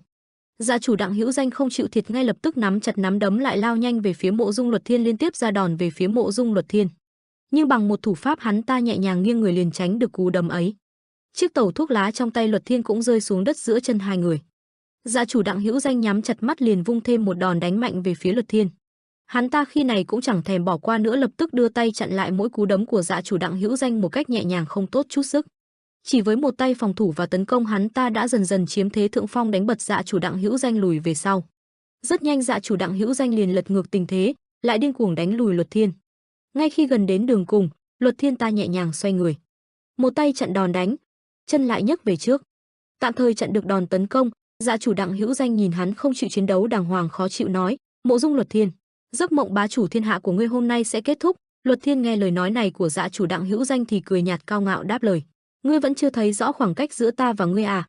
Dứt lời, Luật Thiên chỉ một cái hất tay liền đánh bay dạ chủ Đặng Hữu Danh ra xa. Hắn ta kiêu ngạo mà nói: vẫn còn xa lắm. Dạ chủ Đặng Hữu Danh bị đánh lùi về sau, đen mặt nhìn thái độ không xem ai ra gì của Luật Thiên. Nhìn gương mặt không chịu đầu hàng của dạ chủ Đặng Hữu Danh, Mộ Dung Luật Thiên lạnh giọng cất tiếng: thỏa mãn dục vọng chỉ là nhất thời, cảm giác sau đó lại trống rỗng đến lạ thường. Hắn ta lạnh mặt từng lời cất lên: không biết từ lúc nào mà sự vui sướng của ta đã dần dần biến mất, thay vào đó là cảm giác lười biếng và buồn chán vô biên. Thứ cảm giác ấy mờ nhạt như khói thuốc, nhưng sự xuất hiện của nó phần nào làm cuộc sống của ta được xoa dịu đôi chút. Khá khen cho sự dũng cảm của ngươi khi thách thức ta. Mộ Dung Luật Thiên đưa tay lên bắt đầu thủ thế. Nói rồi Luật Thiên đưa bàn lòng bàn tay về phía trước, một vòng tròn mang ánh sáng rực rỡ bỗng chốc hiện lên trước mặt dạ chủ Đặng Hữu Danh. Rất nhanh theo vòng sáng đó, một vụ nổ lớn lập tức diễn ra, giữa làn khói cùng đất cát dày đặc một luồng sáng rực rỡ xuyên giữa trời quang. Cả cơ thể của dạ chủ Đặng Hữu Danh bị đánh bật ra xa. Anh ta vẫn cố gắng dùng hai tay che mặt cùng với đầu bảo vệ chính mình. Dạ chủ Đặng Hữu Danh bị đánh bay đập mạnh người xuống đất ở một nơi khá xa. Trên này, Mộ Dung Luật Thiên không dừng lại ở đây, lập tức lao nhanh về phía trước. Cả cơ thể vừa rời khỏi chiếc trụ lớn, bỗng khi này chiếc trụ ấy như ngả đổ xuống. Nó nương theo đà xuống của Luật Thiên cũng lao về phía trước. Hắn ta khẽ xoay người dùng tay kéo theo chiếc trụ ấy tạo ra một cú ném như phóng lao. Một chiêu gọn lẹ, chiếc trụ ấy lao mạnh về phía trước, nhắm thẳng hướng tới vị trí của dạ chủ Đặng Hữu Danh. Chiếc trụ lao xuống cắm chặt xuống đất trúng vị trí của dạ chủ khi nãy, sức công phá mạnh tới nỗi đất đá bay lên mịt mù, không còn nhìn thấy bóng dáng dạ chủ đâu nữa. Chiếc trụ im lìm, tưởng chừng cuộc chiến đã kết thúc, nhưng đột nhiên toàn thân cây trụ bỗng phát sáng, và rồi những vết nứt ánh sáng ngày càng lan rộng khắp cây trụ. Và rồi tiếng nổ uỳnh uỳnh vang lên. Chiếc trụ nhanh chóng vỡ thành hàng trăm mảnh bay tung tóe khắp nơi trong không gian. Phía sau ấy, dạ chủ Đặng Hữu Danh tưởng chừng đã chết nhanh giờ đây lại mạnh mẽ xuất hiện đánh vỡ chiếc trụ ấy, ánh mắt mang theo sát khí nhìn Luật Thiên. Mộ Dung Luật Thiên lạnh lùng không biết từ khi nào đã xuất hiện phía sau dạ chủ Đặng Hữu Danh. Anh ta lập tức nhận ra điều không phải, liền nhanh chóng xoay người đỡ được đòn đánh bất ngờ của Luật Thiên. Cả hai tấn công lẫn nhau, hai luồng sức mạnh mỗi phía đều nổ tung. Dạ chủ Đặng Hữu Danh né được đòn đánh lạnh lùng liếc mắt nhìn Luật Thiên. Còn Luật Thiên bên này cười lạnh khinh thường nhìn dạ chủ Đặng Hữu Danh. Nắm đấm dạ chủ Đặng Hữu Danh xoay tròn. Bên này, cánh tay của Mộ Dung Luật Thiên xoay tròn. Cả hai người ngay lập tức quay lưng về phía nhau, dường như tạo ra đòn đánh cuối cùng để kết liễu đối phương. Rất nhanh cả hai liền đối mặt với nhau. Cả hai đòn đánh lại va chạm vào nhau lần nữa. Luồng khí áp chấn động khiến không gian xung quanh liền lập tức nổ tung hai phía. Cả hai lại không ai nhường ai vung đòn về phía nhau. Mỗi một nắm đấm của họ lại là một lần không gian xung quanh nổ tung. Nhưng cả hai mặc cho không gian xung quanh đang bị sức mạnh của mình phá hủy, cứ thế lại tấn công quyết tranh thắng bại. Lại thêm một đợt dư chấn dung chuyển. Cả hai hết lần này đến lần khác vung đòn đánh. Hai bên mỗi bên lại lần nữa nổ tung. Cứ thế khắp mọi nơi trên mảnh đất này từng đợt bị đánh bay. Dạ chủ Đặng Hữu Danh vẫn không dừng lại, liếc mắt đầy sát khí nhìn chằm chằm Luật Thiên. Một vụ nổ lớn mang theo uy lực chấn động làm rung chuyển cả mặt đất. Mộ Dung Luật Thiên dường như chẳng quan tâm những chuyện xung quanh, chỉ nhếch mép cười lạnh nhìn dạ chủ Đặng Hữu Danh. Cứ thế theo trận chiến của cả hai lần lượt khiến cho không gian xung quanh dần đổ nát. Nói rằng cuộc chiến cân tài cân sức thì không phải, bởi dường như dạ chủ Đặng Hữu Danh đang dùng hết tất cả các tuyệt kỹ võ học của mình đánh ra về phía Mộ Dung Luật Thiên. Còn phía này Mộ Dung Luật Thiên từ đầu cuộc chiến vẫn chỉ sử dụng một tay để đối đầu lại dạ chủ. Hơn nữa Mộ Dung Luật Thiên vẫn luôn nở một nụ cười cao ngạo và chưa tung ra một đòn thế hiểm hóc gì, hắn vừa đánh vừa trêu ngươi dạ chủ Hữu Danh mà thôi. Trong khi cuộc chiến của dạ chủ Hữu Danh và Mộ Dung Luật Thiên đang diễn ra thì có kẻ nào đó đang đứng lặng lẽ quan sát cuộc chiến. Kẻ đó không ai khác đó chính là Đàm Tích Tâm, lão ta đang chờ cơ hội ra tay với dạ chủ Đặng Hữu Danh. Và rồi thời cơ cũng tới, lão ta xông lên lao vào cuộc chiến của hai người, điều này làm cho Mộ Dung Luật Thiên và dạ chủ Hữu Danh bất ngờ. Với gương mặt đầy thương tích và máu chảy, lão ta gào lớn, dạ chủ Đặng Hữu Danh, Đàm Tích Tâm ta đây vẫn chưa chết đâu, hãy giao phó hắn cho ta Mộ Dung Luật Thiên. Và rồi cứ thế hắn lao vào quần chiến với dạ chủ, đột nhiên lại trở thành kẻ ngoài cuộc. Mộ Dung Luật Thiên bình tĩnh xem cả hai đối đầu. Một gương mặt không cảm xúc, một thái độ hời hợt, kệ sự chúng mày, thằng nào chen vào cuộc chiến thì cũng kệ xác, xin chết thì mặc bay. Đất đá khỏi bụi bay lên mịt mù trong cuộc chiến của dạ chủ và Đàm Tích Tâm. Chợt một khoảng yên lặng giữa hai người làm cho Mộ Dung Luật Thiên chú ý, và rồi trong giây lát một luồng lốc xoáy đột ngột phóng lên trời như một cái vòi rồng xuyên thủng, cuốn phăng mọi thứ trong phạm vi của nó, bình tĩnh và không có chút phản ứng. Mộ Dung Luật Thiên vẫn điềm nhiên như không có gì xảy ra, đợi chờ kết quả cuộc chiến của dạ chủ và Đàm Tích Tâm. Hắn đợi chờ ai là kẻ chiến bại trong cuộc đối đầu này. Và rồi cuối cùng khói bụi mịt mờ cũng đã dần tản ra, lộ ra một hình bóng mờ ảo từ xa đang từ từ bước tới chỗ Mộ Dung Luật Thiên, làm cho hắn ta phải chú ý. Hình ảnh mờ ảo đó không ai khác đó chính là dạ chủ Đặng Hữu Danh, nắm tay sử dụng kim cang bất hoại, còn vương máu đang nhỏ giọt xuống đất. Tay còn lại túm tóc nắm lấy đầu của Đàm Tích Tâm lôi đi. Vậy là kết quả của cuộc đối đầu của cả hai đó chính là Đàm Tích Tâm bị hạ sát chỉ còn một nửa phần người bên trên, khi trong tay của dạ chủ đang tóm lấy tóc của lão mà lôi đi trên mặt đất. Tuyệt kỹ mà dạ chủ Đặng Hữu Danh sử dụng để kết thúc cuộc quần chiến này đó chính là bí kíp vô cực thiên nguyên bích. Một cực quang cũng xuất hiện phía sau của dạ chủ, tuy nhiên nếu quan sát kỹ hơn thì cơ thể kim cang bất hoại của dạ chủ phía bên cạnh sườn trái đã có vết nứt do ảnh hưởng của chiêu thức vừa rồi. Dạ chủ Đặng Hữu Danh sau khi giải quyết Đàm Tích Tâm, dạ chủ thì đang tiến lại gần chuẩn bị có màn chiến đấu thật sự với Mộ Dung Luật Thiên. Với tư thế như chuẩn bị ném một túi rác vào bãi phế liệu, dạ chủ Đặng Hữu Danh lấy đà trùng người ra đằng sau, tay cầm người như chuẩn bị ném. Để rồi ngay lập tức con người trong tay dạ chủ Đặng Hữu Danh như một quả bóng liền được ném đi ra xa. Cái xác hướng thẳng tới phía Mộ Dung Luật Thiên, hắn ta phát hiện ra một cách dễ dàng rồi hướng ánh mắt nhìn theo. Tuy nhiên ngay sau đó chỉ với cái bàn tay đưa lên không trung, cùng với đó là vận khí lực, các xác đã nổ tan tàn thành từng mảnh. Ngay lập tức cùng với đó là nắm đấm của dạ chủ Đặng Hữu Danh cũng đã được tung nhanh như cắt, nó chỉ còn cách mặt Mộ Dung Luật Thiên vài chục cm nữa thôi. Tốc độ ra đòn của dạ chủ Đặng Hữu Danh nhanh như cắt, khi nhìn bằng mắt thường tưởng rằng như thời gian đang đóng băng lại. Ngay lập tức với một cú đấm thẳng vào mặt Mộ Dung Luật Thiên đã được dạ chủ Đặng Hữu Danh ra đòn một cách chính xác, từ vụ va chạm tạo nên một sức mạnh cực kỳ lớn bộc phá ra đằng sau. Phía sau đòn tấn công ấy là những luồng sóng âm xếp tầng tầng lớp lớp như một cơn lốc, không chỉ vậy mặt đất xung quanh cũng đã tan nát như bị chịu một lực ảnh hưởng nào đó cực kỳ lớn. Khi này người của dạ chủ Đặng Hữu Danh phát ra những tia sáng màu vàng bắt mắt. Những nắm đấm liên tục được tung ra vào mặt Mộ Dung Luật Thiên, từ những cú đấm đó tạo nên ánh sáng vàng như là một động thái tóe lửa. Tuy nhiên trước sức mạnh đó Mộ Dung Luật Thiên hắn ta đã tạo ra một màng khí cường bao bọc lấy bản thân, ở trong đó khuôn mặt hắn không hề biến sắc mà đắc ý nói vẫn như trước nhỉ. Người thậm chí còn không thể gây nổi một vết sức lên người của ta, mặc dù huynh đệ chúng ta có cùng điểm xuất phát là nơi chốn ngục trần gian đó. Nếu quay trở lại khi đó biết chừng đâu ngươi có thể đổi địch lại được ta. Tuy nhiên bây giờ sức mạnh của ta và ngươi đã bỏ cách xa nhau rất nhiều rồi, ngươi luôn chọn một cách sống ổn định, còn ta thì luôn luôn khao khát, đó chính là điểm để tạo nên sự cách biệt này. Dạ chủ Đặng Hữu Danh bên này chỉ nghe mà không đáp lại, với khuôn mặt trông có vẻ sắp đến giới hạn của bản thân vẫn tiếp tục tấn công.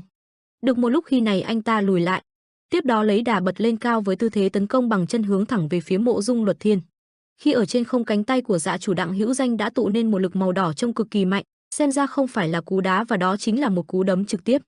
Ngay sau đó chiêu thức vô cực liệt hỏa quyền được tung ra, tư hướng nắm đấm tung ra lập tức hình thành một vụ nổ lớn, và trung tâm nơi đó dính trực tiếp chiêu thức đất đá liền bị vỡ tan tành. Ngay sau khi sử dụng chiêu thức dạ chủ Đặng Hữu Danh tiền tiếp đất một cách an toàn. Không chỉ dừng lại ở đó, anh ta còn sống tốc độ của mình di chuyển trong chớp mắt.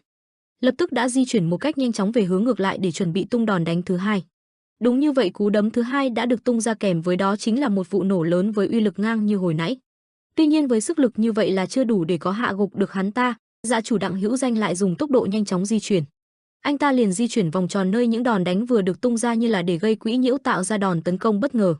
Tốc độ của dạ chủ Đặng Hữu Danh nhanh đến nỗi nếu nhìn tưởng chừng như là thời gian đã được dừng hẳn lại, chỉ có anh ta di chuyển được mà thôi. Sau một hồi chạy vòng vòng tĩnh ra, anh đã dừng lại, lập tức vào tư thế chuẩn bị vận nội công. Với đôi mắt sắc bén nhìn về hướng đối thủ, có vẻ như anh đã nhận ra được điều gì đó. Ngay lập tức ngọn lửa đã tan đi, chỉ còn lại những luồng khói. Từ trong luồng khói đó có thể nhìn thấy được lờ mờ bóng dáng của một người nào đó. Không chỉ vậy, đất đá xung quanh của người đó đã bị tan nát, nhưng chỗ đứng của hắn ta vẫn nguyên vẹn không bị gì cả.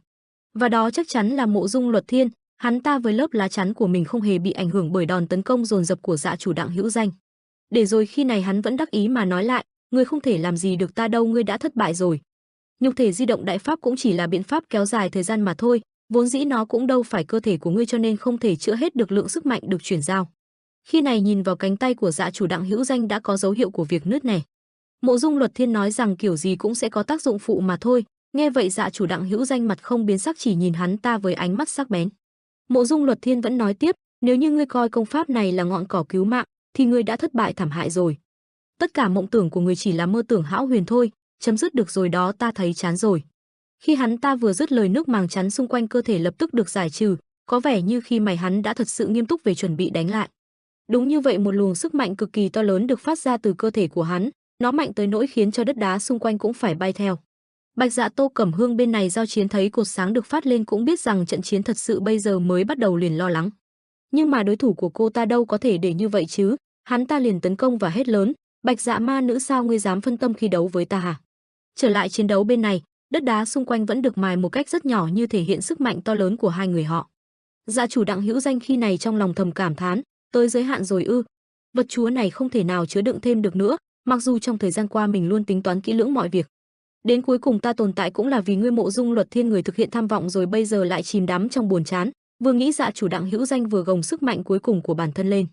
Một luồng sức mạnh cực kỳ to lớn đã được toát ra bên trong cơ thể Dạ chủ Đặng Hữu Danh. Anh ta vẫn nghĩ tiếp như vậy thì khác gì hư vô đâu chứ. Cuối cùng thì sau một khoảng thời gian Dạ chủ Đặng Hữu Danh ta lại phải nhận cái kết là bị tiêu diệt, biến mất khỏi thế gian này sao? Dạ chủ Đặng Hữu Danh bị biến mất, đây chính là dấu chấm hết cho cuộc đời ta sao? Mặc dù ta luôn biện minh rằng việc dẫn dắt Dạ chủ Đặng Hữu Danh là để hướng tới hòa bình, nhưng thực chất đó chỉ là vì lòng căm hận của ta. Ta không muốn cứ thế ra đi, ít nhất phải đồng quy vô tận với hắn. Ta sẽ thiêu đốt đống tro tàn sắp tàn lụi này, để tung ra đòn cuối cùng, hãy cùng ta biến mất đi huynh đệ à. Cả người Dạ chủ Đặng Hữu Danh khi này đã tràn ngập nguồn sức mạnh màu vàng như chuẩn bị phát nổ. Anh ta sử dụng chiêu thức vô cực thiên nguyên phá, tiến thẳng về phía Mộ Dung Luật Thiên. Tốc độ của anh ta khi này còn nhanh gấp mấy lần trước. Một luồng sức mạnh cực lớn xóa tan mọi đất đá trên đường đi của anh ta. Kể cả với góc nhìn từ xa cũng có thể thấy được anh ta di chuyển như một luồng sáng. Ngay lập tức việc tự bạo đã được sử dụng, mặt đất khi này rung chuyển bởi một nguồn sức mạnh to lớn. Phạm vi vụ nổ cực lớn nhìn từ đằng xa như một quả bom hạt nhân được thả xuống một thành phố vậy. Được một lúc khung cảnh xung quanh khi này chỉ toàn bụi bay mù mịt. Để rồi khi tiến lại gần mới thấy được mặt đất. Bạch Dạ Tô Cẩm Hương cũng bị ảnh hưởng bởi vụ nổ đó nhưng mà không bị chết, chỉ nằm trọng thương ở dưới mặt đất. Nhưng khi này ánh mắt của cô ta ngạc nhiên mà nhìn ra xa. Đằng này một cánh tay được đưa ra.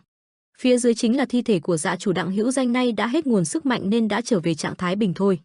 Nhìn ra xa một chút đó chính là khung cảnh Dạ chủ Đặng Hữu Danh hoàn toàn bị tiêu diệt, chỉ còn 1/3 cơ thể, còn Mộ Dung Luật Thiên hắn ta vẫn còn nguyên vẹn, không bị xây xước một chút nào.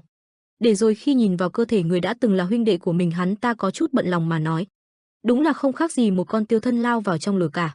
Ta đã suy nghĩ vấn đề này lâu nay, tại sao chúng ta là hai mà không phải là một? Phải chăng là ban đầu sức mạnh của chúng ta là một, nhưng vũ trụ này e sợ đến nỗi phải phân sức mạnh chúng ta làm hai.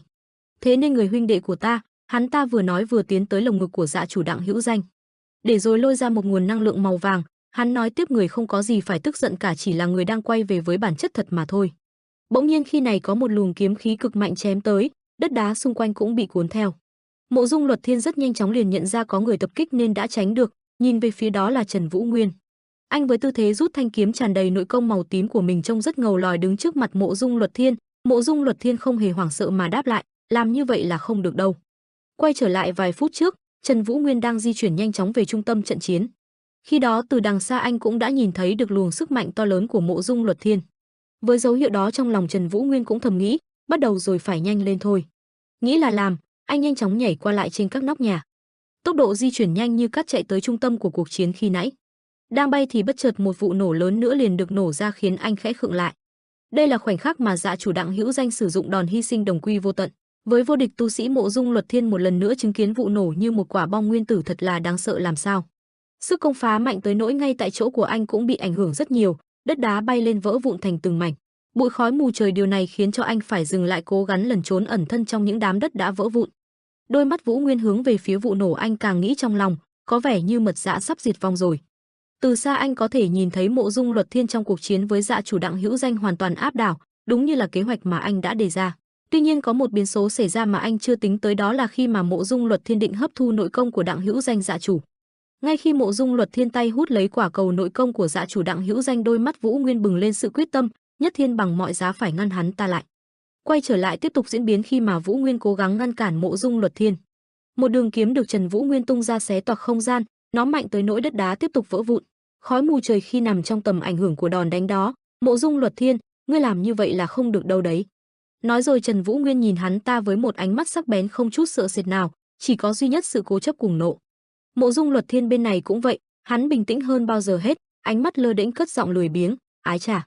Quả thật, trong mắt hắn lúc này, dáng vẻ của Trần Vũ Nguyên hiện tại lại như đang ẩn hiện hình ảnh của Trần Quan Hạo chính là cha của anh.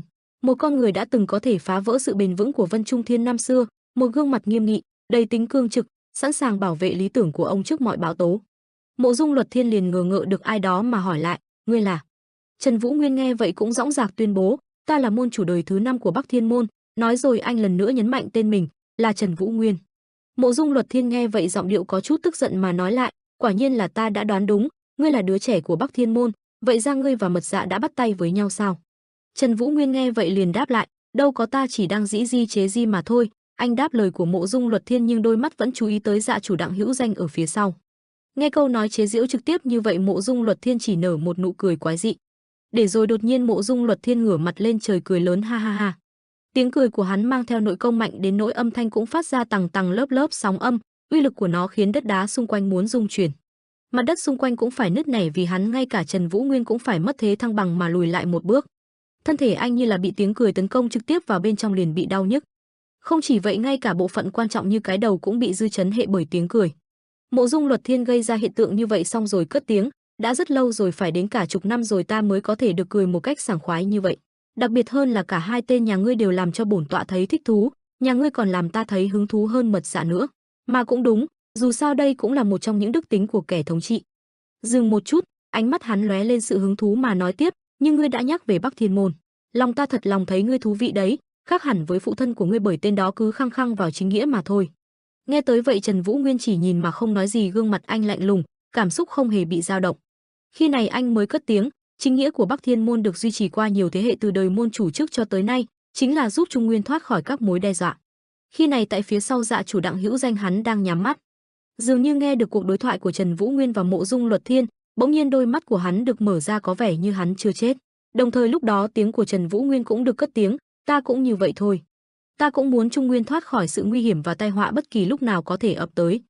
Dạ chủ nằm ở dưới đất sau khi mở mắt đã nghe được tất cả. Bên này Trần Vũ Nguyên vừa nói vừa chuẩn bị rút kiếm ra, chỉ là ta có một điểm khác, phụ thân ta coi trọng thủ hộ, còn ta thì coi trọng việc phục thù. Vừa nói xong anh liền rút kiếm chém một đường về hướng Mộ Dung Luật Thiên. Đó là chiêu thức Đoạn Thiên Hải, một luồng sáng màu tím cực nhanh được chém xa chiếu sáng cắt ngang cả bầu trời. Tuyệt chiêu đã bị Mộ Dung Luật Thiên tranh được, những ngôi nhà phía sau bị chiêu thức chém vào lập tức mất một nửa, đủ biết uy lực lớn như thế nào. Tuy nhiên Mộ Dung Luật Thiên hắn ta dường như là không bị ảnh hưởng gì, hiện tại chỉ thấy Mộ Dung Luật Thiên đang ở bên trong lớp bảo vệ ban đầu chống lại những tảng đá lưu lạc vào người hắn.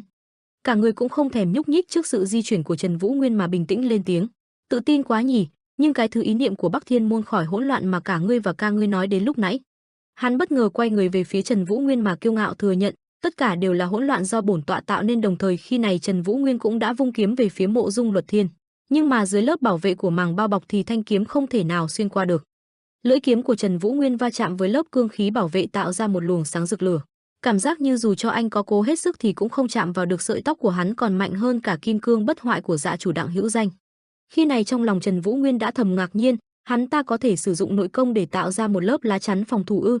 Khuôn mặt của anh khi mày nhăn nhỏ lại chống lại.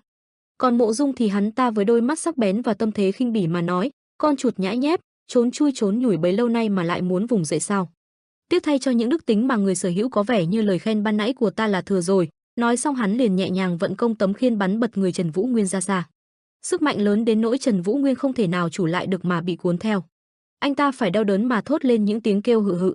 Tuy vậy Vũ Nguyên vẫn liên tiếp ra đòn chém về phía Mộ Dung Luật Thiên, điều này làm cho ông ta cũng bất ngờ. Nhưng không vì thế mà Mộ Dung Luật Thiên sợ hãi, khi kiếm khí của Vũ Nguyên đang lao tới, một cái hất tay từ Mộ Dung Luật Thiên được đẩy ra phản chấn lại đòn của Vũ Nguyên, tiếng nổ uỳnh uỳnh long trời lở đất lại tiếp tục vang lên. Ngay tiếp sau đó anh liền di chuyển ra phía sau Mộ Dung Luật Thiên, hòng ra chiêu chém vào người hắn. Anh lại tiếp tục tấn công Mộ Dung Luật Thiên, mặc dù biết hầu như không thể gây sát thương cho hắn. Chiêu thức lần này được sử dụng là Thiểm Quang Huyết, một đường kiếm màu tím lại được chém ra. Tuy nhiên lần này Mộ Dung không nhường nữa, hắn trực tiếp cầm lấy lưỡi kiếm. Trần Vũ Nguyên thấy hành động như vậy thì bất ngờ lắm. Còn Mộ Dung cầm thanh kiếm lại một cách dễ dàng và gọn gàng, lão ta nắm chặt mặt không hề biến sắc. Mộ Dung Luật Thiên mặt không cảm xúc mà quay lại nói với giọng không thể khinh thường hơn, tiểu tử ngu muội hậu nhân của Bắc Thiên môn, ngươi lại thất bại nữa rồi. Nói xong hắn liền nhẹ nhàng bóp nát thanh kiếm của Trần Vũ Nguyên trước mặt anh. Khuôn mặt của Trần Vũ Nguyên khi này đơ người lại không ngờ tới cảnh tượng này. Từng mảnh vụn của thanh kiếm đang được rơi trước mặt anh. Thanh kiếm dễ dàng bị vỡ nát trong tay Mộ Dung Luật Thiên. Đồng thời tay còn lại, hắn biến ra một vòng tròn trong lúc Trần Vũ Nguyên còn đang ngơ ngác. Trước mặt anh là mảnh kiếm vỡ vụn, sau đó lại vô thức liếc mắt đến nơi gần đó. Gương mặt cùng cơ thể không còn nguyên vẹn của Mật Dạ vẫn còn ở đó. Anh lúc này cũng đang dùng ánh mắt vô hồn nhìn thế sự. Mật Dạ sau khi mở mắt đã quan sát hết được những hành động trên. Trong ánh mắt của Mật Dạ hình ảnh bây giờ dần dần lóa trắng đi, cả khung cảnh bây giờ dần dần được thay thế bằng màu trắng.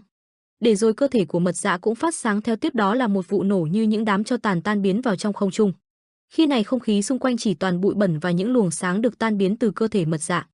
Nhìn vào bên trong nơi bụi bay mù mịt có vẻ như Trần Vũ Nguyên cũng đã thất thủ khi này anh đang nằm ở dưới đất. Mộ Dung Luật Thiên cười sảng khoái, ha ha, ngươi nhìn mà xem, không biết đã bao lâu rồi, cái cảm giác này mới trở lại. Dừng một chút hắn nói thêm, ta bắt đầu cảm thấy bực mình rồi đấy. Khung cảnh khi này xung quanh chỉ toàn là một đống đổ nát, có nơi như đang sắp sập, những ngôi nhà to lớn cũng nghiêng ngã sau trận chiến, một khung cảnh hoang tàn đổ nát bởi những cuộc chiến vừa qua. Dường như không còn ai sống sót trong cuộc chiến với Vân Trung Thiên và Mộ Dung Luật Thiên vừa rồi chăng? Thẩm Mộc Hải ông ta khi này đã vực dậy sau một đống đổ nát, giọng điệu bức xúc, con mụ ma nữa đó, sao mụ ta dám oanh kích ta ra xa như vậy chứ? Nếu không phải bất động thần tăng của Thiếu Lâm tự đang đảm nhận nhiệm vụ đàn áp Mật Dạ ở bên ngoài, thì mình việc gì phải ở đây, chật thật là đúng mũi chịu sào mà. Lúc này một nơi khác, từ trong đống đổ nát, một người tay cầm chiếc quạt từ từ bước đi ra. Dáng vẻ đoan trang không hợp với không khí đổ nát nơi đây. Nhìn qua dáng vẻ trông ông ta khá là già dặn. Ông ta chính là Cửu Thiên, quỷ gia cát Tây Môn Hoa. Ông ta cất tiếng, cứ như này thì mọi thứ sẽ bị đảo lộn lên mất. Chuyển cảnh quay trở lại chiến trường bên này, khi này chỉ còn một mình Mộ Dung Luật Thiên ở trong cuộc chiến. Hắn ta đang đứng và nhìn vào bàn tay của bản thân mà suy nghĩ về một thứ gì đó. Tại bên trong lòng bàn tay của hắn đã xuất hiện một vết xước. Để rồi nghĩ lại khung cảnh tự bạo vừa nãy của Dạ chủ Đặng Hữu Danh. Một đòn tấn công cực mạnh như vậy mới có thể làm hắn bị thương một chút. Hồi tưởng xong hắn liền úp bàn tay lại, nơi đó cũng có một vết cắt của thanh kiếm. Hồi ức dữ dội hiện lên, đó chính là đòn tấn công của Trần Vũ Nguyên khi nãy giao đấu với ông ta. Nghĩ tới việc bản thân của mình đã bị thương, hắn ta cho rằng nguyên nhân của sự việc này là do hắn ta đã nghỉ ngơi quá lâu rồi. Cảm khái xong một lúc, tâm trạng hắn lại quay trở về ban đầu và nghĩ, dù sao đi chăng nữa, đây cũng chính là khoảnh khắc ông ta lại phải thay đổi một lần nữa, đã đến lúc thiên hạ xoay vần. Quay sang bên này thấy Thẩm Mộc Hải bên kia đang từ từ đi tới chỗ Mộ Dung Luật Thiên. Mộ Dung Luật Thiên liền ra lệnh cho ông ta tập hợp lực lượng của các môn phái, lùng sục khắp cả Trung Nguyên cho phải tìm ra nơi Bắc Thiên môn đang lẩn trốn chờ ngày tái khởi. Nghe vậy Thẩm Mộc Hải gương mặt một bên nhỏ máu không dám cãi lời mà chỉ đáp, ta biết rồi vô địch tu sĩ. Nói rồi Mộ Dung Luật Thiên quay lại hỏi Tây Môn Hoa với sự lười biếng, quỷ gia cát, nghe rõ chưa? Tây Môn Hoa với gương mặt không cảm xúc lên tiếng nói ra phán đoán của mình, ta đã phát hiện ra thi thể của tổng quản quan đại thừa, có vẻ như bị hạ gục bởi thập tự huyết ma công, hình như là bị hạ bởi hỗn ma thứ hai mà lão đang nuôi dưỡng. Mộ Dung Luật Thiên nghe vậy thì tặc lưỡi, thảm hại thật, vậy thì ngươi phải lên thay thế cho đến khi ta tìm được một quan tổng quản mới. Từ Môn Hoa liền nhận trách nhiệm, tôi sẽ lo việc đó. Nghe vậy, Mộ Dung Luật Thiên quay lưng nhìn tác phẩm của mình, vậy thì việc trước tiên là phải chỉnh đốn lại Vân Trung Thiên, bởi vì nơi đó đã trở thành vũng lầy rồi. Nơi hắn đang nhì, các thuộc hạ đang nâng đỡ những người bị trọng thương, trong đó là Mộ Dung Chấn là con trai của hắn đang kêu lên đau đớn. Mộ Dung Luật Thiên thấy vậy thì chật lưỡi một tiếng, bất chợt nghĩ đến con gái của hắn, Mộ Dung Huyền, cái con nhỏ đó đến bây giờ vẫn chưa có tin tức gì thì chắc là xong đời rồi nhỉ. Hắn nhìn về phía xa xăm mà bất lực nghĩ, mấy đứa đã thừa kế được dòng máu của ta, rốt cuộc sao lại có thể thảm hại như thế được, chúng cứ lần lượt ra đi vậy. Bất giác hắn nhớ đến bóng dáng cao lớn của một người mà cảm thán, quả nhiên là không có đứa nào vượt qua tên tiểu tử đó được. Nghĩ đến tên đó, Mộ Dung Luật Thiên liền ra lệnh cho Tây Môn Hoa, Mộ Dung Vũ Thành, gọi hắn về đây cho ta. Dừng một chút như biết Tây Môn Hoa sẽ từ chối, hắn đánh đòn phủ đầu, ta biết là sẽ không dễ dàng gì, nhưng hãy tận dụng điểm yếu của hắn. Vẻ mắt Mộ Dung Luật Thiên lúc này nham hiểm không thôi, kể từ giờ phút này, vô địch thế gia sẽ thống trị tất cả, ta, Mộ Dung Luật Thiên, sẽ chính thức xuất trận. Khung cảnh khi này được chuyển tới một nơi khác. Nơi này là một căn nhà ở đâu đó ngay trên trời, cũng như có một thứ gì đó vừa rơi xuống. Tiếng sâu trong rừng là những lùm cây khổng lồ bằng tầng lớp lớp. Những chiếc cây với tuổi thọ nhìn tưởng rằng cũng mấy chục năm rồi. Sâu trong khu rừng là hình ảnh của Trần Vũ Nguyên đang ở bên cạnh Dạ chủ Đặng Hữu Danh. Anh đang thở dài một cách hụt hẫng. Khi Trần Vũ Nguyên liên tưởng lại cảnh tượng trước đó liền đặt câu hỏi rằng, Kim Đan Diệp ngươi chính là Dạ chủ à? Kim Đan Diệp trong thân phận Dạ chủ Đặng Hữu Danh liền vô hồn đáp lại, Kim Đan Diệp, ngươi đã chết dưới tay của ngươi là một thiên tài hiếm có, từ võ công đến tất cả mọi thứ đều xuất chúng. Nói đến đây, trên mặt hắn cũng dần xuất hiện cảm xúc, khi ta chết, ta đã chuyển sang cơ thể của tiểu tử này, ta chính là Dạ chủ, Đặng Hữu Danh. Dừng một chút, anh không ngần ngại tiết lộ thêm, khi hậu duệ của Bắc Thiên môn là ngươi tìm đến và truyền tin, rằng sẽ hỗ trợ cho cuộc tập kích Vân Trung Thiên, không phải là ta không nghi ngờ gì về âm mưu của ngươi. Nghe tới vậy Trần Vũ Nguyên có chút ngạc nhiên, lẽ nào?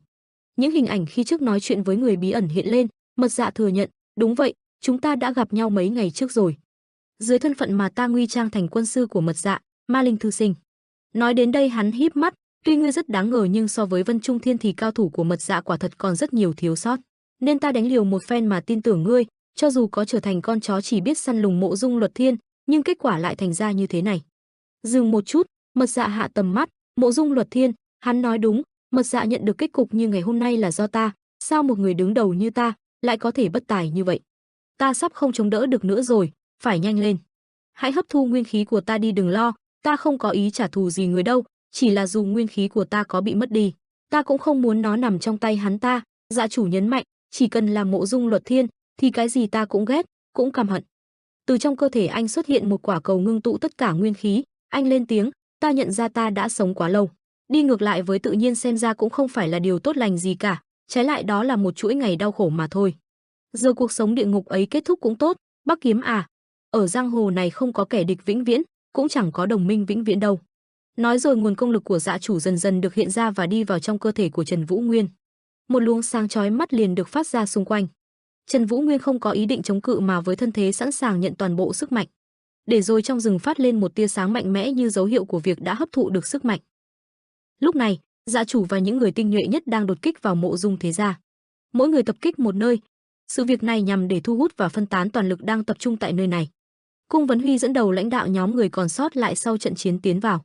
Cảnh tượng lúc này máu me thê thảm tận cùng, trên mặt đất chỉ còn có một người còn sống, nhưng vết thương chằng chịt, hắn van xin, hết rồi, bọn ta đã không còn ý chí chiến đấu nữa, làm ơn xin hãy tha mạng cho ta sẽ không bao giờ quay trở lại nơi đây nữa.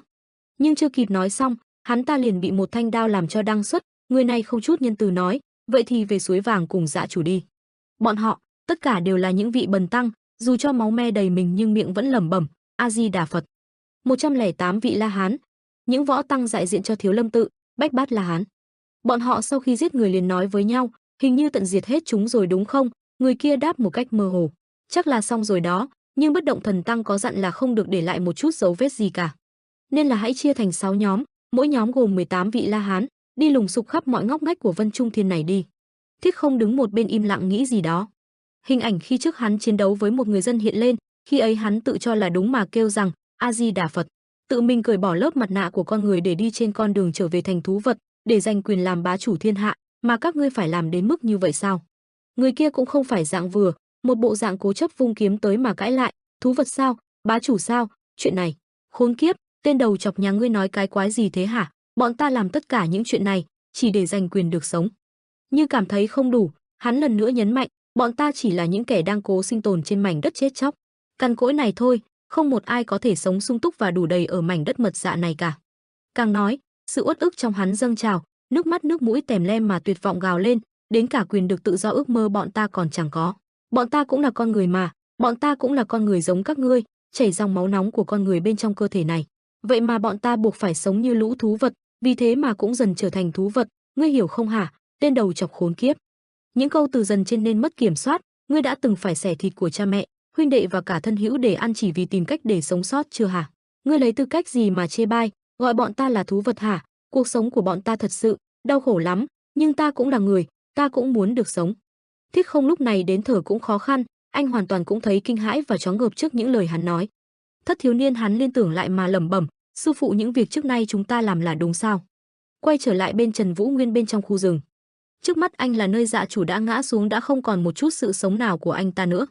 Chỉ còn Trần Vũ Nguyên ở đó đang run rẩy nhìn vào lòng bàn tay, hơi thở của anh bắt đầu dồn dập, tầm mắt mờ dần đi, nội lực dường như đang bị cạn kiệt vậy.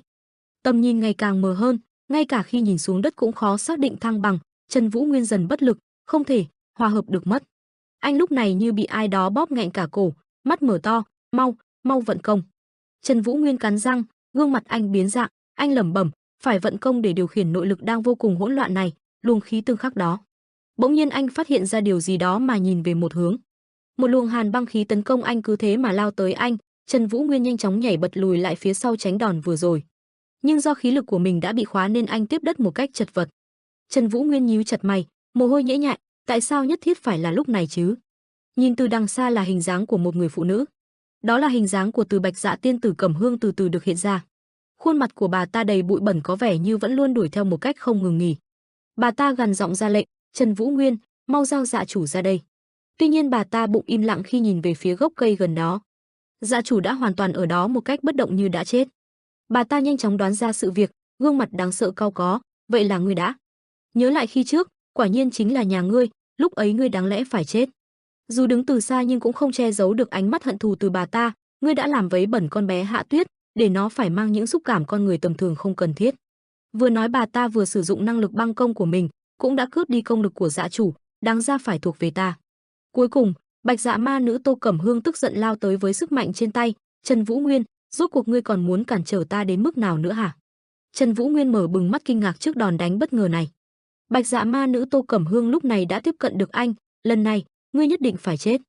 Trần Vũ Nguyên vừa chật vật đấu lại vừa nghĩ, đáng lẽ mình phải đi cùng kiếm huyết đội để đối phó với mọi tình huống, nhưng để khôi phục lại đường môn đã bị Thanh Phong ma ảnh phá hủy càng nhanh càng tốt, ta đã huy động toàn lực đến đó, không ngờ lại xảy ra cớ sự này. Trần Vũ Nguyên lúc này đã chật vật hơn 3 giờ hết, anh lẩm bẩm, chỉ cần vận công, chỉ cần 10 phút mà thôi. Chưa nghĩ xong thì Bạch Dạ ma nữ Tô Cẩm Hương đã di chuyển ra phía đằng sau Trần Vũ Nguyên. Nhanh chóng một chiêu thức đã được nhắm tới vị trí của Trần Vũ Nguyên. Băng Tỉnh Ngân Quang đại pháp đã được sử dụng, một lớp băng khổng lồ được tạo ra làm rung động cả khu rừng. Trần Vũ Nguyên không có khí lực nên không thể nào chống chạy được mà trực tiếp dính đòn. Dần dần anh từ đỉnh của ngọn băng mà rơi xuống dưới đất. Nằm ở dưới đất mà thầm nghĩ, sự hỗn loạn bên trong cơ thể vẫn chưa thể dung hòa. Nếu cứ vận hành nó như thế này e là sẽ có tác dụng phụ mất. Vừa nghĩ xong thì đột nhiên một bàn tay của Bạch Dạ ma nữ Tô Cẩm Hương tiến tới. Trước tình thế đó Trần Vũ Nguyên nhanh chóng lật người lại mà quay đi tránh né.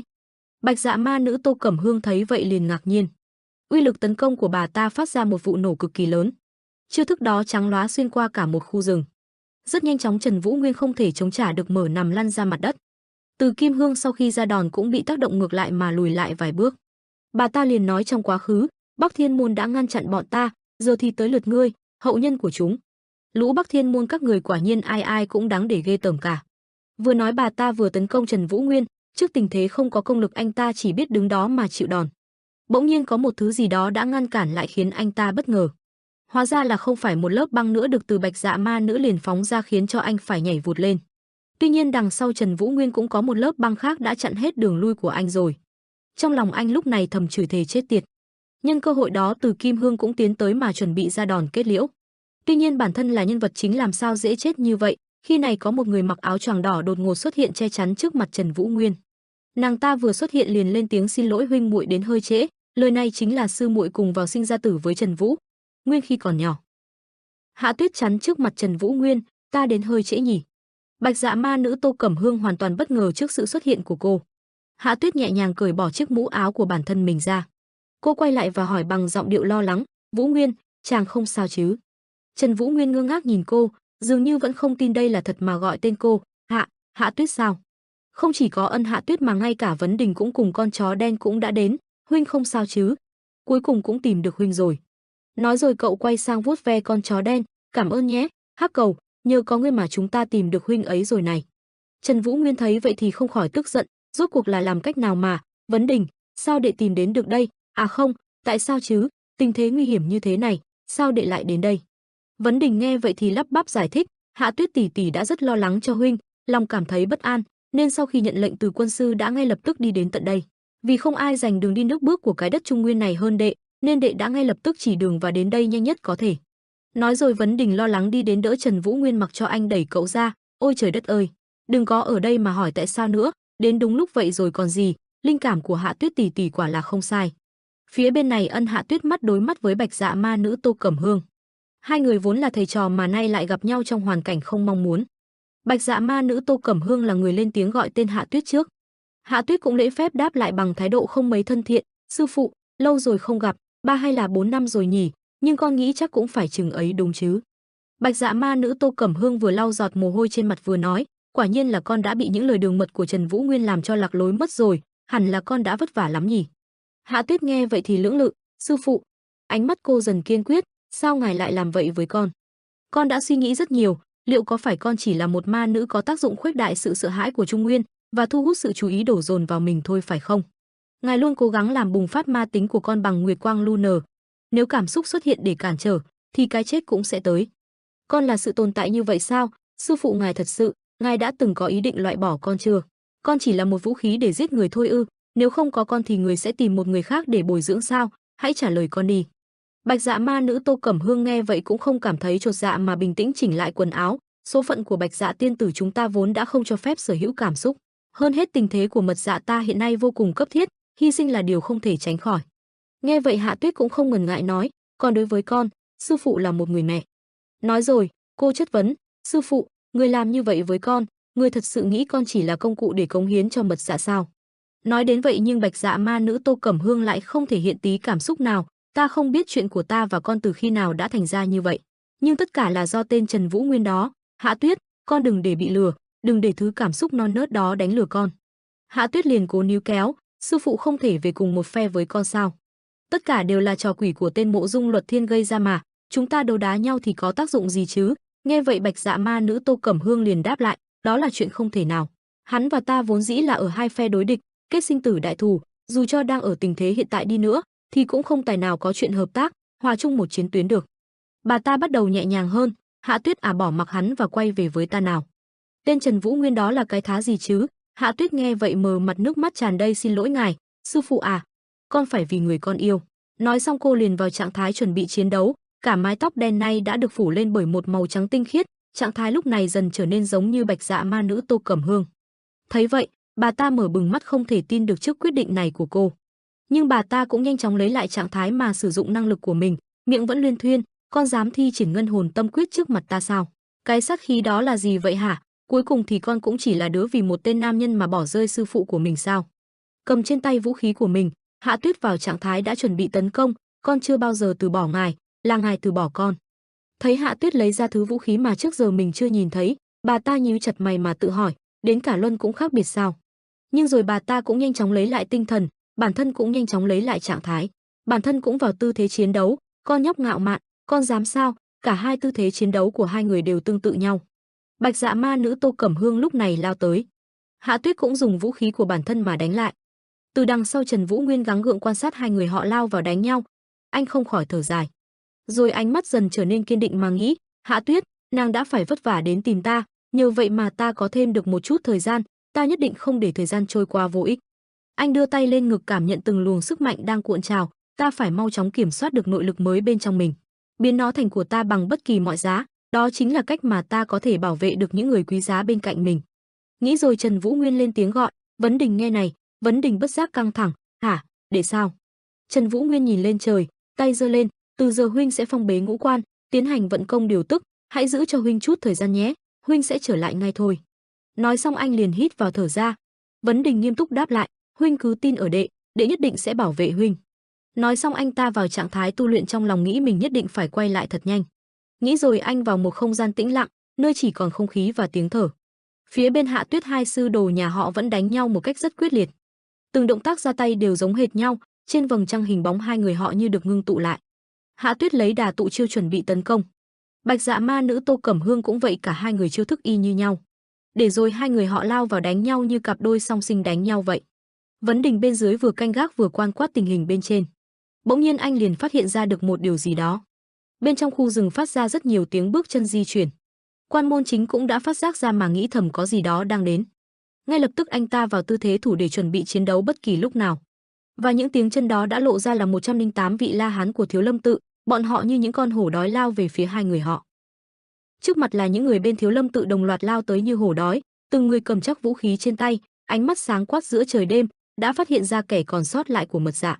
Thiếu Lâm, mau đi tiêu diệt cái ác. Vấn Đình lúc này đã rút sẵn kiếm ra chờ sẵn, bản thân đứng chắn trước người Trần Vũ Nguyên đang ngồi thiền.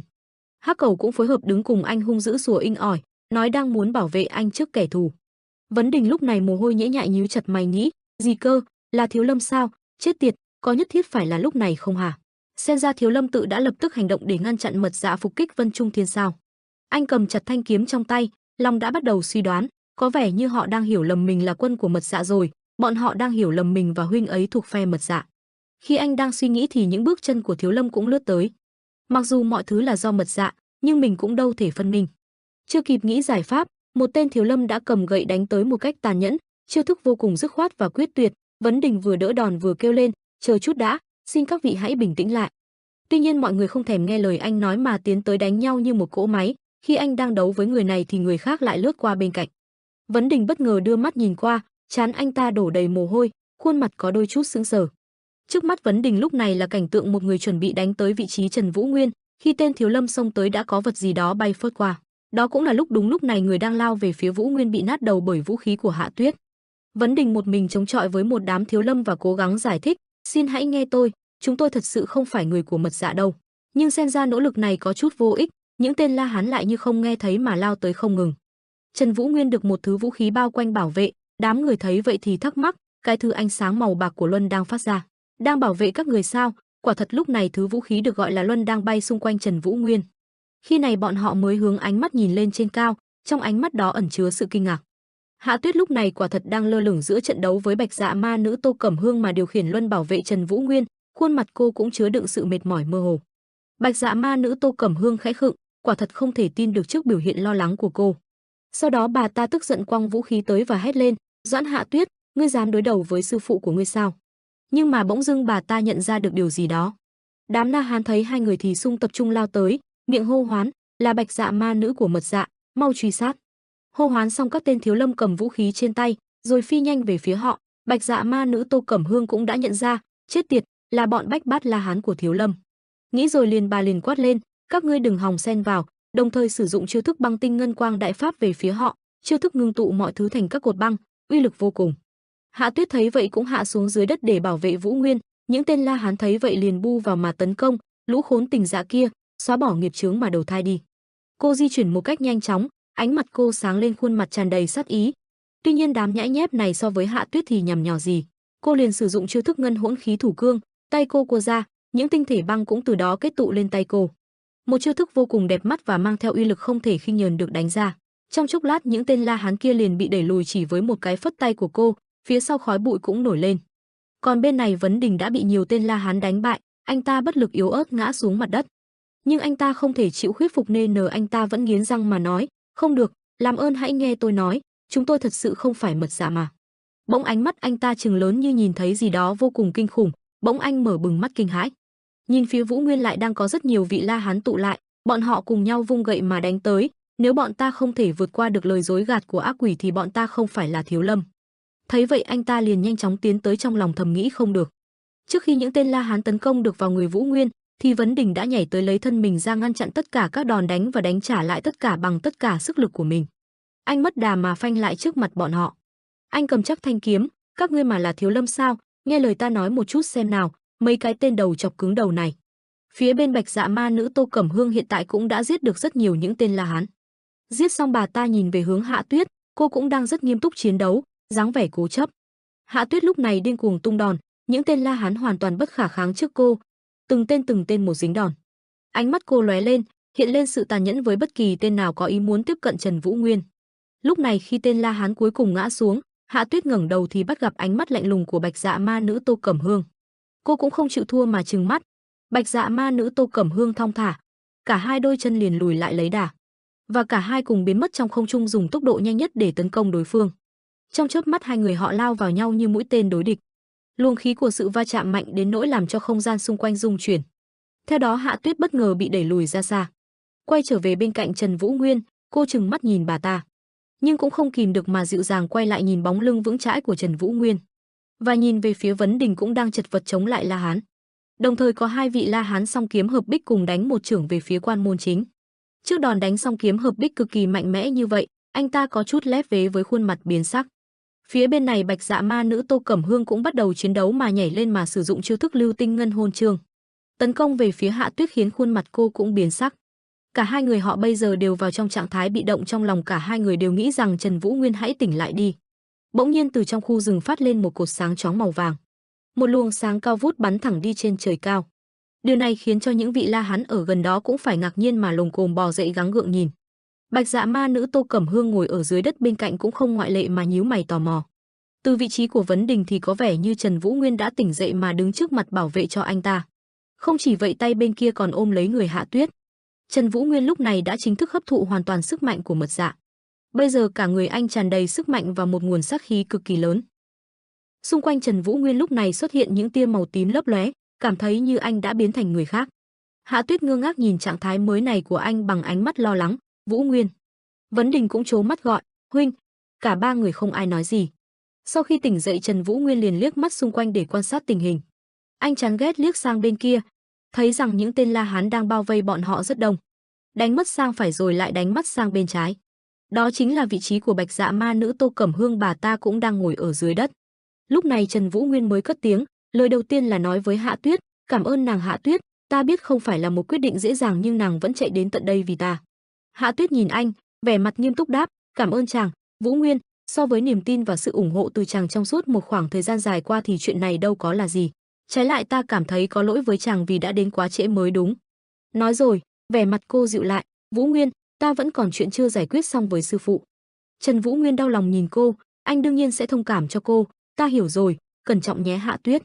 Hạ Tuyết gật đầu, lòng vẫn không khỏi lo lắng mà dặn dò, Vũ Nguyên, chàng cũng phải bảo trọng. Nói rồi cô lao nhanh đi. Trần Vũ Nguyên quay đầu nhìn Vấn Đình, lúc này mới hỏi han, Vấn Đình, không sao chứ? Vấn Đình mặt mũi đầy máu, cậu qua loa lau mồ hôi trên trán mà đáp một cách quật cường, đệ không sao, không có trọng thương, huynh bây giờ đã ổn rồi chứ? Trần Vũ Nguyên mỉm cười xoa đầu cậu, nhờ có đệ đó, cảm ơn Vấn Đình, đệ đã vất vả nhiều rồi, bây giờ đệ nghỉ ngơi một chút đi. Vấn Đình ngoan ngoãn thu kiếm lại, lặng lẽ dắt Hắc Cẩu đến nơi khác. Trần Vũ Nguyên sau khi chắc chắn mọi thứ đã ổn thì giờ đây trạng thái anh nhanh chóng chuyển sang bộ dáng hung dữ. Trước mặt anh lúc này là những tên La Hán đang lồm cồm đứng dậy, anh thầm nghĩ, bách bát La Hán của Thiếu Lâm tự, Thiếu Lâm đã từng cắt đứt hết với thế giới bên ngoài để bế quan, nay đã xuất hiện. Anh lúc này đang dùng ánh mắt thù địch nhìn chằm chằm bọn chúng, không có chút gì gọi là nao núng. Đôi chân linh hoạt nhấc lên, rồi lại nhẹ nhàng nhảy lên. Cứ như vậy, Trần Vũ Nguyên lặp lại động tác đó liên tục như muốn khởi động. Cả cơ thể nhảy lên rồi nhảy xuống, hai cánh tay cũng theo quán tính lật lên lật xuống. Trần Vũ Nguyên ngẩng đầu lên cao, rồi lại lấy hơi mạnh thở ra. Đôi chân linh hoạt lấy đà, rồi người biến mất không dấu vết. Trần Vũ Nguyên một đường nhanh gọn giải quyết một lần 3 tên La Hán bằng một nắm đấm. Một tên La Hán bị đánh cho văng cằm, tên kia bị méo mỏ, tên còn lại bị đánh cho gục đầu xuống. Sau khi giải quyết 3 tên, Trần Vũ Nguyên nhíu mày nhìn tay mình, nơi đó đang toát ra từng làn khói như đang được giải phóng. Anh thầm nghĩ, mạch đập, hô hấp, huyết đạo, khí huyết, hơn cả ổn định, quá hoàn hảo.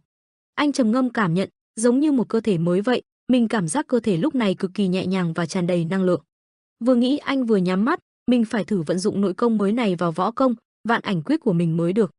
Xung quanh anh lúc này, những tên La Hán không ngừng lao tới xung quanh anh với sự tàn nhẫn. Đôi chân linh hoạt của anh di chuyển, hai tay bắt chéo lại, anh lẩm bẩm chiêu thức mới của mình, nhất nguyên nhất khí, tất hữu ảnh tôn. Từng chiêu thức của anh dễ dàng đánh gục những tên La Hán, ngay cả khi anh không mở mắt. Nhị khí dị thân, vạn vật hợp nhất, đôi tay theo đó xoay tròn. Lại một tên bị đánh ngỡ dưới chiêu thức dứt khoát đó. Kính quan mãn thế, đôi nay nên lên xáo trộn. Ngã tôn nhất ảnh, vừa dứt, Trần Vũ Nguyên đánh ra một cú đánh với uy lực cực đại, tạo ra một vòng xoáy mạnh mẽ cuốn tất cả những tên La Hán vào trong. Vẻ mặt Trần Vũ Nguyên nghiêm túc, từ đầu đến cuối không hề mở mắt. Hồi lâu sau, ở nơi khác cũng đang diễn ra trận đấu ác liệt, hai thứ vũ khí luân đang đối đầu với nhau. Bạch Dạ Ma nữ Tô Cẩm Hương hét cằm kiêu ngạo lên tiếng, Doãn Hạ Tuyết, thứ võ công mà con đang dùng chính là do ta truyền dạy lại cho con, hiện tại bà ta đang sử dụng chiêu thức Ngân Hỗn Tâm Quyết.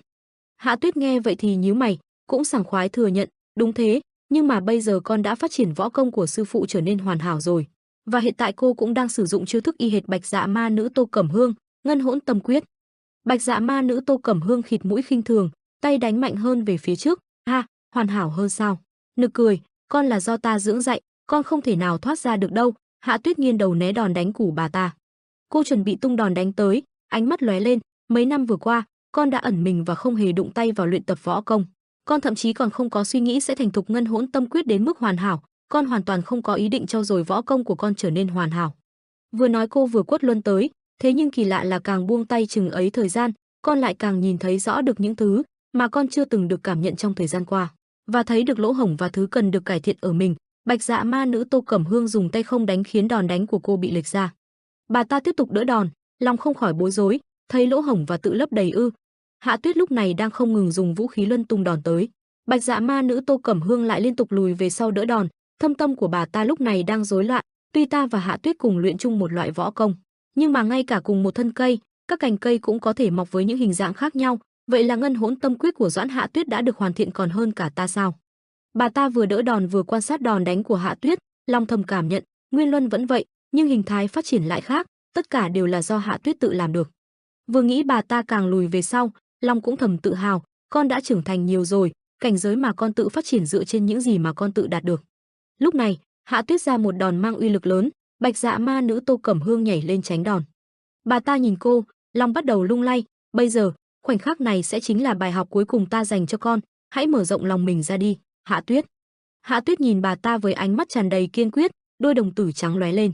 Ở bên này, Trần Vũ Nguyên vẫn trong trạng thái thử nghiệm những chiêu thức mới với sức mạnh mới, dưới chân anh, những tên La Hán nằm la liệt, không còn dấu hiệu của sự sống. Lúc này, một cái chuông khổng lồ bị ai đó rung lên. Trần Vũ Nguyên cũng nhận ra, anh lười biếng nhìn sang. Trước làn gió khổng lồ từ đâu lao tới, anh nhẹ nhàng nâng tay sử dụng năng lực chặn lại. Khi làn gió ngừng lại cũng là lúc Trần Vũ Nguyên nhận ra sức mạnh kỳ lạ kia, âm công đang phát ra, thứ này là tiếng chuông của Phổ Quang tự. Trước mặt anh lúc này là những tên La Hán khác với số lượng khủng bố, phía sau còn có hai tên bị bịt mắt đang khiêng một cái chuông. Cái chuông khổng lồ đó không gì khác chính là Bảo Quang tự. Và phía sau nó, ẩn hiện một bóng hình khổng lồ của một vị bần tăng. Ông ta không ai khác chính là Cửu Thiên, Phật Ảnh Thần Tăng. Lão Bất Linh chắp tay nói một tiếng, A Di Đà Phật. Sau đó ông ta mới bình thản nói, khi mà mật dạ gieo rắc hỗn loạn, thì 108 vị La Hán của Thiếu Lâm ta lại phát hiện ra một nhân vật xuất sắc. Người mà ông ta nhắc đến là Trần Quan Hạo, cha của Trần Vũ Nguyên khi ấy. Nghĩ tới hình ảnh oai hùng của ông ta nói tiếp, bức tường vững chắc phía bắc, Trần Quan Hạo. Hình ảnh của Trần Quan Hạo dần mờ đi để bóng dáng một người khác hiện lên, hậu nhân của hắn. Đó không phải ai khác mà chính là Trần Vũ Nguyên người. Trần Vũ Nguyên nghe vậy thì đưa mắt nhìn qua rồi liền đáp, Bất Động Thần Tăng, cuối cùng ta cũng gặp lại người sau gần chục năm ấy. Vũ Nguyên nhớ lại ngày Bắc Thiên môn của mình phải cúi đầu trước những bọn giả nhân giả nghĩa Cửu Thiên tọa như này. Lúc đó anh còn rất nhỏ, ngày đó ta đã tận mắt chứng kiến.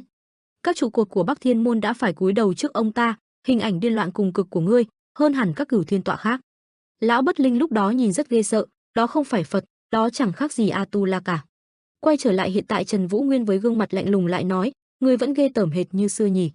Lão Bất Linh nghe vậy liền từ tốn đáp lời, ông ta giải thích và biện hộ cho chính bản thân, đã có một thời gian, Từ Tăng Lữ vốn không hợp với ta, bất hạnh, thống khổ cử đắm chìm trong tâm trí, ta thấy Từ Bá đạo càng hợp với ta hơn. Ông ta còn nói, ta không vào địa ngục thì ai vào địa ngục, đây là nghiệp chướng của ta không thể nào tránh khỏi. Nói xong ông ta liền cầm giơ chiếc quyền trượng của mình lên. Sau đó lão ta chống mạnh quyền trượng xuống đất một cách mạnh mẽ, ngay tức khắc các giải năng lượng màu vàng chạy từ quyền trượng tỏa ra từ phía Vô Ảnh Thần Tăng Bất Linh hét lên Bách Bát La Hán trận. Tiếp sau đó ông ta sử dụng chiêu thức tâm linh cảm ứng, cách thể truyền công để truyền cảm ứng đến các La Hán khác. Năng lượng vừa truyền tới đám người như tràn trề sức mạnh, đôi mắt họ sáng quắc, răng thì nghiến lên ken két như tràn đầy giận dữ. Thấy vậy Trần Vũ Nguyên đưa mắt nhìn qua, anh đang thầm nghĩ, nước vốn chảy từ nơi cao xuống nơi thấp, người có nội công cao cũng có thể truyền cho người có nội công thấp y như vậy. Nhìn đám người như tràn trề sức mạnh ngay trước mặt, anh quay đầu lại tự hỏi, đây là lý do người được gọi là Bất Động Thần Tăng của Thiếu Lâm tự sao? Nhìn xuống mặt đất, anh phát hiện một cây gậy dài, nhìn vào vết tích này, có vẻ nó đã bị chém bởi kiếm. Trần Vũ Nguyên cầm thanh gỗ ở dưới đất lên mà múa vài đường, để thử độ phù hợp với tay mình. Anh múa xong rồi lại đưa nó ra xa tầm mắt mà ngắm nghía và nói, nghĩ nhiêu đây chắc đủ rồi. Màn chọn lựa vũ khí vừa xong thì đúng lúc này thì rất nhiều những tên La Hán lao vào tấn công anh, chiêu thức Thiên Xung Trọng Quyền giúp họ tạo nên khí thế lấn áp tất cả. Thời gian chạy rất nhanh, như một con đom đóm đang phát sáng bay về đích. Anh vung gậy trên tay lên, chỉ một vài đường quen thuộc đi qua lại giữa những tên La Hán, anh lấy một địch trăm động tác nhanh nhẹn và dứt khoát. Gậy được anh vung liên tục từ tên này đến tên khác, không cần thời gian nghỉ ngơi mà cứ thế liền mạch như nước chảy mây trôi. Đom đóm dần dần bay về đích đến một cách nhẹ nhàng.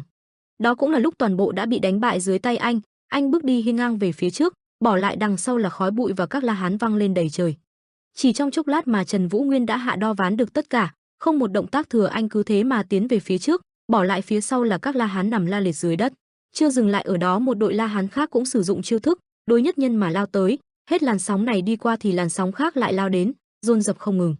Bọn họ không dừng lại ở một chiêu, mà rất nhiều chiêu khác cũng được sử dụng, chẳng hạn như chiêu thức ngay trước mặt, Cầm Khiếu Chỉ, Bàn Nhược Thủ, bọn họ lao đến áp sát vào Trần Vũ Nguyên. Không biết điều gì đã xảy ra trong khoảnh khắc đó, Chỉ thấy được ngay sau đó một tiếng chuyển động lớn được nổ ra từ trong rừng, đất đá bụi mờ răng kính, cột khói còn bốc cao tận ngọn cây. Khung cảnh khi này bụi bay mù mịt, vạn vật không rõ, bầu trời là một mảnh âm u. Những tên La Hán tụ lại tấn công vào một chỗ nhưng chỗ ấy hiện tại không thấy người đâu cả. Chỉ thấy dưới chân họ là đất lở đá vụn nhưng tuyệt nhiên lại chẳng có bóng dáng Trần Vũ Nguyên. Như phát giác ra điều gì đó bỗng nhiên họ đều nhìn về cùng một hướng, mắt bọn họ trợn to, gân xanh nổi đầy mặt. Khi bọn họ ngước mặt nhìn lên, thì Trần Vũ Nguyên, người mà họ đang tìm kiếm đang bay trên đầu họ, với cây gậy trong tay. Trần Vũ Nguyên thấy được pha phối hợp vừa nãy thì liền thầm nghĩ, bọn họ di chuyển đồng nhất như một. Quả nhiên võ học Thiếu Lâm luôn chú trọng sự hợp tác ăn ý mà, phải tham khảo chiến thuật này ứng dụng vào quân đội của Bắc Thiên Môn mới được. Ở một bên kia có một tên Ta Hán đang mang theo khúc cây lớn mà gõ mạnh vào chuông, tiếng chuông từ đó mà vang lên trong không gian. Trần Vũ Nguyên cũng đã để ý và hướng ánh mắt nhìn theo. Bảo quang tự trung ngay lúc đó với tiếng chiếc chuông vang lên là một tiếng động lớn được nổ ra bụi bay mù mịt, cả khu rừng được bao phủ bởi một loại khí tức nào đó không rõ. Nhưng đối với Trần Vũ Nguyên điều này không hề ảnh hưởng gì, thậm chí anh còn di chuyển một cách nhanh chóng rồi vung một đòn dứt khoát phá vỡ nát chiếc chuông trước mặt, khi chuông vỡ thì âm thanh đó cũng dứt. Chiếc chuông tan nát thành từng mảnh vỡ bay khắp không gian rộng lớn, đồng thời những người đánh chuông cũng ngã bật ra. Ông già trụ trì Bất Linh thấy như vậy thì trên cái đầu chọc của ông ta đổ chút mồ hôi hột. Lập tức ông ta dùng quyền trượng của mình đánh mạnh xuống dưới đất lần thứ hai, các luồng sức mạnh lại một lần nữa lan tỏa, vẫn như lần một những luồng sáng màu vàng được lan tỏa khắp bốn phía. Cùng với tác động của ông ta những tên La Hán lập tức vụt dậy, đôi mắt họ sáng quắc vùng dậy lao tới rồi xuất hiện ở phía sau. Thậm chí là ở đằng trước Trần Vũ Nguyên cũng có một đám La Hán bùng nổ sức mạnh tương tự. Cả hai bên hợp công tạo thành một đại chiêu, La Hán khí công đại lực kim cương trưởng, hướng thẳng vào người Trần Vũ Nguyên, song trưởng đi đến đâu đất đá bụi mù văng lên tới đó. Khi này chỉ thấy Trần Vũ Nguyên khuôn mặt bình thản cầm chiếc gậy gỗ trên tay chuẩn bị cắm xuống dưới đất. Chiêu thức được sử dụng là Bắc Thiên Bích, mặt đất xung quanh liền bị nứt nẻ vỡ vụn, đất đá bể nát văng lên tứ tung, chiêu thức mang theo uy lực khổng lồ. Cùng với đó là những tên La Hán có ý định nhảy vào tấn công anh cũng đã bị đẩy lùi thành tro bụi. Ngay bất động thần tăng của bọn họ cũng không thể tránh được dư chấn của chiêu thức. Nhưng mà làm gì dễ đến như vậy, bất động thần tăng đó khi này mới sử dụng sức mạnh của mình, một luồng khí cực lớn được bắn lên trên trời. Từ trung tâm luồng khí liền thò ra chiếc quyền trượng đã ở dưới đất như báo hiệu rằng ông ta không hề bị sao cả. Không chỉ thế, những chiếc vòng chuỗi tràng hạt cũng đã bị đứt đoạn thành từng sới. Cơ thể ông ta bắt đầu có biến hóa. Khi này tại vị trí đầu của tên trụ trì mọc ra rất nhiều những cánh tay màu vàng, đang ôm lấy cơ thể của ông ta như một lớp lá chắn bảo vệ thân thể. Những cánh tầng tầng lớp lớp ôm sát nhau để bảo vệ ông ta và tránh khỏi những sát thương. Chiêu thức này của ông ta sử dụng được gọi là bàn nhược thần công. Như Lai Thiên Thủ Trưởng, sau khi cánh tay nở ra chúng ta mới có thể nhìn thấy được trọn vẹn hình dạng thật sự của ông ta, trông khá giống Phật nhưng lại không là Phật. Tại một bãi cỏ ở một nơi nào đó, nhìn những tên La Hán gục dưới đất bất tịnh, lão Bất Linh liền thốt lên, tất cả đều gục rồi sao? Đứng giữa trận địa hoang tàn, ông ta còn nói, mặc dù chúng La Hán đã mượn nội công từ ta nhưng người vẫn có thể đánh gục họ ư? Sau đó ông ta lại nhắm thẳng vào Trần Vũ Nguyên và nói, người đáng để ta quan ngại đó, nhi tử của Trần Quang Hạo.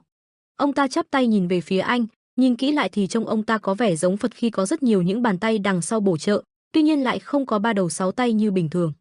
Lão Bất Linh lại nói, dù gì ta cũng chẳng thể nào gột rửa đi những vết nhơ tội ác của bản thân.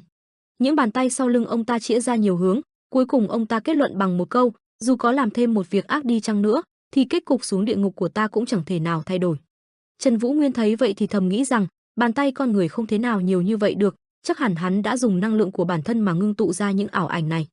Anh vừa nghĩ xong thì ông ta liền kêu lên một tiếng, A Di Đà Phật, những tay to lớn phía sau bắt đầu xuất chưởng, để rồi lập tức những bàn tay đó được đánh đến tiến thẳng về phía Trần Vũ Nguyên. Chiêu thức liên hoàn tay này được gọi là bàn nhược thần công, Như Lai Thiên Thủ Trường. Hành động này làm Trần Vũ Nguyên căng mắt mà nhìn, khi này anh đang nghĩ, ảo ảnh nhưng xem ra sức mạnh từ chúng đều vô cùng chân thực. Khi những chưởng tay khổng lồ tiến đến, anh lập tức tạo thế để có thể chuẩn bị chống lại được đòn đánh dồn dập đó, một nguồn năng lượng sáng chói xuất hiện sau lưng anh.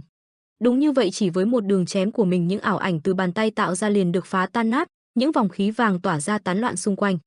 Lão Bất Linh thấy như vậy thì cực kỳ bất ngờ. Tuy nhiên ông ta vẫn cố chấp sử dụng chiêu thức Thiết Bố Sam Châu, những hạt châu lớn quanh đầu được ông ta chưởng ra. Những viên châu hóa khổng lồ lập tức tiến tới vị trí của Trần Vũ Nguyên bắn thẳng vào anh. Phía trước không rõ đã xảy ra chuyện gì vì khi những hạt châu được tung ra thì đã làm mắt đất nổ tung lên, khói bụi bay ngập trời. Tuy nhiên tốc độ viên châu này rất là chậm, Trần Vũ Nguyên có thể dễ dàng tránh được mà ngay lập tức di chuyển ra đằng sau ông ta, anh nhảy lên cao ánh mắt sáng quắc mà vung kiếm đánh tới. Lão Bất Linh, ông ta cũng không phải thuộc dạng vừa gì khi phát hiện ra rằng Trần Vũ Nguyên đã chuẩn bị tấn công từ phía sau. Ông ta nhìn Vũ Nguyên ra tay dứt khoát như vậy thì trong lòng thầm nghĩ, Còn trẻ thế này mà võ công của hắn đã kinh khủng thế này sao? Không ngờ quyết định khi đó lại phải trả giá như thế này.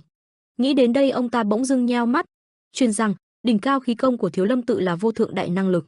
Nhưng muốn học nó phải luyện được dịch cân kinh, kinh phố khởi đầu cũng là kết thúc khi học võ học Thiếu Lâm. Bàn nhược thần công phải tu tập tới lĩnh vực bát nhã mới có thể sở hữu vô thượng đại năng lực. Trong lịch sử ngàn năm của Thiếu Lâm, số người sở hữu vô thượng đại năng lực cũng chỉ đếm trên đầu ngón tay. Và Bất Động Thần Tăng ta chính là người thứ 3 trong lịch sử của Thiếu Lâm làm được điều này, ta đã vô cùng tự hào vì điều đó. Khi còn trẻ, ta đã vô cùng chính trực, kiên định, ta luôn ấp ủ một hoài bão vô cùng to lớn. Từ tăng lữ có vẻ hơi không hợp khi ấy, bởi lúc đó ta luôn tôn vinh cái thiện, nhiệt tâm trừng trị cái ác. Cho đến khi ta gặp Mộ Dung Luật Thiên, thất bại khi ấy thật khủng khiếp, sự thất bại khi ấy đã giáng một đòn nặng trong tim ta, bởi ta luôn nghĩ thiên hạ này không có thế lực nào so sánh được với Thiếu Lâm tự. Ta tuyệt đối không thể ngờ, hắn là bức tường ta không tài nào vượt qua nổi, ta chỉ có thể khuất phục nhằm thích nghi nó. Khi mà Vân Trung Thiên gia tăng thuế, hủy diệt đi Bắc Thiên môn, ai ai cũng đồng tình với điều đó. Ta cũng tin rằng một bậc ngân hàng nờ cần phải sử dụng sức mạnh để hướng kẻ yếu đi vào con đường đúng đắn. Ta luôn nghĩ bản thân làm đúng và đang bảo vệ cho giang hồ này bằng công lý, cho đến khi ta gặp hắn. Niềm tin vững chắc vào bản thân, sự liều lĩnh không bao giờ lùi bước. Ta không ngờ ngoài Mộ Dung Luật Thiên, bây giờ lại còn xuất hiện một bức tường khác Bắc Bình Trần Quang Hạo, hắn giống hệt ta khi trước, cũng ấp ủ cho bản thân một hoài bão to lớn. Nhưng ta thì khuất phục, còn hắn thì không, lịch sử của Thiếu Lâm tự ta đã bị dẫm đạp bởi trận đại chiến ở Bắc Thiên môn khi ấy. Quay trở lại bên này, sau khi Trần Vũ Nguyên ra tay đánh ra sức mạnh cực lớn khiến cho cây cối xung quanh ngã đổ, khói bay mù mịt. Kết quả là chiếc gậy tay anh cầm cũng đã bị gãy nát. Cùng với ánh mắt đăm chiêu nhìn về tên lão bất linh, ông ta khi này vẫn còn sống, thậm chí còn vào một trạng thái khác. Chiêu thức Đạt Ma Tam kiếm liền được ông ta sử dụng, đồng thời hư ảnh của 3 người cầm kiếm cũng được hiện lên. Trong lòng ông ta lúc này thầm nghĩ, ta sẽ không để cho người thêm bất kỳ cơ hội nào đâu, ta sẽ dùng toàn bộ năng lực của mình để chiến đấu với ngươi. Chiêu thức Vô Thương Đại Năng Giả đã được sử dụng, một hình dáng trông khá giống Phật được hiện lên nhưng lại không phải Phật vì hắn nở một nụ cười. Và chiêu thức cuối cùng hắn sử dụng mang tên Phật Pháp Mẫn Thiên, Quan Âm Thánh Quang. Một loạt sức mạnh cực kỳ lớn được tỏa ra khắp khu rừng, từ xa có thể nhìn thấy giữa rừng có một mảnh trắng xóa. Trần Vũ Nguyên đứng trước chiêu thức như vậy cũng không lơ là cảnh giác nữa mà vứt đi khúc gỗ, đồng thời sờ ra phía sau chuẩn bị lôi vũ khí là thanh kiếm đã gãy đằng sau ra. Ở đằng sau là một con dao đã được chuẩn bị từ trước đó. Trần Vũ Nguyên nhanh chóng rút nó ra để có thể ứng phó được với chiêu thức này. Tuy nhiên đang trong tư thế thủ thì bỗng nhiên phát hiện ra thứ gì đó. Ở bên trái anh có thứ gì đó đã kìm hãm bàn tay anh lại, thứ đó khiến anh phải nhìn về hướng đó. Đó là chiêu thức tâm linh cảm ứng, mặc dù những tên La Hán kia đã bị ngất, nhưng dưới sự điều khiển của lão trụ trì bọn chúng vẫn bu tới, họ giữ lấy tay anh và làm gián đoạn việc sử dụng dao của Trần Vũ Nguyên. Thấy vậy Trần Vũ Nguyên thầm nghĩ rằng, Bất Động Thần Tăng nhà người không ngờ lại thao túng đám đồ đệ đã bất tỉnh của mình. Phía bên dưới những tên La Hán đã bu kín lại ngăn cản không cho Trần Vũ Nguyên sử dụng dao dưới trạng thái mơ hồ, bọn họ như những con rối mặc lão bất linh điều khiển. Miệng chúng còn chảy ra những hàng nước miếng ghê tởm. Bọn họ ghê tởm một, thì Trần Vũ Nguyên lại ghê tởm lão bất linh gấp 10, lúc này anh đang nghĩ, đúng là tên đạo đức giả đến cùng cực. Đồng thời khi này chiêu thức của tên trụ trì đã chuẩn bị xong và đang tiến tới vị trí của Trần Vũ Nguyên, hư ảnh chiêu thức Nhật Nguyệt Quang Âm đã tiến tới. Đó là hư ảnh với khuôn mặt khổng lồ, rất gần rồi nhưng Trần Vũ Nguyên vẫn chưa có sự chuẩn bị gì, thậm chí còn bị đám người kia giữ tay lại làm thế bị động. Cơ hội đó tên lão bất linh hét lớn, ngươi hãy xuống địa ngục trước đi, A Di Đà Phật. Tuy nhiên khi này Trần Vũ Nguyên mặt không biến sắc mà đối đầu với vòng ánh sáng đó. Anh nhìn vào lòng bàn tay của mình đang bị bu lấy, lập tức thanh kiếm xuống. Khi thanh kiếm được thả ra anh đã thầm nghĩ, nếu đã có khoảng trống thì ta đành lấp đầy vậy. Nghĩ rồi luồng sáng cũng đã ập đến trước mặt của anh. Và bằng một cách thần kỳ nào đó, Trần Vũ Nguyên đã di chuyển một cách nhanh hơn cả tốc độ âm thanh, ra phía đằng sau tên trụ trì và chém một nhát vào người hắn, máu tươi nóng hổi văng ra khắp nơi. Với một đường chém cực kỳ dài và sâu đến nỗi máu bắn tung tóe như vậy, lão bất linh vẫn còn trong trạng thái sững sờ. Ông ta trước lúc chết vẫn nghĩ trong lòng, điều này, sao, có thể chứ? Cuối cùng ông ta cũng ngã xuống vũng máu của chính mình, để lại di ngôn cuối cùng của bản thân rồi hắn gục mặt xuống vũng máu mà chết thật. Trần Vũ Nguyên sau khi sử dụng chiêu thức xong thì gục đầu, nhìn dấu vết trong lòng bàn tay khó hiểu. Máu ướt đẫm nền đất, lão bất linh đã chết trên vũng máu cũng chính ông ta. Bên kia chiếc dao bị rơi xuống dưới đất, nó nhanh chóng đã được Trần Vũ Nguyên tiến tới và nhặt lên. Trần Vũ Nguyên liền cài nó vào hông trả nó lại vào vị trí ban đầu của nó. Xong Vũ Nguyên liền quay đầu nhìn về phía sau. Nhìn hướng đến một gốc cây gần đó anh cất tiếng, ngươi định ở đó đến bao giờ? Ở đằng sau gốc cây gần đó vẫn còn một tên La Hán đang trốn ở đấy, tên đó vì nghe giọng anh mà bất ngờ bịch chặt. Không trốn được nữa nên tên La Hán đó liền đi ra và nói, Hóa ra ngài là Bắc Kiếm ta từng nghe nhắc đến, không ngờ lại có nghiệt duyên với sư phụ của ta. Trần Vũ Nguyên đã nhận ra người này là ai, anh nhìn hắn ta mà lên tiếng, ngài là Thiết Không Thiền sư sao? Trần Vũ Nguyên nhớ về quá khứ từng đánh gục Thiết Không Thiền sư và nói, ngài có vẻ không biết, nhưng ta đã từng gặp ngài trước đây. Trần Vũ Nguyên lại nói, vì không còn nhiều thời gian nên ta nói thẳng. Nhìn những tăng nhân nằm rạp trên đất, Vũ Nguyên nói tiếp, ngài hãy đưa các tăng nhân gục ngã ở đây, trở về Thiếu Lâm tự và ẩn cư tránh khỏi thế tục. Nghe anh nói xong hắn ta cúi đầu, trán dịn đầy mồ hôi. Nghe những lời nói như vậy hắn ta liền im lặng một lúc lâu, rồi đáp lại, ta đã hiểu, Thiếu Lâm chúng ta sẽ không tham gia chuyện thế tục, không xuất hiện trên thế gian này nữa, cho đến khi bọn ta giác ngộ lời dạy của Phật môn. Nghe vậy Trần Vũ Nguyên liền đáp, ta có thể tin ngài chứ, ta sẽ dõi theo. Khi Thiết Không Thiền sư gục đầu, anh còn nói thêm, hy vọng ta sẽ không bao giờ đến Thiếu Lâm một lần nữa. Nói rồi anh nhìn về hướng khác, rồi quay lại nhìn về phía đằng sau, phía sau trận chiến vẫn đang diễn ra một cách rất quyết liệt, lúc xoáy vương cao tận trời, dù anh đứng ở đằng xa cũng dễ dàng nhìn. Ở một nơi khác, Bạch Dạ ma nữ sử dụng chiêu thức vô hình ngân tán thủ, một người năng lượng như lốc xoáy bao phủ quanh bà ta, tóc bà ta cũng vẫy ngược lên cao. Hai cỗ vòi rồng lập tức được xuất hiện giữa khu rừng, chúng đang đối chọi và phân cao thấp với nhau, trong hai cái vòi rồng chứa một nguồn sức mạnh khổng lồ. Bỗng nhiên vòi rồng vỡ tung như bóng nước, có vẻ như ai thắng ai thua đã biết được kết quả rồi. Bên này hai vũ khí của cả hai người đều được vỡ tan tành và ghim vào một thân cây gần đó. Phía trước một mảnh đen kình kịt không ai thấy rõ bên trong đang diễn ra thứ gì và ai là người chiến thắng. Sau khi sương mù tan đi, người nằm bất động dưới đất là Từ Kim Hương, bà ta mở to mắt nằm đó, và tất nhiên chiến thắng giành Hàn Tuyết. Hàn Tuyết ngồi ở trên người bà ta, Từ Kim Hương nằm ở dưới đất chỉ có thể yếu ớt gọi tên, Hàn Tuyết. Bà ta tâm phục khẩu phục nói, người đã mạnh hơn ta. Sau đó nhắm mắt buông xuôi, người còn ngày người làm gì, mau kết thúc đi. Bà ta đợi thật lâu, nhưng chẳng có chuyện gì xảy ra, cuối cùng bà ta cũng mở mắt ra để nhìn thẳng sự việc trước mắt. Hàn Tuyết đang trở về hình dáng ban đầu mà đáp, sao đồ đệ không dám. Thấy vậy Từ Kim Hương từ từ đứng dậy mà thầm nghĩ, ẩn hồn tâm quyết lấy đi hết tình cảm con người, không ngờ đứa trẻ này đạt đến cảnh giới thoát khỏi ràng buộc đó để giữ lại nhân tính. Có lẽ người đưa ra lựa chọn sai lầm không phải đứa trẻ đó mà là ta. Nhớ lại lúc Từ Kim Hương nói, người hãy rời khỏi gia môn, ta không còn là sư phụ của người, Hàn Tuyết, người cũng không còn là đệ tử của ta. Cô đã sững sờ nhìn lại và nghe bà ta nói tiếp, duyên phận của chúng ta đến đồng chấm dứt. Hàn Tuyết nghe vậy có chút tiếc nuối mà thốt lên hai tiếng, sư phụ. Tuy vậy bà ta vẫn có ánh mắt kiên định mà nhìn về một nơi xa. Tại một cánh rừng có ai đó đang ngồi tựa vào gốc cây. Bà ta nhìn cơ thể đã chết của Mật Dạ ở gốc cây gần đó, mà thầm nghĩ tuy đã trở thành dạ chủ, nhưng đứa trẻ đó vốn dĩ là đệ tử của Thiên Công Âm Ma, Kim Đan Diệp đã bị Trần Vũ Nguyên đánh bại, Trần Vũ Nguyên và người. Bà ta nhìn hai người họ đứng gần nhau mà nghĩ, không ngờ lại trở thành thế này, ta không nhớ gì về thời thơ ấu của Hàn Tuyết. Tuy đã đoán được quan hệ huyết thống của Hàn Tuyết và Đan Diệp nhưng ta đã không chắc chắn về điều đó. Chuyện đã thành ra thế này thì còn làm được gì, không biết thì thấy thoải mái, biết rồi càng bất an. Nói rồi bà ta liền hồi tưởng về quá khứ. Điều đó khiến đầu bà ta đau đớn như muốn nứt toạc ra. Để lại lời căn dặn cuối cùng rồi Từ Kim Hương quay lưng đi và nói, Hàn Tuyết, hãy tiếp tục sống cuộc đời của ngươi. Bóng lưng bà ta trong cô độc biết bao. Bà ta cứ thể lặng lẽ bước đi vào rừng. Hàn Tuyết trừng to mắt mà dõi theo từng bước đi của sư phụ mình tiến vào rừng, đôi mắt của cô đã rưng rưng nước mắt như chuẩn bị khóc. Để rồi khi đôi mắt nhắm lại nước mắt đã tuôn trào ra, những hàng lệ thi nhau rơi xuống trên khuôn mặt cô. Cuối cùng cô liền quỳ gục xuống và cúi đầu thật sâu theo hướng của Từ Kim Hương. Cô chứ thế bái lại theo hướng đi của Từ Kim Hương như là cảm ơn những công nuôi dưỡng và dạy bảo của bà ta bấy lâu nay đối với cô. Sau khi xong cô thất thiểu ngồi dậy, Vũ Nguyên cũng tiến tới mà an ủi. Đồng thời khi này có một con quạ cũng bay tới như báo hiệu gì đó, Trần Vũ Nguyên lập tức đưa mắt nhìn qua. Cùng với sự xuất hiện của con quạ thì nhóm người quan môn chính cũng chạy vội tới mà nói, cái gì chưa gì đã kết thúc rồi sao, ta đã định đến giúp đỡ nhưng không ngờ kết thúc sớm đến vậy, thật đáng tiếc. Nhưng anh đã không ngại mà vạch trần, các ngươi trốn ở đâu đó cho đến khi trận chiến kết thúc, bây giờ mới xuất hiện chứ hả? Người đứng đầu thủ thế nói, ta đã chuẩn bị đường thoát thân rồi, hai người phải nhanh lên mới được, nhanh lên nào, mau chạy đi nhanh thôi mọi người nhanh lên, nếu ở đây sẽ có nguy hiểm đó. Vẫn là trong rừng tại một đêm trăng tròn vành vạnh. Từ Kim Hương đang vật vã lết đi trong khu rừng. Bỗng nhiên bà phát hiện ra ai đó mà dừng lại nhìn về một hướng. Tự hỏi Tử Linh à, người biến mất không lời từ biệt, bây giờ lại xuất hiện ư? Thời gian qua người đã ở đâu? Tử Linh liền nói người hãy tranh thủ nghỉ ngơi hồi phục nội công đi thì hơn, người đã mệt mỏi rồi. Khi này Từ Kim Hương đang bị cô ta đâm một nhát kiếm thẳng vào người, cô ta vẫn hỏi tại sao người lại đối xử tốt với Hàn Tuyết.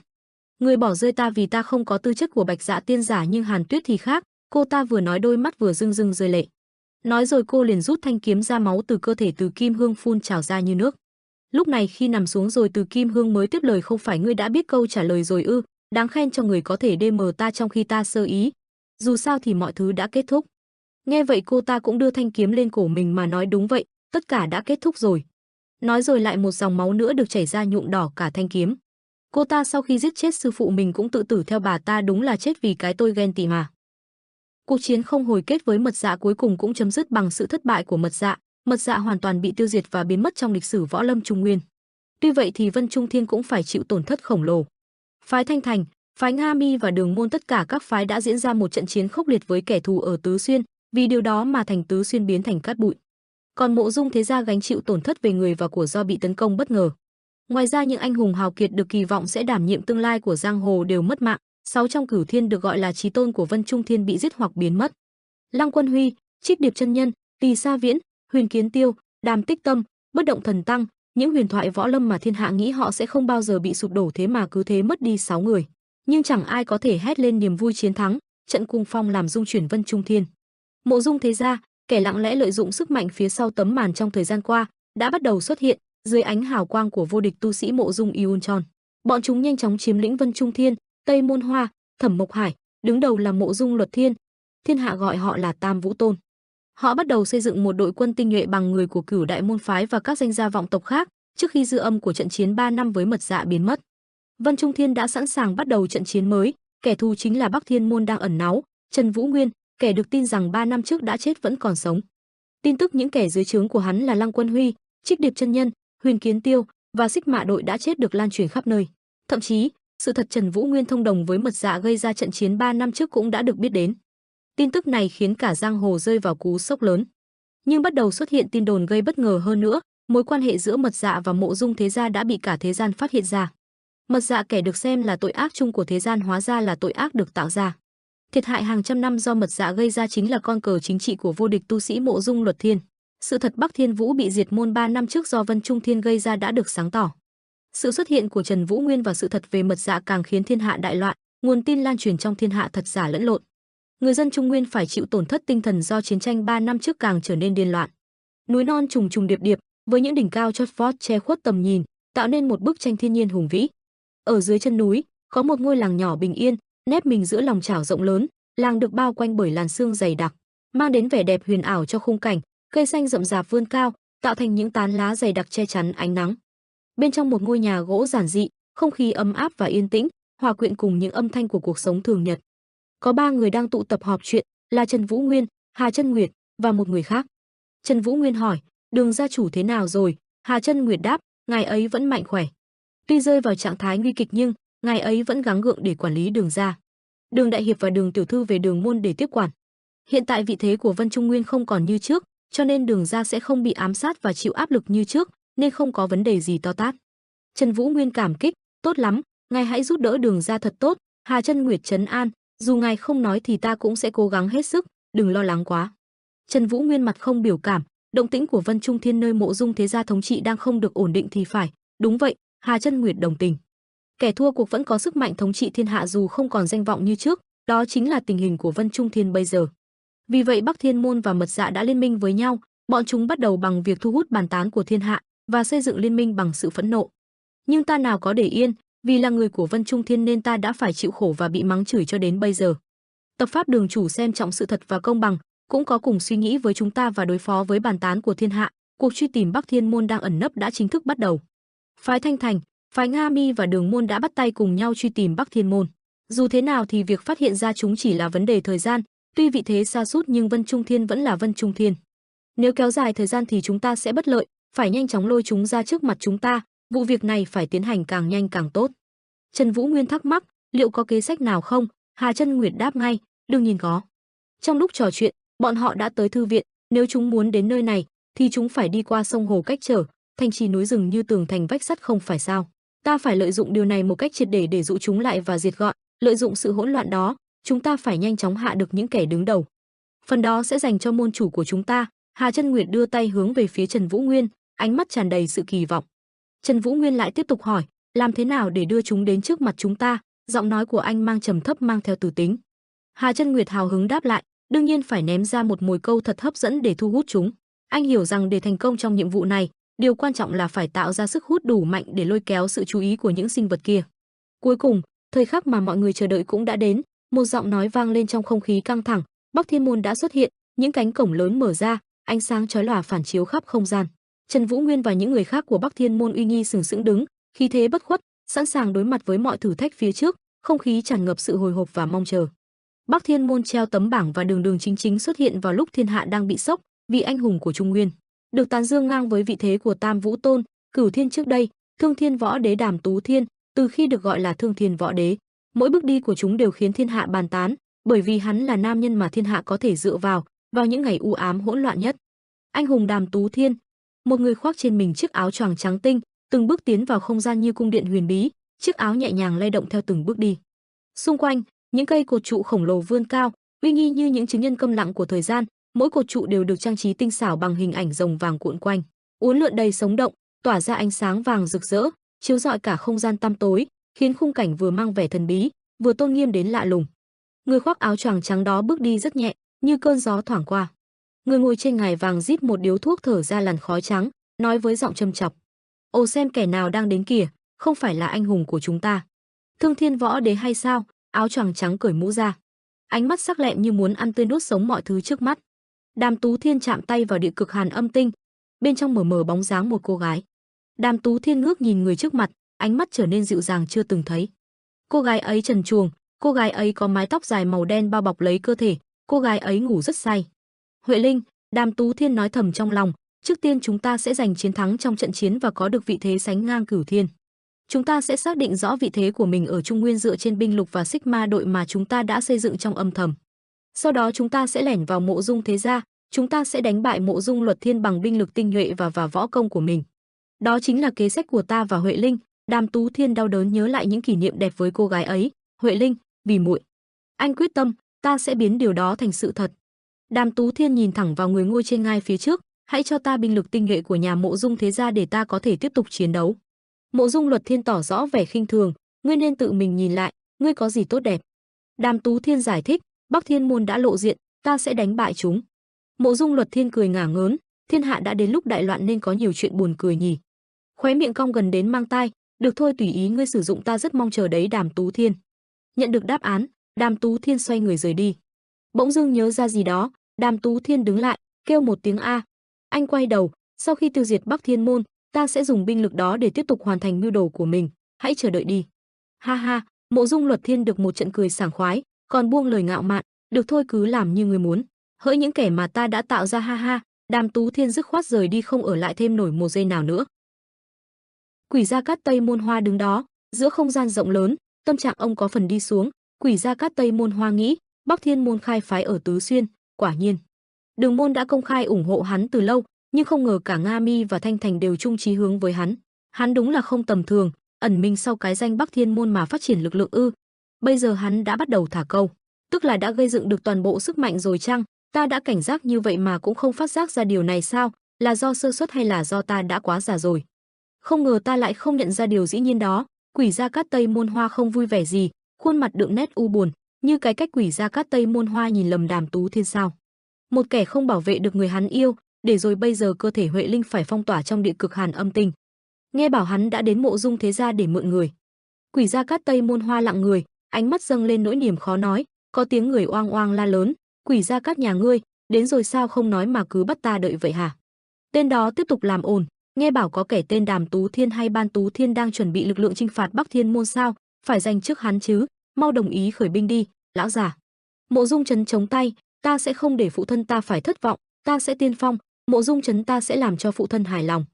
Ngôi làng vẫn là chốn quen thuộc, nằm yên bình giữa những ngọn núi chập trùng, bao quanh bởi những dãy đồi xanh mướt kéo dài tận chân trời, những mái nhà đơn sơ nối tiếp nhau, nép mình giữa thiên nhiên hoang sơ, tạo nên một khung cảnh êm ả, thanh bình mà chỉ cần nhìn thấy là người ta đã thấy lòng nhẹ nhàng, bình yên lạ kỳ.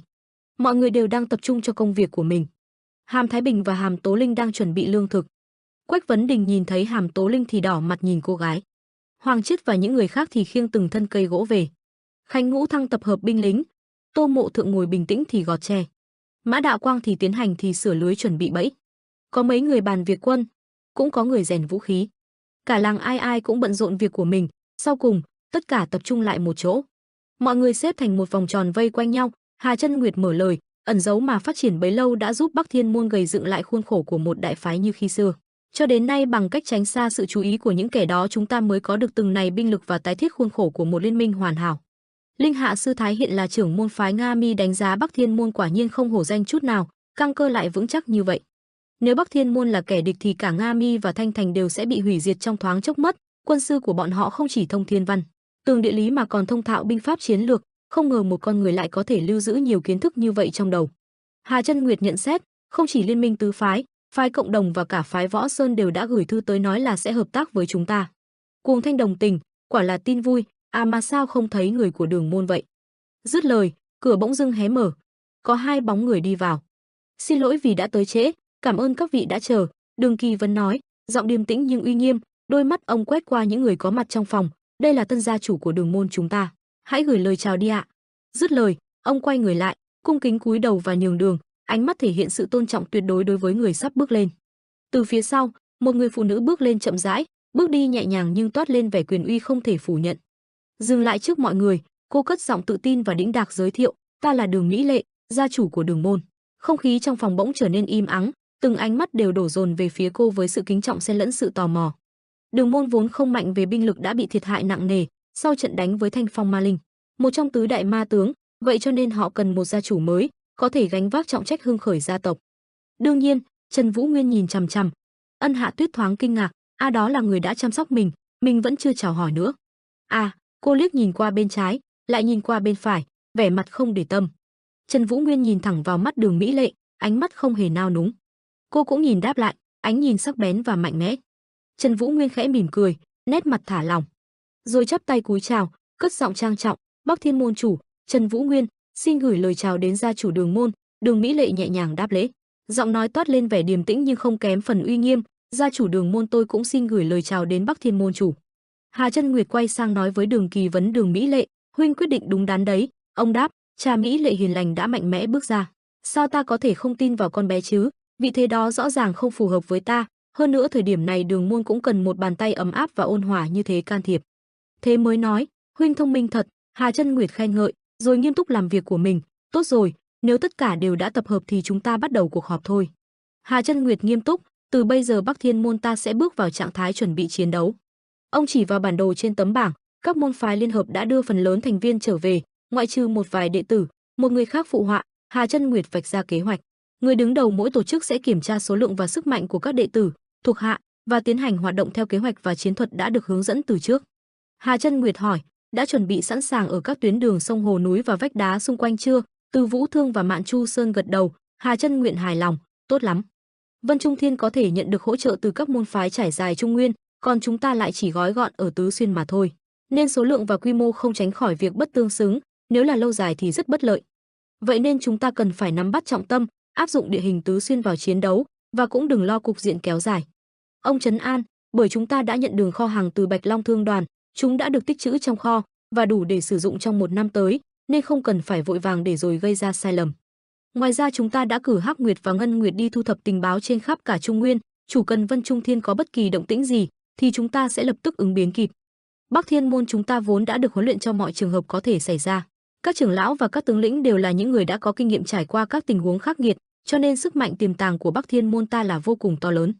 Chúng ta, Hà Chân Nguyệt dừng lại, ông nghĩ ngợi điều gì đó, ánh mắt hướng về phía người Trần Vũ Nguyên, mặc dù mọi người đều tín nhiệm mình nhưng cũng là công của người đó. Ông cảm thấy rất biết ơn, nếu không có người đó thì tất cả đều chỉ là hư ảnh, cậu ấy là biểu tượng của Bắc Thiên môn. Chỉ cần cậu ấy còn tồn tại thì Bắc Thiên môn sẽ mãi trường tồn, sự hiện diện của cậu ấy đã là một phần trong chiến thuật rồi. Bắc kiếm Trần Vũ Nguyên. Trần Vũ Nguyên lên tiếng, đây là cuộc chiến không thể tránh khỏi, nếu thất bại trong cuộc chiến này chúng ta sẽ mãi mãi biến mất trong lịch sử giang hồ, và Trung Nguyên sẽ mãi mãi không thể thoát khỏi bóng tối của vô địch thế gia. Chúng ta nhất định sẽ thắng. Các môn phái võ lâm tụ hội một cách đông đảo, mang theo sức mạnh và tinh hoa của từng phái. Đầu tiên là Cộng Đông phái, kế đến là Võ Sơn phái, Không Động phái, Vu Sơn phái, một trong những thế lực mạnh nhất. Tiếp theo là Nga Mi phái và Thanh Thành phái, bao gồm Linh Hà và Cuồng Thanh, nổi tiếng với các kỹ năng kiếm thuật độc đáo. Đường môn, cùng Đường Kỳ Vấn và Đường Mỹ Lệ cũng không thể thiếu mặt. Phong Thiên đội có sự tham gia của trưởng lão Khánh Ngũ Thăng, Vân Nguyệt đội với trưởng lão Lăng Quân Huy, Kiếm Huyết đội với kiếm chủ Tô Mộ Thượng, Phi Hoàng đội có võ chủ Mã Đạo Quang. Xích Hà đội với Phong Công Hoàng Trích cũng có mặt, tạo nên một hội tụ võ lâm hoành tráng. tất cả xếp thành từng hàng ngay ngắn, bầu không khí trở nên căng thẳng đến nín thở. Ai nấy đều trong trạng thái sẵn sàng, tay nắm chặt như truyền vào đó chút tự tin cuối cùng. Một ông cụ bước tới gần Trần Vũ Nguyên, tay cầm một thanh kiếm sáng bóng. Ông chậm rãi đưa thanh kiếm cho anh, khẽ nói, may là tôi hoàn thành nó muộn. Tôi đã trộn lẫn những mảnh vỡ của tuyết hoa theo yêu cầu của cậu, nhưng tôi không chắc nó sẽ chịu đựng được bao lâu trước tên quái vật đó. Cả hai nhìn nhau trong giây lát, nhưng ngầm hiểu rằng cuộc chiến sắp tới sẽ vô cùng khốc liệt. Nó có tên là Vô Nhận Kiếm, một thanh kiếm sắc bén không có cán kiếm. Trần Vũ Nguyên nhận lấy thanh kiếm với niềm hân hoan trong ánh mắt, ôm chặt lấy nó như một báu vật. Anh mỉm cười, cúi đầu trân trọng, tuyệt quá, cảm ơn ông. Cảm ơn vì đã tạo ra thanh kiếm tuyệt vời này cho tôi. Ông lão thợ rèn đứng bên cạnh, cố gắng duỗi thẳng tấm lưng còng cứng nhắc sau bao năm tháng làm việc cật lực, toàn thân run rẩy nhưng ánh mắt tràn đầy kiêu hãnh. Vũ Nguyên nâng cao thanh kiếm, giọng anh vang vọng trong không khí, mạnh mẽ và dõng dạc, giờ đã tới lúc. Hãy thông báo cho toàn thể thiên hạ rằng, lời nói của anh dần mạnh mẽ hơn, khí thế lẫy lừng, cả đoàn quân xung quanh cũng đồng thanh hô vang, tiếng hô dậy đất, vọng khắp sơn hà, Bắc Thiên môn tất thắng. Khung cảnh núi non hùng vĩ hiện ra với những dãy núi nhấp nhô san sát mặt của trời, được bao phủ bởi lớp sương mù nhẹ nhàng cùng mặt sông im lìm phẳng lặng trải ra như một tấm phản quang khổng lồ, như được điểm lên những hạt ngọc sáng óng ánh. Không khí tĩnh lặng êm đềm thi thoảng bị tiếng sóng vỗ rì rào từ những con thuyền chiến đang căng bùn đón gió sương. Trên thuyền chỉ huy của Vân Trung Thiên, nhiều người đứng nghiêm nghị khẳng khái quan sát thế trận xung quanh, ánh mắt sắc lạnh, sẵn sàng ứng phó. Sự tĩnh lặng đáng sợ bao trùm ấy như một điềm báo, chờ đợi cơn bão lớn sắp sửa đổ về. Đột nhiên một tên lính canh thuyền hoảng loạn hét lớn, chết tiệt, tàu thủng lỗ rồi, mau chặn lỗ thủng lại đi. Những chiếc cọc tre được vuốt bén trồi lên dưới lòng sông như đã phục kích chờ thời cơ từ lâu, nó đâm thủng những mảnh gỗ điểm tựa bên dưới con thuyền, nước bắt đầu tràn vào, cuốn theo sự bình yên. Ngọn tre thon dài như một mũi dao được chui rèn kỹ lưỡng dần trồi lên càng ngày càng cao.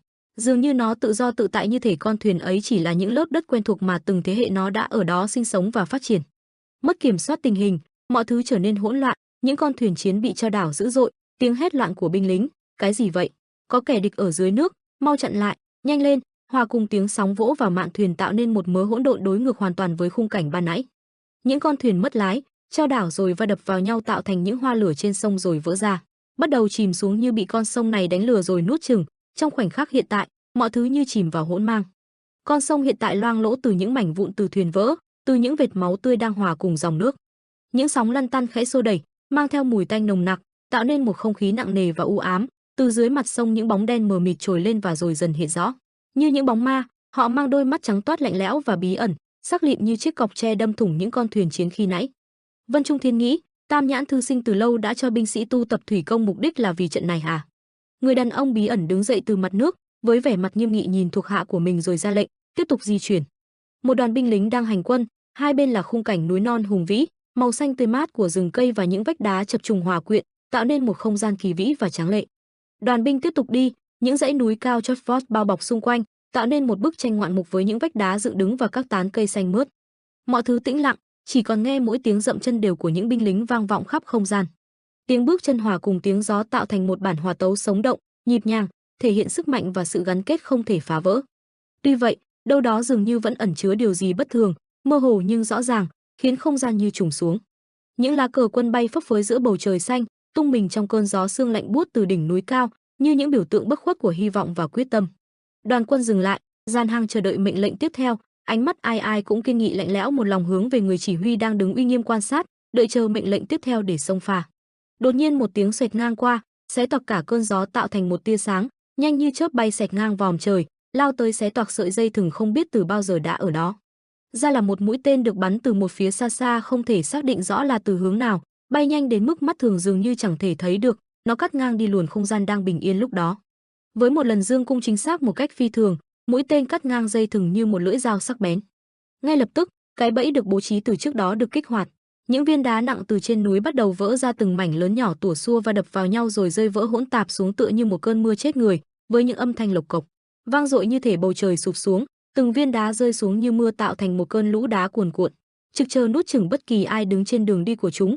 Đoàn binh lính bên dưới hốt hoảng, hét lớn, chết rồi, là bẫy. Khung cảnh chìm trong hỗn loạn, bụi từ những tảng đá va đập vào nhau, từ đất bay lên tạo ra một làn sương mỏng bao phủ cả một vùng trời. Mọi thứ diễn ra chỉ trong chớp mắt, dường như đã được chuẩn bị và tính toán mai phục từ rất lâu.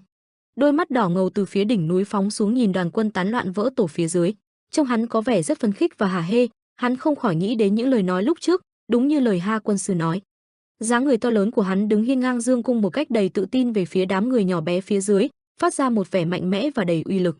Khuôn mặt sắc nét với những đường nét mạnh mẽ, ánh mắt tập trung và quyết đoán, như thể nắm rõ tình hình thế trận và tất cả mọi chuyển động xung quanh. Hắn ta nở một nụ cười đắc ý, như được kích thích não bộ, hắn hứng khởi ra lệnh cho những cung thủ dưới trướng mình tiếp tục di chuyển.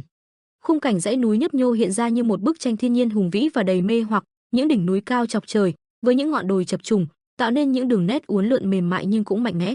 Một tên chỉ huy đang cưỡi con bạch chiến mã kiêu ngạo hất mặt lên trời, là Mộ Dung Chấn, hắn nói to như thể đang muốn hai đoàn quân đang đi hai bên cánh mình nghe thấy. Lần này nhất định ta phải lập công để được ngài ấy công nhận, đây là cơ hội cuối cùng rồi. Hai mắt Mộ Dung Chấn nheo lại, thăm dò những gì trước mắt, khuôn mặt hắn toát ra vẻ khó chịu mơ hồ nhìn người đang đứng phía trước.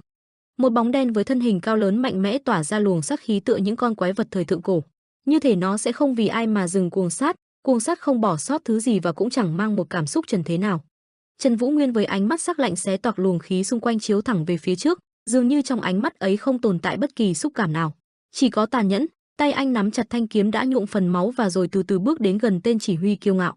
Một tên binh lính trong số đó nói với tên chỉ huy rằng, hình như là Trần Vũ Nguyên. Tên chỉ huy bực bội giữ chặt dây cương ngựa, gằn giọng hoài nghi hỏi lại tên thuộc hạ, là tên đó thật à? Hắn bước xuống ngựa, tự phụ như thách thức với Trần Vũ Nguyên, tốt lắm, xem ra ông trời cũng muốn giúp ta. Hắn cầm hai thanh dao găm trong tay, giơ lên với vẻ mặt đắc ý, nhoẻn miệng cười châm biếm, ngươi là Trần Vũ Nguyên nổi danh lừng lẫy đấy sao? Xin tự giới thiệu, ta là Mộ Dung Chấn của Mộ Dung thế gia, ngươi không biết sợ là gì sao, lại dám một thân một mình đối diện với quân tinh nhuệ thuộc võ địch thể gia bọn ta. À mà cũng đúng, nếu đã dám gây chiến rồi thì có lý do gì để sợ nữa đâu nhỉ? Trong khoảnh khắc đó hắn nghĩ mình thật sự rất mạnh, đúng là sức mạnh của sự tự tin. Có vẻ Trần Vũ Nguyên cũng nghe tên này tự mãn nói điên nói khùng cũng đủ rồi, cũng coi như lời chăn chối. Hắn tự đắc nói thêm, nhưng thật không may cho ngươi khi gặp Mộ Dung Chấn ta ngay lúc này. Ngọn kiếm của Trần Vũ Nguyên xoẹt qua như một tia chớp vụt qua cổ của Mộ Dung Chấn với tốc độ chóng mặt, máu từ từ rỉ ra đỏ tươi như sương mai rơi xuống nền đất, nhanh đến mức mà tên Mộ Dung Chấn không kịp phản ứng trước cái nghiệp từ miệng của chính mình. Máu bắn ra tung tóe như những giọt sương. Giờ thì chắc rằng tên Mộ Dung Chấn đã hiểu tại sao Trần Vũ Nguyên không chỉ là một cái danh để hắn nghe và châm biếm, nhưng vẫn cái tính tự mãn ngu dốt ấy. Trước khi ngã quỵ xuống hắn còn nghĩ, tên khốn, ta còn đang nói mà. Trần Vũ Nguyên vẫn lạnh lùng đứng đó, vẫn là ánh mắt sắc lạnh như dao găm có thể dễ dàng bóp nghẹn cả tim. Anh ta cũng chẳng buồn ngoái lại nhìn cái tên ngu dốt yếu đuối kia ngã quỵ xuống nền đất rồi chầu trời với tư thế không thể nào nhục nhã hơn được nữa, đúng là chẳng có gì phải tội nghiệp. Đột nhiên, một âm thanh kỳ lạ phát ra từ phía nào đó, đôi lông mày Trần Vũ Nguyên hơi nhướng lên, tạo nên một vẻ nghi hoặc. Ánh mắt của Trần Vũ Nguyên cũng vì vậy mà có đôi chút dao động, anh lướt qua mọi ngóc ngách dường như để thăm dò và tìm kiếm tiếng động kỳ lạ ấy cho đến khi đôi mắt bí ẩn dần lộ ra trong bóng tối, như hai ngọn đèn lấp lánh giữa đêm khuya, phát ra một sức hút kỳ lạ pha lẫn vẻ gian xảo và đáng sợ. Khi ánh sáng yếu ớt chiếu vào, ánh mắt ấy càng thêm sắc bén, lạnh lẽo như lưỡi dao, như thể đang dõi theo từng cử động nhỏ của Trần Vũ Nguyên, đầy cảnh giác và không để bất cứ chi tiết nào lọt qua. Khi ánh mắt ấy từ từ tiến ra khỏi bóng tối, mang theo sự tàn nhẫn, căm phẫn và kiên định, trong khoảnh khắc đó, mọi thứ xung quanh dường như ngừng lại, chỉ còn lại đôi mắt ấy, ánh lên sự lạnh lẽo và bí ẩn, khiến lòng người không khỏi rùng mình. Một cái đầu người cũng dần lộ ra mang theo vẻ oán giận, trầm giọng gọi, Trần Vũ Nguyên. Trần Vũ Nguyên lạnh lùng lao đến chém vào cổ Mộ Dung Chấn, cú chém dứt khoát làm máu văng tung tóe khiến Mộ Dung Chấn không phản kháng kịp ngã ngửa về sau. Mộ Dung Chấn ngã xuống dưới đất, máu trào ra từ khóe miệng yếu ớt hấp hối, như thế mà, vô ích ư? Đám quân của Mộ Dung Chấn ngạc nhiên nhìn qua. Khi thấy thế chủ của mình đang nằm hấp hối trên đất liền phi đến, chúng lao thẳng về phía Trần Vũ Nguyên. Lúc này Trần Vũ Nguyên đang nhớ lại cảnh tượng khi nãy. Lúc đó Mộ Dung Chấn nhìn về phía anh, đưa con dao trên tay lên khiêu khích, một thân một mình sao?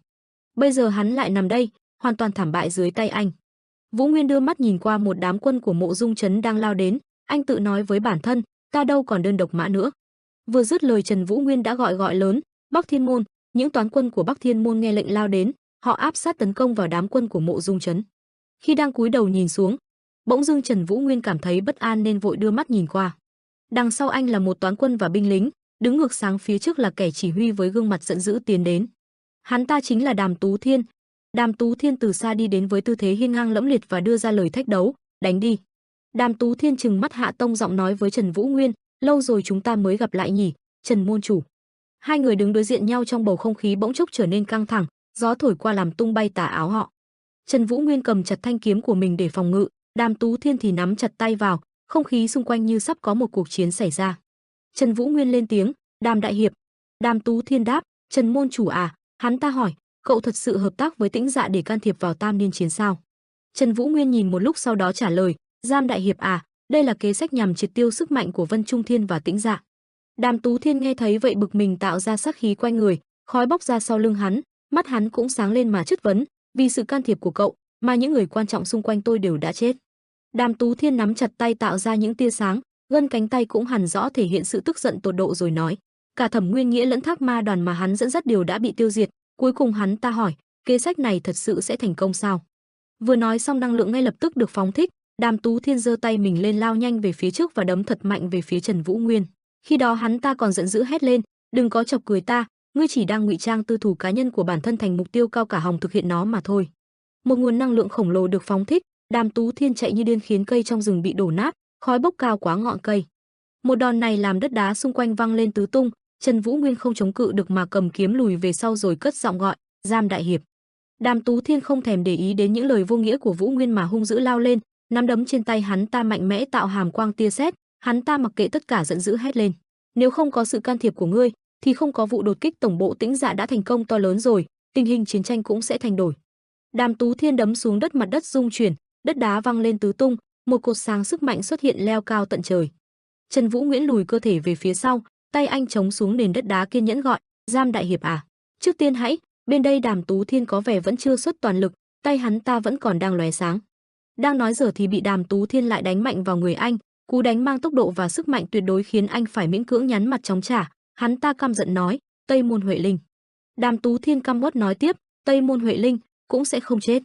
Trần Vũ Nguyên nghe những lời này thì bày tỏ sự tiếc nuối, việc này không nằm trong kế hoạch của tôi, anh nói rằng tôi rất muốn chia buồn với cậu.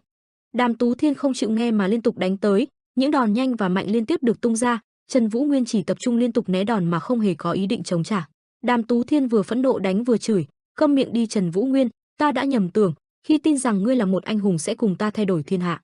Nhưng ta không ngờ ngươi là kẻ vù tư lợi mà làm những chuyện như vậy, tại sao chứ? Đàm Tú Thiên không thể kiềm chế cảm xúc của mình vì những việc mà Vũ Nguyên đã làm, nắm đấm mạnh mẽ của hắn ta vung lên, mang theo một sức mạnh khổng lồ hét lớn, tại sao chứ? Đàm Tú Thiên nghiến răng trừng mắt tung ra một đòn đánh với tất cả sức lực của bản thân. Đòn đánh như bão, nơi có cánh tay khổng lồ của hắn ta quét tới khói đất bay mù mịt, mặt đất văng lên tung tóe và vỡ nát trong không gian rộng lớn bao. Bỗng dưng từ đâu có một ánh sáng tím lóe lên từ trong bóng tối đó, nói đúng hơn là giữa ảo ảnh của bàn tay to lớn ấy. Bên kia Vũ Nguyên với thanh kiếm khổng lồ của mình chống trả lại, thanh kiếm lao về phía Đàm Tú Thiên khiến cho hắn ta bị đánh bị bay lên bật về phía sau, đất đá bay mù trời. Áo choàng của Trần Vũ Nguyên đã loang lỗ rách, anh không chịu được nữa mà cất giọng phân trần, mục tiêu của tôi là phải thay đổi giang hồ, cũng giống như với Giam đại hiệp cậu vậy, tuy nhiên quá trình chúng ta thực hiện mục tiêu đó lại khác biệt. Nói xong Trần Vũ Nguyên cởi chiếc áo choàng đã bị Đàm Tú Thiên đánh nát ra rồi quăng xuống ngay bên cạnh và nói tiếp, Thác Ma đoàn là lực lượng đi đầu của Vân Trung Thiên trong trận chiến này. Tôi không có lựa chọn nào khác, anh chấp nhận một chuyện mà Đàm Tú Thiên nói, đúng là tôi có mang tư thù cá nhân vào quá trình này, tôi thừa nhận. Nói rồi Trần Vũ Nguyên lại cúi mặt xuống ủ rũ, sự việc đáng buồn của Môn tiểu thư hoàn toàn không nằm trong kế hoạch của tôi. Sau đó ánh mắt của anh bỗng trở nên kiên quyết, để có thể chấn chỉnh giang hồ, tay tôi quả thật đã nhuốm rất nhiều máu tươi và tội nghiệt. Sau này tôi sẽ chịu phạt để bù đắp lỗi lầm này, nhưng đó là khi mà giang hồ đã được chấn chỉnh. Đàm Tú Thiên nghe vậy thì càng cáu giận, hắn ta chéo hai tay rồi gồng lên, áo choàng của hắn ta cũng đã rách bươm như anh. Gió phần phật thổi qua hắn ta cất tiếng nói, sau này sẽ chịu phạt sao, nếu đơn giản như vậy được thì tốt biết mấy nhỉ, Trần môn chủ. Nói xong Đàm Tú Thiên cũng cởi áo choàng rồi quăng mạnh ra phía sau, giống như cách Vũ Nguyên đã làm. Ánh mắt của Đàm Tú Thiên như những viên đạn mà nói, đừng hợp lý hóa công lý nữa, Trần Vũ Nguyên ngươi chỉ là một kẻ ác vì tư thù mà thôi. Nói xong hắn ta lớn giọng gào thét, một mình ta cũng đủ rồi, giang hồ này không cần ngươi nữa. Trần Vũ Nguyên thấy thế chỉ biết nhắm mắt bất lực thở dài. Sau đó anh đưa đôi mắt sắc lẹm lao lên đối đầu trực diện với Đàm Tú Thiên. Hai người lao vào nhau. Hai người va vào nhau tạo ra luồng sáng mạnh mẽ dữ dội, hai luồng sáng đối chọi nhau làm đất đá văng lên. Dư chấn phạm vi trăm mét, kinh khí bay ra tứ phía, cây cối đất đai xung quanh đều bị phá hủy. Hai người không ai nhường ai, họ đã áp sát trực diện nhau. Kiếm của anh đánh qua Đàm Tú Thiên lấy tay đỡ lấy, ánh mắt lúc này của Đàm Tú Thiên rất quyết liệt. Đàm Tú Thiên vung nắm đấm, anh cũng dùng tay cản lại, Trần Vũ Nguyên vừa phản kháng vừa phòng thủ. Hai người di chuyển nhanh hơn trước, những đường kiếm như đang phân thân, như có rất nhiều Trần Vũ Nguyên cùng Đàm Tú Thiên khác đang chiến đấu với nhau. Cuộc chiến khốc liệt khiến cho mắt Đàm Tú Thiên phát sáng, nghiến răng ken két. Trần Vũ Nguyên cũng không kém cạnh, hai người đưa qua đánh lại rất căng thẳng. Trần Vũ Nguyên giương đòn kiếm của mình lên, Đàm Tú Thiên vung tay chờ đòn đánh. Khi anh chém qua một đường kiếm khí, thì Đàm Tú Thiên nhanh chóng né xuống dưới, nắm tay lại tại ra những tia sét điện. Sau đó Đàm Tú Thiên lấy đà về sau, nắm đấm trên tay lại phát sáng. Đàm Tú Thiên đấm thẳng vào bên cạnh sườn của Trần Vũ Nguyên, một đòn này anh không kịp thời tránh né.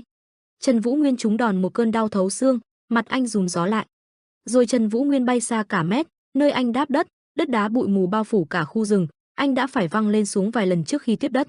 Sau khi đáp đất, Trần Vũ Nguyên tay ôm lấy vết thương đau đớn, tay dùng kiếm chống đỡ cơ thể đứng dậy. Trần Vũ Nguyên bất ngờ nhìn thấy Đàm Tú Thiên bay lên từ trên trời, sử dụng chiêu cuối cùng chuẩn bị kết liễu Trần Vũ Nguyên, sấm sét sáng lóa hai tay hắn ta. Chiêu thức Thánh Quang Lưu, Thăng Thiên Cương Khí được kích phát, nguồn năng lượng to lớn cũng được phóng thích ra. Trần Vũ Nguyên dậm chân, anh thi triển chiêu thức Diệt Thiên Ma Ảnh Kiếm, đoạn thiên hạ, kiếm trong tay anh được một nguồn năng lượng bao phủ. Cả hai như ánh sáng và bóng tối lao vào nhau. Một cơn lốc xoáy được hai người tạo ra cuốn vào nhau, đối chọi nhau gay gắt. Một màn biểu diễn đẹp mắt. Trận chiến đã đến đồi hết, để lại một đống hậu quả tàn tích trên đất, khói mù bao quanh nhưng không nhìn ra thân ảnh của hai người. Lúc này Đàm Tú Thiên đang chuẩn bị đấm vào mặt Trần Vũ Nguyên.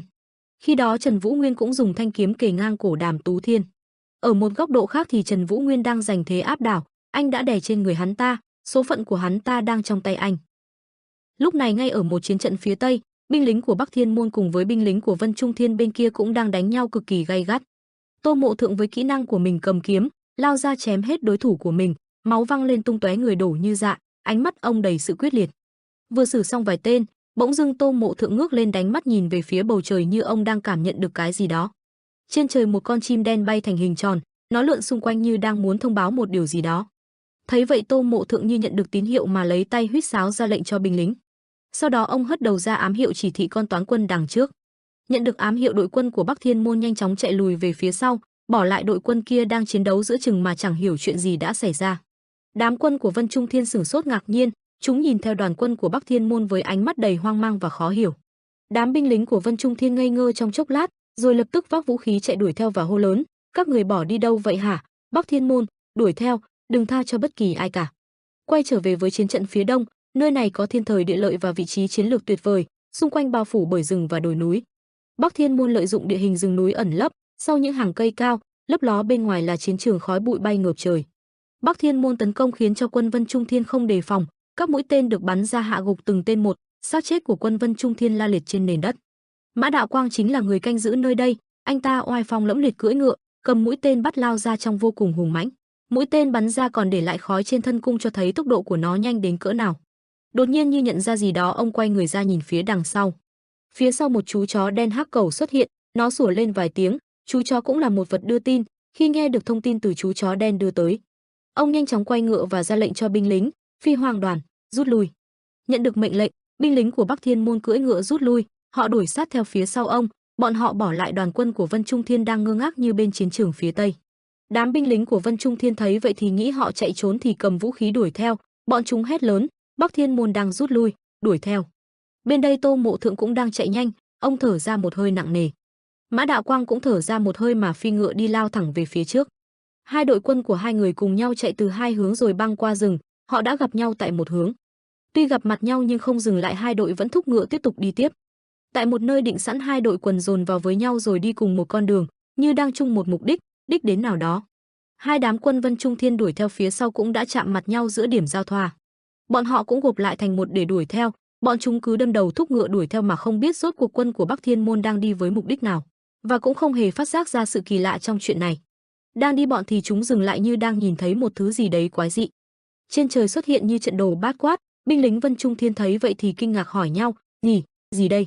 Trên trời là hình ảnh Tam Nhãn thư sinh Hà Chân Nguyệt với khuôn mặt đáng sợ xuất hiện, binh lính không hiểu hoảng sợ thốt lên, ánh sáng trên trời làm chói mắt mọi người.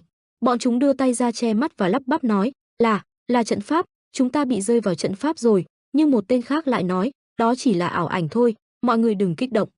Từ trên bầu trời nhìn xuống, dường như ánh sáng từ trận pháp đã chiếm toàn bộ cả khu rừng, những văn tự kỳ lạ hiện lên. Ánh sáng ngày càng mạnh mẽ, các văn tự càng ngày càng rõ rệt. Ánh sáng trắng xóa cả khu rừng. Rồi trận pháp biến mất, khu rừng trở về dáng vẻ vốn có của nó. Đám quân ở dưới rừng như đã gục ngã trước trận pháp, binh lính nằm la liệt dưới đất, khung cảnh vô cùng thật đáng sợ, từng âm thanh vang lên khực. Tôi không cảm nhận được gì hết, một người trong đó kêu lên, tỉnh táo lại đi, người khác lại gào thét, cơ thể tôi không cử động được.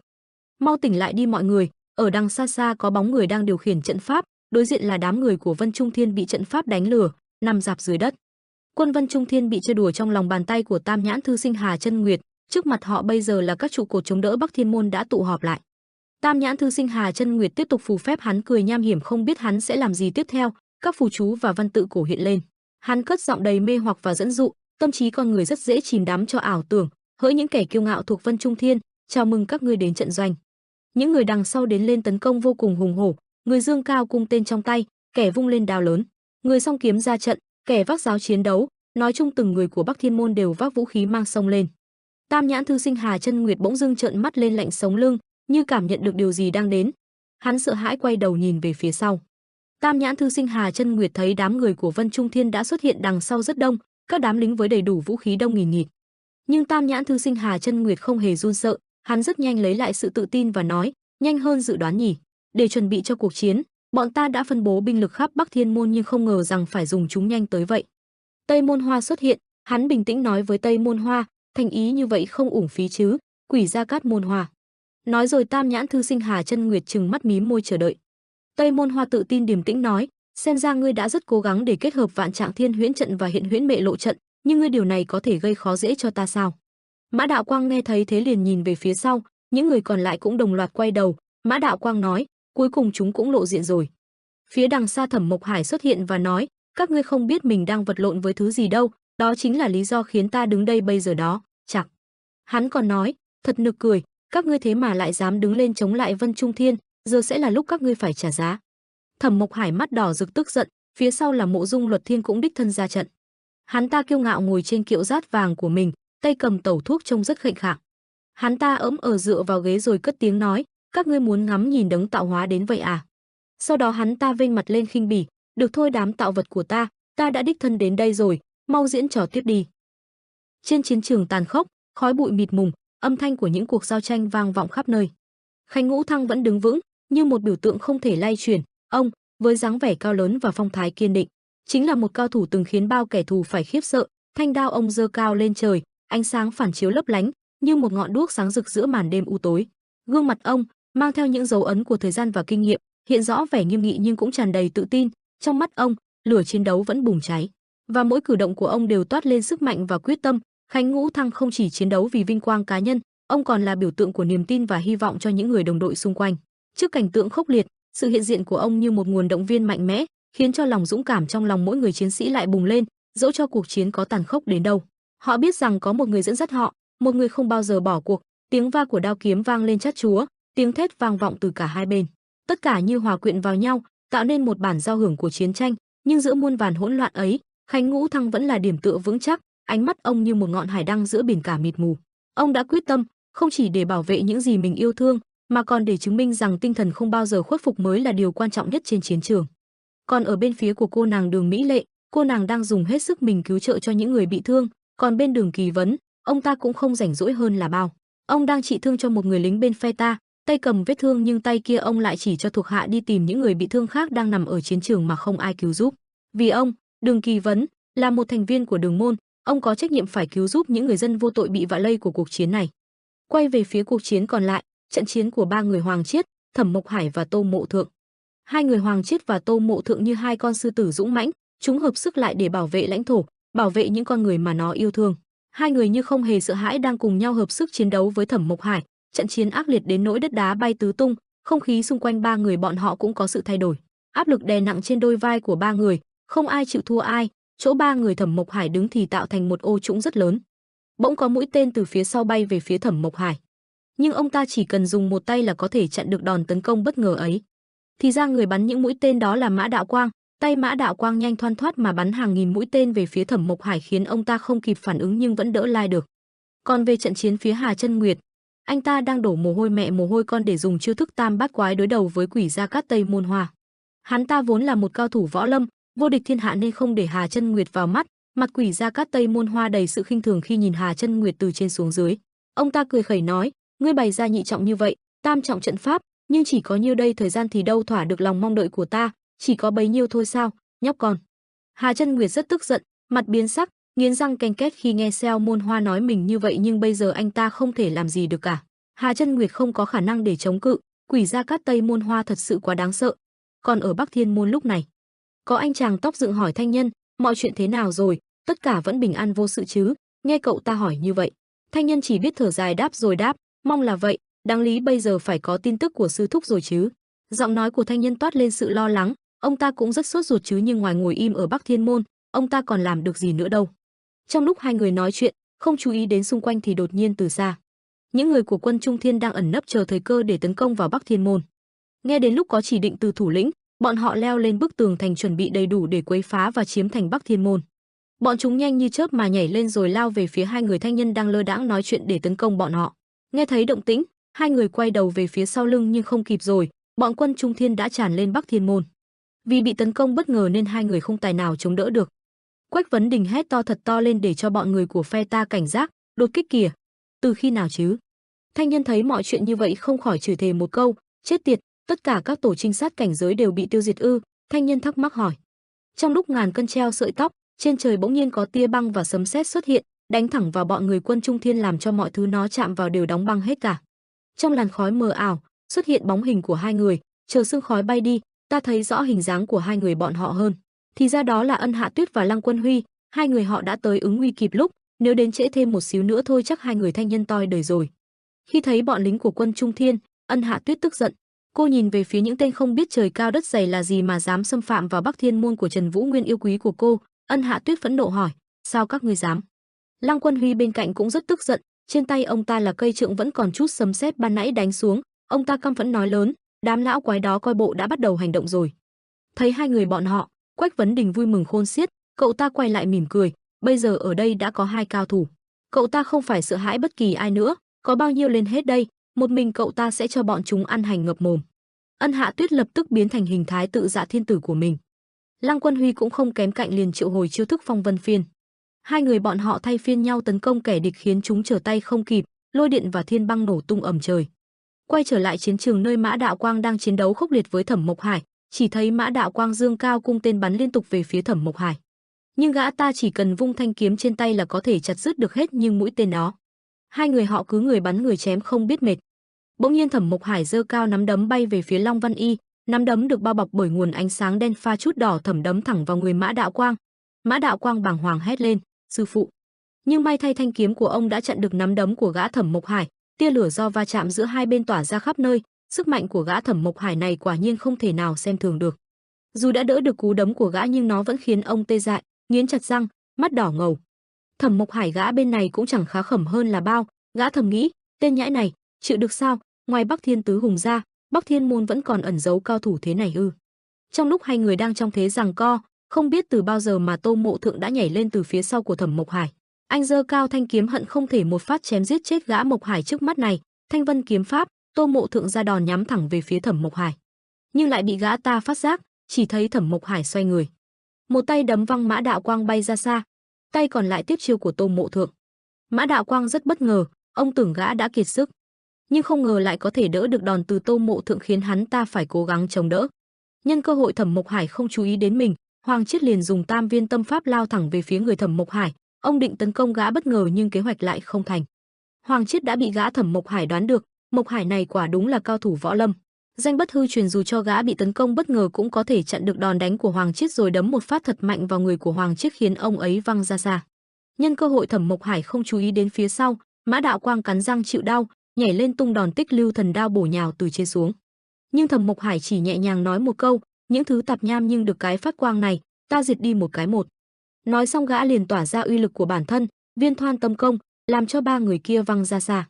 Quả đúng là danh bất hư truyền, chỉ là một chút uy lực nhỏ nhoi cũng đủ để ba người bọn họ khổ sở chống chịu lại. Thẩm Mộc Hải hét to, Hồng Ngọc phá công, một cột ánh sáng từ trên trời dội thẳng xuống ba người Mã Đạo Quang, Tô Mộ Thượng và Hoàng Chiết. Ánh sáng tạo ra uy lực rất lớn, đất đá nứt vỡ, mảnh vụn của đất bay tứ tung trên bầu trời. Luồng uy lực đó lấn át ba người khiến Hoàng Chiết và Tô Mộ Thượng chịu ảnh hưởng rất nặng nề. Sau cuộc dư chấn tàn khốc đó, mọi thứ nó chạm vào đều tan nát, đất đá bay ngập trời, cây cối ngã xuống ầm ầm. Trong làn khói, Hoàng Chiết cùng Tô Mộ Thượng ngồi thở dốc. Còn Mã Đạo Quang, ông ta đã hy sinh cánh tay mình để đâm thanh kiếm xuyên qua tim của gã Thẩm Mộc Hải khiến gã ta bất ngờ.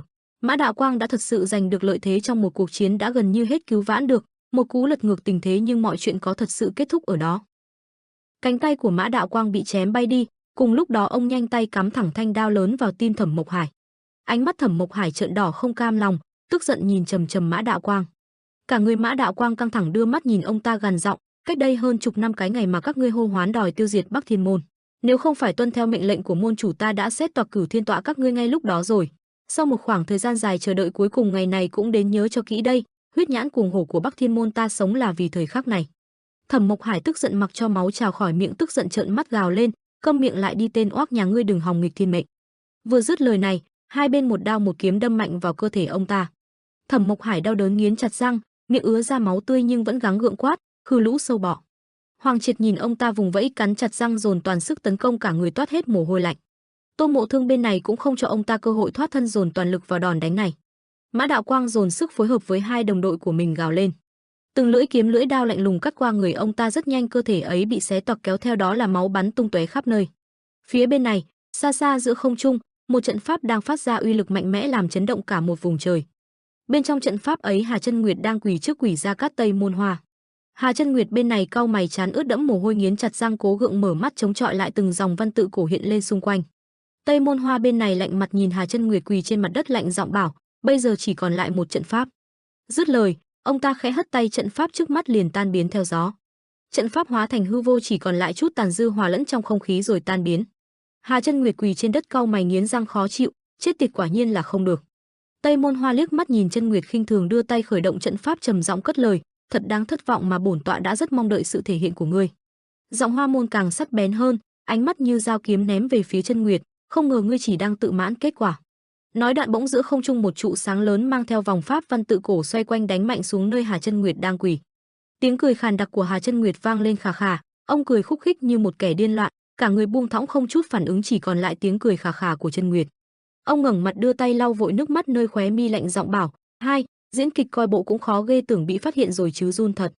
Dứt lời, Chân Nguyệt cười nhạt khinh thường nhìn Tây Môn Hoa nhưng mày lên giọng, ngươi có biết ta đã luyện tập kỹ năng diễn xuất điên cuồng như thế nào cho thời khắc này không?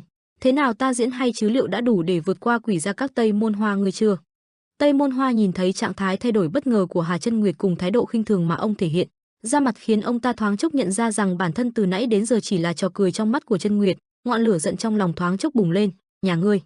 Hà Chân Nguyệt đưa mắt tận hưởng gương mặt tức giận đến méo mó của Tây Môn Hoa, cười đến lệch cả miệng nói, ta đã thiết kế trận trong trận, một khi ngươi hủy đi trận pháp ban đầu, trận pháp khác sẽ xuất hiện. Chính ngươi tự lao đầu vào cái chết đấy.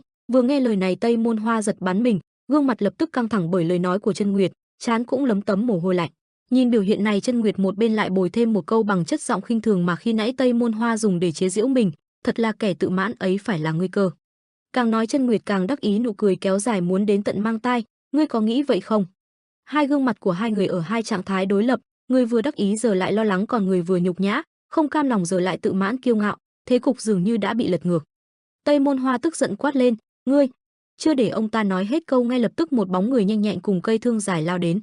Một đường kéo dài ngay lập tức khiến Tây Môn Hoa bay cả đầu.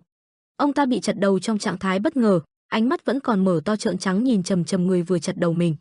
Khánh Ngũ Thăng lạnh mặt nhìn Tây Môn Hoa trầm giọng, quỷ Gia Cát Tây Môn Hoa, ngươi đã lừa dối cả thiên hạ bằng miệng lưỡi của mình. Chính ngươi đã khiến Bắc Thiên môn Bắc Thiên Tứ Hùng cùng môn chủ Trần Quan Hạo đi đến bờ vực hủy diệt. Ngày ấy ta đã kìm nén cơn khát vọng là quyết chiến của ngươi, ngươi không tưởng tượng nổi ta phải chịu đựng thế nào đâu. Cuối cùng thời khắc này cũng đến, Khánh Ngũ Thăng hài lòng nhìn thân xác của Tây Môn Hoa vô lực ngã xuống đất. Ở một bên khác, đôi bàn chân cố gắng chạy tăng tốc chạy nhanh về phía trước. Bàn tay cầm vũ khí không buông ra, cố gắng điều chỉnh hơi thở tránh mất sức. Bóng người đó không ai khác chính Trần Vũ Nguyên, anh lao nhanh như một cơn gió về phía trước. Bóng dáng anh lướt nhẹ qua Đường Vấn Đình cùng Đường Mỹ Lệ khiến cả hai giật mình liếc mắt nhìn sang. Đường Mỹ Lệ cau mày nhìn theo bóng lưng Vũ Nguyên trầm mặt, Trần môn chủ. Vũ Nguyên không nhiều lời lao nhanh về phía nhóm người không sợ chết trước mắt. Không để anh có cơ hội ra tay, Tô Mộ Thượng từ đâu xông tới chắn trước mặt anh. Ông trầm ngâm cất tiếng, "Ngài hãy đi đi chủ nhân." Vũ Nguyên chạy nhanh quay mặt nhìn Tô Mộ Thượng. Cuối cùng cũng an tâm mà ngoảnh mặt lao đi, bên này Hoàng Chiết cẩn thận băng bó vết thương cho Mã Đạo Quang cũng lo lắng đưa mắt nhìn sang. Hoàng Chiết lo lắng cất lời, "Môn chủ." Thân thủ anh nhanh như gió thoáng chốc đã gần đến nơi. Từ phía cổng thành có hai tên binh lính không biết điều lao vội đến phía anh. Nhưng rất nhanh chúng đã bị Khánh Ngũ Thăng xử gọn. Ông đưa mắt nhìn Vũ Nguyên bảo, "Chúng tôi sẽ xử lý những trở ngại còn lại." Vũ Nguyên cứ thế chạy qua con đường máu mà mọi người đã dọn sạch không giấu được mà liếc mắt nhìn sang. Khánh Ngũ Thăng cũng đáp lại ánh mắt của anh. Như được tiếp thêm sức mạnh, anh càng lao nhanh đến. Mộ Dung Luật Thiên. Phía xa xa, Mộ Dung Luật Thiên đang rất bình thản hút một hơi thuốc dài. Anh nắm chặt thanh kiếm, một đường lao đến. Bỗng ngay lúc này từ trên cao một bóng người to lớn xuất hiện trong tầm mắt. Anh cau mày nhìn tên đó. Cú nhảy của hắn ta tạo nên một vụ nổ lớn. Dư chấn của nó khiến Vũ Nguyên cũng phải lùi lại vài bước. Làn khói tan đi, một bóng hình quen thuộc dần hiện ra. Vừa thấy người này anh không khỏi kinh hãi lắp bắp, Long. Người trước mắt hít sâu một hơi. Cảm giác quen thuộc ấy khiến Vũ Nguyên càng chắc chắn hơn. Long đường chủ. Bóng hình Long Vũ Thành như phát điên hiện rõ trước mặt anh. Vậy hóa ra Long Vũ Thành chính là con của Mộ Dung Luật Thiên, anh tên đầy đủ là Mộ Dung Vũ Thành. Cánh cửa phút chốc vỡ tan, một luồng ánh sáng chói mắt từ phía bên ngoài chiếu rọi thẳng vào trong. Đằng sau chính là hai người Mộ Dung Vũ Thành đang ngây người đứng đó, ánh mắt bọn họ mở to đầy kinh ngạc, biểu cảm hoang mang lập tức tràn ngập trên khuôn mặt cả hai. Mà trước mắt họ là Thái Thái Nhạc Lan, thân thể anh lúc này đã thấm đẫm máu tươi, mệt mỏi gục xuống sàn, miệng vẫn không ngừng với người đàn ông vừa tới, sao lại đến đây, không được đường chủ. Mà Mộ Dung Vũ Thành bấy giờ mới hoàn hồn, sự bàng hoàng khó tin hiện rõ bên trong con ngươi của chính hắn. Con đã cố gắng hết sức để không can dự vào chuyện thiên hạ rồi, bao năm qua con đã và đang sống trong im lặng, chỉ làm những việc lặt vặt. Ánh mắt hướng về người đang nhàn nhã ngồi trên ngai vàng hút thuốc kia, những làn khói trắng lượn lờ xung quanh khiến trong bầu không khí vốn đã căng thẳng nay còn hòa thêm một chút âm u. Âm thanh chất vấn của Mộ Dung Vũ Thành liên tục vang lên, thế mà, ngài lại làm như vậy ư? Phụ thân, lúc này gương mặt của người kia hoàn toàn lộ rõ, hốc hác nhưng lại ẩn chứa sự ung dung hơn bao giờ hết. Đột nhiên trong không gian mờ mờ ảo ảo sau gáy Mộ Dung Vũ Thành truyền đến một cơn đau nhói, không biết từ khi nào mà Vũ Hoán đã tiếp cận từ phía sau vươn tay tấn công khiến anh không kịp phản ứng. Mộ Dung Vũ Thành từ từ quay đầu lại, đôi mắt không che giấu nỗi kinh hãi, không nghĩ tới một người thân cận với bản thân bao lâu nay tại giây phút này lại ra tay với mình. Cậu. Gương mặt Vũ Hoán giàn giụa nước mắt, không kiềm được cảm xúc mà gục đầu đau khổ nhỏ giọng lầm bầm, xin lỗi mọi người, xin lỗi mọi người. Còn thứ đang cắm vào vai Vũ Thành không gì khác chính là thiên hình cấm não châm của Mộ Dung Thế Gia. Dường như đoán được lý do vì sao mà người thân thiết gắn bó với bản thân lại quay lưng phản bội, khiến cho suy nghĩ của Mộ Dung Vũ Thành không ngừng xoay chuyển. Chết tiệt, bọn họ dùng Nhạc Lan làm mồi nhử, thậm chí còn uy hiếp Vũ Hoán tấn công mình. Cơ thể anh bắt đầu mất khống chế, dần trở nên lảo đảo. Vũ Thành gồng hết chút sức lực kêu lên một tiếng cố gắng phản kháng lại, mà Vũ Hoán đằng sau vẫn không ngừng run rẩy, cúi gằm mặt không dám nhìn lên, nhỏ giọng hối lỗi, tôi xin lỗi mọi người. Trên gương mặt hắn ta từng giọt nước mắt cứ thế từng rơi bên má. Đột nhiên từ đâu một cánh tay vươn tới nhẹ nhàng đặt lên đầu Vũ Hoán khẽ xoa, đồng thời một âm thanh quen thuộc vang lên bên tai, làm tốt lắm. Mộ Dung Vũ Thành đang chống đỡ thân thể lảo đảo an ủi người sau, Vũ Hoán đến mức này ắt hẳn, cậu cũng phải đau lòng lắm.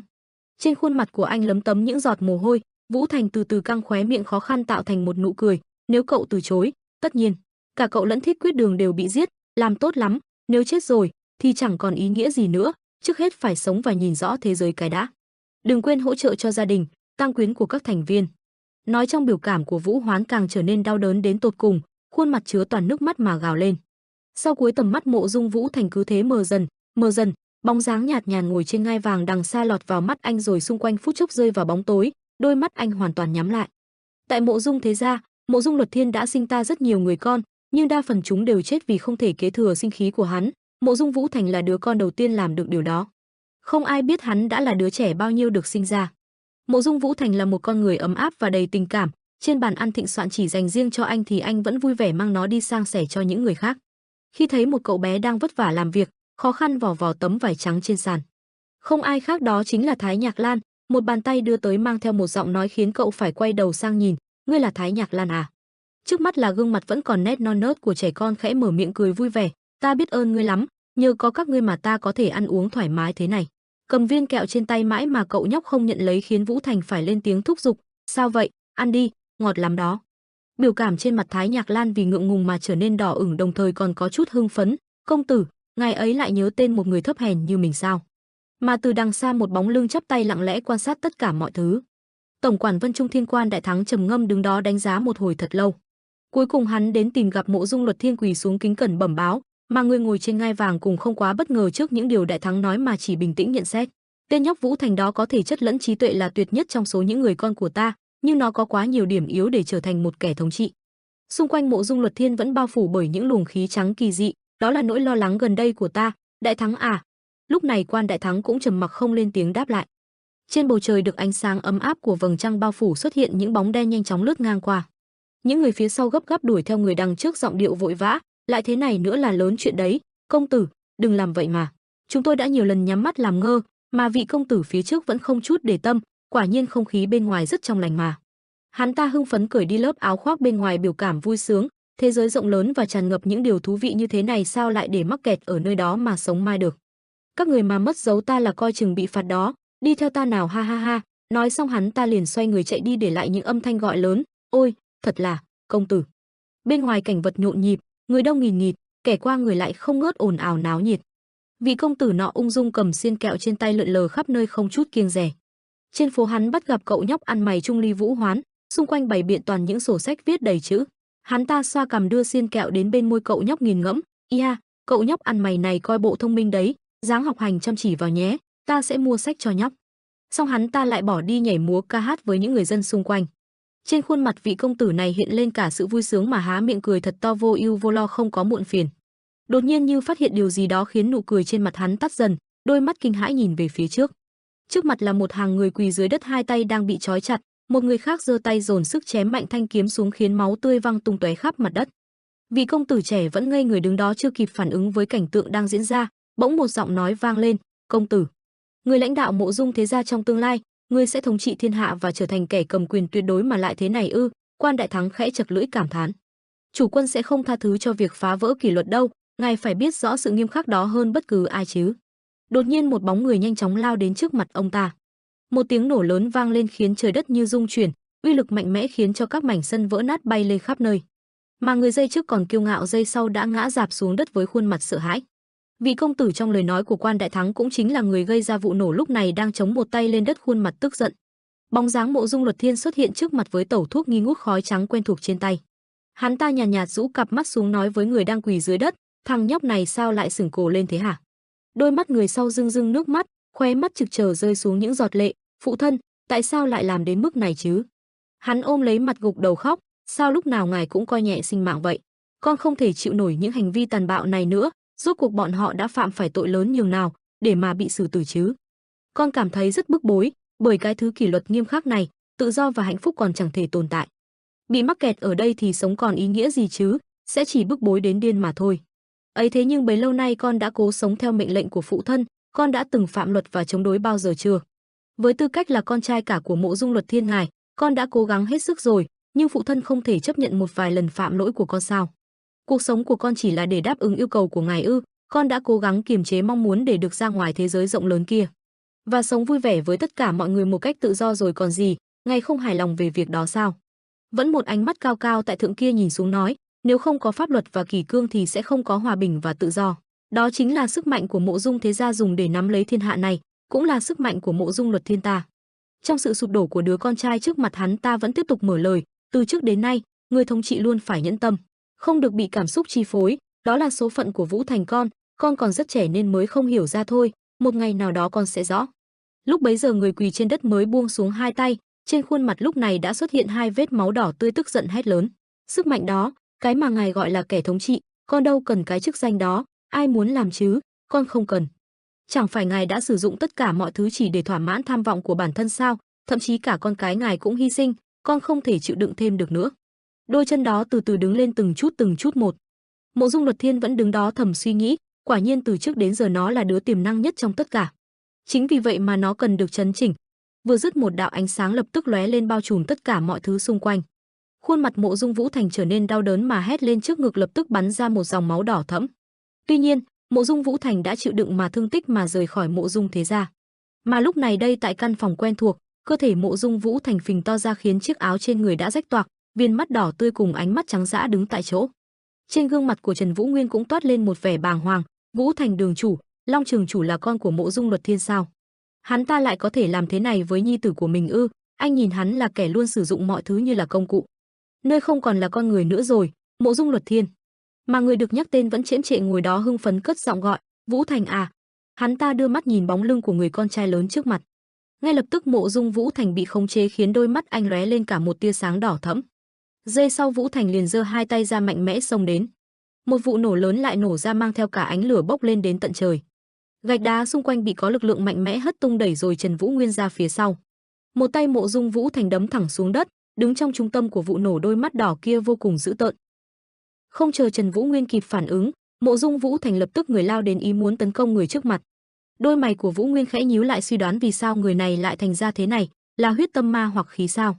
Thông thường có hai cách để thao túng tâm trí của con người, một là dùng dược hay là dùng thuật, nhưng Vũ Thành đường chủ đường đường là một cao thủ. Làm sao có người có thể chế ngự tinh thần của ông ấy chứ? Ngay lúc này tâm trí ông ấy đang lấy ra tuân theo Mộ Dung Luật Thiên, nhưng đâu đó bên trong vẫn tồn tại lý trí. Đôi mắt Trần Phụng Nguyên nhìn chằm chằm vào người trước mặt tự hỏi, phải thật chứ không ấy ở đâu chứ? Vẫn thấy anh vừa thêm người tránh khỏi đòn tấn công từ Mộ Dung Vũ Thành, không khí bị cử động của hai người bọn họ quấy lên mù mịt. Theo những gì mình được học thì nếu tác động lên đại huyệt có thể làm ảnh hưởng đến tính mạng lẫn giác quan, vậy cho nên phải khống chế lực đạo thật tinh tế. Nếu không rất có thể sẽ đánh vỡ cân bằng, ảnh hưởng đến đầu óc của Vũ Thành đường chủ, không ngờ việc học thuật đạo tư Vạn Độc đường chủ để phòng hờ lại có ích thế này. Hai ngón tay giơ ra một cỗ năng lượng theo đó truyền tới, kiếm quyết chỉ. Song Trần Vũ Nguyên lao tới nhanh chóng luồn lách đánh vào các huyệt đạo trên cơ thể Mộ Dung Vũ Thành, huyệt hư cốt, huyệt phong phủ, huyệt thiên trụ. Con ngươi Vũ Thành vẫn một màu trắng vô hồn vô phách. Anh không ngừng giơ tay lên công kích Trần Vũ Nguyên, mà người sau vẫn luôn cố gắng xoay vòng không ngừng điểm lên các huyệt vị trên thân thể người đối diện. Ngón tay đánh mạnh một cái, huyệt phách hộ, Long Ma Chảo. Sau lưng Mộ Dung Vũ Thành lúc này lóe lên luồng lưu quang ánh đỏ, giơ cao hai tay lên vô cùng giận dữ. Giây sau anh liền đập thẳng cánh tay xuống đất khiến không gian lần nữa chấn động. Trần Vũ Nguyên cũng dùng sức bật nhảy cả người lên để tránh né đòn tấn công. Anh lộn nhào một vòng rồi đáp thẳng lên vai của Mộ Dung Vũ Thành, thanh kiếm đã được anh chuyển lên cắn chặt bên môi. Hai ngón tay bên hai bàn tay một lần nữa giơ ra dồn lực mang theo hai cỗ lực lượng lóe lên tia sáng trắng. Giây sau không đợi người bên dưới kịp phản kháng, Trần Vũ Nguyên đã điểm mạnh vào hai bên thái dương khiến Vũ Thành đau đớn gào lên, huyệt ngọc trầm.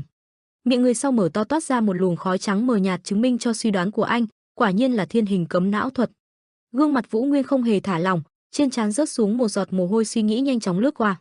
Nếu đúng như mình dự đoán thì Mộ Dung Luật Thiên đã gieo thứ này vào người Long Đại Hiệp từ rất lâu rồi, rốt cuộc hắn đã ấp ỉ kế hoạch điều khiển Long Đại Hiệp từ khi nào? Nhìn người đàn ông cứ như con rối mà di chuyển trước mắt, Trần Vũ Nguyên không khỏi cảm thán, ngay cả hổ dữ không ăn thịt con, thế mà hắn lại coi con mình như công cụ. Căn chặt thanh kiếm bên môi, ngón tay bắt đầu dồn lực, đây là huyệt cuối cùng rồi. Nhìn thấy được những gì anh đang làm với Mộ Dung Vũ Thành, trong con ngươi của Mộ Dung Luật Thiên lóe lên một tia kinh ngạc. Mà Vũ Nguyên lúc này một tay điểm thẳng vào trước ngực người đối diện khiến Vũ Thành chao đảo, tâm huyệt. Xung quanh thân thể anh ta bắt đầu toát ra những luồng khói trắng kỳ kỳ quái quái không rõ nguồn gốc. Con ngươi vô hồn kia hướng thẳng lên trời rồi cơ thể vô lực từ từ ngã xuống. Trần Vũ Nguyên thấy vậy liền vội vã xông đến kéo theo cả một lớp bụi trắng bay lên không trung, giơ tay đỡ lấy thân thể lung lay sắp đổ, khẽ gọi, "Vũ Thành đường chủ, ông có nghe thấy tôi không?" Đôi mắt vốn đã ngắm nghiền lại của Mộ Dung Vũ Thành từ từ mở ra, trên gương mặt vẫn còn lưu lại những giọt mồ hôi, đầy mệt mỏi mà thở dốc khó khăn mở lời. "Hức, Nguyên, quả nhiên mọi thứ sẽ thành ra thế này, là lỗi của tôi, cảm ơn cậu." Đột nhiên nhân lúc hai người không ai chú ý thì một đòn tấn công mang theo tiếng xé gió băng băng lao tới, khiến đất đá dưới đất không nguyên vẹn lần nữa bay đi tứ tung. Nhận ra sự nguy hiểm đến từ sau lưng, hai người lập tức quay đầu nhìn lại. Đôi mắt Trần Vũ Nguyên lúc này mở lớn, đồng tử co rút nhìn chăm chăm vào phía trước. Giây sau không chút do dự, anh liền dồn lực cổ tay đẩy mạnh Mộ Dung Vũ Thành vẫn còn chưa hồi phục sức lực sang một bên, một mình ứng phó với sự công kích bất ngờ mang theo uy lực mạnh mẽ trước mặt. Ầm, một âm thanh kinh thiên động địa vang lên, vạn vật xung quanh trở nên chấn động. Cỗ lực lượng kia đi đến đâu liền phá nát mọi thứ đến đấy, đến cả vách núi đá vững chắc cũng bị một đòn kia chẻ làm đôi. Mà chủ nhân của cỗ uy lực kia không ai khác chính là Mộ Dung Luật Thiên, hắn ta đứng chễm chệ trên đống đất đá hỗn độn, cánh tay vung lên còn chưa kịp buông xuống. Những tia sáng trắng lóe lên trong đáy mắt của hắn ta, bình thản cất tiếng như khẳng định một điều gì đấy, tuy mờ nhạt nhưng ta có thể cảm nhận được khí cơ của dạ chủ từ ngươi. Trước mắt là cả một không gian mờ mờ ảo ảo, đất đá vỡ nát nằm ngổn ngang trên đất. Không khí xung quanh hoàn toàn bị một lớp bụi dày bao lấy khiến tầm nhìn trở nên hạn hẹp, mọi thứ trong khu việc nhanh chóng mờ dần như rơi vào ảo cảnh, xem ra. Mà sâu trong lớp bụi trắng dày đặc ấy lộ ra một đôi mắt sắc bén, không chút kiêng dè không chút sợ hãi mà nhìn thẳng về phía giọng nói đang phát ra. Ngươi đã hấp thụ hắn rồi à? Nghe vậy Trần Vũ Nguyên vẫn với đôi mắt sáng hoắc đầy nguy hiểm kia nhìn Mộ Dung Luật Thiên. Anh khẽ khàng giơ lên đôi bàn tay sắn ống tay áo đã rách tươm trên cơ thể, tạo ra những âm thanh sột soạt vang lên trong không gian yên tĩnh. Bộ y phục được anh nâng niu chân trong từ trước đến nay giờ đây đã không còn nguyên vẹn nữa. Mắt đối mắt, hai người lại rơi vào thế giằng co căng thẳng đề phòng người đối diện. Cuối cùng Mộ Dung Luật Thiên đánh vỡ bầu không khí tĩnh lặng. Hắn định tạo ra một kẻ đối đầu mới với ta sao? Song hắn ta lại chật chật lưỡi, không quá coi trọng, vô ích thôi. Gương mặt kia vẫn một nét biểu cảm ngông cuồng cao cao tại thượng, nhìn xuống chúng sanh luôn giọng khinh bỉ người khác.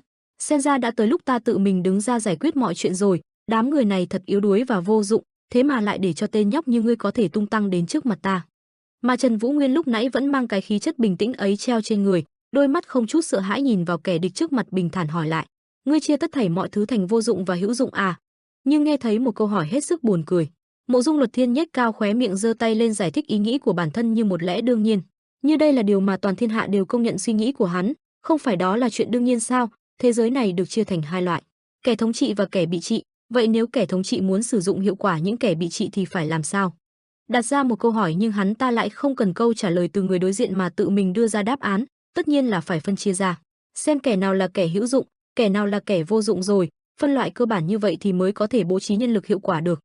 Không dừng lại ở đó, hắn ta cứ thế tiếp tục mới mà không có người đáp, có thể nói đó chính là bước đầu tiên để trở thành kẻ thống trị, đến tuổi như ta, ngươi sẽ biết cách phân biệt thôi. Dường như không cảm nhận được sự tức giận từ Trần Vũ Nguyên, Mộ Dung Luật Thiên vẫn cứ nhàn nhã đều đều chất giọng coi người nọ như trẻ con mà dạy bảo. Phải đến lúc đó ngươi mới có thể leo lên hàng ngũ những kẻ thống trị chân chính, mà thôi vậy. Nói đến đây hắn ta từ từ giang hai tay ra, các mảnh gạch đá dưới chân bắt đầu lay động rồi dần dần bay lên không trung. Gương mặt hắn trở nên âm u nói ra lời phán quyết cuối cùng, bởi ngươi sẽ không có cơ hội đó đâu, hôm nay nơi này sẽ trở thành nấm mồ của ngươi. Đoạn Trần Vũ Nguyên cũng không chút do dự nghiêng mình xông thẳng đến nắm chặt lấy thanh kiếm bên hông phản công. Mình đã tốn quá nhiều sức lực khi đấu với Giam Đại Hiệp và Vũ Thành Đường chủ rồi, càng kéo dài thời gian thì mình càng bất lợi, phải ra tay trước. Đột nhiên như có một sức mạnh vô hình nào đó ngăn cản hành động của anh khiến thân thể Trần Vũ Nguyên ngã rạp xuống mặt đất khiến anh không khỏi kinh ngạc. Anh nghiến răng nghiến lợi cố gắng dùng sức để đứng dậy nhưng lực lượng vô hình kia cứ đè nặng lên cơ thể làm anh không thể cử động.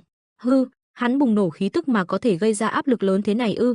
Mình không nhúc nhích nổi, xương cốt lẫn nội tạng sắp bị ép vỡ rồi.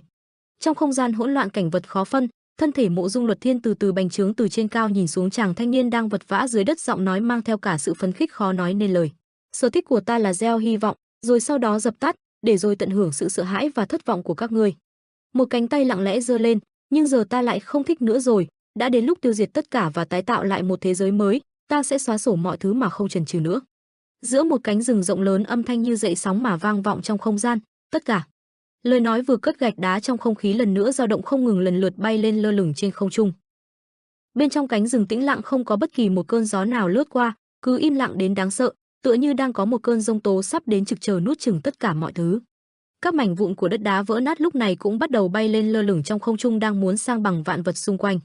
Trong cái hố sâu kéo dài hàng trăm mét, một bóng dáng lặng lẽ đứng đó, dẫm đạp lên đống hỗn độn dưới chân, bình thản mà ung dung. Mộ Dung Luật Thiên trước sau như một vẫn đứng đó, tư thế còn chưa từng thay đổi, trên gương mặt mang theo cả một tia đắc ý khó lòng kiềm chế. Đột nhiên Trần Vũ Nguyên nhảy lên từ đống đất đá bị vùi lấp đằng sau lưng Mộ Dung Luật Thiên. Trần Vũ Nguyên với đôi mắt hằn rõ sát khí, giơ tay vung cao thanh kiếm trên tay mang theo một nguồn năng lượng ánh tử sắc thâm trầm bổ tới chỗ Mộ Dung Luật Thiên. Tất thảy, Hủy Thiên Ma Ảnh kiếm, chiêu thức cuối cùng. Vô ảnh giới, vừa dứt một luồng ánh sáng trắng chói mắt bao trùm lấy cả không gian rộng lớn. Nguồn sáng ấy quấn tới bên chân Luật Thiên khiến hắn ta phải nhíu mày lại. Trần Vũ Nguyên mạnh mẽ dồn lực xông thẳng tới phía kẻ địch từ đằng sau lưng, thanh kiếm trên tay cũng toát ra cỗ khí tức uy nghiêm. Ánh mắt anh mang theo một vẻ thù hằn đến vô tận, chém thanh đao xuống người đối diện. Một đòn công kích này khiến Mộ Dung Luật Thiên lùi về sau vài bước, hắn ta phải gồng chặt hai chân để giữ vững không tiếp tục bị đánh lui, hắn đứng đó cúi gằm mặt thâm trầm. Xong ngẩng đầu lên với biểu cảm ngạc nhiên pha trộn với sự phấn khích không thể kiềm chế. Dường như qua thời gian lâu như vậy rồi mới có người khiến bản thân phải lui về sau, từ trong cổ họng phát ra một âm thanh vô cùng hứng thú. Ồ. Ngước mắt lên không còn là không gian ngổn ngang đất đá bụi bặm nữa mà trước mắt Mộ Dung Luật Thiên mà một khoảng không đen kịt không chút ánh sáng. Khá đấy. Ngươi đã đạt đến mức này rồi sao? Khi hắn ta đang thảnh thơi mở lời khen ngợi thì bất ngờ một luồng kiếm khí xẹt ngang qua cơ thể của hắn. Giây sau ngay lập tức dòng máu đỏ tươi bắt đầu tuôn ra, xúc cảm trên da thu hút Mộ Dung Luật Thiên cúi đầu nhìn xuống. Khi hắn ta chưa kịp định hình vừa ngẩng đầu lên thì một tia sáng lần nữa lướt ngang qua cơ thể hắn. Quay đầu nhìn lại, máu đỏ tiếp tục bắn ra tung tóe, mùi máu tanh lan ra trong không gian tối tăm. Mặc dù cơ thể vẫn đang không ngừng rỉ máu, Mộ Dung Luật Thiên vẫn ung dung tự tại, không hề hoang mang mà hắn bình tĩnh hơn bao giờ hết, nhàn nhạt tự hỏi bản thân mình. Phòng ngự của ta ấy thế mà lại vô dụng à, ở không gian này. Lúc bấy giờ có gì mà không rõ ràng, Mộ Dung Luật Thiên hoàn toàn hiểu ra ngay tại cái nơi âm u tối đen thế này. Trần Vũ Nguyên, ngươi là bất khả chiến bại ư? Trong bóng tối bất tận lại một luồng tử khí sáng lên xẹt ngang qua không khí. Ngay lập tức hàng trăm nhát chém mang theo uy lực khủng khiếp đan xen thành cả một mạng lưới khổng lồ liên tục tấn công về phía Mộ Dung Luật Thiên. Bộ y phục khoác hờ trên cơ thể hắn ta bây giờ đã bị những luồng kiếm khí kia chém cho tan nát, mà chủ nhân của nó tựa như không cảm nhận được sự đau đớn mà ngửa đầu hưởng thụ cảm giác mới mẻ do sự tổn thương mang tới. Đáng ngạc nhiên thật, ngươi đã đạt đến cảnh giới này rồi. Từng tia máu tanh tưởi bắn ra khắp bốn bề không gian, nhưng kỳ lạ thay Mộ Dung Luật Thiên không hề tránh né hay phản kháng, chỉ đơn giản mà thưởng thức mùi vị này mang lại. Nỗi đau này đã lâu lắm rồi ta mới lại cảm nhận được, quả là kích thích. Ngươi đúng là một tài năng xuất chúng, chẳng kém gì phụ thân ngươi, nhưng trong thiên hạ của ta, sự tồn tại của các ngươi là không cần thiết. Máu trong cơ thể hắn tràn ra càng nhiều, màu đỏ nhanh chóng trở nên bắt mắt trong nền đen u tối. Bản thân không quá hài lòng khi những đòn tấn công này chỉ mang lại tổn thương ít ỏi này, khiến hắn không nhịn được mà cất tiếng hỏi, mà sao vậy, ngươi không thể tung ra đòn chí mạng? Dù cho ta không thèm chặn đòn cũng như đón đỡ sao, đây là tuyệt đối lĩnh vực của ngươi cơ mà. Biểu cảm trên mặt Mộ Dung Luật Thiên vẫn y như cũ, hoàn toàn là sự hưởng thụ, phấn khích mà xúc cảm trên làn da mang lại, hãy dồn hết sức lực và chém sâu hơn nữa đi. Song bên phía Trần Vũ Nguyên không hề bình tĩnh như vẻ bề ngoài, đôi mắt lóe sáng trong đêm đen. Mình đã dùng hết sức và tung ra đòn mạnh nhất rồi, nhưng vẫn không xuyên qua nổi cơ thể hắn, bạn gái của hắn quá cứng rắn. Đột nhiên mọi đòn tấn công của anh bị ngăn lại. Mộ Dung Luật Thiên giơ tay nắm lấy cần cổ anh, nhấc lên tức giận hét vào mặt Vũ Nguyên, khiến anh không khỏi kinh hãi, tao bảo ngươi dồn thêm sức rồi cơ mà. Hắn ta một tay túm gọn Trần Vũ Nguyên, dùng sức như muốn bóp nghẹt anh. Cuối cùng không gian do anh tạo ra hoàn toàn bị phá vỡ, mọi nguồn gốc của sự sáng tạo đều xuất phát từ sự buồn chán. Khát vọng chính là thứ mở đường, người nghỉ điểm khác biệt chiều đánh sáng tạo và những kẻ được tạo ra là gì. Một tay tóm lấy Vũ Nguyên, tay còn lại của Mộ Dung Luật Thiên từ từ ngưng tụ một luồng năng lượng, hắn ta thư thái nói ra đáp án của bản thân, chính là khả năng sáng tạo. Địa vị và quyền uy, nghèo khó và thiếu thốn sinh ra đau khổ, trong khi an toàn và dư thừa lại sinh ra sự nhàm chán. Thiên hạ này làm sao có thể hưởng thái bình qua ngần ấy thời gian? Chính là nhờ sự toàn trí toàn năng của ta. Nói xong anh tung một đòn vô cực thập đại trưởng công vào thẳng cơ thể của Trần Vũ Nguyên đang bị hắn nắm giữ trên tay. Đất trời một lần nữa rung chuyển, mọi thứ xung quanh hết lần này đến lần khác bị xáo trộn. Đôi mắt Trần Vũ Nguyên mở lớn nhìn chừng chừng vào phía trước. Biểu cảm anh khó tin, trong khi cơ thể không ngừng lảo đảo như sắp ngã xuống đất. Thì ra đằng trước không biết từ khi nào mà xuất hiện hai người Khánh Ngũ Thăng trưởng lão và bà Lăng Quân Huy xông ra yểm trợ anh. Sau đòn công kích ấy, Khánh Ngũ Thăng không chịu được mà phun ra một ngụm máu đỏ thẫm, ho khan đầy đau đớn. Lăng Quân Huy đứng bên cạnh lập tức kinh hãi mà hét lớn, Khánh Ngũ Thăng. Đến khi nhìn rõ người đến là ai, Mộ Dung Luật Thiên bắt đầu lớn giọng cười ha hả lan truyền ra khắp không gian. Người ta đồn rằng ngươi sống chết không rõ và mất tích, hóa ra ngươi lại bám vào Bắc Thiên môn sao? Lăng Quân Huy. Không đợi hắn tiếp tục lời nói đầy vẻ chế nhạo, bà đưa tay lên tấn công, một luồng sáng tựa như tia sét từ trong cơ thể phóng thích ra ngoài. Quân Huy tức giận gào lên, tới mức này rồi mà ngươi còn cố bám trụ sao? Mộ Dung Luật Thiên, để lại chỗ cho thế hệ tiếp theo cũng là một đức tính tốt đấy, lão quái vật à. Đằng kia sấm chớp đùng đùng, hai bên đánh đấm không ngừng, thì bên này Trần Vũ Nguyên đang đỡ lấy cơ thể kiệt sức của Khánh Ngũ Thăng, anh gấp gáp mở miệng gọi, trưởng lão Ngũ Thăng. Mà người trên tay anh lúc bấy giờ chỉ còn thừa lại một hơi thở kiệt quệ, khó khăn nói ra từng chữ, mệnh lệnh của tứ đại môn chủ là bảo vệ công tử và giữ lại lực lượng cho tương lai, thật xin lỗi vì tôi không thể hoàn thành nhiệm vụ đến cuối cùng được. Trần Vũ Nguyên cắn răng đau khổ nhìn người trưởng bối trong vòng tay, ánh mắt chất chứa đầy sự không nỡ, trưởng lão, xin ông đừng nói gì thêm nữa, ta đang chuyển nội công và cầm máu cho ông, chỉ cần đợi Đường môn đến chữa trị thì. Không đói anh kịp dứt câu, bàn tay già nua kia run rẩy nắm lấy cổ tay anh khẽ gọi, môn chủ. Tôi hiểu rõ cơ thể mình, không thể hồi phục được nữa rồi, có lẽ đây là điểm dừng của tôi.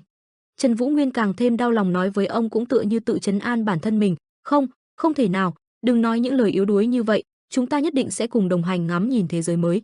Ngũ Thăng lần nữa kéo lấy hơi tàn an ủi Vũ Nguyên, cả đời tôi đã vào sinh ra tử biết bao nhiêu lần với người thủ lĩnh mà tôi luôn kính trọng, Trần Quan Hạo, là một phần của Bắc Thiên tứ trụ, tôi hổ thẹn vì không thể ngăn chặn sự phản bội của những người huynh đệ bất tài, và tiếc nuối vì không thể bảo vệ công tử đến cuối cùng như lời hứa với Quan Hạo, nhưng xin hãy chiến thắng và mang lại bình an cho thiên hạ môn chủ. Cuối cùng không có bất kỳ âm thanh nào vang lên, Trần Vũ Nguyên trừng lớn hai mắt im lặng không nói gì thêm. Mà người trong vòng tay anh lúc này cũng đã nhắm mắt buông xuôi, kết thúc một cuộc đời ngay tại giây phút này. Ôm lấy cơ thể của vị trưởng bối, Trần Vũ Nguyên cúi đầu, sau khi Bắc Thiên môn tan rã, ta đã nghĩ rằng mình cô độc trên thế gian này, nhưng Ngũ Thăng trưởng lão lại luôn theo dõi và chờ đợi ta ở phía sau suốt thời gian dài như vậy, hóa ra ta không hề cô đơn. Thanh giáo của ông lúc này đã thấy tôi nằm im liệt trên mặt đất, ta vô cùng biết ơn, trưởng lão xin người hãy an nghỉ. Anh gục đầu xuống bình ổn lại cảm xúc đang dao động không ngừng. Đến khi ngẩng đầu lên, trên khuôn mặt anh chỉ còn lại một vẻ lạnh lùng, không còn chút dấu vết đau thương như vừa rồi. Đôi bàn tay nhanh chóng giơ ra nắm lấy thanh kiếm nằm gọn trên đất. Trần Vũ Nguyên thả lỏng thân xác của Ngũ Thăng xuống, từ từ đứng dậy. Quay đầu nhìn lại cảnh tượng thảm khốc đằng xa, Lăng Quân Huy đang bị cánh tay của Mộ Dung Luật Thiên xuyên qua cơ thể bắn cả máu tươi. Hắn ta từ từ mở miệng, Lăng Quân Huy, ngươi từng ngây thơ và dễ thương lắm cơ mà, thế mà nay lại trở thành một con cáo già xảo quyệt thế này. Bỗng một luồng lưu quang tím xẹt qua lấy đi thân thể trên tay của Mộ Dung Luật Thiên. Là Trần Vũ Nguyên, anh không thể nhìn nỗi những người thân thương của mình liên tiếp bị giày vò, liền ra tay giành lại người. Nhìn thân xác trên tay không chút động đậy, Vũ Nguyên rơi vào trầm mặc. Anh rũ mắt, trong con ngươi phản chiếu một tia lưu luyến nhỏ nhoi.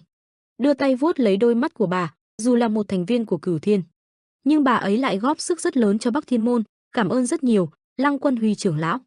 Mà từ đằng xa Mộ Dung Luật Thiên mất hết kiên nhẫn xem vở kịch tình thâm bày tiếp tục lên tiếng, hỡi truyền nhân của Bắc Thiên môn, vẫn còn sớm để ngươi chìm vào đau buồn này, chẳng bao lâu nữa, mọi thứ liên quan đến ngươi sẽ biến mất.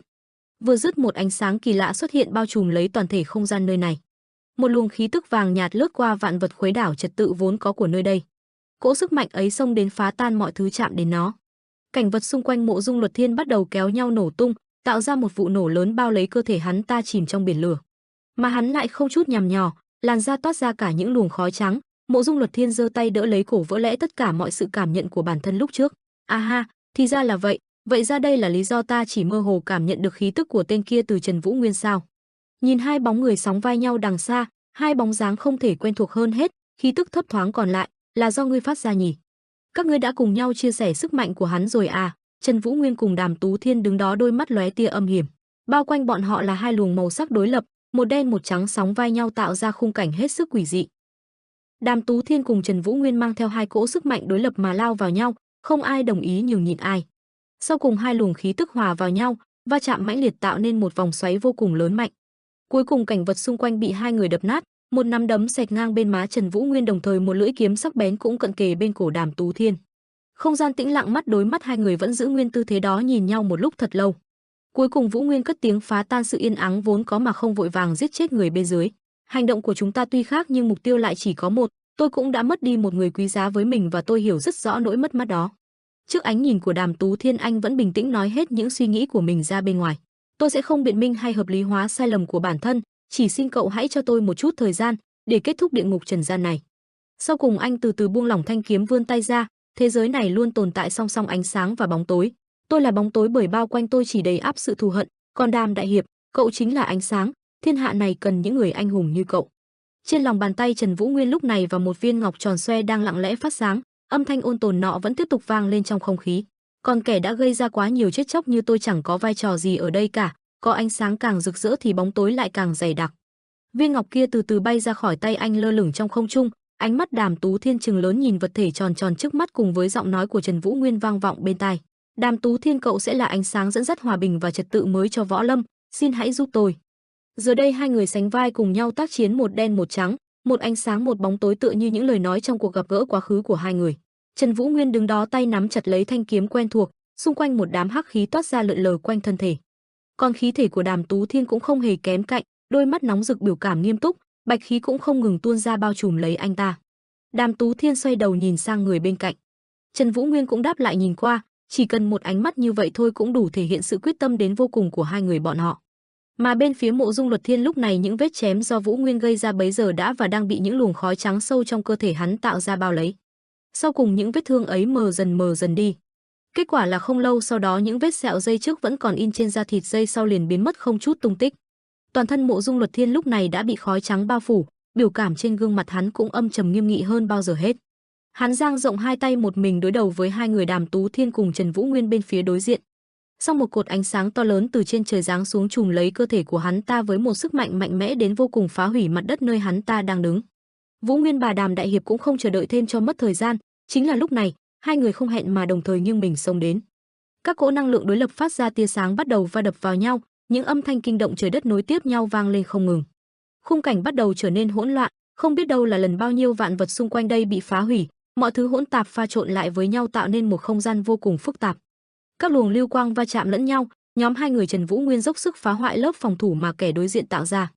Thấy được người trước mắt dễ dàng ngăn chặn đòn tấn công từ hai người bọn họ mà không tốn quá nhiều sức lực, Đàm Tú Thiên không kiềm được sự giận dữ gào lên: Mộ Dung Luật Thiên, ngươi sở hữu sức mạnh siêu phàm nhưng chỉ dám đứng sau thao túng mọi thứ thôi ư? Tại sao ngươi lại tạo ra thế giới như thế này?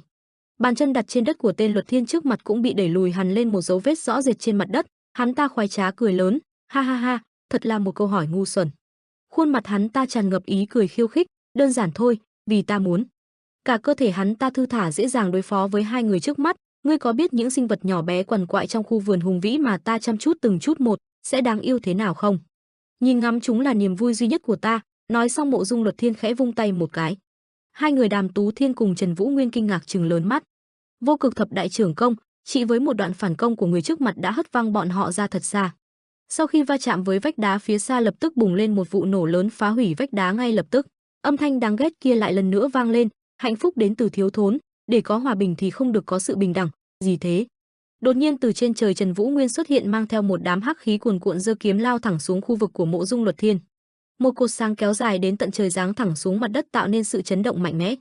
Trần Vũ Nguyên cắn chặt răng cố gắng dùng mũi nhọn của lưỡi kiếm đâm xuyên qua lớp bảo vệ vững chắc của Mộ Dung Luật Thiên. Biểu cảm trên khuôn mặt anh dần trở nên giận dữ mà lời khiêu khích không ngừng vang lên bên tai. Kẻ càng cảm nhận nỗi sợ hãi và bất an mạnh mẽ sẽ càng muốn thống trị và kiểm soát, đúng chứ? Ngươi đã chinh phục nỗi sợ hãi sẽ không thể trở thành bạo chúa. Khương mặt của hắn ta hét lên đầy kiêu ngạo. Trần Vũ Nguyên nhân cơ hội này hỏi lại, ngươi sợ gì vậy? Mộ Dung Luật Thiên, hắn ta không đáp mà chủ nhếch miệng cười đầy ẩn ý. Kẻ này, giọng nói y hệt phụ thân hắn. Ngày đấy ông ta cũng đứng trước mặt hắn mà hỏi, ngươi sợ à? Ngay cả một kẻ tự xưng là thần cũng sợ cái chết sao? Đến cả lời nói lần biểu cảm hoàn toàn trùng khớp với quá khứ. Khi đó Mộ Dung Luật Thiên cũng ngồi trên ngai vàng hếch mặt tự đắc trước những lời nói của phụ thân Trần Vũ Nguyên. Trước mặt ta ngươi chẳng qua là một kẻ không thể vượt qua cái chết, chỉ biết bám víu vào sự trường sinh mà cư ngụ ở thần vị. Khuôn mặt thủ lĩnh Bắc Thiên môn vẫn một nét nghiêm nghị, đôi mắt đầu khinh thường, Mật Dạ Vân Trung Thiên hay cả thiên hạ này đều là tác phẩm của Mộ Dung Luật Thiên ngươi, sự thật này ta biết quá muộn rồi. Bóng lưng ngày ấy toát lên khí chất hơn người, thay mặt cho những con người thấp hèn, ta, Trần Quan Hạo, sẽ phán xử ngươi. Lập lại trật tự cho thiên hạ mà ngươi đã làm rối tung. Mộ Dung Luật Thiên ngồi đó đưa tay đỡ trán trầm tư suy nghĩ, kẻ đó, vừa nói phán xử sao, kẻ yếu không có tư cách phán xử người, phán xử là đặc quyền của kẻ mạnh, tên ngạo mạn này. Và cho đến tận bây giờ hắn ta vẫn mang một cái suy nghĩ như thế, đâu tới hắn bản thân mình là một kẻ mạnh nên không cần kiêng dè bất kỳ điều gì, sợ hãi, ngươi nghĩ ta biết sợ sao? Vẫn một chút cảm lãng mạn như năm nào hắn ta vung tay lên, ta là kẻ chiến thắng, sợ hãi chỉ là công cụ thôi. Vô cực thông thiên kích, một đón được phóng thích ra khỏi cơ thể kéo theo một có sức mạnh đánh tay Trần Vũ Nguyên bay ra kèm theo cả những mảnh vụn vỡ của không gian xung quanh. Cơ thể Trần Vũ Nguyên bị hất tung bay đi một khoảng cách rất xa, bay mãi bay đi mãi. Không biết sau bao lâu cơ thể anh được Đàm Tú Thiên nắm tay đỡ lấy. Hai người nhìn nhau rồi hai cánh tay khẽ siết chặt ấp ủ một chiêu thức kết hợp càng mạnh mẽ hơn. Đàm Đại Hiệp nhanh chóng siết chặt cánh tay dùng lực xoay Trần Vũ Nguyên thành vòng tròn với tốc độ vô cùng kinh người. Sau cùng anh ta dồn lực ném thân thể Vũ Nguyên trở về bên phía trận chiến với Mộ Dung Luật Thiên. Trần Vũ Nguyên cũng từ đó mà nương theo luồng năng lượng đó mà nắm chặt chuôi kiếm lao thẳng tới. Đàm Tú Thiên cũng không trơ mắt nhìn đồng đội tự mình chiến đấu, anh lùi về sau từ từ lấy đà ý muốn xông lên. Giây sau mảnh đất anh đạp chân lên bị lực tác động mà nứt nẻ, thân ảnh của Đàm Đại Hiệp của theo đó mà biến mất trở thành tàn ảnh lập tức tham gia cuộc chiến. Đàm Tú Thiên cắn chặt răng siết chặt nắm đấm mạnh mẽ lao đến. Ánh sáng và bóng tối lại lần nữa hội tụ, ngưng tụ lại hai luồng sức mạnh đánh về phía kẻ địch. Càng ngày hai người càng tiếp cận đối tượng, khoảng cách dần dần được rút ngắn. Đột nhiên trước khi đánh tới đối phương thì bóng dáng Mộ Dung Luật Thiên biến mất trước mắt khiến hai người Trần Vũ Nguyên kinh ngạc. Lại tiếp tục một mảnh đất bị phá nát, khoảnh đất vốn không tươi tốt nay lại càng thêm tồi tàn sau những đợt tấn công diễn ra. Không gian từ từ lắng đọng xuống. Trần Vũ Nguyên và Đàm Tú Thiên đứng đó cầm vũ khí cảnh giác tìm kiếm xung quanh. Đàm Đại Hiệp loay hoay quay đầu nhìn bốn phía. Vũ Nguyên dần nhắm lại đôi mắt, lắng tai nghe mọi chuyển động nhỏ bé trong không khí, lắng nghe rồi lại lắng nghe, bỗng anh nhanh chóng mở mắt ra. Đôi tay theo phản xạ tự nhiên mà giơ cao thanh kiếm lên đỡ lấy đòn tấn công bất ngờ từ phía Mộ Dung Luật Thiên. Tạ Hiểu Phong phát hiện ra mục tiêu liền quay ra tấn công. Trần Vũ Nguyên tay giữ vững thanh kiếm đối mặt với kẻ địch trước mắt. Mộ Dung Luật Thiên khuôn mặt âm u nở một nụ cười âm hiểm với anh. Bỗng một bàn tay vươn tới đặt lên vai anh. Từ phía sau Đàm Tú Thiên xuất hiện mượn lực chống đỡ từ vai Vũ Nguyên mà bật nhảy lên, tay còn lại mang theo những tia sét chói mắt đánh tới. Toàn phương vị cảm giác, ấy thế nhưng Mộ Dung Luật Thiên dễ dàng lách người tránh né công kích đến từ Đàm Đại Hiệp. Hắn ta híp đôi mắt lại khinh thường nhìn kẻ trước mắt. Đoạn hắn vung tay một cái liền xuất hiện một cột sáng hất văng Đàm Tú Thiên. Không đợi lâu từ phía sau Trần Vũ Nguyên cầm kiếm xông tới chém thẳng vào cơ thể Mộ Dung Luật Thiên. Tuy nhiên chỉ với một tay hắn ta đã bẻ gãy thanh kiếm đang đánh tới của anh. Mảnh vỡ của lưỡi kiếm bắt đầu bay tới trước mắt anh. Mộ Dung Luật Thiên khinh khỉnh chật lưỡi, chậc chậc, dù sở hữu sức mạnh nhưng ngươi vẫn chưa hề khai phá nó, dù ngươi chế tạo thanh kiếm bằng bất kỳ vật liệu mạnh mẽ nào đi nữa, đối với ta đều vô dụng. Nói xong hắn ta lần nữa xoay cánh tay ý muốn kết liễu Trần Vũ Nguyên. Bỗng một bóng đen mang theo tiếng xé gió lướt qua khiến hắn ta sửng sốt. Vũ Nguyên tay vẫn ở thể cầm lấy chuôi kiếm, Mộ Dung Luật Thiên phía sau cũng ngây người, đây chẳng lẽ là kiếm tâm? Ngay lúc này đây trong mắt Mộ Dung Luật Thiên chỉ còn lại hình ảnh thanh kiếm trên tay Trần Vũ Nguyên. Thanh kiếm lóe sáng một màu tím vừa rực rỡ vừa huyền ảo, đôi mắt Trần Vũ Nguyên sáng quắc, điều này khiến hắn kinh ngạc mà tự hỏi, kiếm tâm sao? Ngay khi hắn trở lại thực tại thì Trần Vũ Nguyên đã di chuyển tựa như một cơn gió xuất hiện ngay phía sau Mộ Dung Luật Thiên. Trên tay Trần Vũ Nguyên cầm chặt một thứ giống như kiếm, tuy nhiên hoàn toàn không thể nhìn thấy bằng mắt thường bởi vì chỉ nhìn thấy ảnh của nó. Nhát chém của Trần Vũ Nguyên như một làn gió nhẹ nhưng vô cùng sắc bén, dưới đường kiếm gọn gàng và dứt khoát của anh, hai bàn tay đang giơ lên của Mộ Dung Luật Thiên liền bị chém đứt lìa. Mộ Dung Luật Thiên nhìn về phía Trần Vũ Nguyên có chút ngạc nhiên xen lẫn sự thích thú mà cười lớn, hơ hớ, hắn đã đạt đến cảnh giới kiếm tâm sao? Cánh tay bị chém của Mộ Dung Luật Thiên không hề chảy dù chỉ là một giọt máu, nhìn hắn giống như chưa từng chịu bất kỳ tổn thương nào. Mộ Dung Luật Thiên chú ý đến bàn tay bị đứt của mình, đột nhiên hắn rơi vào trầm tư, nhưng dù có đạt đến cảnh giới đó, thì Mộ Dung Luật Thiên chỉ vì thiên hạ này. Trong khi hắn đang lơ đãng thì Đàm Tú Thiên đã nhân cơ hội mà xông tới, Đàm Tú Thiên bật nhảy đến trước mặt hắn vung nắm đấm lên. Những tia sét sáng chói từ xung quanh tụ lại vào nắm đấm của anh ta, năng lượng tỏa ra từ nắm đấm có sức mạnh kinh người. Đồng thời phía sau lưng anh ta còn xuất hiện một cánh tay khổng lồ màu vàng với những đường vân hình thù kỳ lạ, bàn tay đó bắt chước hành động của Đàm Tú Thiên. Cuối cùng cú đấm càng ngày càng trở nên to lớn, nó liên tiếp đấm vào cơ thể của Mộ Dung Luật Thiên. Sức mạnh của nắm đấm khiến mặt đất như bị xẻ đôi, tất cả đất đá xung quanh vỡ thành từng mảnh bay lên rồi văng ra từ phía. Chiếc châm cài đầu bằng vàng của Mộ Dung Luật Thiên cũng bị gãy thành từng mảnh lơ lửng trên không trung lẫn vào trong khói bụi và đá. Mộ Dung Luật Thiên dưới đòn tấn công của Đàm Tú Thiên lúc này đã hoàn toàn bất động, toàn thân hắn ta không có chỗ nào lành lặn nằm giữa đống đổ nát. Mộ Dung Luật Thiên ngẩng đầu lên nhổ ra một ngụm máu, trên khuôn mặt hắn không hề có chút biểu cảm đau đớn nào. Ánh mắt của Mộ Dung Luật Thiên sắc lạnh nhìn chằm chằm về phía trước. Hắn đưa mắt ra nhìn Đàm Tú Thiên và Trần Vũ Nguyên. Hai nắm đấm của Đàm Tú Thiên lần nữa lóe sáng, nguồn sức mạnh khổng lồ từ đó phát ra, anh ta gào lên, bên cạnh Trần Vũ Nguyên toàn thân đều được bao phủ trong làn khói đen. Cả hai dùng tốc độ nhanh nhất mà xông tới tấn công Mộ Dung Luật Thiên như vũ bão, dùng toàn bộ nội công vào những đón thế của mình. Mộ Dung Luật Thiên chế giễu, nhìn các ngươi mà xem. Tiếng xe gió vang lên. Hai người bấy giờ đã tới trước mặt Mộ Dung Luật Thiên, cả hai đều tung ra những đòn mạnh nhất mà bản thân sở hữu. Những tia sét từ hai nắm đấm của Đàm Tú Thiên lan tới xung quanh phóng ra sức mạnh kinh người. Trần Vũ Nguyên cũng trong tư thế cầm kiếm, khói đen đi theo sau lưng anh, đối mặt với tình cảnh trước mặt Mộ Dung Luật Thiên chỉ yên lặng đứng nhìn. Hắn đứng thẳng dậy giang hai, vết thương trên cánh tay và mắt của Mộ Dung Luật Thiên phát sáng. Chỉ trong chốc lát Đàm Tú Thiên và Trần Vũ Nguyên đã đi tới đằng sau hắn, kèm tiếng gió điên cuồng rít gào, những mảnh đá theo tốc độ của hai người mà bị hất bay, họ sượt qua người Mộ Dung Luật Thiên. Tuy nhiên trái ngược với kết quả mong đợi, người bị thương lại là Đàm Tú Thiên và Trần Vũ Nguyên.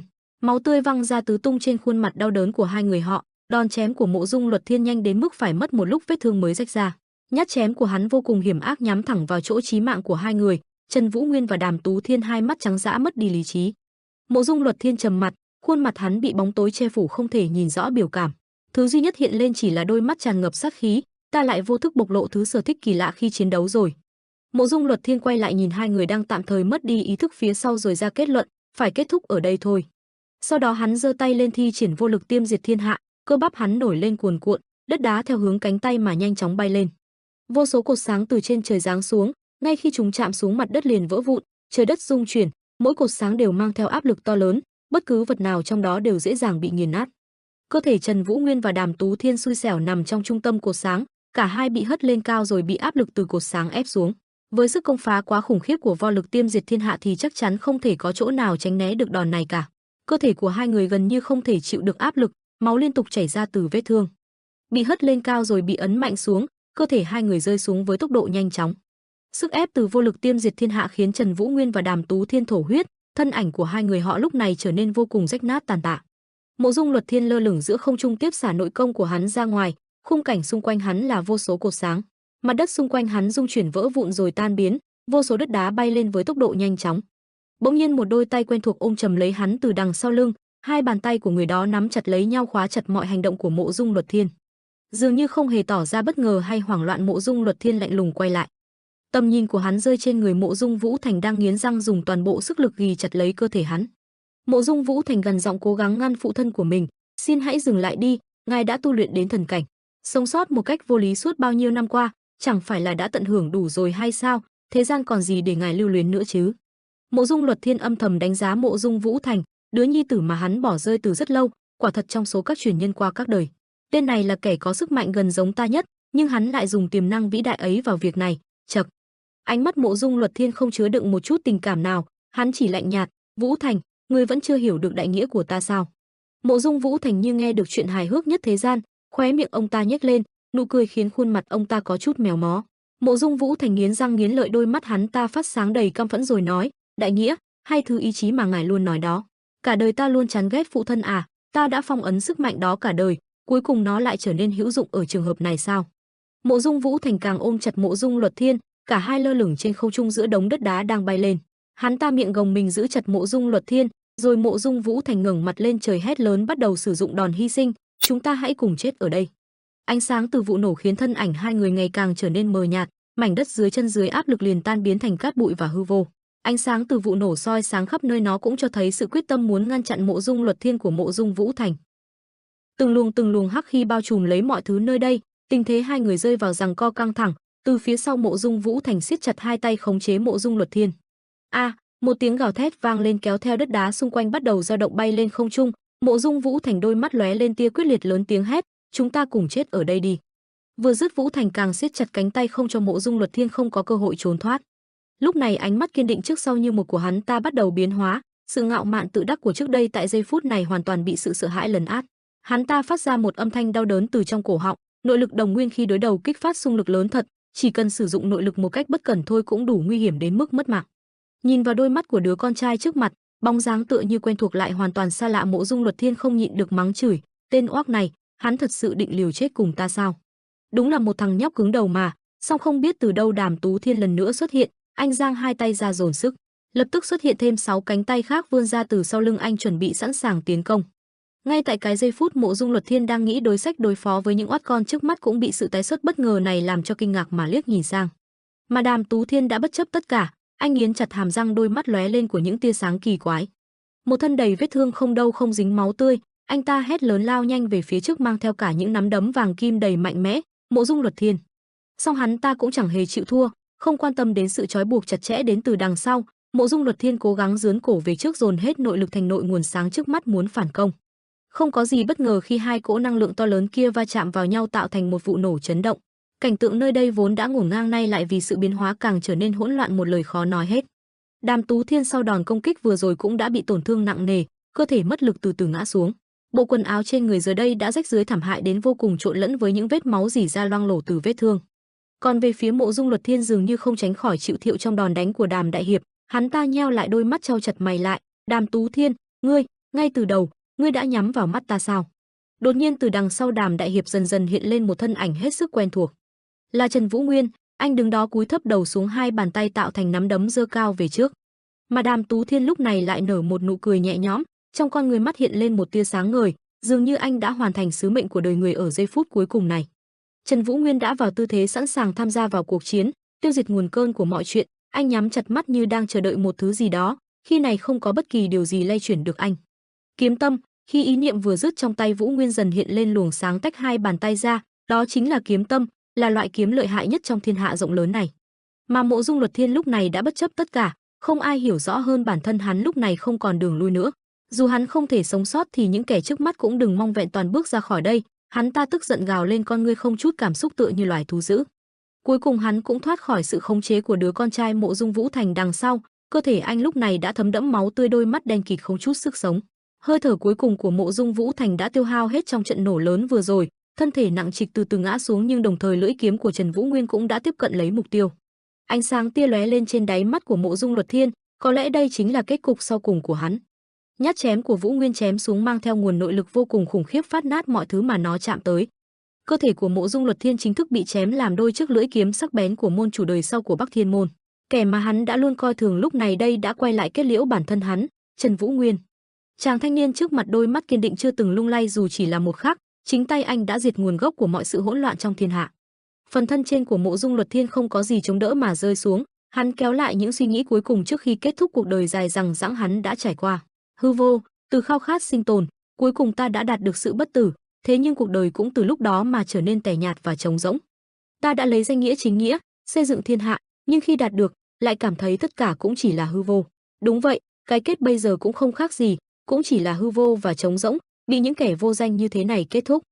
Rốt cuộc, tất cả cũng chỉ là hư vô mà thôi. Gương mặt Mộ Dung Luật Thiên dần trở nên hốc hác, vẫn cố gắng nói ra lời chăn chối sau cùng, các ngươi thử cố gắng hết sức mà làm đi, chỉ khi đó các ngươi mới thực sự hiểu được ý chỉ của ta và những nghi vấn khi đó sẽ biến thành sự giác ngộ. Ta, Mộ Dung Luật Thiên sẽ không sai. Hắn ta từ từ tan biến, lúc này chỉ còn lại da bọc xương đầy đáng sợ yếu ớt tuyên bố, ta Mộ Dung Luật Thiên sẽ không bao giờ chết. Lịch sử luôn lặp lại, và một Mộ Dung Luật Thiên khác nhất định sẽ xuất hiện, nhất định, Tới đây âm thanh hoàn toàn tắt ngúm. Kẻ chủ mưu mọi thứ bây giờ chỉ lưu lại một cái xương sọ người rơi lạnh lẽo trên mặt đất. Hai người Trần Vũ Nguyên cùng Đàm Tú Thiên sóng vai nhau đứng đó chứng kiến tất cả những gì mà Mộ Dung Luật Thiên nói ra. Trước mắt bọn họ là một khoảng đất đổ nát hoang tàn sau cuộc thảm chiến vừa qua. Mà giữa đám ngổn ngang ấy, Mộ Dung Vũ Thành nằm đó bên khóe mắt như có như không rơi xuống một giọt nước mắt đầy mãn nguyện. Đàm Tú Thiên cũng không kiềm chế được nữa mà dồn sức hét lên để giải tỏa mọi căng thẳng trong suốt thời gian qua. Trần Vũ Nguyên rũ mắt không thèm lên tiếng. Anh khuỵu chân xuống đất yên lặng ở đó, không có bất kỳ phản ứng nào. Đằng sau là Tạ Đường Chủ đã nằm dài trên đất, bên cạnh cách đó không xa chính là thân thể của Mộ Dung Vũ Thành còn sót lại sau mọi chuyện. Trần Vũ Nguyên là người đã kết thúc tất cả mọi thứ, anh quỳ trên đất gục đầu rơi vào trầm mặc. Phụ thân, ngay tại giây phút này đây anh chợt nhớ về hình bóng của người cha đầy khí phách uy nghiêm trước đây. Dáng vẻ người nọ ra tay trừ gian diệt ác đã in sâu vào trong ký ức, vậy là việc báo thù cho người. Tất cả đã kết thúc, cuộc đời mà người mong muốn cho con, chắc hẳn không phải là cuộc đời như thế này, đúng không? Người hẳn không mong con sống một cuộc đời chất đầy những cái chết như thế. Người ắt cũng không mong con bị giam cầm trong vòng luân hồi báo thù này. Bóng dáng trẻ con khi phi nhanh như gió chạy về phía người cha già của mình hiện ra, anh không ngừng nỉ non, con thật nhỏ bé. Con không thể tha thứ cho bọn chúng, như người đã từng, thưa phụ thân. Cuộc chiến ngày đó được gọi là Bắc Thiên Đại Chiến, trận đại chiến kinh thiên động địa giữa Bắc Thiên Môn, vô địch thế gia, Vân Trung Thiên và các tinh anh của Sáng Thiên Môn. Bắc Thiên Đại Chiến được ghi nhận là cuộc chiến tồi tệ nhất trong lịch sử võ lâm, với hơn 1000 người thương vong từ cả hai phe. Mọi người đều nghĩ rằng vô địch thế gia và Vân Trung Thiên chắc chắn sẽ giành chiến thắng. Thế nhưng, kẻ chiến thắng cuối cùng lại là Bắc Thiên Môn, một cánh chim sải dài đôi cánh bay lượn bao hiệu sự tự do cho thiên hạ trong tương lai phía trước, giang hồ bàng hoàng. Những người có tầm nhìn nhận ra rằng giang hồ sắp có một làn gió mới, Trần Vũ Nguyên đã xóa bỏ Vân Trung Thiên, thế lực từng thống trị giang hồ trong thời gian dài. Lời tuyên cáo của hắn với giang hồ như sau: từ nay về sau, nếu ai đó dám thực hiện những hành động tàn ác như Vân Trung Thiên đã làm, thì nhất định phải bước qua Bắc Thiên Môn trước. Vân Trung Thiên bị phơi bày là kẻ đứng sau thao túng mọi việc, từ việc tạo ra mật dạ để gieo rắc nỗi sợ hãi đến việc lập nên Bắc Thiên Môn để kiềm chế mật dạ. Cửu đại môn phái và ngũ đại thế gia đã phải đưa ra những lựa chọn cực đoan để tự bảo vệ mình. Ngoại trừ Đường môn, Thanh Thành phái và Nga Mi phái đứng về phía Bắc Thiên Môn, những người khác đã chọn bế môn trong 20 năm.